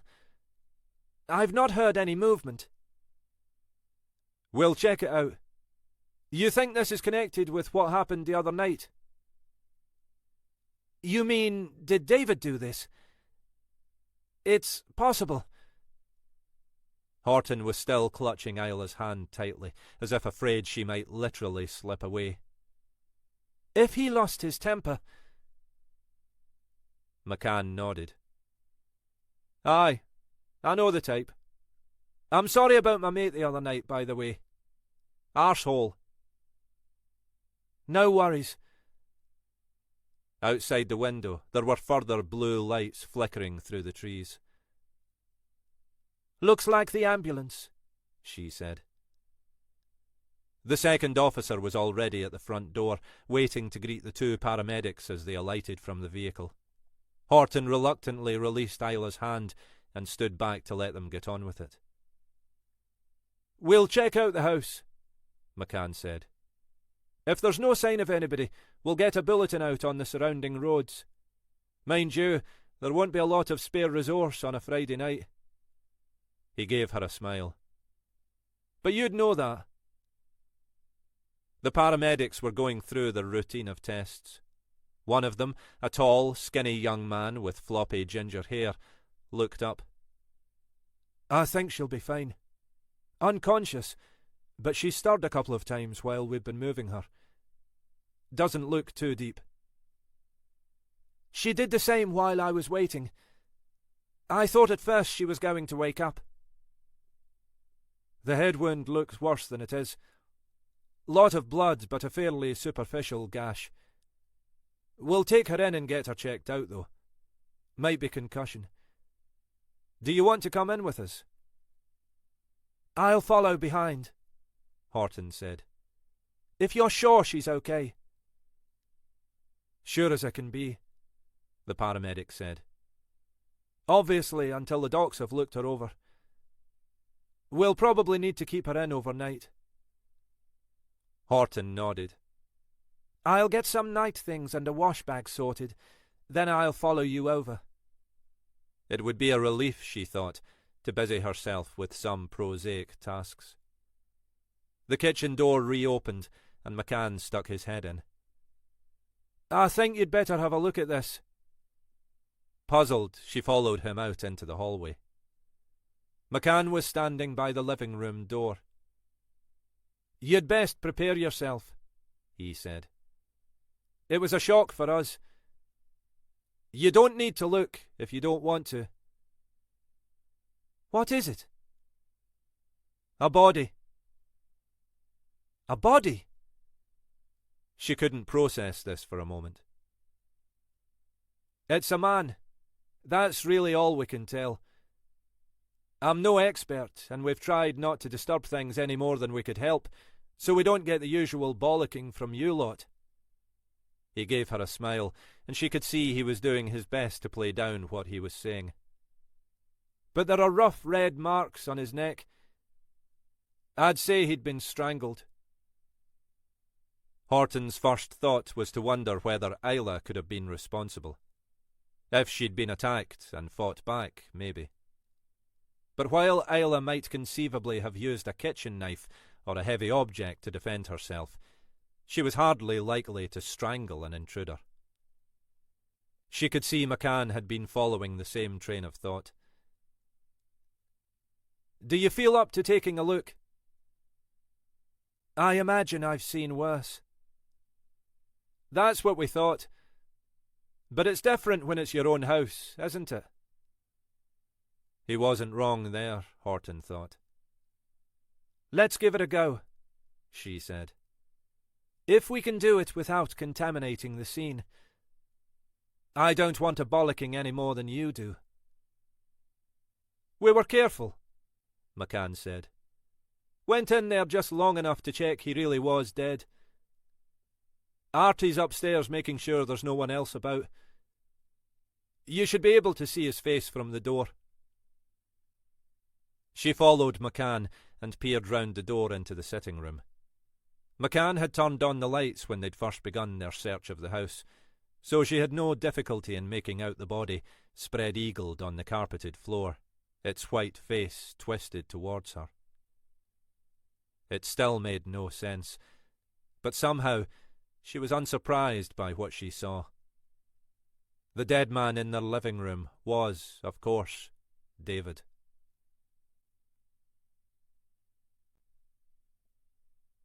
Chapter 41. Helena Grant had known the call would come. It was always an evening like tonight, at the end of a total shite-hole of a day, when all she wanted was half a bottle of wine, a microwaved supper, and an early night. Today had been worse than most. She'd spent most of it either getting nowhere or briefing chief officers who wanted to know why she was getting nowhere. Then there'd been another media conference where they'd still had nothing of substance to say, so she'd had to spend half the morning with the head of comms working out how they were going to say it. Then a series of other meetings had dragged her away from where she should have been focusing her energies. All while she was still several officers down on her establishment, including the irritatingly indispensable Alec Mackay. She'd hoped for a few hours' break, but was far from surprised when her work phone buzzed almost as soon as she was back in the house. It was one of the sergeants from the control room. "Another one for you, I'm afraid." She almost didn't need to ask.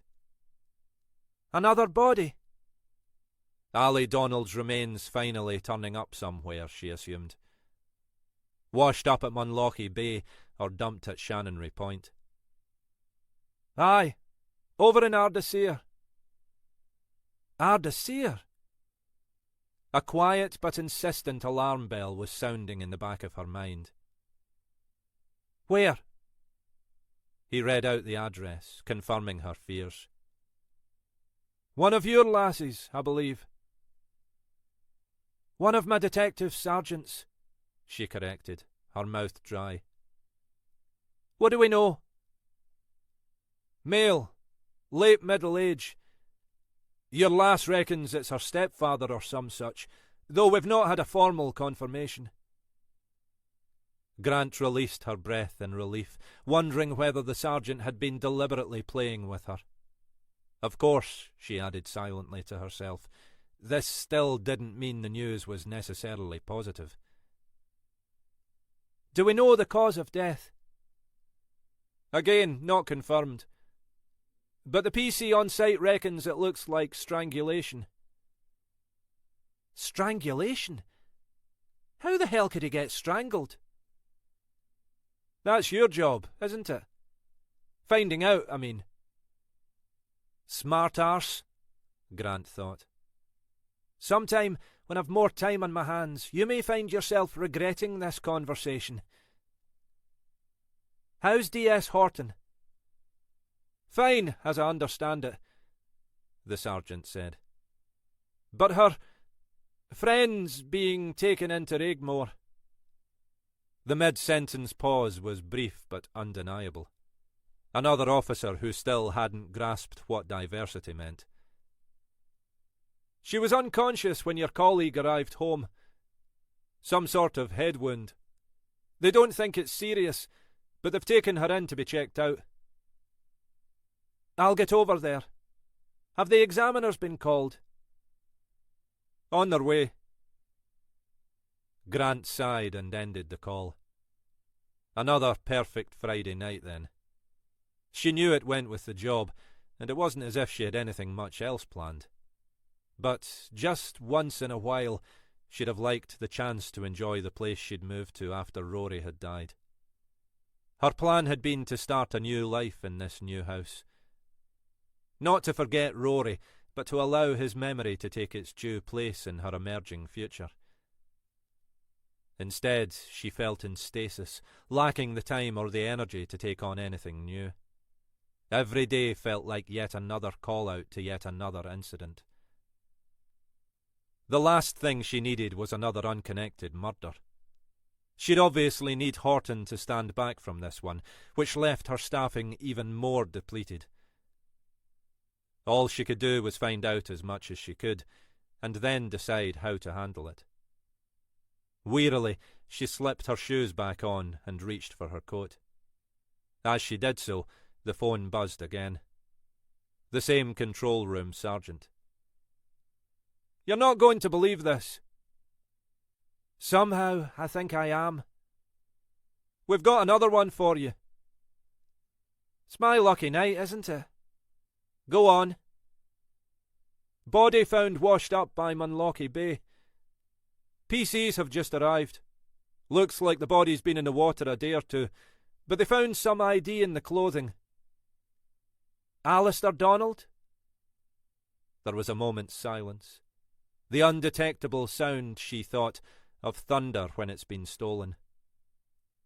Aye, that's right. So, her prediction had been right, even down to the likely location. She'd known, even when Donald had first been reported missing, that it would come to this. Another ex-copper. Another member of Jackie Galloway's team. Another dead body. OK, she said. I'll get someone there as soon as I can. Though Christ knows how, she thought. We're thin on resource at the moment. Aye, tell me about it. There was no trace of sympathy in the sergeant's voice. I can't afford to leave our lads out there for too long. You'll have to leave them there as long as it takes, she said shortly. Give me the details, and I'll see what I can do.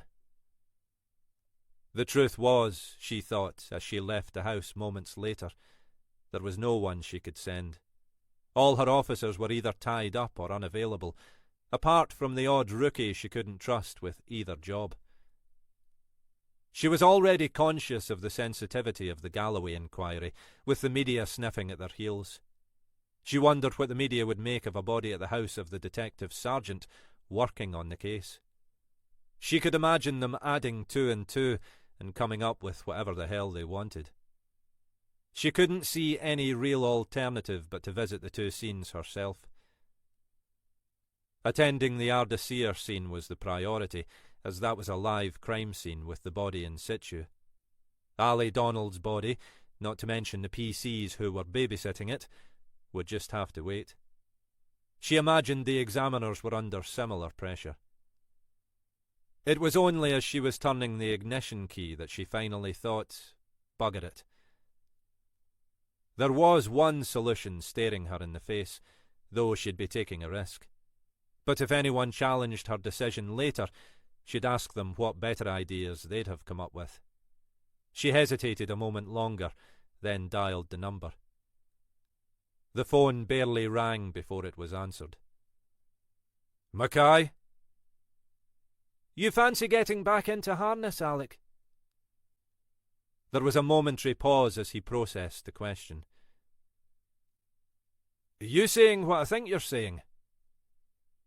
I'm asking, she said patiently. If you want to get back on the job, if you'll pardon the expression. If you're serious, I'll pardon you anything. Does this mean I'm off the hook? You were never on the hook, as far as I was concerned, Alec. I was just trying to do you a favour. Nothing's changed, as far as that's concerned. You're still the last person to see Rob Graham alive, apart from whoever killed him. You were still seen talking to him outside the pub. You still don't have any kind of alibi. Shit, I'm being an idiot. I hadn't thought it through, Alec. I can't bring you back yet. I haven't done anything, Helena. You know that. Aye, she said. I know that. But if I don't play this by the book, we'll both end up crucified. So, why did you call me? Ach, because I'm desperate, Alec. You heard about Jenny? What about Jenny? She recounted what had happened at Horton's house that evening. Jenny's off to Regmore with Isla, and I couldn't involve her in this anyway. I've no other senior officers available. She realised, with something approaching shock, that she was on the brink of tears. It was as if all the pressures had crept up on her, overwhelming her without her realising. She couldn't remember the last time she'd felt so far from being able to cope. She could tell that Mackay could read at least some of this. "What do you want me to do?" "Alec, I can't." "Look, you need help, Helena. I can provide it. Simple as that." "It's not that simple, Alec." "If there's a problem, sling the blame in my direction. Tell them I went off-piste, against your orders. Mind you, I don't know if the powers that be would believe that of me." Suddenly, as unexpected as the previous moment's near tears, she laughed. "You bastard, Alec. You never change. I can't allow you to take that on. If it came to that, it really would be the end of your career." "At the moment, I'm feeling like it's ended anyway," he said. "I can't carry on like this, Helena. It'll be the end of me." He hesitated again. "Anyway, it's Ginny." "OK," she said, finally. "But we might both end up falling on our swords over this." "Well," Mackay said, "if we're going to do that, Hen, let's at least do it in style."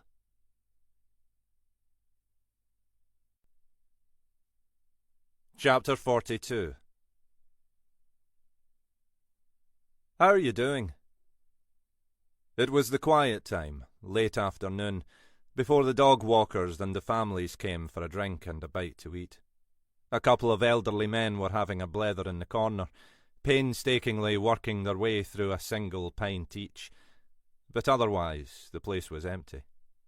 Kelly was behind the bar polishing glasses. She hadn't heard Callum emerge from the kitchen. "Oh, fine. You know." She gestured at the empty barroom. "Not exactly rushed off my feet." "It'll fill up later." He'd been prepping some food for the evening menu and was dressed in his chef's whites. They suited him, she thought.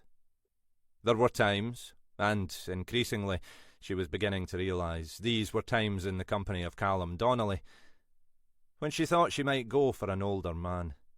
Someone with a bit more maturity than the likes of Greg, anyway. It was a pity that Callum was spoken for. "You've not seen any more of that wee bampot?" "No." Kelly imagined that Greg would be steering well clear of her now. "I don't think he'll be back." "He better not be."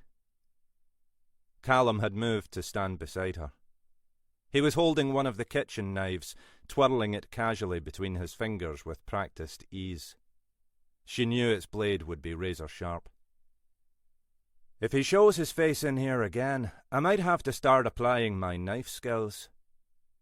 He flipped the knife into the air, allowed it to spin once, and deftly caught it by the handle. "You wouldn't—" She stopped, realising he was laughing at her. "Of course not. But I'd kick his backside down the street." Kelly realised she'd allowed herself to move closer to him. Suddenly self-conscious, she took a step away and resumed her industrious polishing. "I don't think he meant any harm." "It didn't look that way to me." Callum leaned forward, and for a moment she was convinced he was about to put an arm around her. Instead, he reached to adjust one of the beer pump clips. Kelly released her breath, aware she didn't know how she'd have reacted if Callum had touched her. She stepped away along the bar, making a pretense of checking the row of optics, conscious he was still watching her. "You need someone to take care of you, Kelly," he said after a moment. She didn't look back. She wanted to ask him whether he had anyone particular in mind, but couldn't bring herself to speak. Finally, she said, "I'm fine, really." She forced herself to face Callum. As she had expected, he was watching her, his hands still juggling idly with the knife. She wanted him to say something more, but after a second he shrugged and smiled. "I'd better get back to the kitchen. That veg won't prep itself." He waved the blade in the air in the manner of a costume drama swordsman. Kelly smiled back, feeling as if she'd lost the power of speech. She could hear movements from the kitchen, then the sound of Maggie Donnelly's voice calling for Callum. Maybe, Kelly thought, Callum had heard those noises a moment before she had, and knew his wife had returned from her trip to the cash and carry. Maybe that was why he'd said nothing more. The bar doors opened, and the first of the evening crowd came in. A middle-aged couple with their dog. Kelly took a final glance towards the kitchen door, and then moved to serve the couple, trying to stop herself from thinking about what, if anything, might have just nearly happened. "I see the walking cadavers already arrived, then." McCann blinked as Mackay's figure loomed over him. With all other rooms currently being treated as potential crime scenes, McCann had been sitting on the stairs, writing up his notes while he waited for CID to arrive. Now that CID had done so, in the intimidating form of D.I. Alec Mackay, McCann wished he'd been standing to attention instead. "Sir?" McCann knew Mackay by reputation, but had never had any dealings with him. It seemed best to keep things on a formal footing until he received some guidance otherwise. "Yon Jock Henderson, examiner." "Oh, right.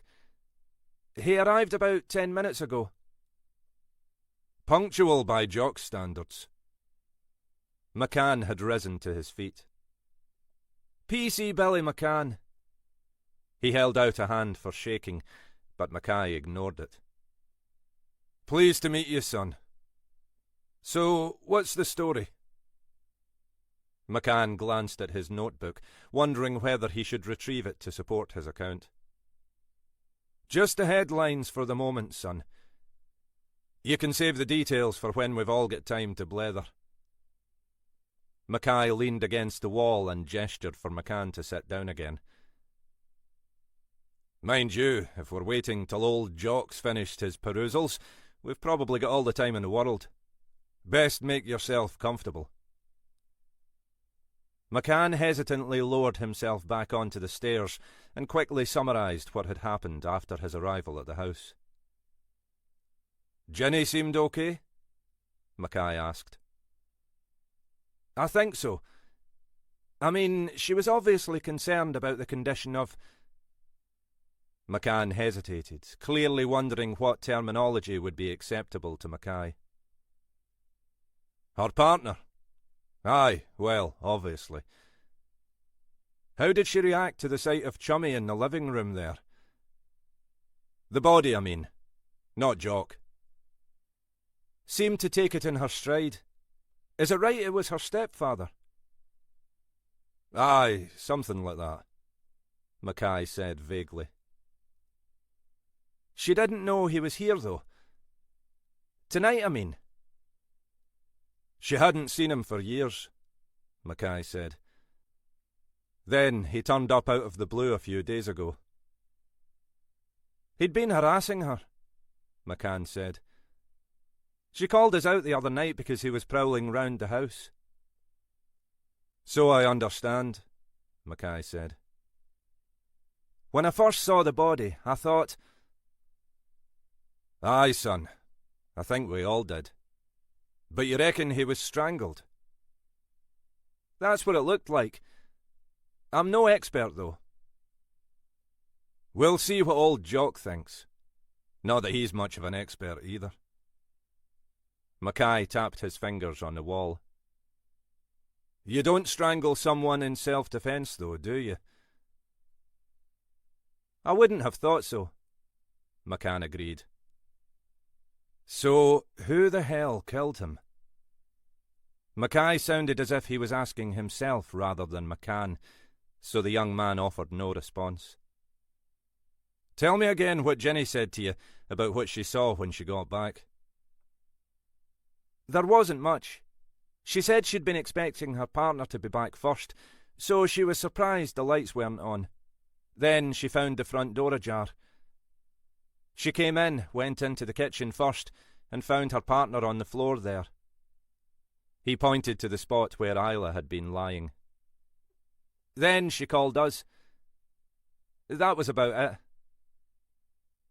She hadn't gone into the living room? No, she stayed in the kitchen till we arrived. We were the ones who stumbled across the body when we went to check the rest of the house. Looks like the patio doors have been forced, so that's presumably how he got in. You've checked out the gardens and the surrounding area? As soon as we could, yes. The two of us did a scout round. No sign of anything, but difficult to be sure in the dark. Your mate's gone now? McCann nodded. We had a couple more call-outs. Routine stuff, but we thought there was no point in both of us sitting here. I said I'd stay as long as needed, then get him to pick me up. Mackay nodded, his expression suggesting that while he'd been talking, his brain had been pursuing other avenues of thought. OK, son. That's very helpful. You can get off when you like. I'll finish up with old Jock in there and get this place sealed off. I'm assuming Jenny's over at Regmore? Yes. She left a set of keys over there. I said I'd leave them for her at HQ. Thanks, son. I'll look after all that then. And now I'll go and chivvy old Jock along. He's probably fallen asleep in there. Mackay watched Jock Henderson as he hunched over the body, clad in his rustling white protective suit. At times like this, he thought, you could almost believe the old bugger knew what he was doing. Nearly done, Jock. That body's cluttering up the place. Aye, well, Henderson said, without looking up. Some of us do a proper job, you know, Alec. Aye, so I hear. But somehow, I always get landed with you, Jock. How's it looking? Not much to see, to be honest. At least I've not had to wade through pools of blood on this one. Must be a disappointment. Cause of death? Asphyxiation, I'd say. Strangled. He looked up and regarded Mackay over the top of his face mask. We seem to be having rather a lot of those lately. Mackay nodded, thinking back to the hands that had gripped his own throat in that dark corner of Fortrose. The way Rob Graham had been killed. It was hard to conceive of any connection between that and the body lying in front of him. But then he knew almost nothing about this man. Must be in fashion, he said. Any ID on him? Henderson held up an evidence bag containing a brown leather wallet. Aye, various cards, driving licence and so on. Name of David Kirkland. Address in Surrey somewhere. I wrote down all the salient details before I bagged it up. Mackay frowned. David Kirkland. The name rang a distant bell, though he couldn't imagine how or why it should. Maybe Horton had mentioned it to him sometime. It didn't feel like that, though. It felt like something from further in the past. Anything else? Not obviously. I've dusted for prints, especially round where the door was forced open. But there doesn't seem to be much. We'll get the clothing checked over for DNA traces. You never know. He pushed himself to his feet. I'll take a few photos, and then we're done in here. You want me to check the kitchen and the rest of the house? Probably worth checking whatever we can, Mackay said. As I understand it, nobody's disturbed the place, except for the 2 uniforms when they checked it out. What's the story then, Alec? Word on the street is that this is Jenny Horton's place. and that it was Jenny's other half attacked in the kitchen. You frequent some dubious streets, Jock. But aye, this is Jenny's. My understanding is that yon corpse is Jenny's stepdad. We're assuming some kind of intruder. Maybe interrupted a burglary. What kind of burglar strangles someone? Henderson asked. It was a reasonable question, and Mackay could offer no answer. One who's good with his hands. Christ knows, Jock. But we've had stranger cases. If you say so, Alec. Henderson was prowling round the room, taking an array of shots with his digital camera. Your job to worry about that side of it, I'm glad to say. I'll leave that in your incapable hands. Aye, you do that, Jock. Are we okay to call up the ambulance to take away our pal here? Whenever you like, Henderson said. Though I don't think he's in any hurry.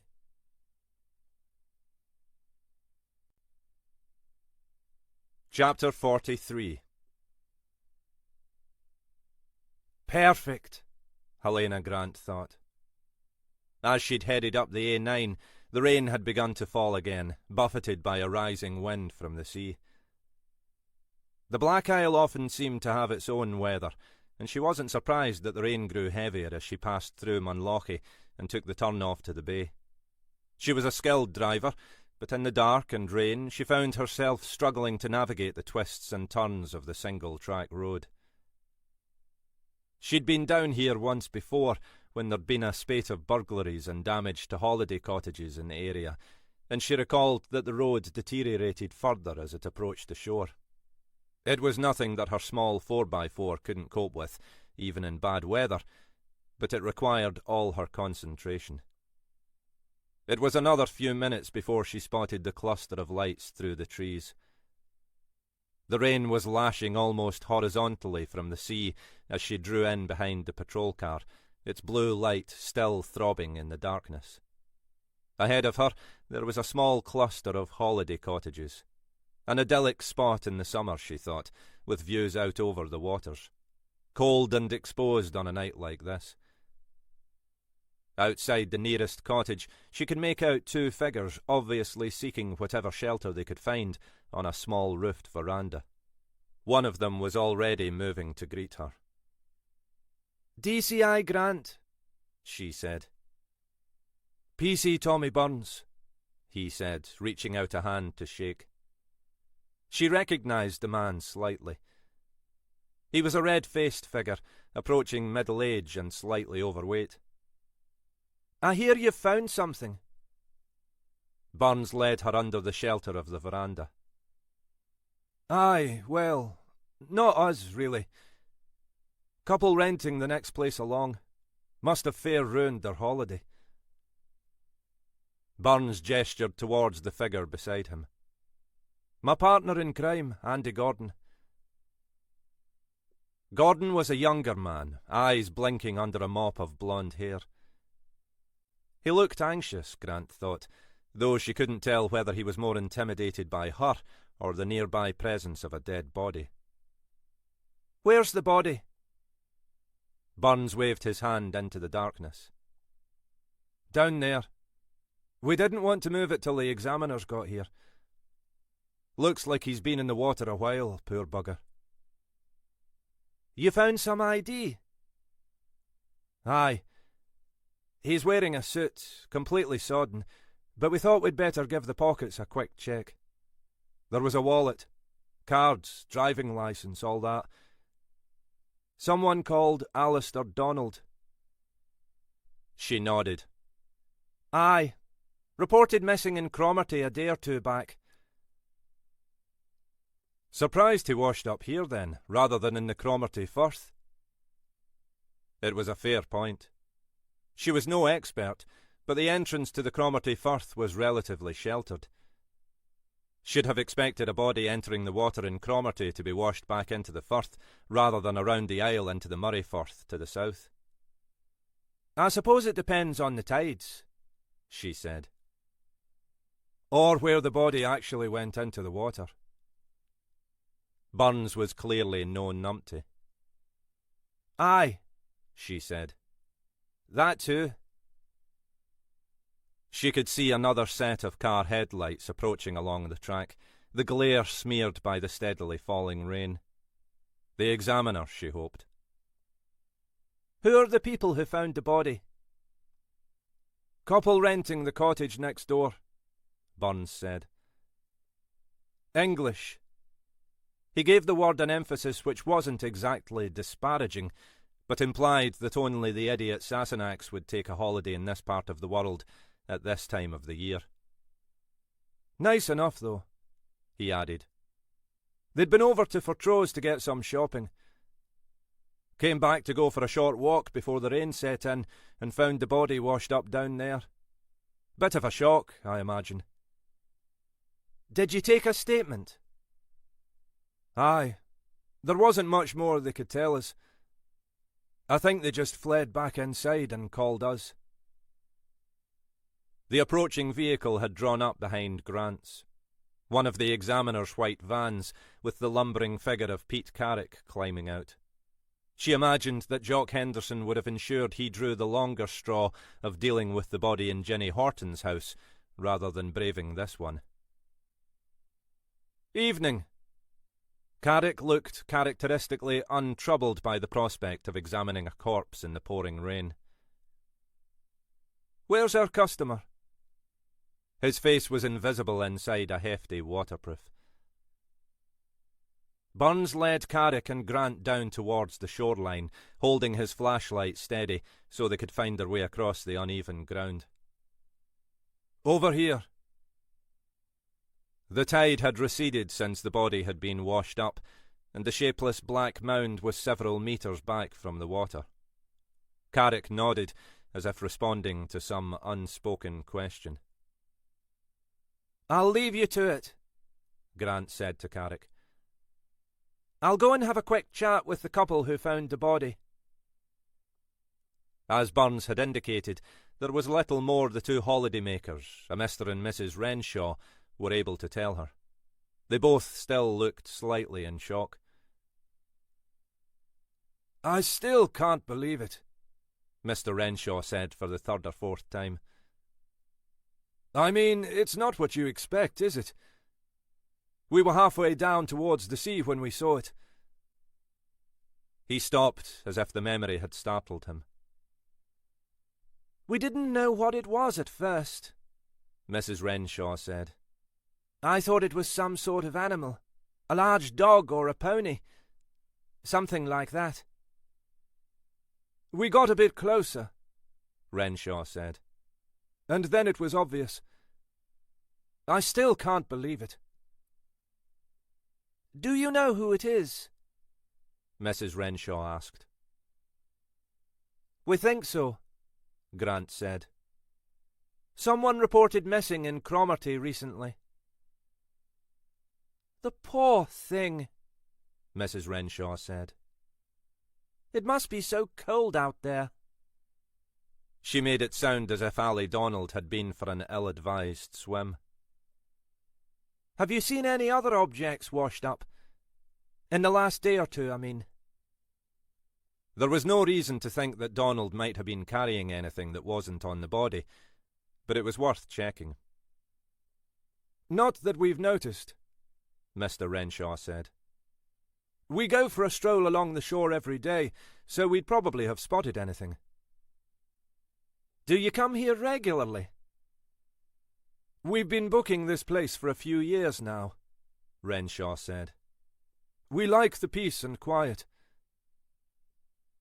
And the views, Mrs. Renshaw said. We love the views. We usually come up a couple of times a year. We'll be back again in the summer. Grant nodded. You've given a statement to the PC, I believe. We'll leave you in peace now. We'll get everything sorted outside, so you'll see some comings and goings, but don't worry. Did the PC take contact details for you? Mrs. Renshaw nodded. "Will you need anything more from us?" she asked anxiously. "I don't imagine so," Grant said. "But sometimes there are things we need to double-check at a later stage. We won't trouble you unless we need to." Neither of the Renshaws looked reassured by this statement. "I mean," Renshaw said, as Grant rose to leave, "it's not what you expect, is it?" Outside, the rain was still coming down, the chill wind roaring up the firth. Carrick's protective tent was flapping and clattering away in the wind, as if it might leave the ground at any moment. He emerged a few minutes later, pausing as he removed his face mask to check the tent moorings. Then, resembling an ungainly phantom in his white suit, he hurried over to join them. "Done about all I can," he said. "Not much chance of finding anything useful on him. Been in the water too long. Although—" He paused, as if thinking. "When did you say he went missing?" "Couple of days ago. Why?" "Difficult to be sure, especially in these conditions. But I wouldn't have thought he'd been in the water that long. Overnight, maybe. You'll need to get the doc's view."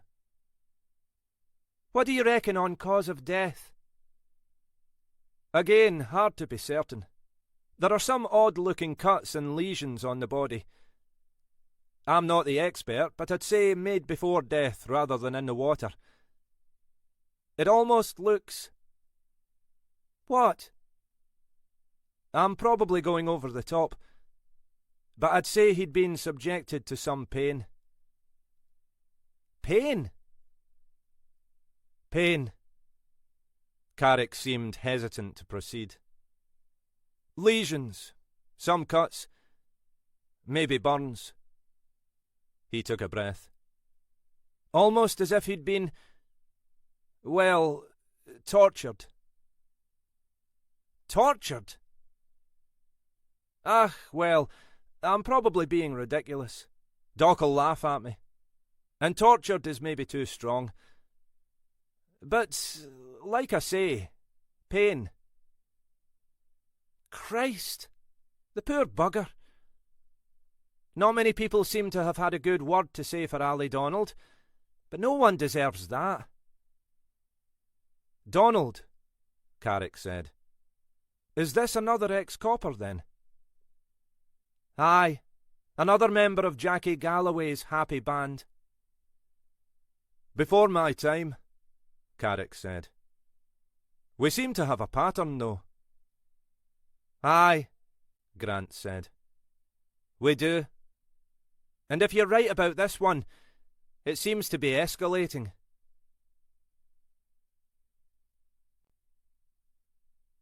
Chapter 44.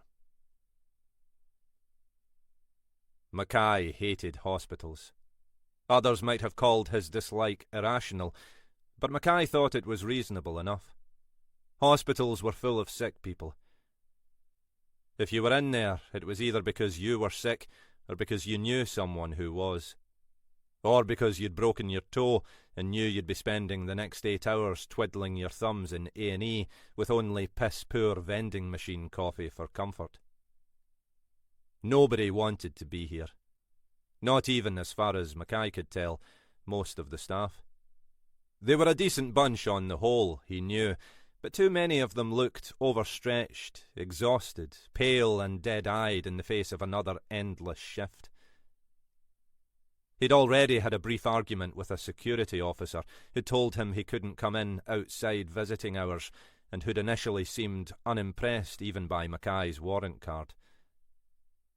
It was only when Mackay began to make admittedly empty noises about the consequences of hindering a police inquiry that the man had grudgingly allowed him to pass. It had taken him a further 15 minutes to track down the ward where Isla was being treated. She'd been moved since her arrival, presumably because the staff were juggling beds, but nobody seemed to know where she'd been moved to. Eventually, he'd found a helpful auxiliary nurse who'd been able to extract the information, and point him in the right direction. Now he was kicking his heels outside a locked ward, where everyone was clearly too busy to respond to the bell or pay any attention to a grumpy DI tapping vainly at the window. Finally, a couple of porters arrived, pushing a pale-looking elderly woman on a trolley. "Waiting to get in, pal?" "Aye," Mackay growled, wondering whether it looked like he was standing in the corridor for his own entertainment.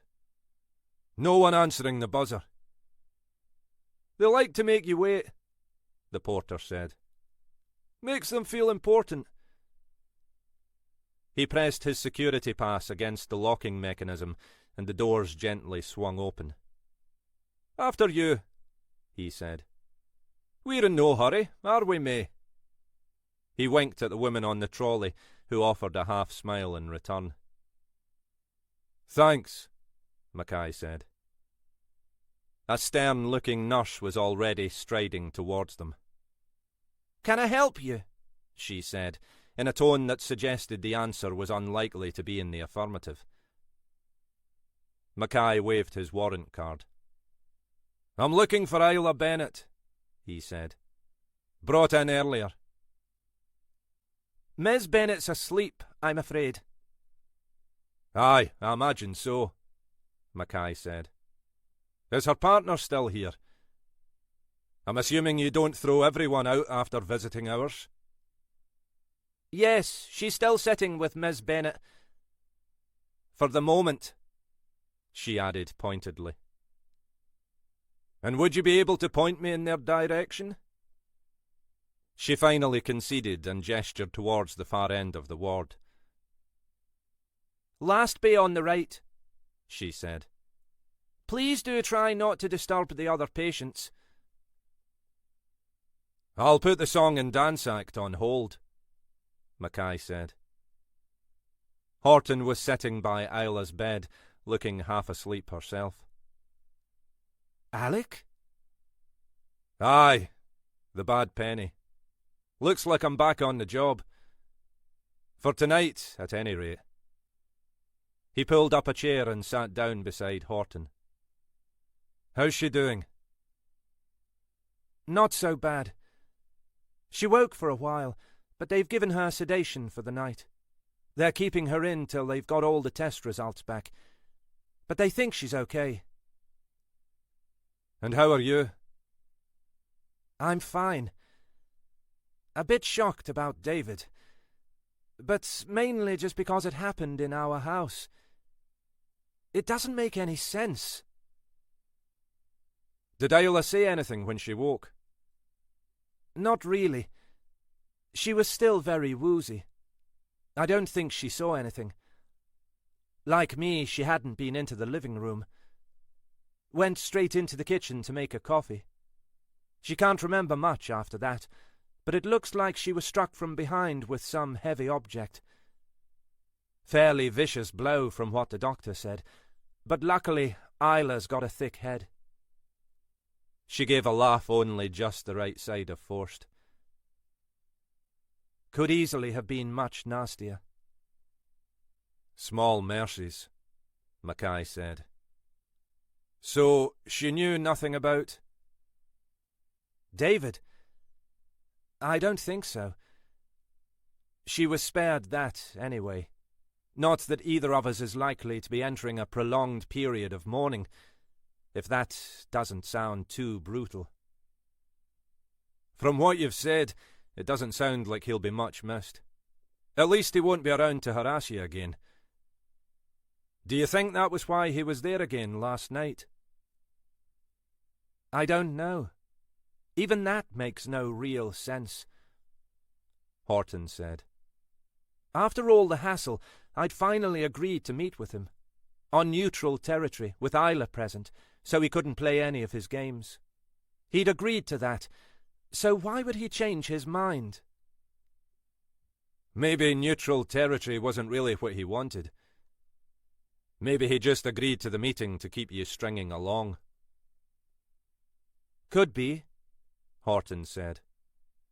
"But that doesn't explain who killed him, or why they decided to do it in our house." Do you know of anyone who'd want to kill him? I imagine there were dozens of people, some more serious than others.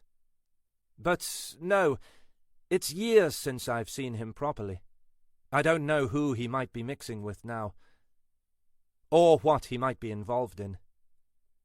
She shrugged. I just wish he hadn't brought whatever it is to my house. Aye, well, from what you say, that was the sort of man he was. His ID has an address in Surrey. Does that sound right? Probably. He was living somewhere near Guildford, the last I knew. That was a few years ago.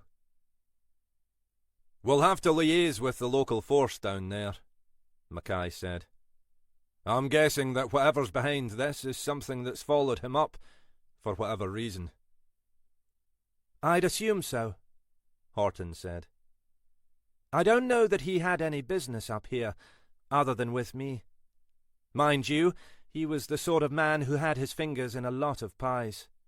As far as I know, he'd never been back up to these parts since... She stopped suddenly. Mackay frowned. Since? Horton shook her head. I was going to rabbit on, and then I remembered that you don't know about any of this, do you? From your tone, I'm guessing not. I've never told you about my background, have I? Well, not much. A fine English rose, the flower of the home counties. As English as, I don't know, double dealing and exploitation. Something like that? Except I'm not, really. Not what? Not English. So, what are you then? If you weren't already sitting down, I'd tell you to sit down. The shock might be too much. The fact is, Alec, I'm as Scottish as you are. Well, nearly. For a moment, Mackay found himself in the unaccustomed position of not knowing what to say. Well, that explains a lot, he said finally. Does it? Aye. I always knew you were far too capable to be English. He shook his head. But, okay, take me through this slowly. How come you're Scottish? I've never heard anyone who sounds more fucking English. And, believe me, I've heard some gobshites over the years. You say the nicest things. I spent virtually all my childhood in the depths of Surrey. But I was born up here. So, what were you doing down there then? Operating undercover? Missionary work? My mother moved south when I was small. With David. She recounted the story she'd previously told Isla. Mackay was having some difficulty processing all this. Your dad was a copper? Apparently. Killed in a hit and run? Yes. He was a PC. When would this have been? 20-odd years ago. I was just a baby. What was his name? Peter Horton. Mum kept his name. She and David never married. Doesn't ring any bells, Mackay said. I'd have thought it would. Officer being killed's a big deal, whatever the circumstances. He paused, thinking. David Kirkland does, though, now I think about it. David? Aye. When Jock Henderson told me the name on the ID, it set something buzzing in my mind, but I couldn't remember what it was. He was another one of us, wasn't he? That's what he told me. Left the force when we moved south. Mackay leaned back on his chair and regarded Horton for a second. You're really full of surprises, aren't you, Jenny? Why'd you never share any of this before? She shifted uneasily on her seat. It didn't seem relevant. Mum never wanted to talk about the time before we moved down south. Yet you've ended up back up here in the family business. That's what Isla said, paging Dr. Freud. Ah, well, none of us can escape our backgrounds, however much we might try. That's a bit philosophical for you, Alec. I'm in a philosophical mood, Jenny. That's what a few days of enforced inaction does to you. He was silent for a moment, his fingers drumming softly on the metal frame of Isla's bed. David Kirkland, though, he said finally. What about him? He was a bit of an odd bugger. Mackay hesitated. Sorry, Jenny, I'm being insensitive. Feel free, she said. I've said much worse about him. But how do you mean? I was just a young copper, so I only saw things from the margins. But there was a lot of gossip about Kirkland. He was nominally attached to Galloway's team. Major investigations. He was a DS, but he seemed to occupy his own position, do pretty much what he wanted. He was one of the few people I never saw Galloway bully. Galloway just steered clear of him. What are you saying? I don't know what I'm saying. None of us knew much about Kirkland's background. He was supposedly a local. He always told me he was from Inverness, Horton said. And I suppose you could just about detect an accent. But he'd probably have passed for English to most people. Story was that he'd spent some years down south before he joined us up here. Worked for the Met. Nothing was ever said explicitly, but my impression was that he was on some sort of secondment arrangement rather than a straightforward transfer. Nobody seemed to know quite what his role was. People like that are usually spooks or special branch, Horton observed. Or just self-important arseholes, Mackay said. But, aye, that was the gossip, right enough. He never gave a hint of anything like that. Well, he wouldn't, I suppose. Depending on what he'd been involved in. Why would he have been up here? That's the question, Mackay said. Not exactly terrorist central up here. Maybe it's all bollocks. Maybe he just wanted people to think he was more than he was. Well, that would be David, Horton agreed. I never saw him as a fantasist, but he didn't suffer from any lack of self-importance. Intriguing, though, Mackay said. Another question is why he chose to leave the force after he got together with your mother. Why head back south? He always reckoned it was because he'd had enough. Wanted a change.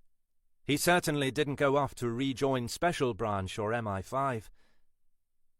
He was working in some management role for a security firm. Did okay. Set himself up in something similar in the end. Agency security stuff. Made a penny or two out of it, though that was after Mum had left him. And he ends up dead on the floor of your living room, Mackay said. I don't envy the poor bugger who gets landed with digging into all this. You don't think it'll be you, then? Leading the investigation, I mean. When you said you were back on the job. I'm just helping Helena out of a hole tonight. She's running on empty. But I'm not out of the woods yet on the Rob Graham thing. She's going to have to tread carefully. Anyway, this one we can throw back to our friends in the south. Like I say, we've no strong reason to believe the killing was connected with anything up here. Good luck with that, she said. I'm sure they'll be only too keen to take on a major investigation into a murder 600 miles away, especially if there might be spook involvement. Everyone likes a challenge. She laughed. Jesus, we need you back, Alec. You keep me going. He looked at her for a moment, trying to gauge whether she was mocking him. If this is how I get treated because I've been away for a few days, I might plan to be away a lot more. Ach, I won't boil your head, Mackay, Horton said in a bad Scottish accent. By George, Mackay said, pushing himself to his feet. I think she's got it. Welcome home, girl.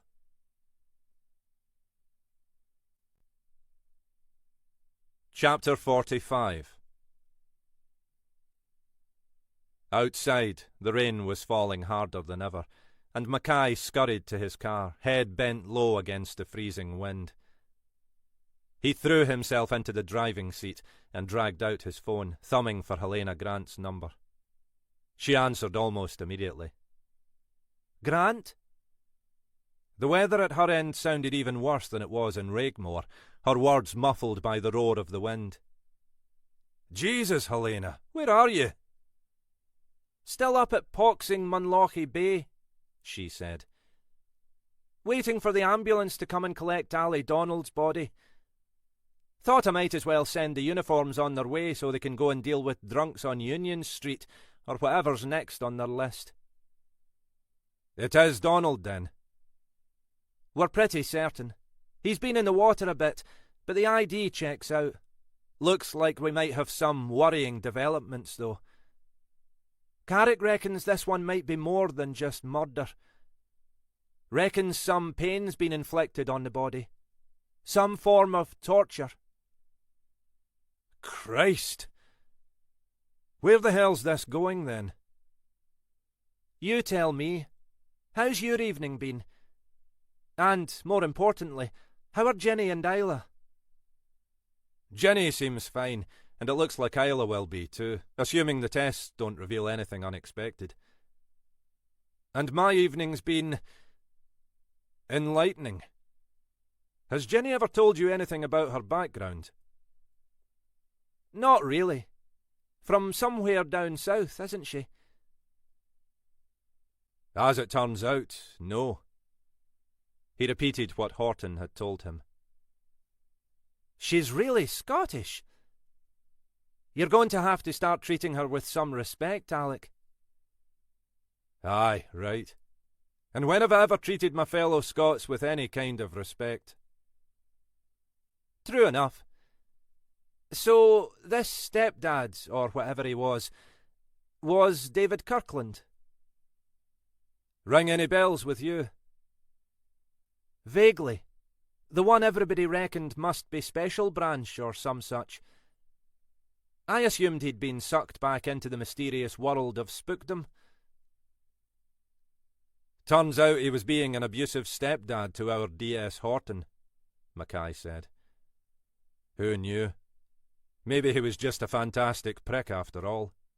Though, given someone had a reason to kill him tonight, maybe not. I suppose he was a member of Galloway's team as well, Grant offered.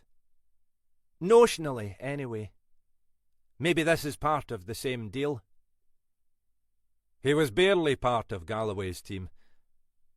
They stuck him there for the head count, but I don't recall him having any operational contact with Galloway.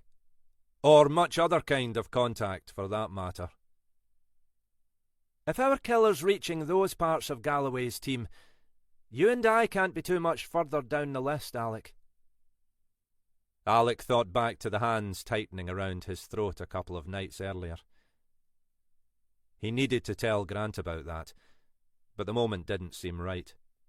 Apart from anything else, if she was stuck out by herself in the wilds of Munlochy Bay, it wouldn't help to give her another reason to worry. Aye, that thought had occurred to me. I guess we need to take a bit of care. Trust me, Alec. I'm taking as much as I can at the moment. What about Jenny's father? Mackay asked, looking to change the subject. Her real father, I mean. This Peter Horton. That name mean anything to you? Nothing. Yet he was supposedly killed in service. You think that would have snagged in the mind? I'd have thought so, Grant said. I don't remember anything like that. You're sure he was based up here? That was Jenny's understanding. I suppose, after all these years, she might have got the details wrong or misremembered what her mother said. That's not usually Jenny's style. Worth looking into? Mackay was silent for a moment. I don't know, he said. I mean, I'd say it was Jenny's business. I can't see how or why it would have anything to do with what we're investigating. But it's just that something's telling me that it might. The old copper's intuition. Aye, and I'm getting to be a very old copper. But you know how it is with these things. You just pull on threads in the hope one of them might lead you somewhere. I'll look into it myself, Grant said. Don't want to risk setting any hairs running where Jenny's concerned. Thanks for humouring me, Hen. Speaking of which, I'm off the job again now. Let's play it by ear, shall we, Alec? I'm trying to look after both our interests. It's the weekend now, so you don't need to come in till Monday. Who knows how many corpses we'll have by then? That's what I love about you, Mackay said. Your unbridled sense of optimism. Aye, Grant said. It's part of my Scottish character. You'd better break that news to poor Jenny. Grant finished the call with Mackay and sat staring into the wind-blown night. She'd found a garden chair and made herself as comfortable as she could in the shelter of the unoccupied holiday cottage. Carrick had wrapped the body in a substantial body bag and then, with the help of the two PCs, carried it up out of the rain. So here she was, all alone in the pitch-black night, with nothing but a corpse for company. And people say policing isn't glamorous, she thought. She wondered whether she should have left the two PCs to babysit the body. But they'd both got a full list of call-outs, whereas she was planning to do nothing more than head back for a whisky and a long hot bath. Carrick had offered to wait with her, but she couldn't see much point in both of them being cold and wet, and as the senior officer present, she felt an obligation to see this through. She'd been told the ambulance would be there as soon as possible, but that had been nearly 45 minutes ago. In the adjoining cottage, she could see the flickering of a television screen. She wondered about asking the Renshaws whether she could shelter inside, but felt reluctant to impose on them any further. She wasn't by nature a nervous person, and she'd faced more than a few hairy moments in her police career. Even so, the conversation with Mackay had left her uneasy. It was difficult to imagine why anyone should bear a grudge about her or Mackay's involvement as junior officers in Galloway's team 20 years before, but whoever was behind this was playing by no normal rules. It felt as if that team, for whatever reason, was being picked off one by one. The only reassurance was that, unlike Galloway, Crawford and Graham, she and Mackay had never received any threatening letters. But she didn't know whether Ali Donald or Davy Robertson had received letters either, and both of them had ended up dead. Now Donald's body had been found, they'd at least have an opportunity to check through his possessions. She'd turned off her flashlight to save the battery. The darkness closed in within a few metres, and it was impossible to make out anything other than the bulk of the trees along the shoreline. There was no reason to think anyone was out there. No one could have known Donald's body would be washed up here tonight. No one could have known she'd end up sitting here by herself. Even if someone really was out to get her, she was arguably safer here than in her own home. She forced her mind to focus on the case.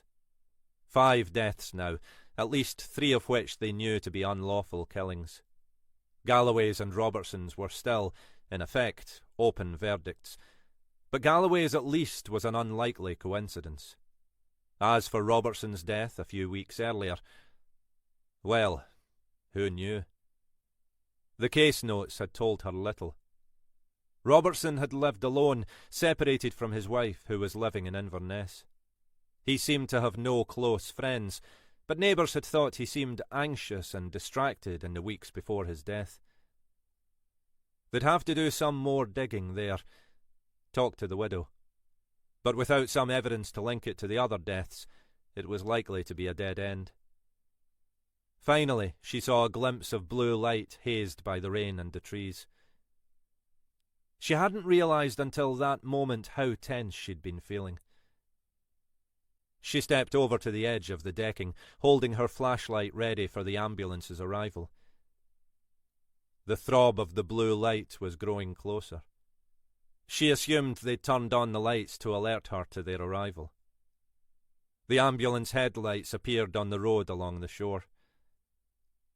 She turned on the flashlight and waved it to attract their attention. As she did so, she glanced down. The land to the right of the cottage was largely grassed over. At this time of the year, it was soddened with rain, patches of mud visible among the grass. She held the flashlight steady and directed it back towards the ground, wanting to confirm what she thought she'd seen a second before. She was oblivious now to the sound of the ambulance pulling up, the shouts of the paramedics as they climbed out. Her eyes were fixed on the ground. On the trail of clear, apparently new footprints leading from the edge of the veranda away into the darkness.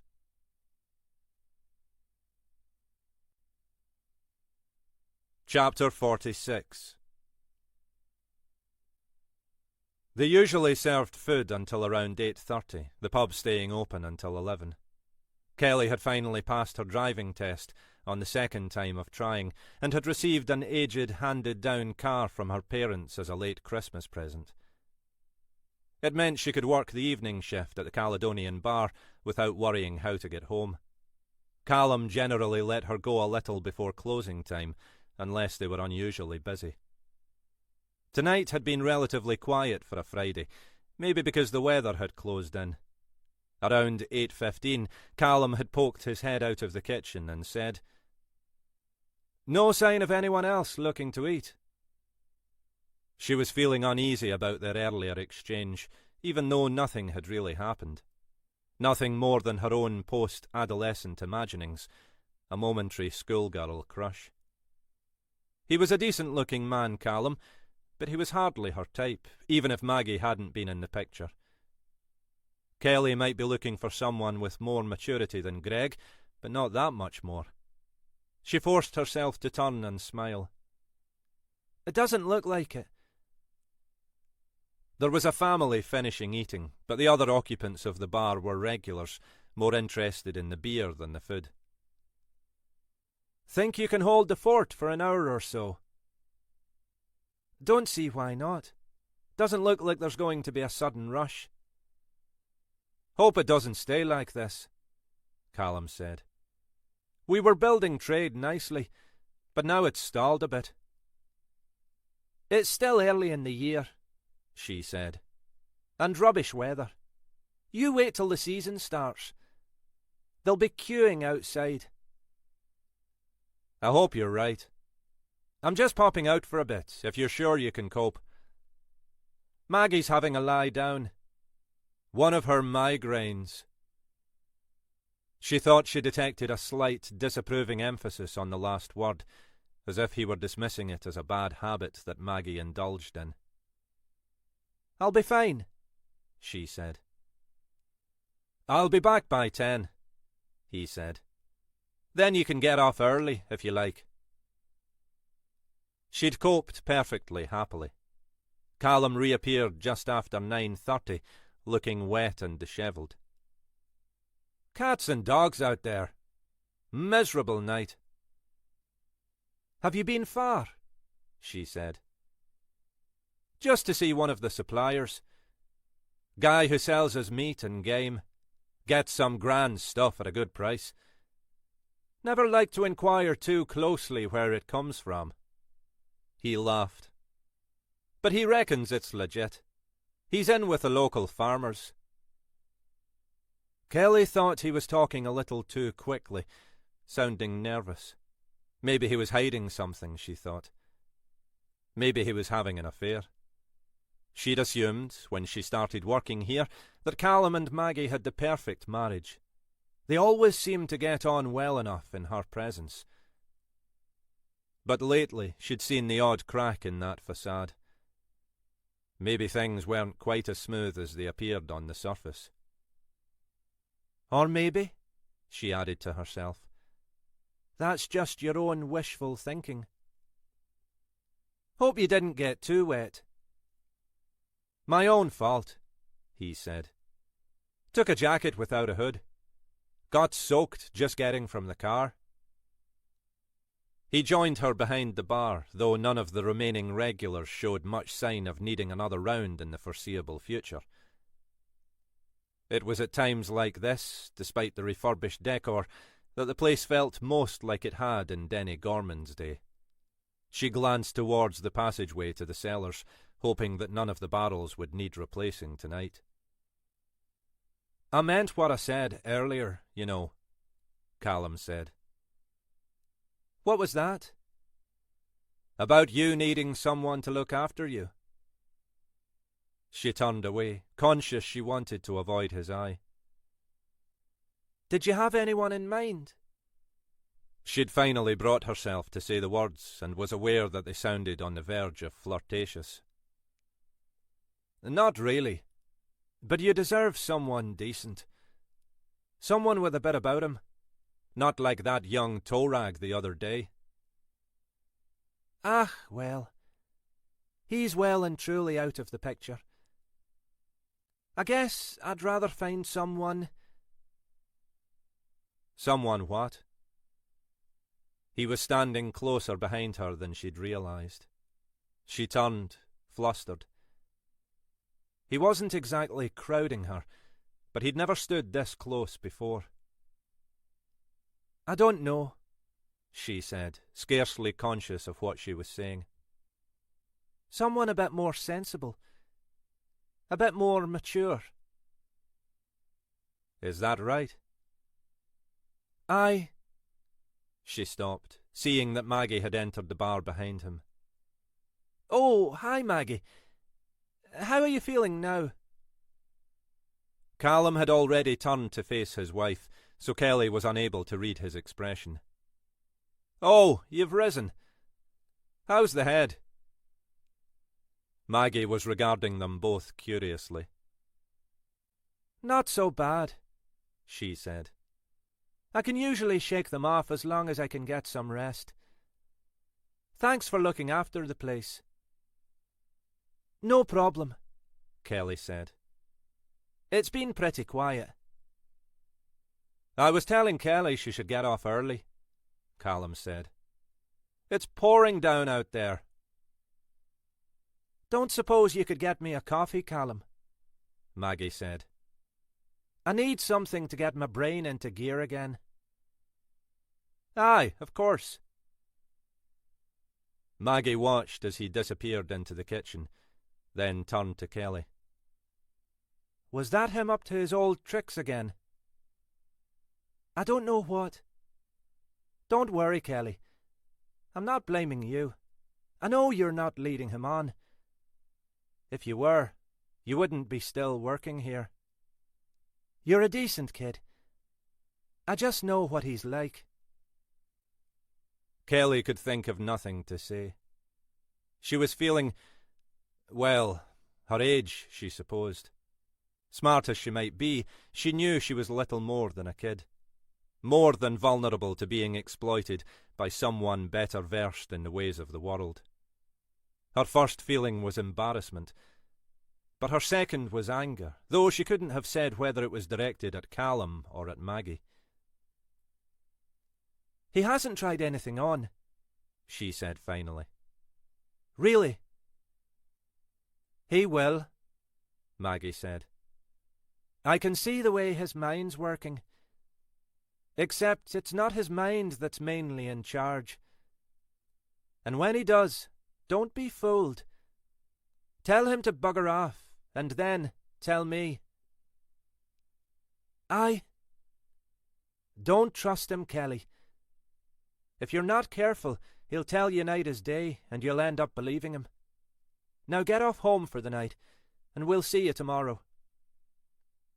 Kelly nodded, conscious she was on the verge of tears. She turned, grabbed her coat, and made her way out into the night.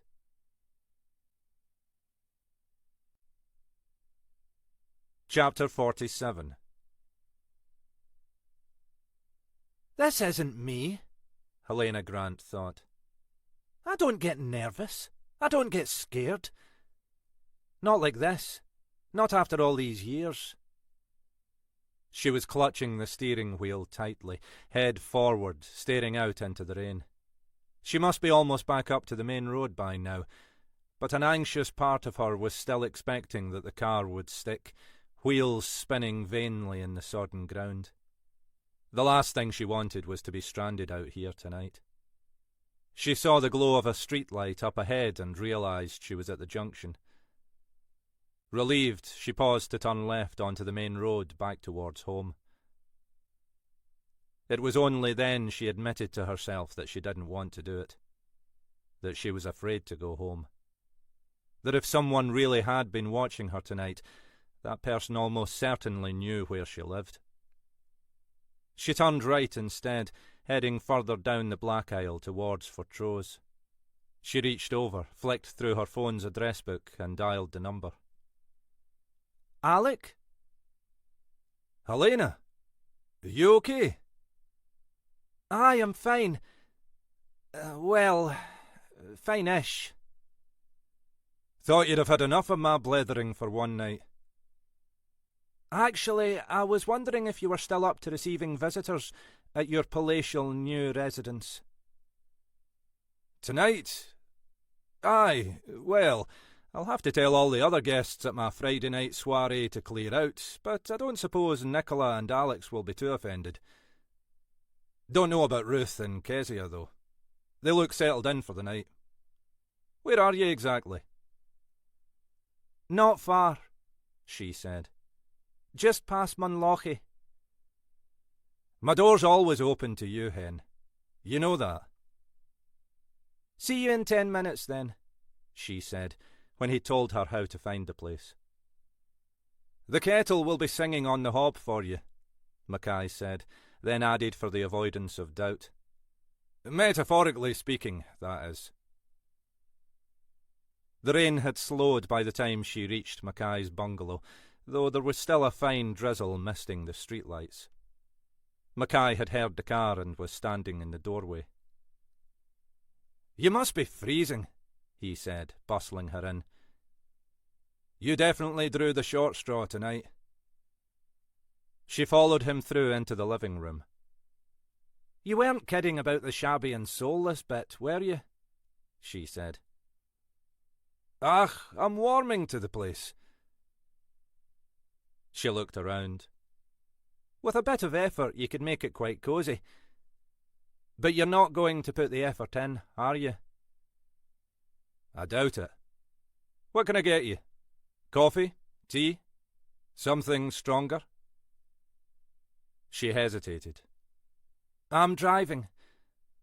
But to be honest, after the night I've had, I think I need some fortification. We can organise you a taxi back. Your car'll be safe here. And tomorrow's Saturday. Which doesn't mean I won't be in at work. Your choice, he said. I can offer you a decent whisky. One of the few things I made sure to bring with me from home. Home? Ah, you know. You've talked me into it, she said. Whisky and a taxi. He returned from the kitchen with 2 unmatching glasses and an unopened bottle of Dalmore. So, what's been bad about tonight? Apart from having to deal with a washed-up corpse in the pouring rain. She was slumped on the cheap vinyl sofa. He seated himself on the armchair opposite. She told him what had happened while she was waiting by Munlochy Bay. Mackay was silent for a moment. I should have told you, he said finally. Told me what? What happened to me in Fortrose the other night. He placed the 2 glasses on the table and poured them a decent measure each. Which was? That I was attacked. Out of the blue. After I left Meg Bernard's house. Oh, Jesus, Alec. Why the hell didn't you tell me? You seemed pissed enough with me already. I didn't need your sympathy as well. She allowed him a laugh. You do realise this is technically withholding evidence? Like you're not deep enough in this shite already? That's always been my motto. If you're up to your oxters, keep digging. But, aye, you're right. I should have said something. He took a mouthful of the scotch. Sorry. Worth it just to hear you say that word, she said. Don't you think I'll be making a habit of it? She took a deep swallow of the whisky with the air of someone forcing down an unwelcome medicine. What the hell's going on here, Alec? Jackie Galloway's team apparently being picked off one by one. You and me may be on the list, even though we were the most junior members of Galloway's crew. Who the hell would bear that sort of a grudge after all this time? Plenty of people capable of bearing a long-term grudge, Mackay observed. The real question is why they've waited so long. He stared into his glass as if seeking inspiration. I'm still interested in this Peter Horton. Jenny's father? Mackay swirled the whisky for a second, then took another mouthful. Aye. It's like a piece of the jigsaw that doesn't fit. He paused. I made a phone call earlier. She eased herself back on the sofa, resting her feet gently on the edge of the coffee table. Is this something else I'm not going to like? Nah, I was very discreet. Go on then. Spoke to Craig Fairley. The journal? Oh aye, very discreet, Alec. Ah, he's an old pal. Aye, they all are, if they think you'll give them some inside intel. I just asked if he recalled any coppers being killed around that time. Craig's Mr. Memory. If anyone would remember, he would. And? Not a Scooby. Nothing at all. He remembered a couple of officers who died in service, but they were both victims of the Great Scottish Coronary. So why did Jenny believe it? Because that's what she's been told, I'm guessing. She'd have been told this as a child. Her mother wouldn't have imagined she'd end up as a police officer back up here. Yes, there was always the possibility that she might start digging into her natural father's background, but maybe that wasn't foremost in her mother's thoughts at the time. But why lie at all? People lie for all kinds of reasons, don't they? We don't know who Jenny's father really was or what happened to him. Maybe her mother just wanted a positive story. Grant considered for a moment. In which case, all this might have no significance after all. Just a nice story to tell the wee one. Except that David Kirkland was a copper. Maybe that was what gave her the idea, and made it plausible. And Kirkland's now dead, apparently killed in the same way as the rest of Galloway's crew. And he'd been trying to talk to Ginny. We don't know that he was really trying to talk to her, Grant pointed out. It looked to me that he was trying to harass her. If he wanted to talk, there's always the phone. Depends what he had to say, Mackay said. Some things are better said face to face. Both their glasses were empty. Mackay leaned forward and refilled them. Alec Mackay, expert in interpersonal communications. What sort of things? I don't know, Mackay said. Maybe something like everything you've been told about your background is a lie. He paused, thinking. Or that the man you thought was your father didn't exist. You're making an awful lot of leaps there, Alec. I'm just thinking aloud. Never a pretty sight. Grant emptied her glass. I'll do some digging into it tomorrow. But surely Ginny's mother wouldn't have just made him up. Who knows? If she had some reason to be embarrassed by the real identity of the father, maybe she thought it better to create some idealised figure instead. If you're even half right about any of this, it'll be devastating to Ginny. Mackay refilled their glasses for the third time. We seem to be getting through this, Scotch. Spirits evaporate, Grant said. Scientific fact. Aye, no doubt. You're right, though. It'll be a shock to Ginny if there's anything in this. But she's a tough little thing. I hope so. Grant leaned her head back on the sofa, looking as if she might fall asleep at any moment. I still don't see how this has anything to do with Galloway and his gang, though. Me neither, Mackay acknowledged. A lot may depend on what it was that Kirkland wanted to tell Ginny. We'd better start doing some digging into Kirkland as well. Good luck with that. If the rumours were true, I imagine Kirkland's tracks will have been well and truly covered. If the rumours were true, Grant said, how come he ended up working as a glorified security guard down south? Maybe he'd been compromised in some way. Time for him to get out. Who knows? We don't, certainly, Grant said, yawning. Christ, I'm tired. You want me to phone for that taxi? Her eyes were still closed. I suppose. She paused. If you want me to go. There was an extended silence. Finally, Mackay said, I don't think it would be right for you to stay. We're both single, Alec. I'm not. Maybe I will be. Maybe I won't. But I'm not now. He was silent for another moment. And you're my boss. Grant laughed. Jesus. How the hell did that happen? Alec Mackay being the cautious, sensible one. But, aye, you're right, Alec. It was the whiskey talking. I'll phone the cab then. As he climbed to his feet, he leaned over and poured her another measure. While you're waiting, you can let the Scotch have a few last words. Christ, she said.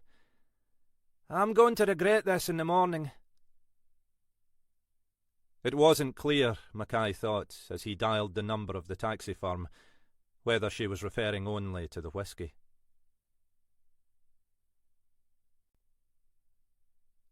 Chapter 48. She was standing in the small car park at the rear of the bar, fumbling clumsily for her car keys when he appeared. The rain had lessened to a fine mist, and it was almost as if he materialized from the darkness. She stood, frozen, car keys clutched too tightly in her hand. Kelly, I'm sorry. She took a breath. You'd better go back inside, Callum. I don't think it's a good idea for you to talk to me like this. What did she say to you? Kelly was still feeling shaken by her conversation with Maggie Donnelly. It was only a couple of weeks until she went back to university. She could just jack all this in and focus on her studies. It would mean she had a bit less money for next term, but that would hardly be life-changing. She didn't need this hassle. You know what she said, Callum. He took a further step or two towards her. I know the kind of thing she'll have said, aye. You know it's all nonsense, don't you? I don't know, and I don't care. She was feeling too much like a gauche teenager, but was determined not to show it. I don't want to get involved. There's nothing to get involved with, Donnelly said. He held up his hands. Have I done anything, Kelly? Have I tried it on with you? Well, no. She could already feel her initial certainty crumbling. That's not me, Kelly. It's not the man I am. It's none of my business. That's Maggie. She's a bonny woman, but she gets, well, jealous. She imagines things. Kelly was thinking back to that moment behind the bar. Something had happened then, but she couldn't have said what it was or whether Callum had been responsible. Maybe she'd been imagining things too. Like I say, Callum, it's none of my business. Look, I need to get home. Aye, I'm sorry. I shouldn't keep you. I just didn't want you to go away with the wrong impression. I'm sorry for what Maggie said. She gets things out of proportion sometimes. Kelly couldn't read the expression on his face. When he'd appeared unexpectedly out of the darkness, her first thought had been of the previous landlord, Denny Gorman, lurking in the shadows of the cellars. Gorman had been a sleazy piece of work, and she couldn't see Callum Donnelly in the same light. But she didn't know what to think. It's none of my business, she repeated. I'm just here to work behind the bar. Things are difficult between me and Maggie at the moment, Donnelly went on, as if he hadn't heard her. That's all it is. Look, I really do need to be getting back. Aye, of course. You're getting wet. He said this with a note of surprise, as if he'd been unaware of the persistent drizzle gradually soaking both of them. You'll come back, though. Tomorrow, I mean. His tone was that of a small child being left at nursery for the first time. A few moments before, she really had been on the point of giving it up, driving off and not bothering to come back. Okay, she said finally. I'll be back tomorrow. But Callum. What? I really want nothing to do with this. If there are problems between you and Maggie, that's your business. I'm not part of it, and I don't want to be. If Maggie starts to think... Aye, he said. Understood. She climbed into the car and turned on the engine, then reversed carefully out of the narrow parking space. Donnelly stood to one side, head dipped against the steadily falling rain.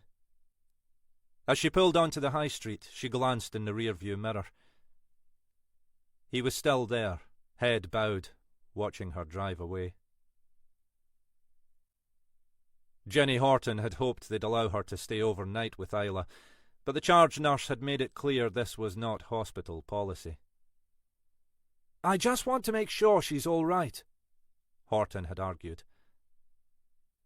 "Of course you do, dear," the nurse had agreed. "As do we all. And the best way to do that is for her to get as much rest as possible." Mackay had returned the house keys. There was no reason why she couldn't simply go back and get herself a decent night's sleep. Except that the idea still unnerved her. She was being ridiculous, of course. Her only cause for anxiety had been David's behaviour, and that was something she need never worry about again. It was hardly pleasant that his body had been discovered in their home, and there still remained the unanswered question of who was responsible for his death.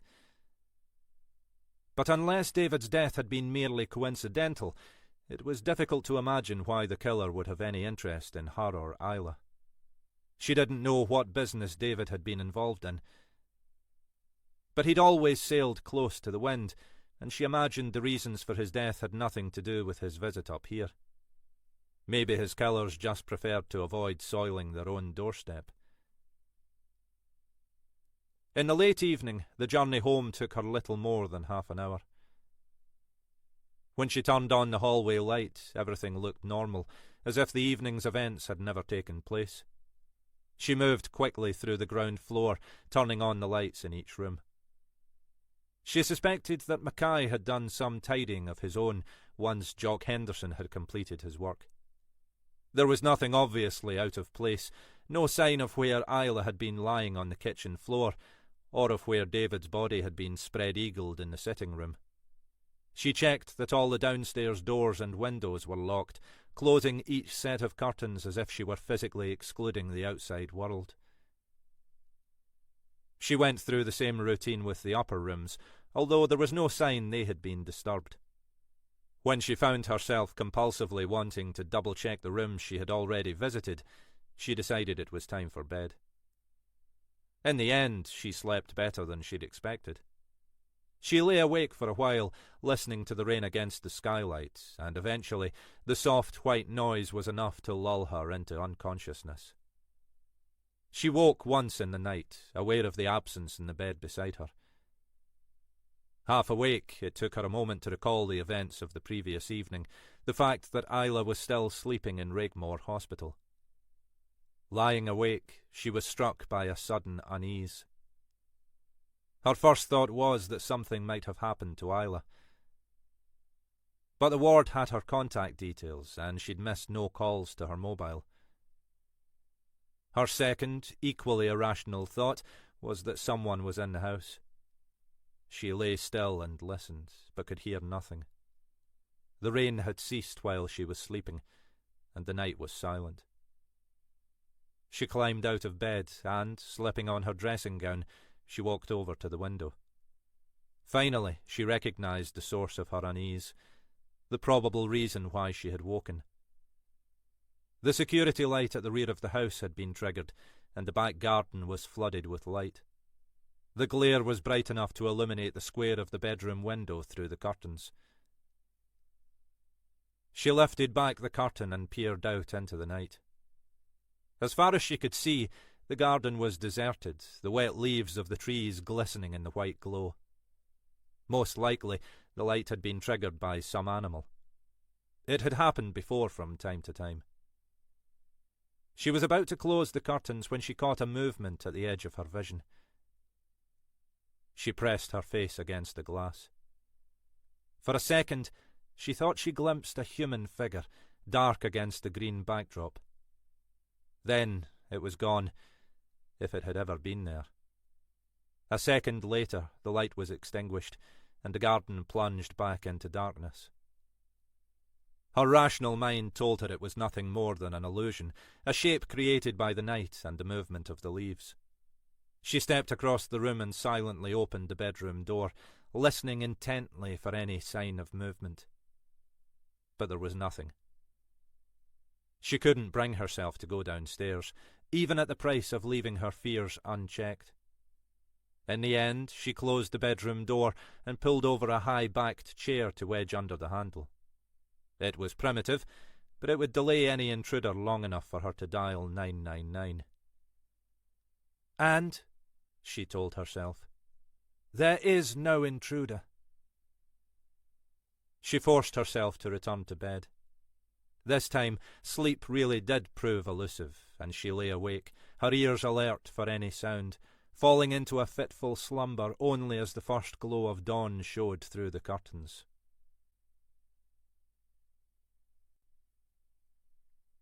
Chapter 49. Helena Grant's regrets the following morning were as she'd predicted. Mostly, she regretted the excess of whisky which had left her with a mild but nagging headache and a general sense of not being up to speed with the world. Partly, she regretted what she'd said to Mackay. The words had been out of her mouth before she realised what she was saying. She still wasn't sure what had motivated her. A genuine desire, the whisky, or just her nervousness about coming back home alone. Whichever it was, the words had been said, and there was no way to take them back. And there was part of her, she realised, that was regretful about Alec Mackay's response. He'd been right, of course. He wasn't single, and in a soberer mood, Grant would never have wanted to risk hurting Chrissy. And she was his boss. She was already sailing close enough to the wind in her dealings with Mackay. The last thing she needed was anything that might compromise her further. Even so, it had taken all her courage to return home alone the previous night. She'd been tempted to reveal to Mackay how nervous she was feeling, but she'd been afraid he'd invite her to stay merely out of sympathy. She'd asked the taxi driver, a young local man whom she knew from previous trips, to wait until she was safely inside the house. Then she'd locked all the doors firmly behind her and checked all the rooms before finally retiring to bed. Now, as she sat drinking her coffee and gazing out over the firth, she decided her biggest regret was simply that she'd allowed herself to become so spooked the night before. In the light of a fine morning, her fears felt absurd. The rain had passed, and the sky was clear, reflected in the choppy waters below. The footprints last night proved nothing. She'd assumed they were new, because otherwise the rain would have washed them away. But maybe they were less recent than she'd assumed. Perhaps they'd been left by one of the Renshaws or some passing walker earlier in the day. In hindsight, it seemed ridiculous to imagine that anyone might have taken the trouble to follow her down there, whatever their motivation. Alone, in the dark, with only a corpse for company, she'd allowed herself to get the jitters. It was Saturday, but she was planning to head into the office in any case. With this investigation expanding by the day, not to mention the impending investigation into the death of David Kirkland, time off was a luxury she couldn't afford. She organised a taxi to retrieve her car. There was no sign of life in Mackay's bungalow, and after a moment's hesitation, she decided not to disturb him. There'd be time enough to face him later. The traffic was light back into town. From the Keswick Bridge, it looked as if the world had been washed clean by the previous night's rain, the waters of the Firth sparkling in the morning sunshine. The car park at HQ was almost empty, and inside most of the offices were deserted for the weekend. The major incident room for the investigation was a different matter. Despite the constraints on overtime payments, several of the team had made a point of coming in. It tended to be this way with any major investigation, and this had made a bigger impact than most. Grant took a walk around the team, checking what was going on, what progress was being made. She made a point of reminding them not to push things too far, to make sure they got some rest over the weekend. Commitment was fine, but exhaustion wouldn't help anyone. She returned to her own office and logged on to her computer, ready to face the stream of emails that would already have accumulated. Even putting aside the current investigation, she had a mountain of administration to catch up with. She was barely seated at her desk before her mobile rang. Helena, Jackie Green. Grant shouldn't have been surprised. Green was famous among her colleagues for her dedication and long hours. The mystery was how she managed to balance this with bringing up 3 very young children. But then, Grant thought, that wasn't a question that would even have occurred to her if Green had been male. Jackie, hard at work on a Saturday morning? I'm guessing you might be too, Green said. There's a lot going on. Aye, too much. I came in partly because I heard about what happened at Jenny Horton's house. I understand this body we've got is her stepfather. Well, almost, Grant said. He never married Jenny's mother, so there's no legal relationship. Not much of any kind of relationship, in fact. She never minded speaking openly with Jackie Green. I thought you'd want me to look at him ASAP, Green said. In the circumstances. Appreciate that, Jackie. At the moment, anything that makes our lives easier is welcome. I'm not sure I'm going to make your life easier, Green said. Wish I could. I had a feeling you were about to say that. I've not had a chance to do more than take a preliminary look so far, but a couple of things, Green said. First, the cause of death was asphyxiation, strangulation, pretty much identical to Graham and very similar to Crawford.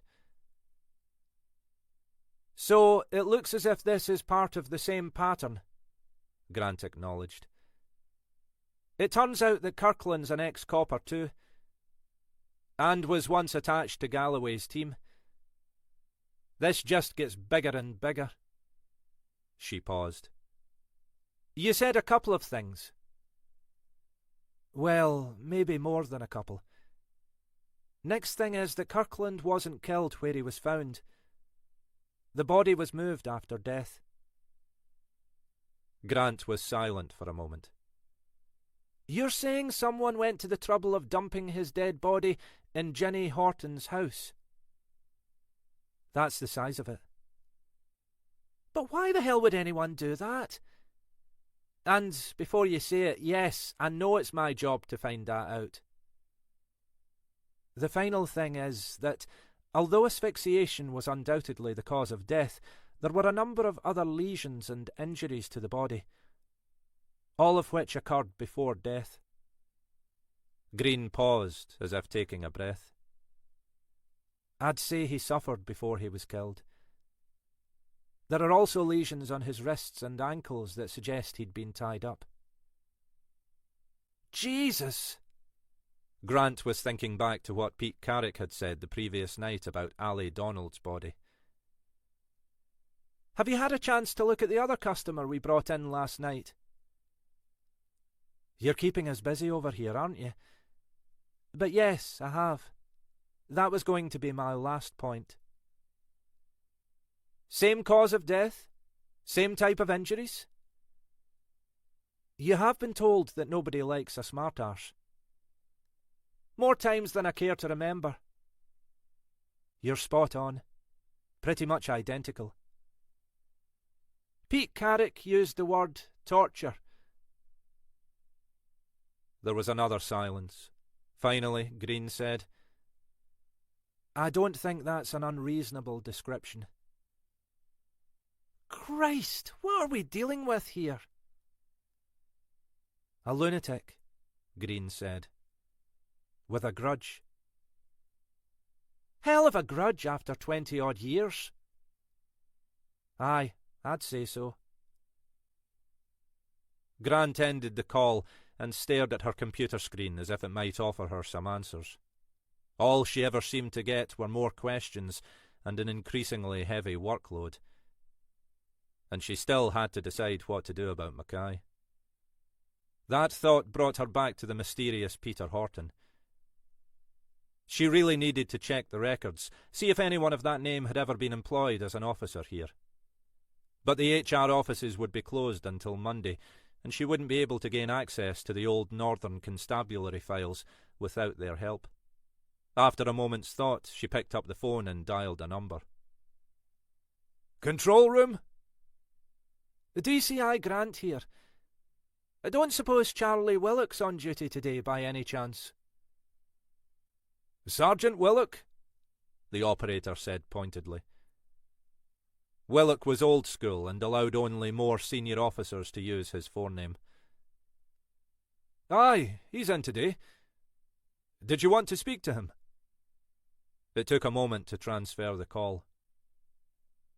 Willock? Charlie, it's Helena Grant. She knew that Willock really wanted to call her Ma'am, but was smart enough to recognise it wouldn't be welcome. His compromise was usually to avoid calling her anything at all. What can I do for you? Just want to pick your brains. Pick away, if you can find them. Willock was one of the oldest serving officers in the region, less than a year away from retirement, with a reputation for an encyclopedic knowledge of the force and its employees.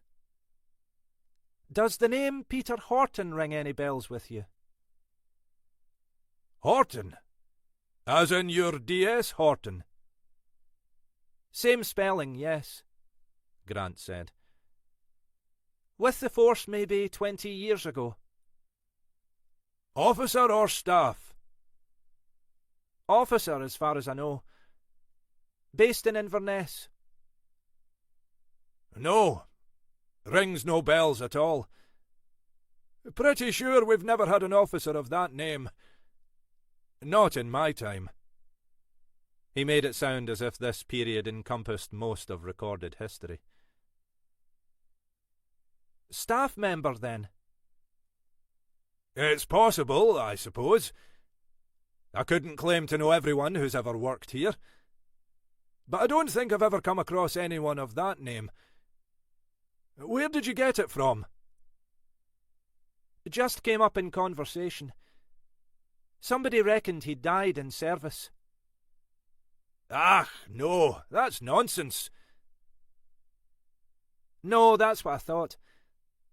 I wondered whether they'd got their wires crossed somehow. Completely crossed, I'd say. Aye, well. Thanks for the input, Charlie. You've confirmed what I thought.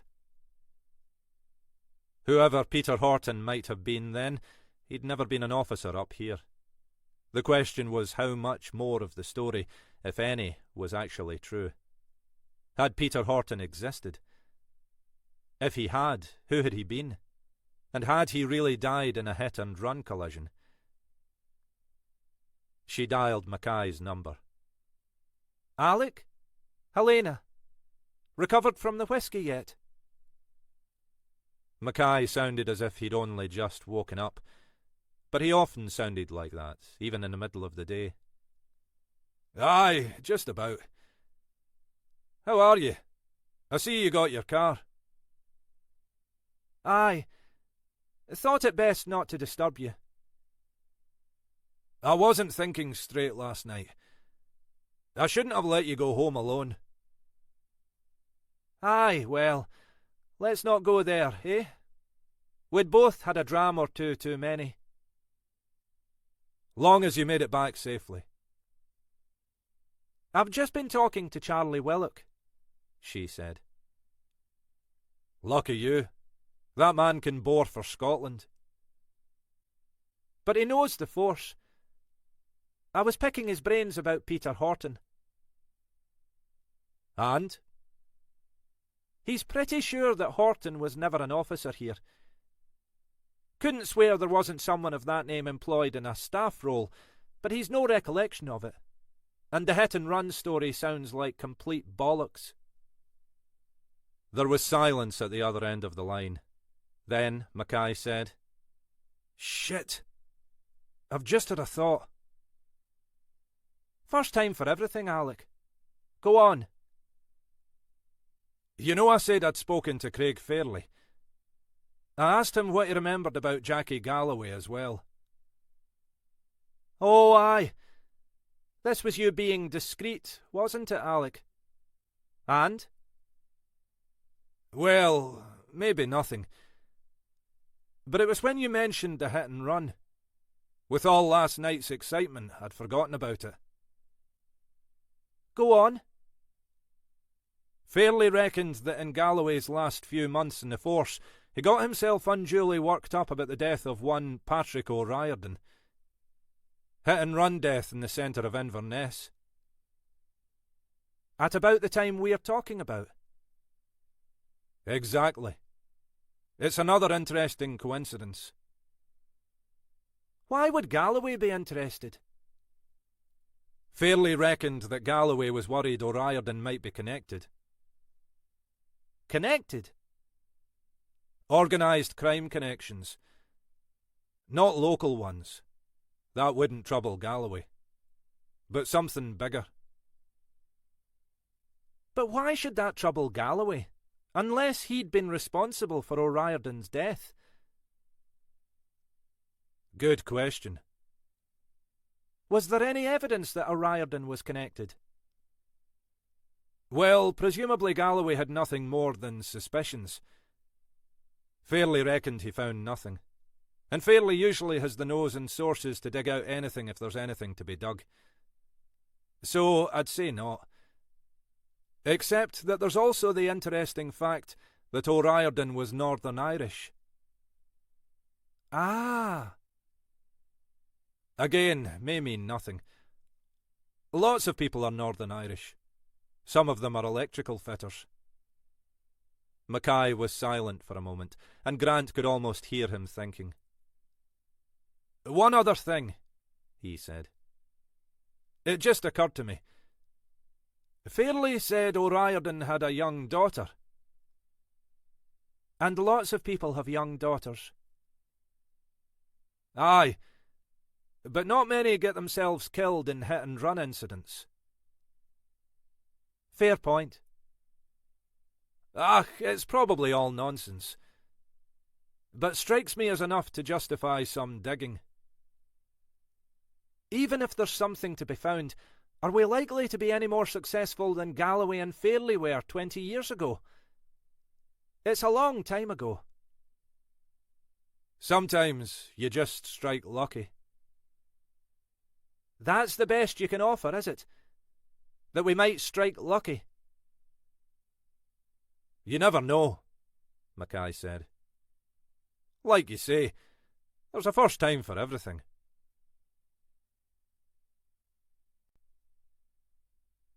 Chapter 50. In the end, Jenny Horton slept longer than she'd intended. She'd fallen asleep only as dawn was showing through the curtains, and she'd slept fitfully even after that. But she'd been physically and emotionally exhausted. It had been a long week even before the previous night's events. And she'd finally fallen into a deeper sleep, waking only when her mobile buzzed loudly on the bedside table. She thumbed the call button without even bothering to check the number. Horton? Ginny, it's Isla. Just letting you know I'm back in the land of the living. Oh, God. Sorry. I meant to call first thing. But I couldn't sleep, and then I overslept. In a mix of guilt and relief, she hardly knew what she was saying. No worries. I thought you'd be worn out. You must have had a hell of an evening. How are you feeling? A bit sore-headed, but otherwise okay. Consultant's just been round. He reckons everything's fine. No concussion, no serious damage. So I'm free to go whenever you can pick me up. In that case, I'm on my way. Well, I'll need time to dress. I think we'd all be grateful for that. Isla hesitated. What's the story, Ginny? What happened last night? No one here seems very keen to enlighten me. I'll tell you when I get there, Horton said. I've got no memory of anything. Just walking in the house, going in the kitchen, and then nothing. Were we burgled?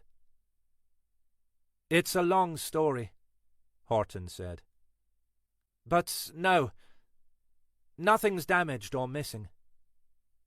Nothing physical, at least, she added to herself. I'll get straight over there, and then I can tell you all about it. She showered and dressed hurriedly, then jogged down the stairs 2 at a time, eager to get going.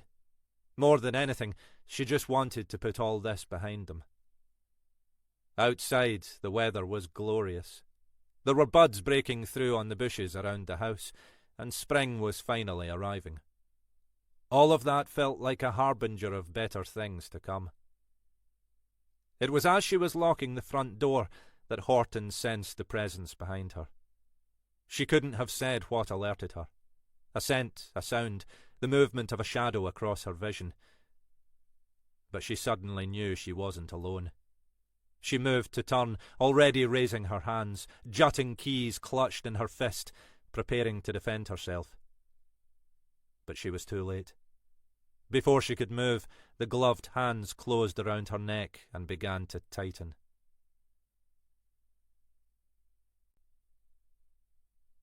Chapter 51. Kelly had almost decided not to turn in to work. She was still disturbed by the previous night's events. The conversation with Maggie, the even odder exchange with Callum in the car park. Now she didn't know what to think. Whatever the truth, it was their business. Kelly had no desire to get involved, not even to find herself the confidant of one or other of them. So, her first thought had been just to walk out after all. She was only a casual bar worker, and she'd be gone anyway in a couple of weeks. But then she asked herself why she should do that. Why should she forego a job she enjoyed and the extra money it gave her, just because the Donnellys made her feel awkward? She wasn't a quitter. She'd walked out from this place the previous year, but that had been unavoidable. She didn't want to make it a habit. That way, she'd begin to believe it showed some flaw in her character. So, in the end, she turned up, punctual as ever. At least until the tourist season was properly underway, the place still tended to be relatively quiet at this time of day. For the moment, there were just 3 regulars sitting having a blether around the log fire at the far end of the bar. Maggie Donnelly was standing behind the bar, watching them. "Wasn't sure whether you'd be back," she said as Kelly approached. It was impossible to read either her tone or her expression. "I don't walk out on anything unless I've a good reason to," Kelly said. "Maybe you've a good reason to." Maggie Donnelly was silent for a moment. "He spoke to you again last night, didn't he? Outside?" "I know. You told him not to. You told him to go away." "I did." Kelly was damned if she was going to apologise. Callum had approached her. She had done her best to tell him not to. There was nothing else she could have done. "What did he tell you? That I get things out of proportion? That I'm jealous and paranoid about his behaviour?" "Something like that." Kelly could see no reason to deny it. It wasn't her job to protect Callum Donnelly. "He said he hadn't done anything. Which he hasn't. Yet. Look, I've done nothing except try to do my job here. I'm not responsible for anything that Callum might or might not have done, here or anywhere else. For the record, he's not behaved inappropriately with me. If he's done things before, well, that's none of my business." It was probably the longest speech she'd made to Maggie Donnelly.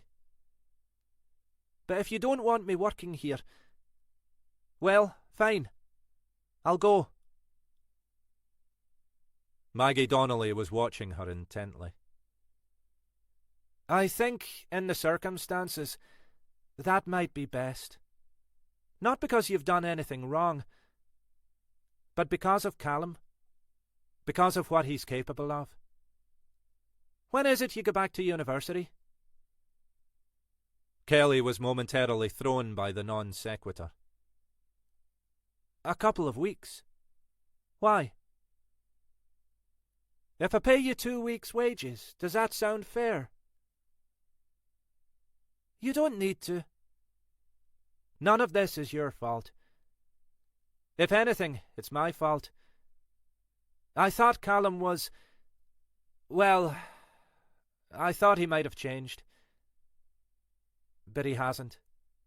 He's still the same. He still can't be trusted. So, it's better if you go. For your own sake. I'll get the wages sorted and send you a cheque. We've got your address, haven't we? Yes, but... that'll be for the best. I'm sorry about this, Kelly. Like I say, not your fault. But you're better off out of this. Well, I won't argue. The money's always welcome. Thanks again. She hesitated, looking past Maggie Donnelly towards the door into the kitchen. Should I say goodbye to Callum? I feel a bit bad just leaving. I don't think that would be a good idea. She gave what was presumably intended to be a smile, but there was no obvious warmth in it. Well, I'm sorry, Kelly said. I hope it all works out for you both. I've been with him a long time, Kelly. I know what he's like, what he does, what he's capable of. He needs keeping under control. I don't think there's anyone but me can do it. There was an intensity to Maggie Donnelly's tone that suggested she was talking about something outside Kelly's youthful experience. Something more than harmless flirting or even philandering. Something more serious. But none of this was her business. Well, she said finally, say goodbye to him for me. I'm sorry it's ended like this. Aye, Kelly, Maggie Donnelly said. So am I. Kelly remained motionless for a few moments, expecting the other women to say something more. But she remained silent, her eyes fixed on Kelly's face, as if waiting for her to leave. Goodbye, then, Kelly said awkwardly. I'll see you around. She pushed her way out through the barroom doors. The sun was still shining, but the air felt colder, chill against her skin, as if the spring had decided to delay its return after all.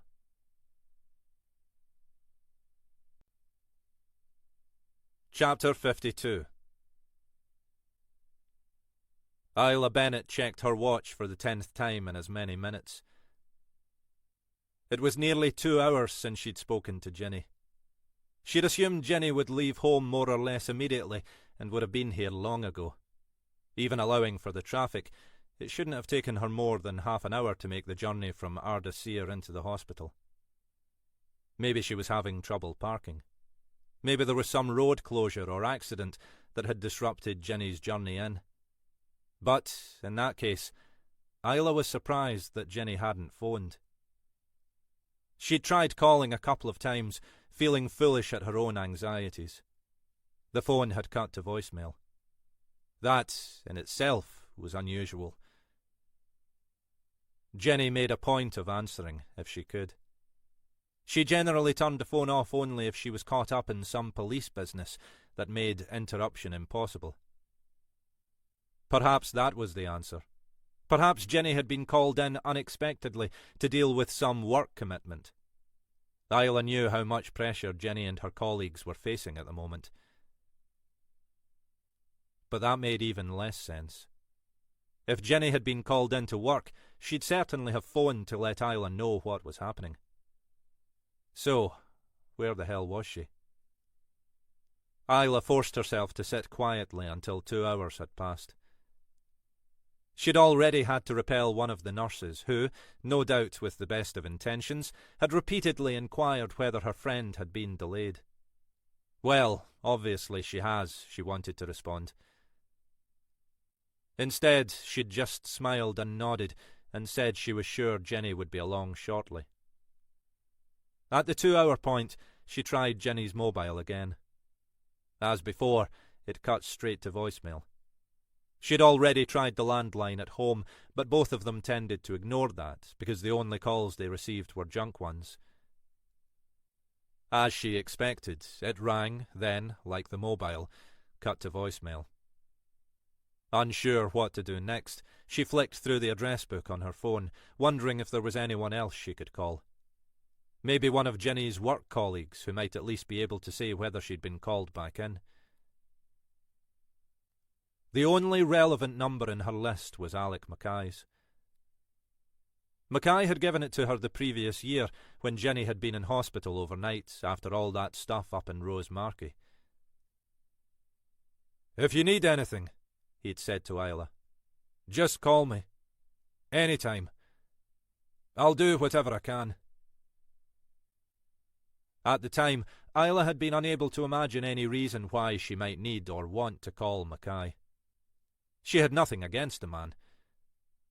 From Jenny's accounts, he was a decent boss, his growling bark far worse than his bite, and a likeable enough individual once you got beyond his surface surliness.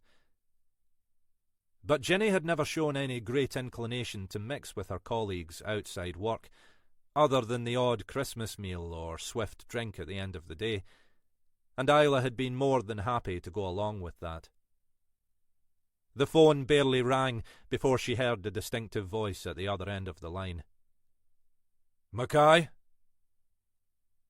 "Alec, I'm really sorry to bother you. It's Isla Bennett here." There was a momentary silence, and she knew he was trying to work out who she was.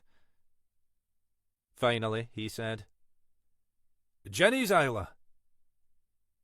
"Yes, Ginny's Isla." It was a reasonable enough description, she thought. "Sorry, bit slow today," he said. "Late night last night, with one thing and another. How's the head?" "I seem to have survived," Isla said. "All okay, according to the docs." "Glad to hear it. Nasty business. Have they released you from the quackery, then?"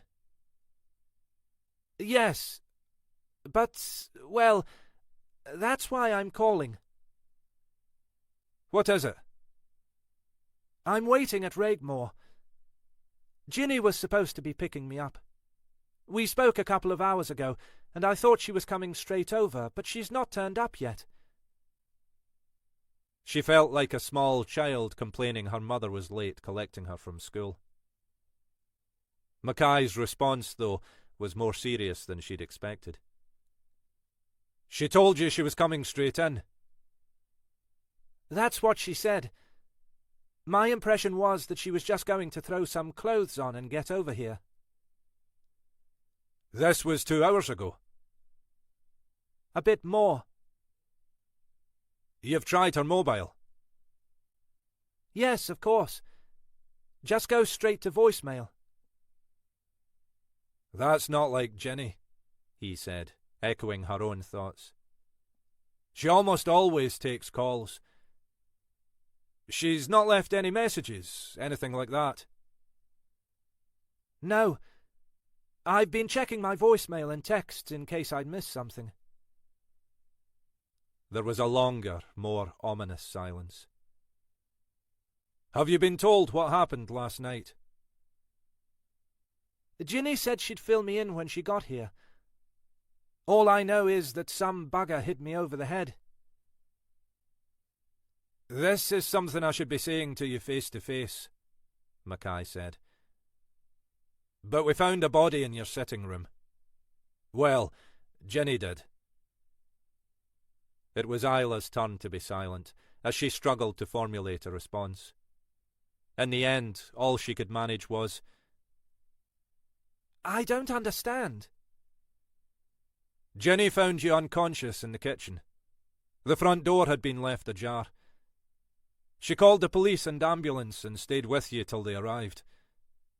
Then, when the uniforms checked the rest of the house, they found a body in your sitting room. A body? David Kirkland. David? Ginny's stepfather? It appears he'd been murdered. Strangled. My God! Poor Ginny! My impression was that she wasn't exactly mourning his passing. But, aye, it must have been a shock. But who? We haven't a clue who or why. He paused. I suppose that's why I'm beginning to share your anxiety about Ginny. Whatever the reasons for Kirkland's death, I'd assumed it was something personal to him. It hadn't occurred to me there might be any threat to Ginny. But I don't want to take any chances.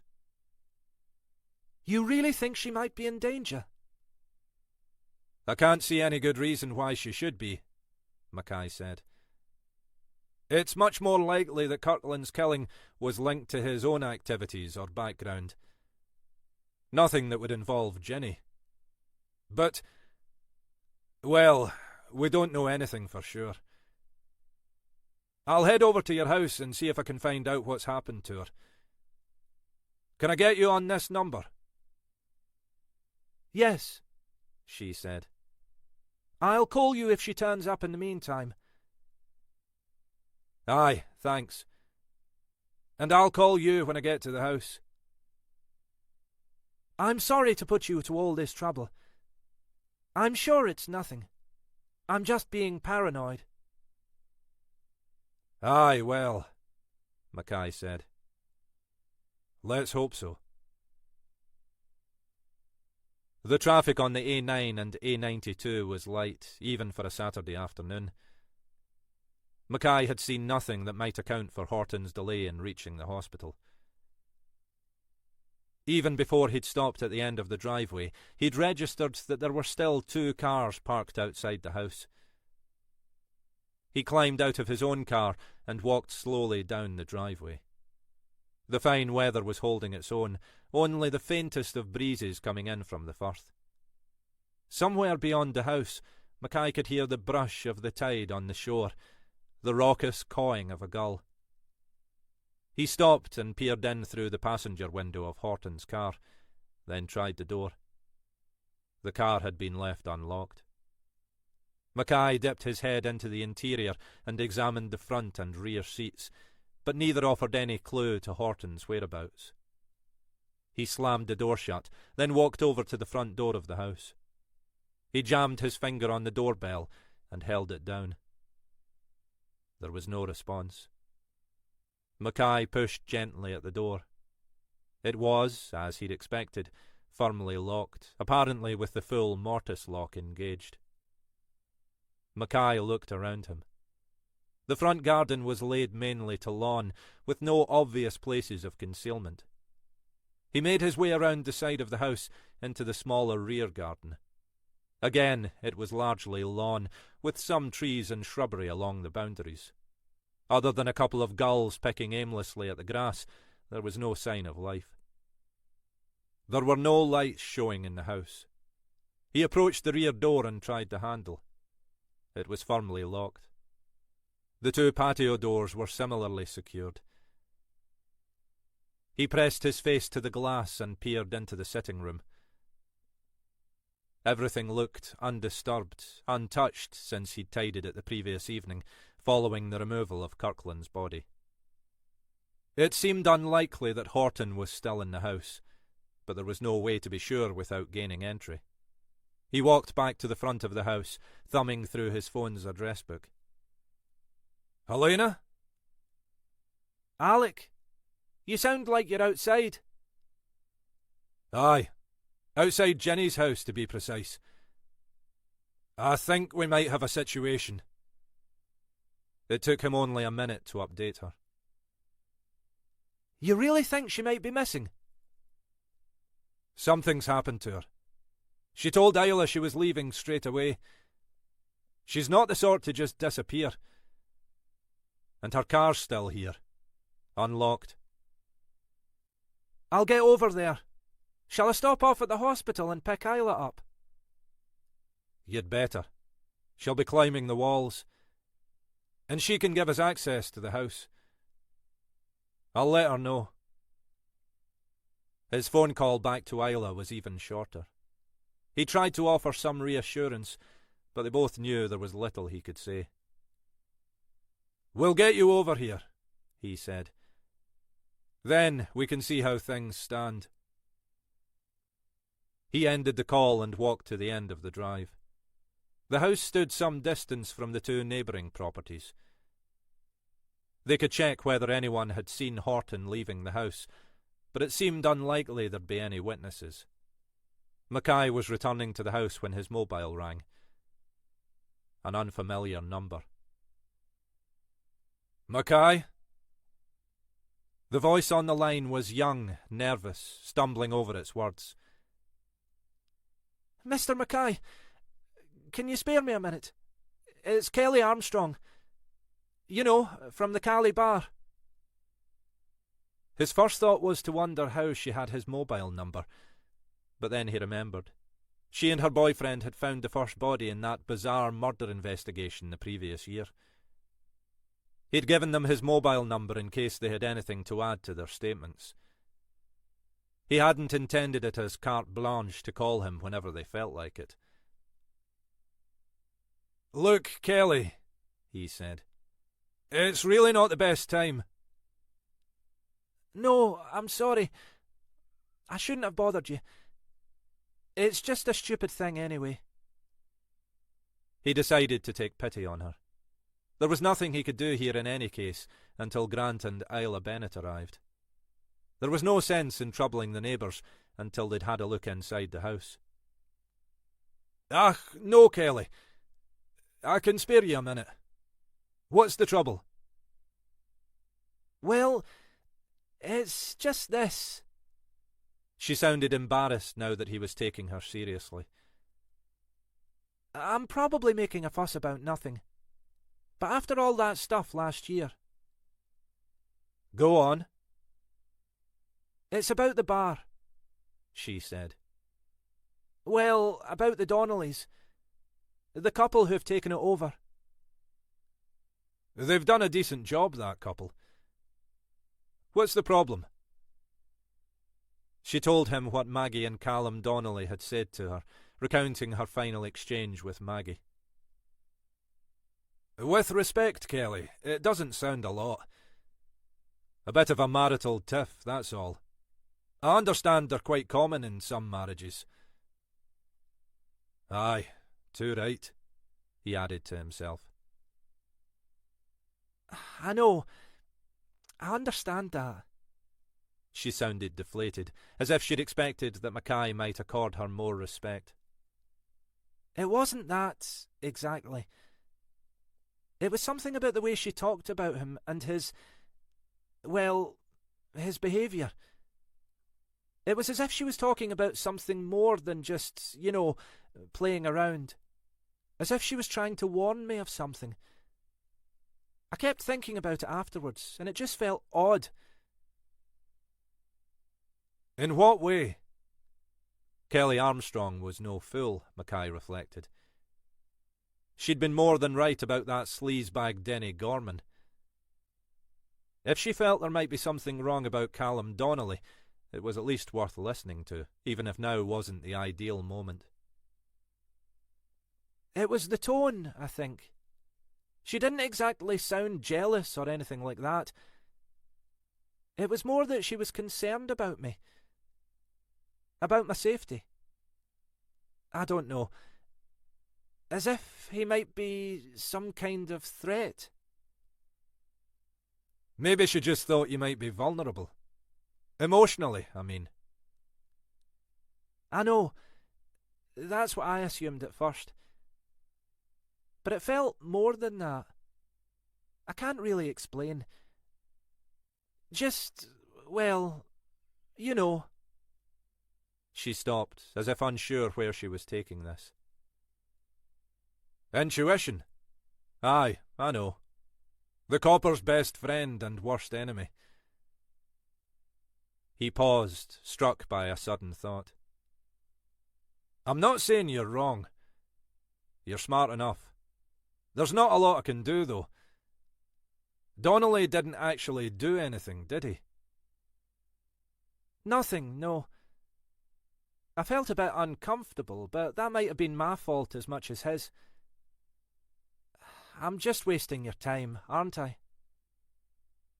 We'd always rather people talk to us, Kelly. Better safe than sorry. Look, I'll try to find an excuse to talk to the Donnellys. See if I share any of your concerns. There's not a lot more I can do. No, I understand that. She sounded as if she didn't believe him. I will do it, Kelly. Trust me. I'm not fobbing you off. I can't promise it'll go anywhere, but I will talk to them. Thanks. I know I'm being stupid, but... Like I say, better safe than sorry. It was no more than instinct built on instinct, he thought, as he ended the call. Or, to put it another way, nothing based on bugger all. Even so, he dialed the number that had been established for the major incident room, hoping someone would be there on a Saturday morning. In the middle of an investigation, the odds were on his side. Sure enough, the phone was answered almost immediately. MIR, Carlyle speaking. Josh, Alec Mackay here. Gov? He could almost hear Carlyle jumping to attention. Josh Carlyle was a bright, serious, hard worker, always keen to please his superiors. In normal times, Mackay found it almost impossible not to take the piss out of him. It had taken him months to stop Carlyle calling him sir. Wonder if you could do me a small favour, Josh. I want to get some intel on a guy called Callum Donnelly. Can you get onto the PNC team and find out what they've got? Anything in particular? Any past convictions, cautions, anything really. There may be nothing, but I'd like to know. Mackay gave Donnelly's current address at the Caledonian Bar.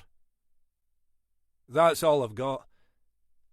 From his accent, I think he's Irish or Northern Irish. Probably Northern, when I think about it.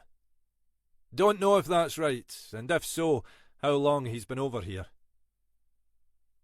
The Caledonian Bar, Carlyle said. Isn't that... Aye, the very same. Just coincidence, though. Unless there's a curse on that bloody place. It was clear that Carlyle wanted to ask more, but Mackay was in no mood to share. Just see what you can find, Josh.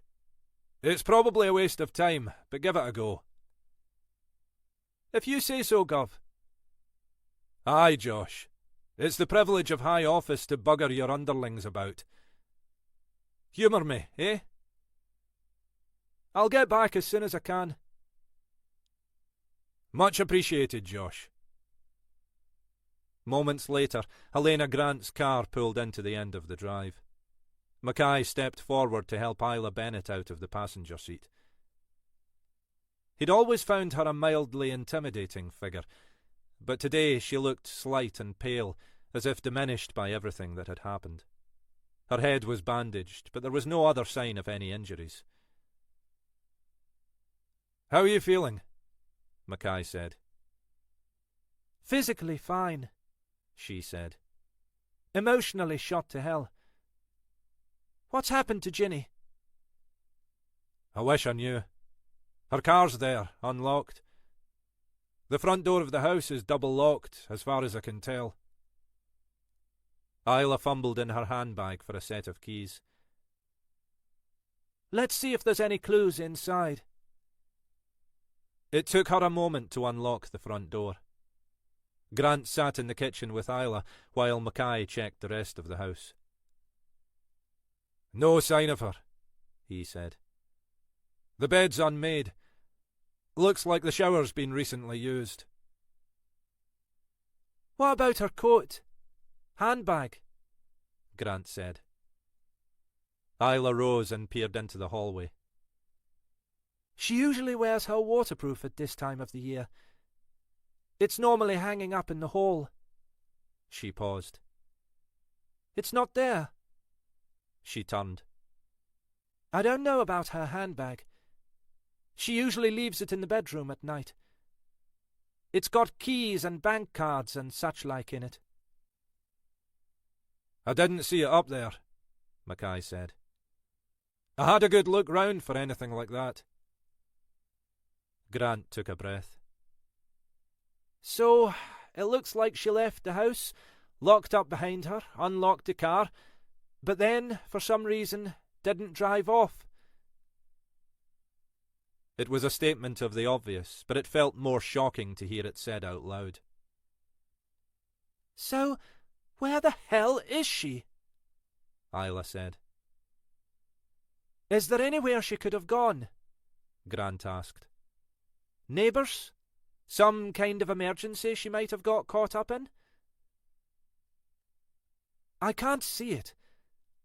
We're friendly enough with the neighbours when we see them, but we don't know them well. There are only a couple immediately adjacent to us. Even if there'd been some sort of emergency, she'd have found the time to call or text. She knew I was waiting. Things happen, though, Mackay said. There's probably some simple explanation that we haven't thought of. He exchanged a glance with Grant. Look, Isla, you make yourself a cup of tea or something, if you feel up to it. Helena and I will check with the neighbours. We'll be right back. He was reluctant to leave her, but wanted to speak to Grant alone. Outside, he said to Grant, What do you think? I think we've a problem. Whatever the circumstances, I can't see that Ginny would have gone off voluntarily without letting Isla know what was happening. Me neither. I'll go and check with the neighbours, see if anyone saw anything. OK, I'll get an alert out in the area. I can always stand it down if you find Ginny sitting patiently next door with an ailing neighbour and a dead phone. Mackay returned a few minutes later, stone-faced. Nothing, he said. Both neighbours were in. Couples, about the same age as Ginny. Neither had seen any sign of her this morning. One of them heard a car pulling away at a silly speed earlier. Thought it was kids messing about. They get them up here joyriding on the back roads sometimes. Though not usually on a Saturday morning. You're thinking what I'm thinking. That someone snatched Ginny.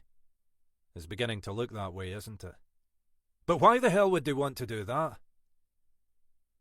For the same reason they killed David Kirkland? Grant said.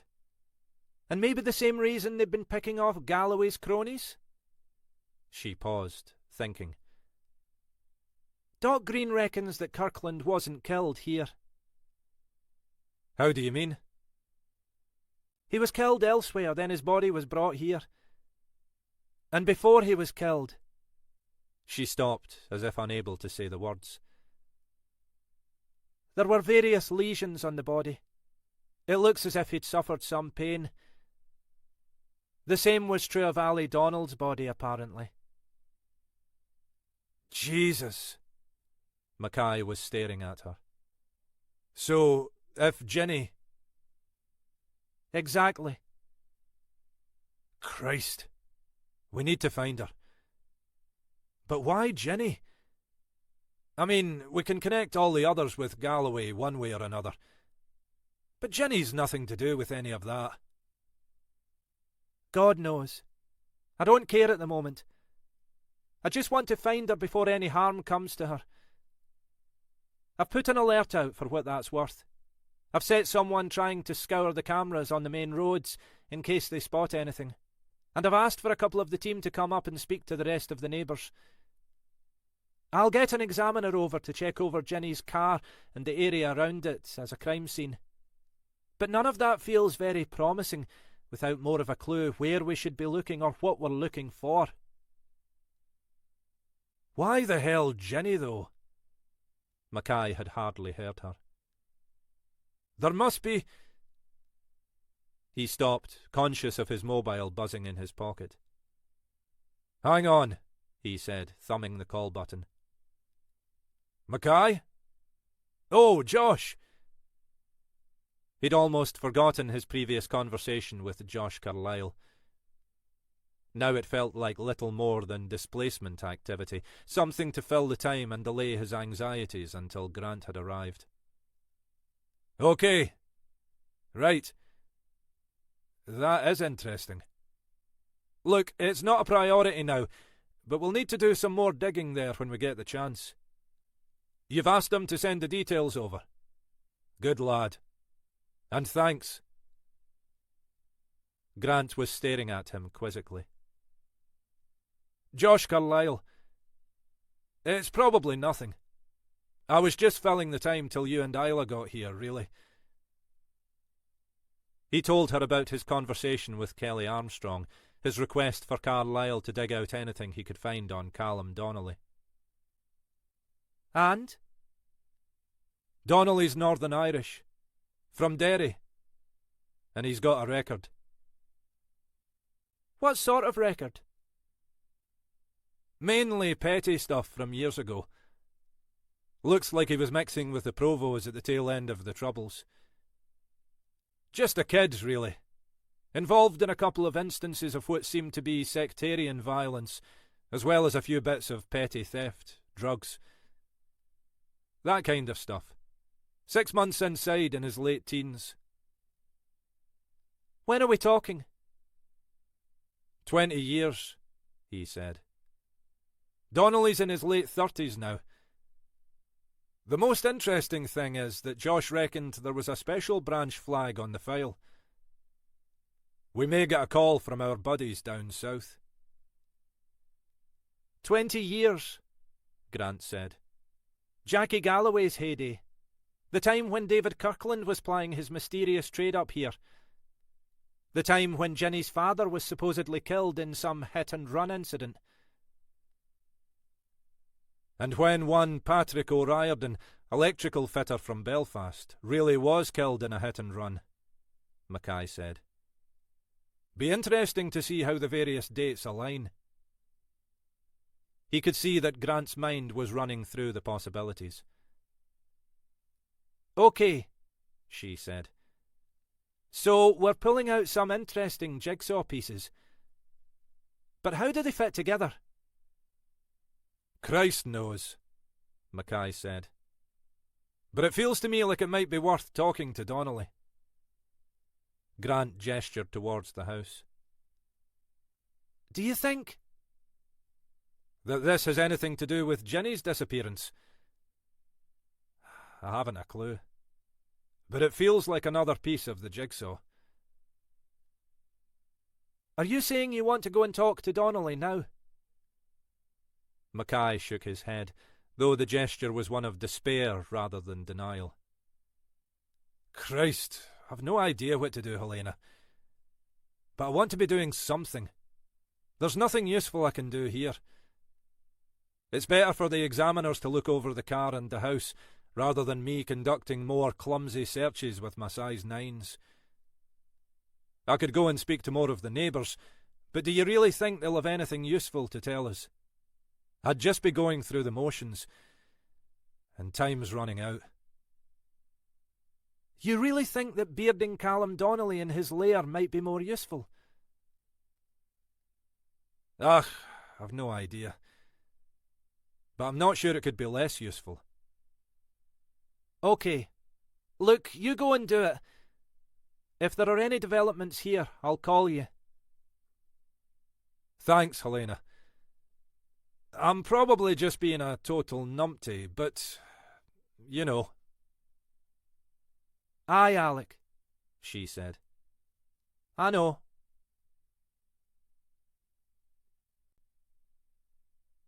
Chapter 53. Mackay was crossing the Keswick Bridge when Helena Grant called. He assumed there'd been some development, and she was summoning him back. Helena? Any news? Nothing here, but one or two things that might be relevant to you. Go on. First thing is, I had a call from the officer I've got working with the camera team. They've been looking at footage over Keswick Bridge at the appropriate times this morning. I'll give them a wave. And? Vehicle behaving erratically. Speeding and then cutting up other vehicles, as if in a hurry. Sounds like just another day on the Keswick Bridge. Aye, except that when we checked, this vehicle had false plates. That right? Plates relate to a blue Ford Focus, registered in Stirling. This was a silver 4x4 Kia. We're trying to check the cameras further up the A9, but no luck yet. She paused. Then there's the second thing. I'm all ears. I'm getting worse than you, Alec. Can't stop digging. I was standing here, trying to offer some support to Isla, but both of us just wanted to be able to do something. So I made a call to an old mate in Edinburgh who specialises in counter-terrorism. As luck would have it, he was in the office and was able to do a bit more searching on their systems into Callum Donnelly. Like Josh said, most of his record is trivial stuff. But the old special branch flagging was interesting. My friend was being very circumspect, but he reckoned Donnelly was once I think the phrase is person of interest to special branch. Small fry, but looking to ingratiate himself with the provisionals.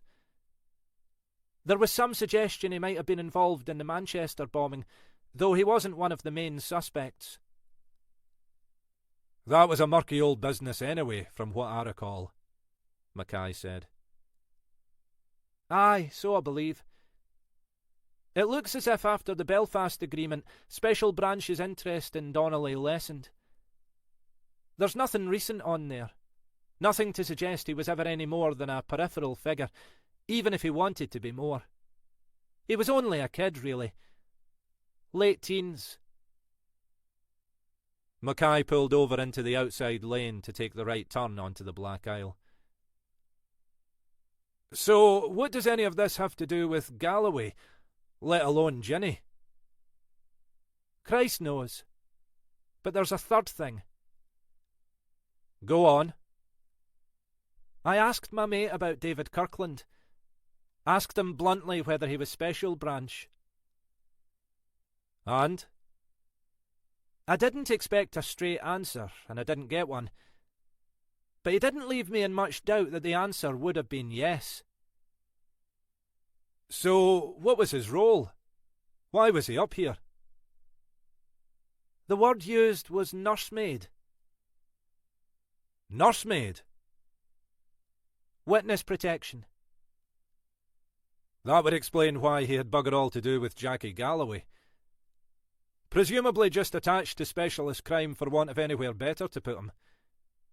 So, who was he protecting? That's what I've been wondering. And the name that keeps popping back into my head is Patrick O'Riordan. Mackay slowed as he headed through Munlochy, then pulled out onto the main road to Cromarty. Any real reason for that? Bugger all, she said.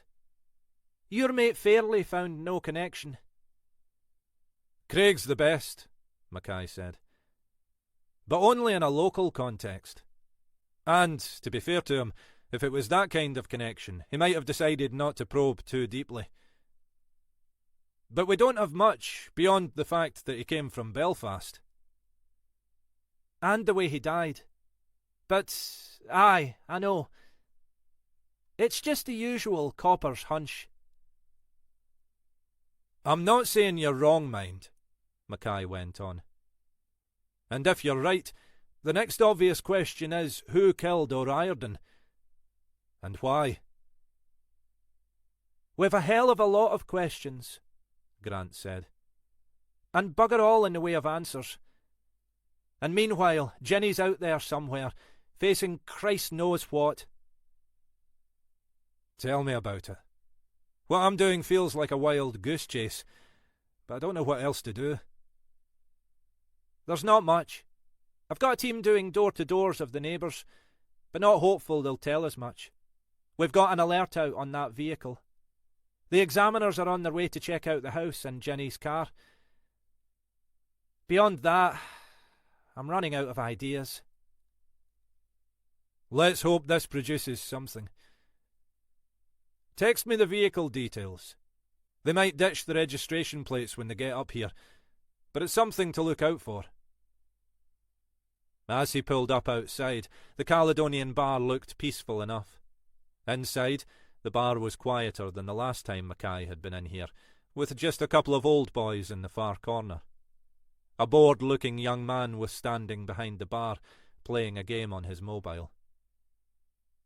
"I'm looking for Callum Donnelly," Mackay said.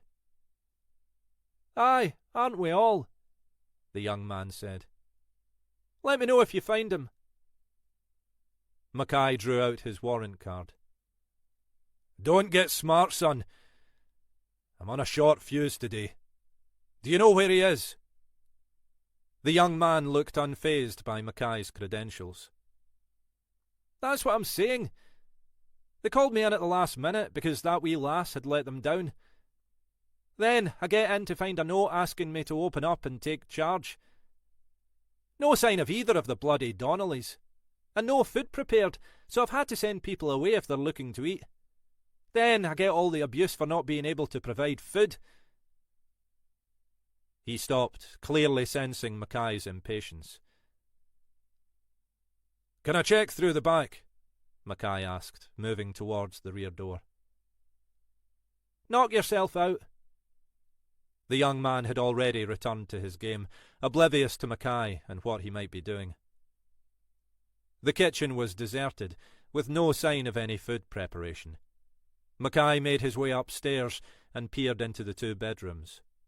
Both were tidy enough, with no evidence of any hurried departure. He hurried downstairs and checked the cellar. Again, there was no sign of anything disturbed or out of place. He returned to the ground floor and found the exit into the rear yard. In Gorman's time, this had been another gloomy space cluttered with junk. The Donnellys had cleared the rubbish and opened up the rear entrance to create a car park. At the far end, in the corner by the wall, there was a small outbuilding. It was locked, but both the door and the lock itself were old and rusting, the doorframe warped by damp. Mackay wasn't a large man, but he leaned his full weight against the door, pulling the lock away from the frame. Almost immediately it gave, and the door opened. The space within was less tidy than the other rooms Mackay had explored. There was a workbench scattered with nails and screws, shelves lined with paint pots, and below those a neatly stacked pile of logs, presumably for the wood stove in the bar. There were a couple of drawers beneath the worktop. Mackay pulled them both open and peered inside. One contained nothing more than a selection of battered-looking tools. A screwdriver, a hammer, a hacksaw. None of them looked recently used. The second drawer contained a pile of newspapers, the upper ones at least looking relatively new. They were editions of various local papers, and at first Mackay assumed they'd been kept as protection while decorating. He pulled out the copy on top and flicked quickly through the pages. On the inside first page there was a report of Jackie Galloway's death, a short innocuous piece which characterised the death as an apparent accident. Mackay lifted out the second newspaper. A different journal, this time with Galloway's death reported in a small column on the front page. Mackay pulled out a handful more and skimmed quickly through them. Each newspaper included a story about one of the recent deaths. Galloway, Crawford and Graham, as well as the supposedly accidental death of Davy Robertson some weeks before. The overall effect was chilling. A morbid equivalent of a proud parent collecting newspaper accounts of their offspring's achievements. Towards the bottom of the pile, the newspapers were older, dating back a couple of years. Mackay turned the pages, trying to identify any relevant story. It took him a few moments to spot it. He'd been expecting another report of a death in the news pages, but there was nothing there. He turned a few more pages, skimming through the usual array of human interest stories that bulk out any local newspaper. Towards the centre of the paper, there was a pull-out special, a guide to careers aimed at school-leaving teenagers. There were pieces on options for university, technical training, apprenticeships, and a range of possible workplaces. Almost lost among them was a short interview on the experience of being a woman detective in today's police force. An interview with Detective Sergeant Jenny Horton.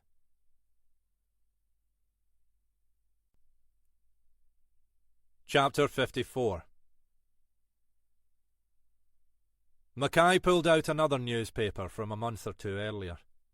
Now he had a better idea what he was looking for. It took him only a few seconds to find it, this time in the sports section. A short report of a local marathon, with photographs of the winning runners. In second place, Jenny. A third newspaper carried a similar report about a half-marathon Jenny had run over in Nairn. Other than the pile of newspapers, the drawer was empty. The remainder of the room was equally unenlightening.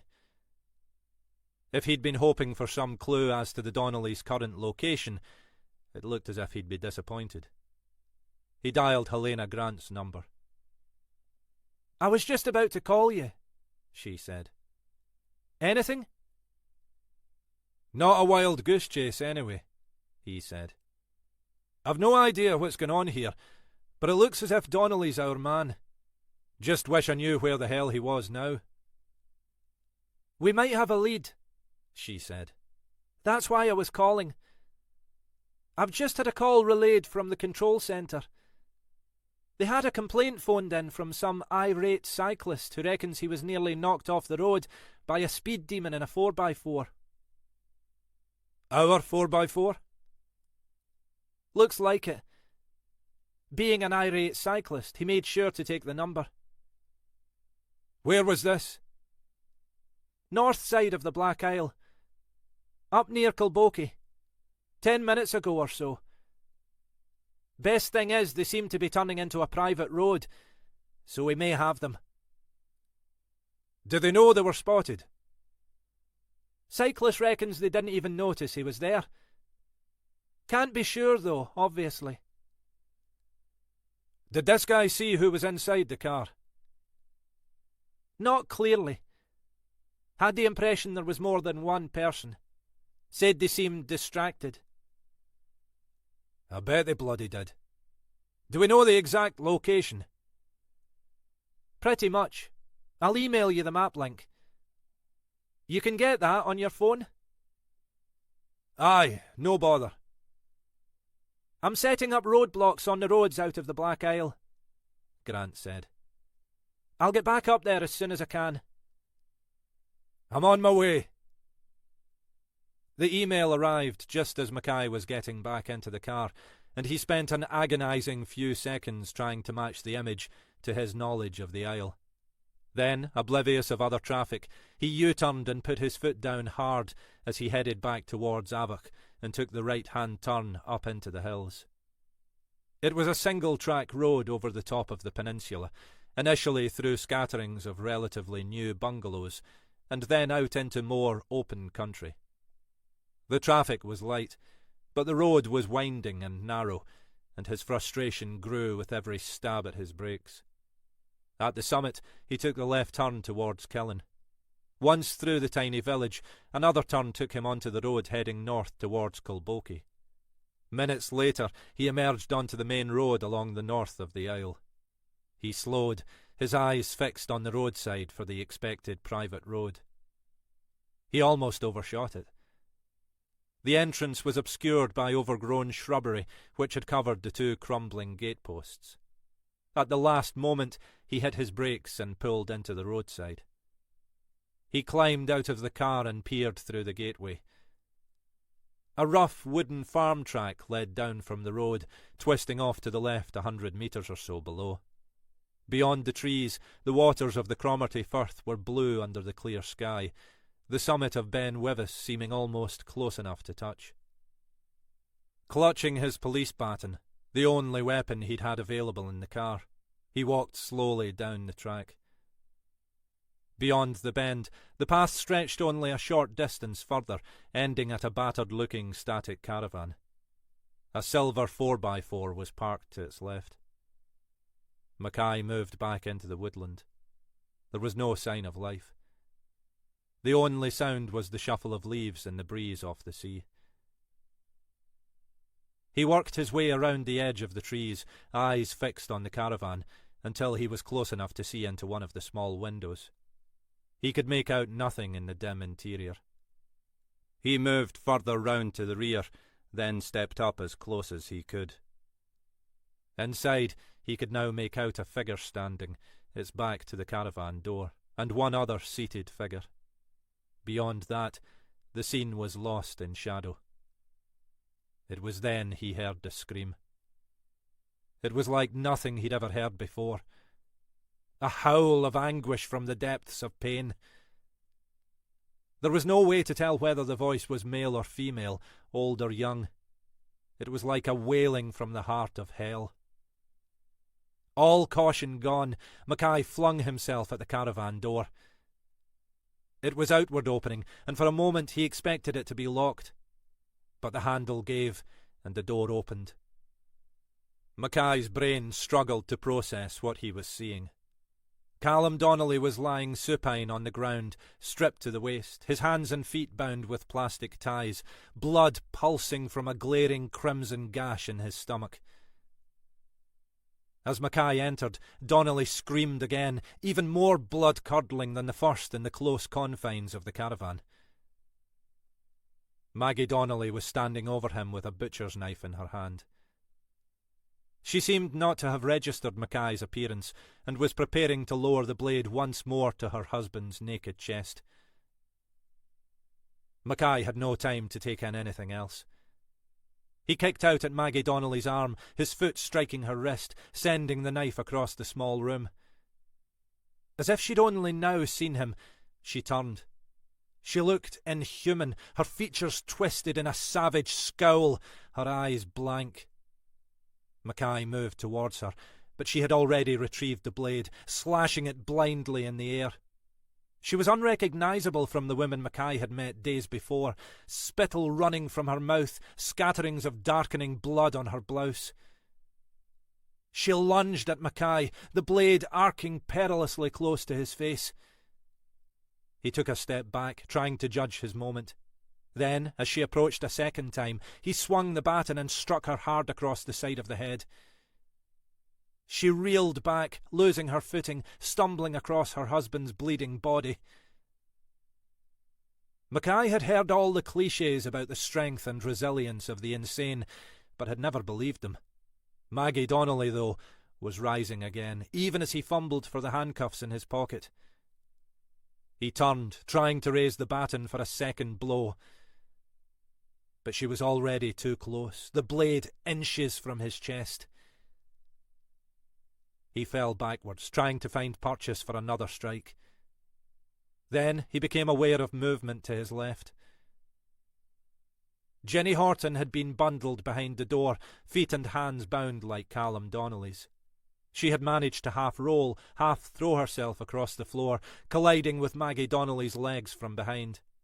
Donnelly fell forward, the knife slipping from her grasp, its momentum carrying it past Mackay's face. Immediately, Mackay was on top of her, dragging her hands behind her back and snapping on the handcuffs with a practised movement. She struggled fiercely beneath him, but he pressed his weight hard on her back, trying to keep her immobile. Outside, he could hear the wail of police sirens growing closer. "About fucking time," he said breathlessly to no one in particular. "The fucking cavalry!"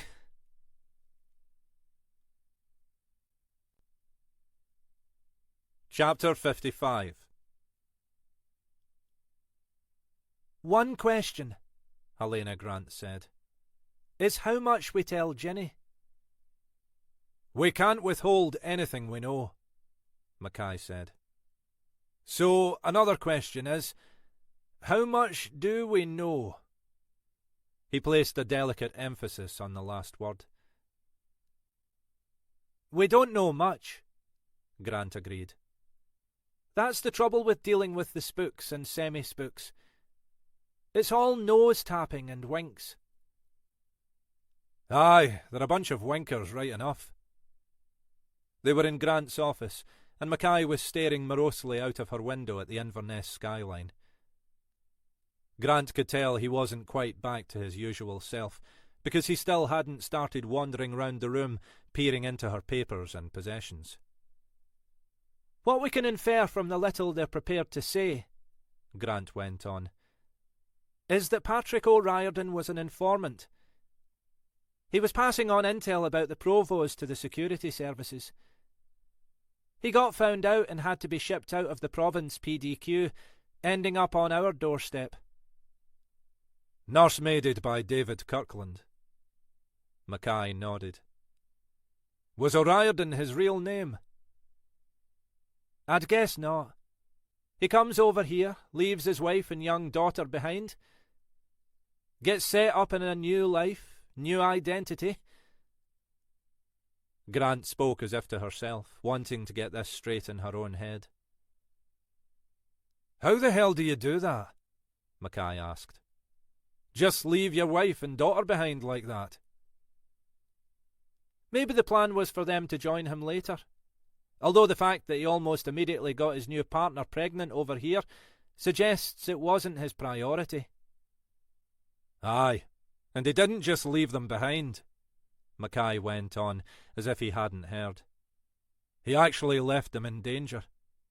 What if O'Riordan's pissed off ex-colleagues decided to vent their anger on his wife or daughter?" Mackay sounded personally affronted by O'Riordan's behaviour 20 or more years before. It was possibly not the time to delve too deeply into the psychology of that, Grant reflected. "I don't know," she said. "Maybe there's honour among terrorists. Maybe O'Riordan was just a bastard." "Aye, well, I suppose there is that faint possibility. Then he gets himself killed anyway. Coincidence?" "I'm guessing not," Grant said.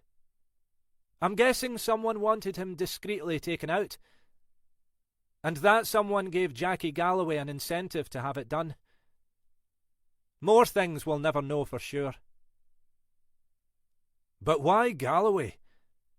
And why the hell would he agree to it?" Mackay shook his head. "I suspect that discreet removal services were part of Galloway's offering. One way of keeping the right people sweet and justifying the backhanders he was getting. Easier for Galloway to make sure the job was done properly and that any investigation would run into the sand." "Must have been a bloody idiot to take on this one, though." "He wouldn't have known, would he? He'd have just been given the target by one of his local contacts. He'd assume that O'Riordan was just some toe rag who'd got too far up the wrong noses." "It has a kind of brilliance," Mackay conceded. "The Provo's getting a copper to do their dirty work. Even if it comes out, the security services aren't going to want to wash that dirty linen in public. Then, after the event, Galloway starts to suspect the truth, or part of the truth, and is crapping himself about exactly whose toes he's trodden on." "I suspect he never knew for sure. He probably found out O'Riordan was connected with the Provos, but didn't know which side was breathing down his neck. Ah, it'd take a heart of stone not to laugh, Mackay said. So, when they all start getting threatening letters a few years later, they assume it's the boys in balaclavas finally come to collect. Whereas we now know it was O'Riordan's estranged daughter. The poor wee lass he left back in Ireland. Now all grown up, married to Callum Donnelly, and with the mother of all grudges. Or, more accurately, father. She paused. You have to wonder about the psychology, don't you? She doesn't blame O'Riordan for deserting them, but she wants to wreak her revenge on the people responsible for his death. She probably persuaded herself that, if he hadn't been killed, O'Riordan would have eventually brought them over here. People can talk themselves into any old bollocks. But how the hell would she have found out about Galloway? Aye, that's an interesting question, isn't it? Grant was silent for a moment. But I imagine whoever was responsible for ordering O'Riordan's killing wouldn't have been too averse to letting the word get around. Aye, I suppose not. Doesn't explain why she waited so long, though. Mackay sat back in his chair, looking thoughtful. She's been living over here a long time. I wonder if all she wanted to do at first was scare them, Grant said. Give them a taste of what it was like for her, stuck back in Ireland, always looking over your shoulder. Then, gradually, the anger and resentment grew, until we ended up with this. You know what I reckon? I never know what you reckon, Alec. Tell me. I don't think this was just about revenge. Or not just revenge for her father's death, anyway. He paused and extracted a strip of gum from his pocket. I think it was about men. Isn't it always? Look, Mackay said. Maggie Donnelly. She's off her head. We can agree on that.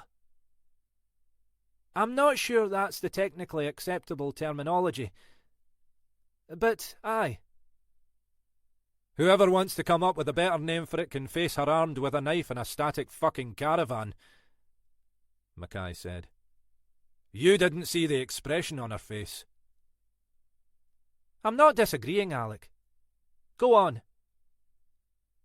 We don't know how long she's been that way, or what finally tipped her over from just sending letters into doing all this.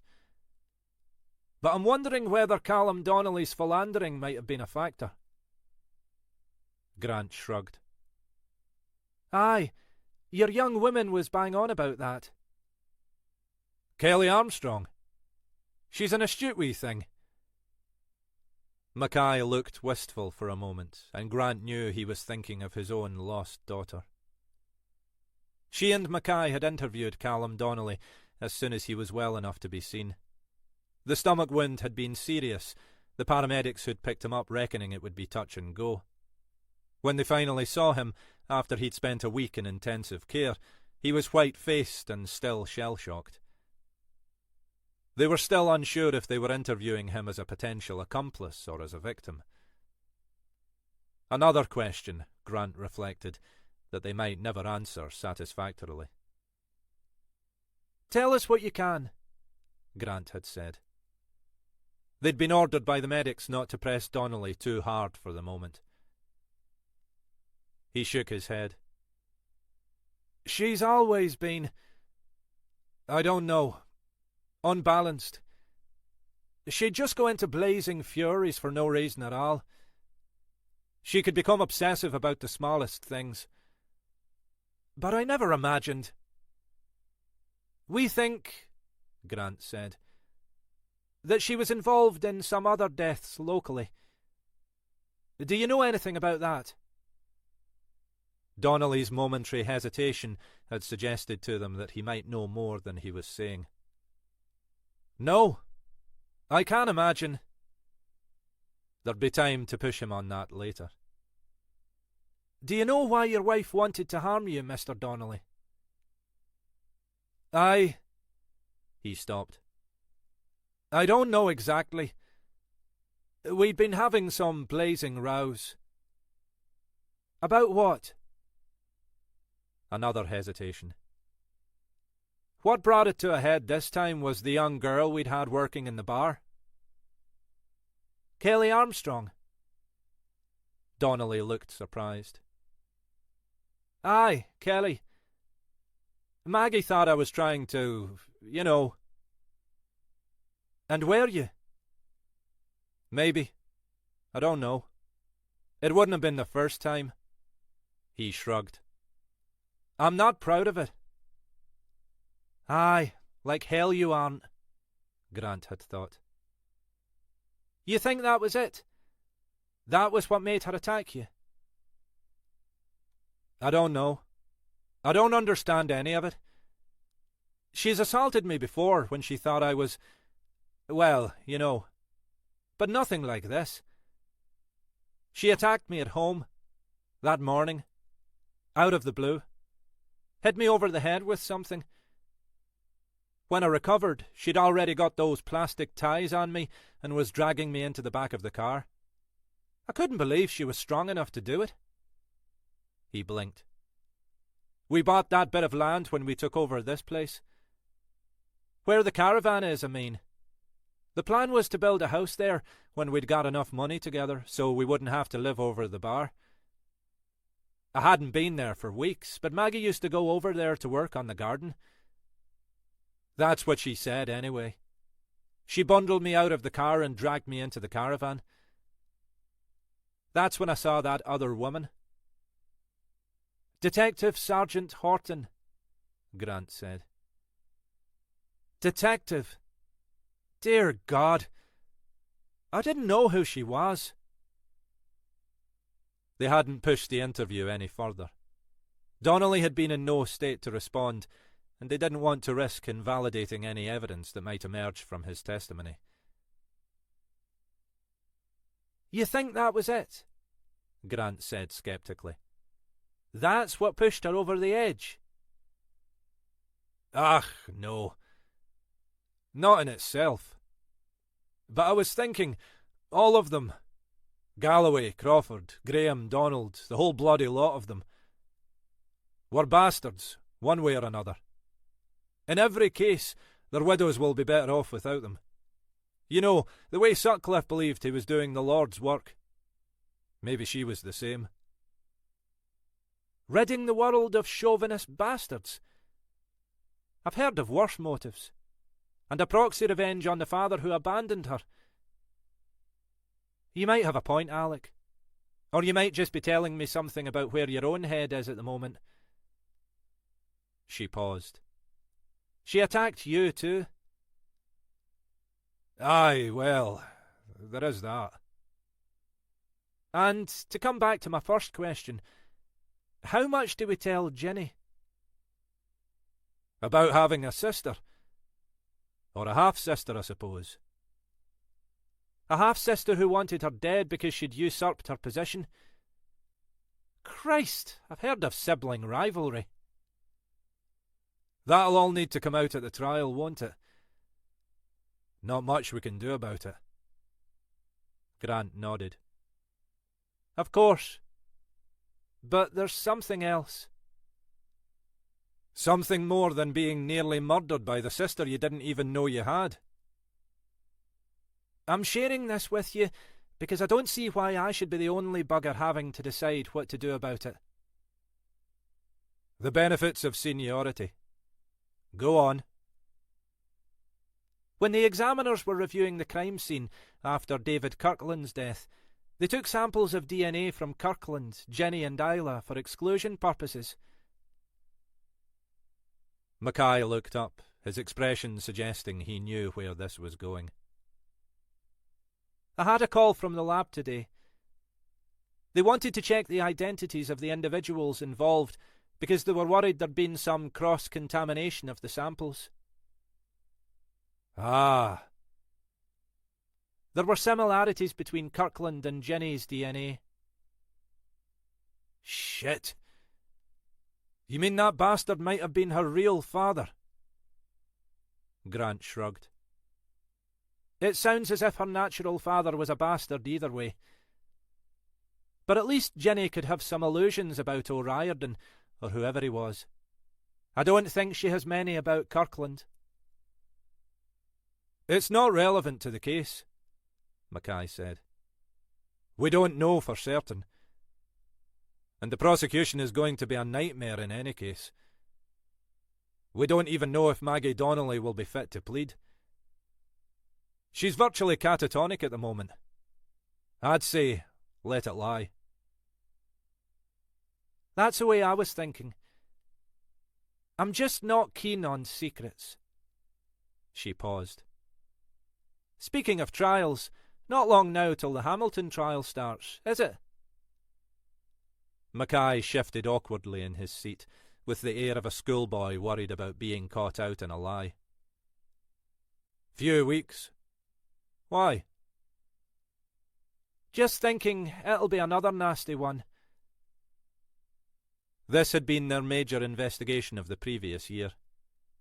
Elizabeth Hamilton had been responsible for the death of her father, himself a suspected serial killer, and of Denny Gorman, the former owner of the Caledonian Bar. She's expected to plead guilty to the murders. Assume they'll argue diminished responsibility. It'll be one for the experts to fight over. That's all. His tone sounded less confident than his words. I hope you're right, she said, and that nothing else comes out of the woodwork. Her eyes were fixed on his, as if she were challenging him to say more. Aye, I hope so too. Mackay pushed himself to his feet, clearly wanting to end the conversation. By the way, I'm meeting Chrissy tomorrow night. She looked up in surprise. That right? Neutral ground. Dinner in some fancy place in the city. Try to clear the air. See if we can find a way to make a new start. All that. Aye, well, that's good, she said.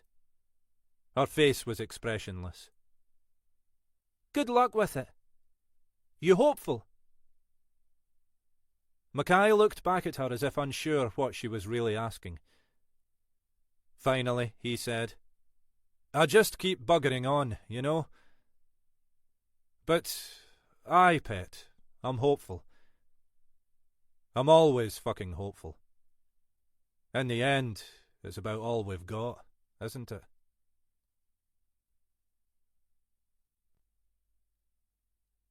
You've been listening to Death Parts Us by Alex Walters, narrated by David McCallion. Published by Whole Story Quest Audiobooks, an imprint of W.F. Howes Limited.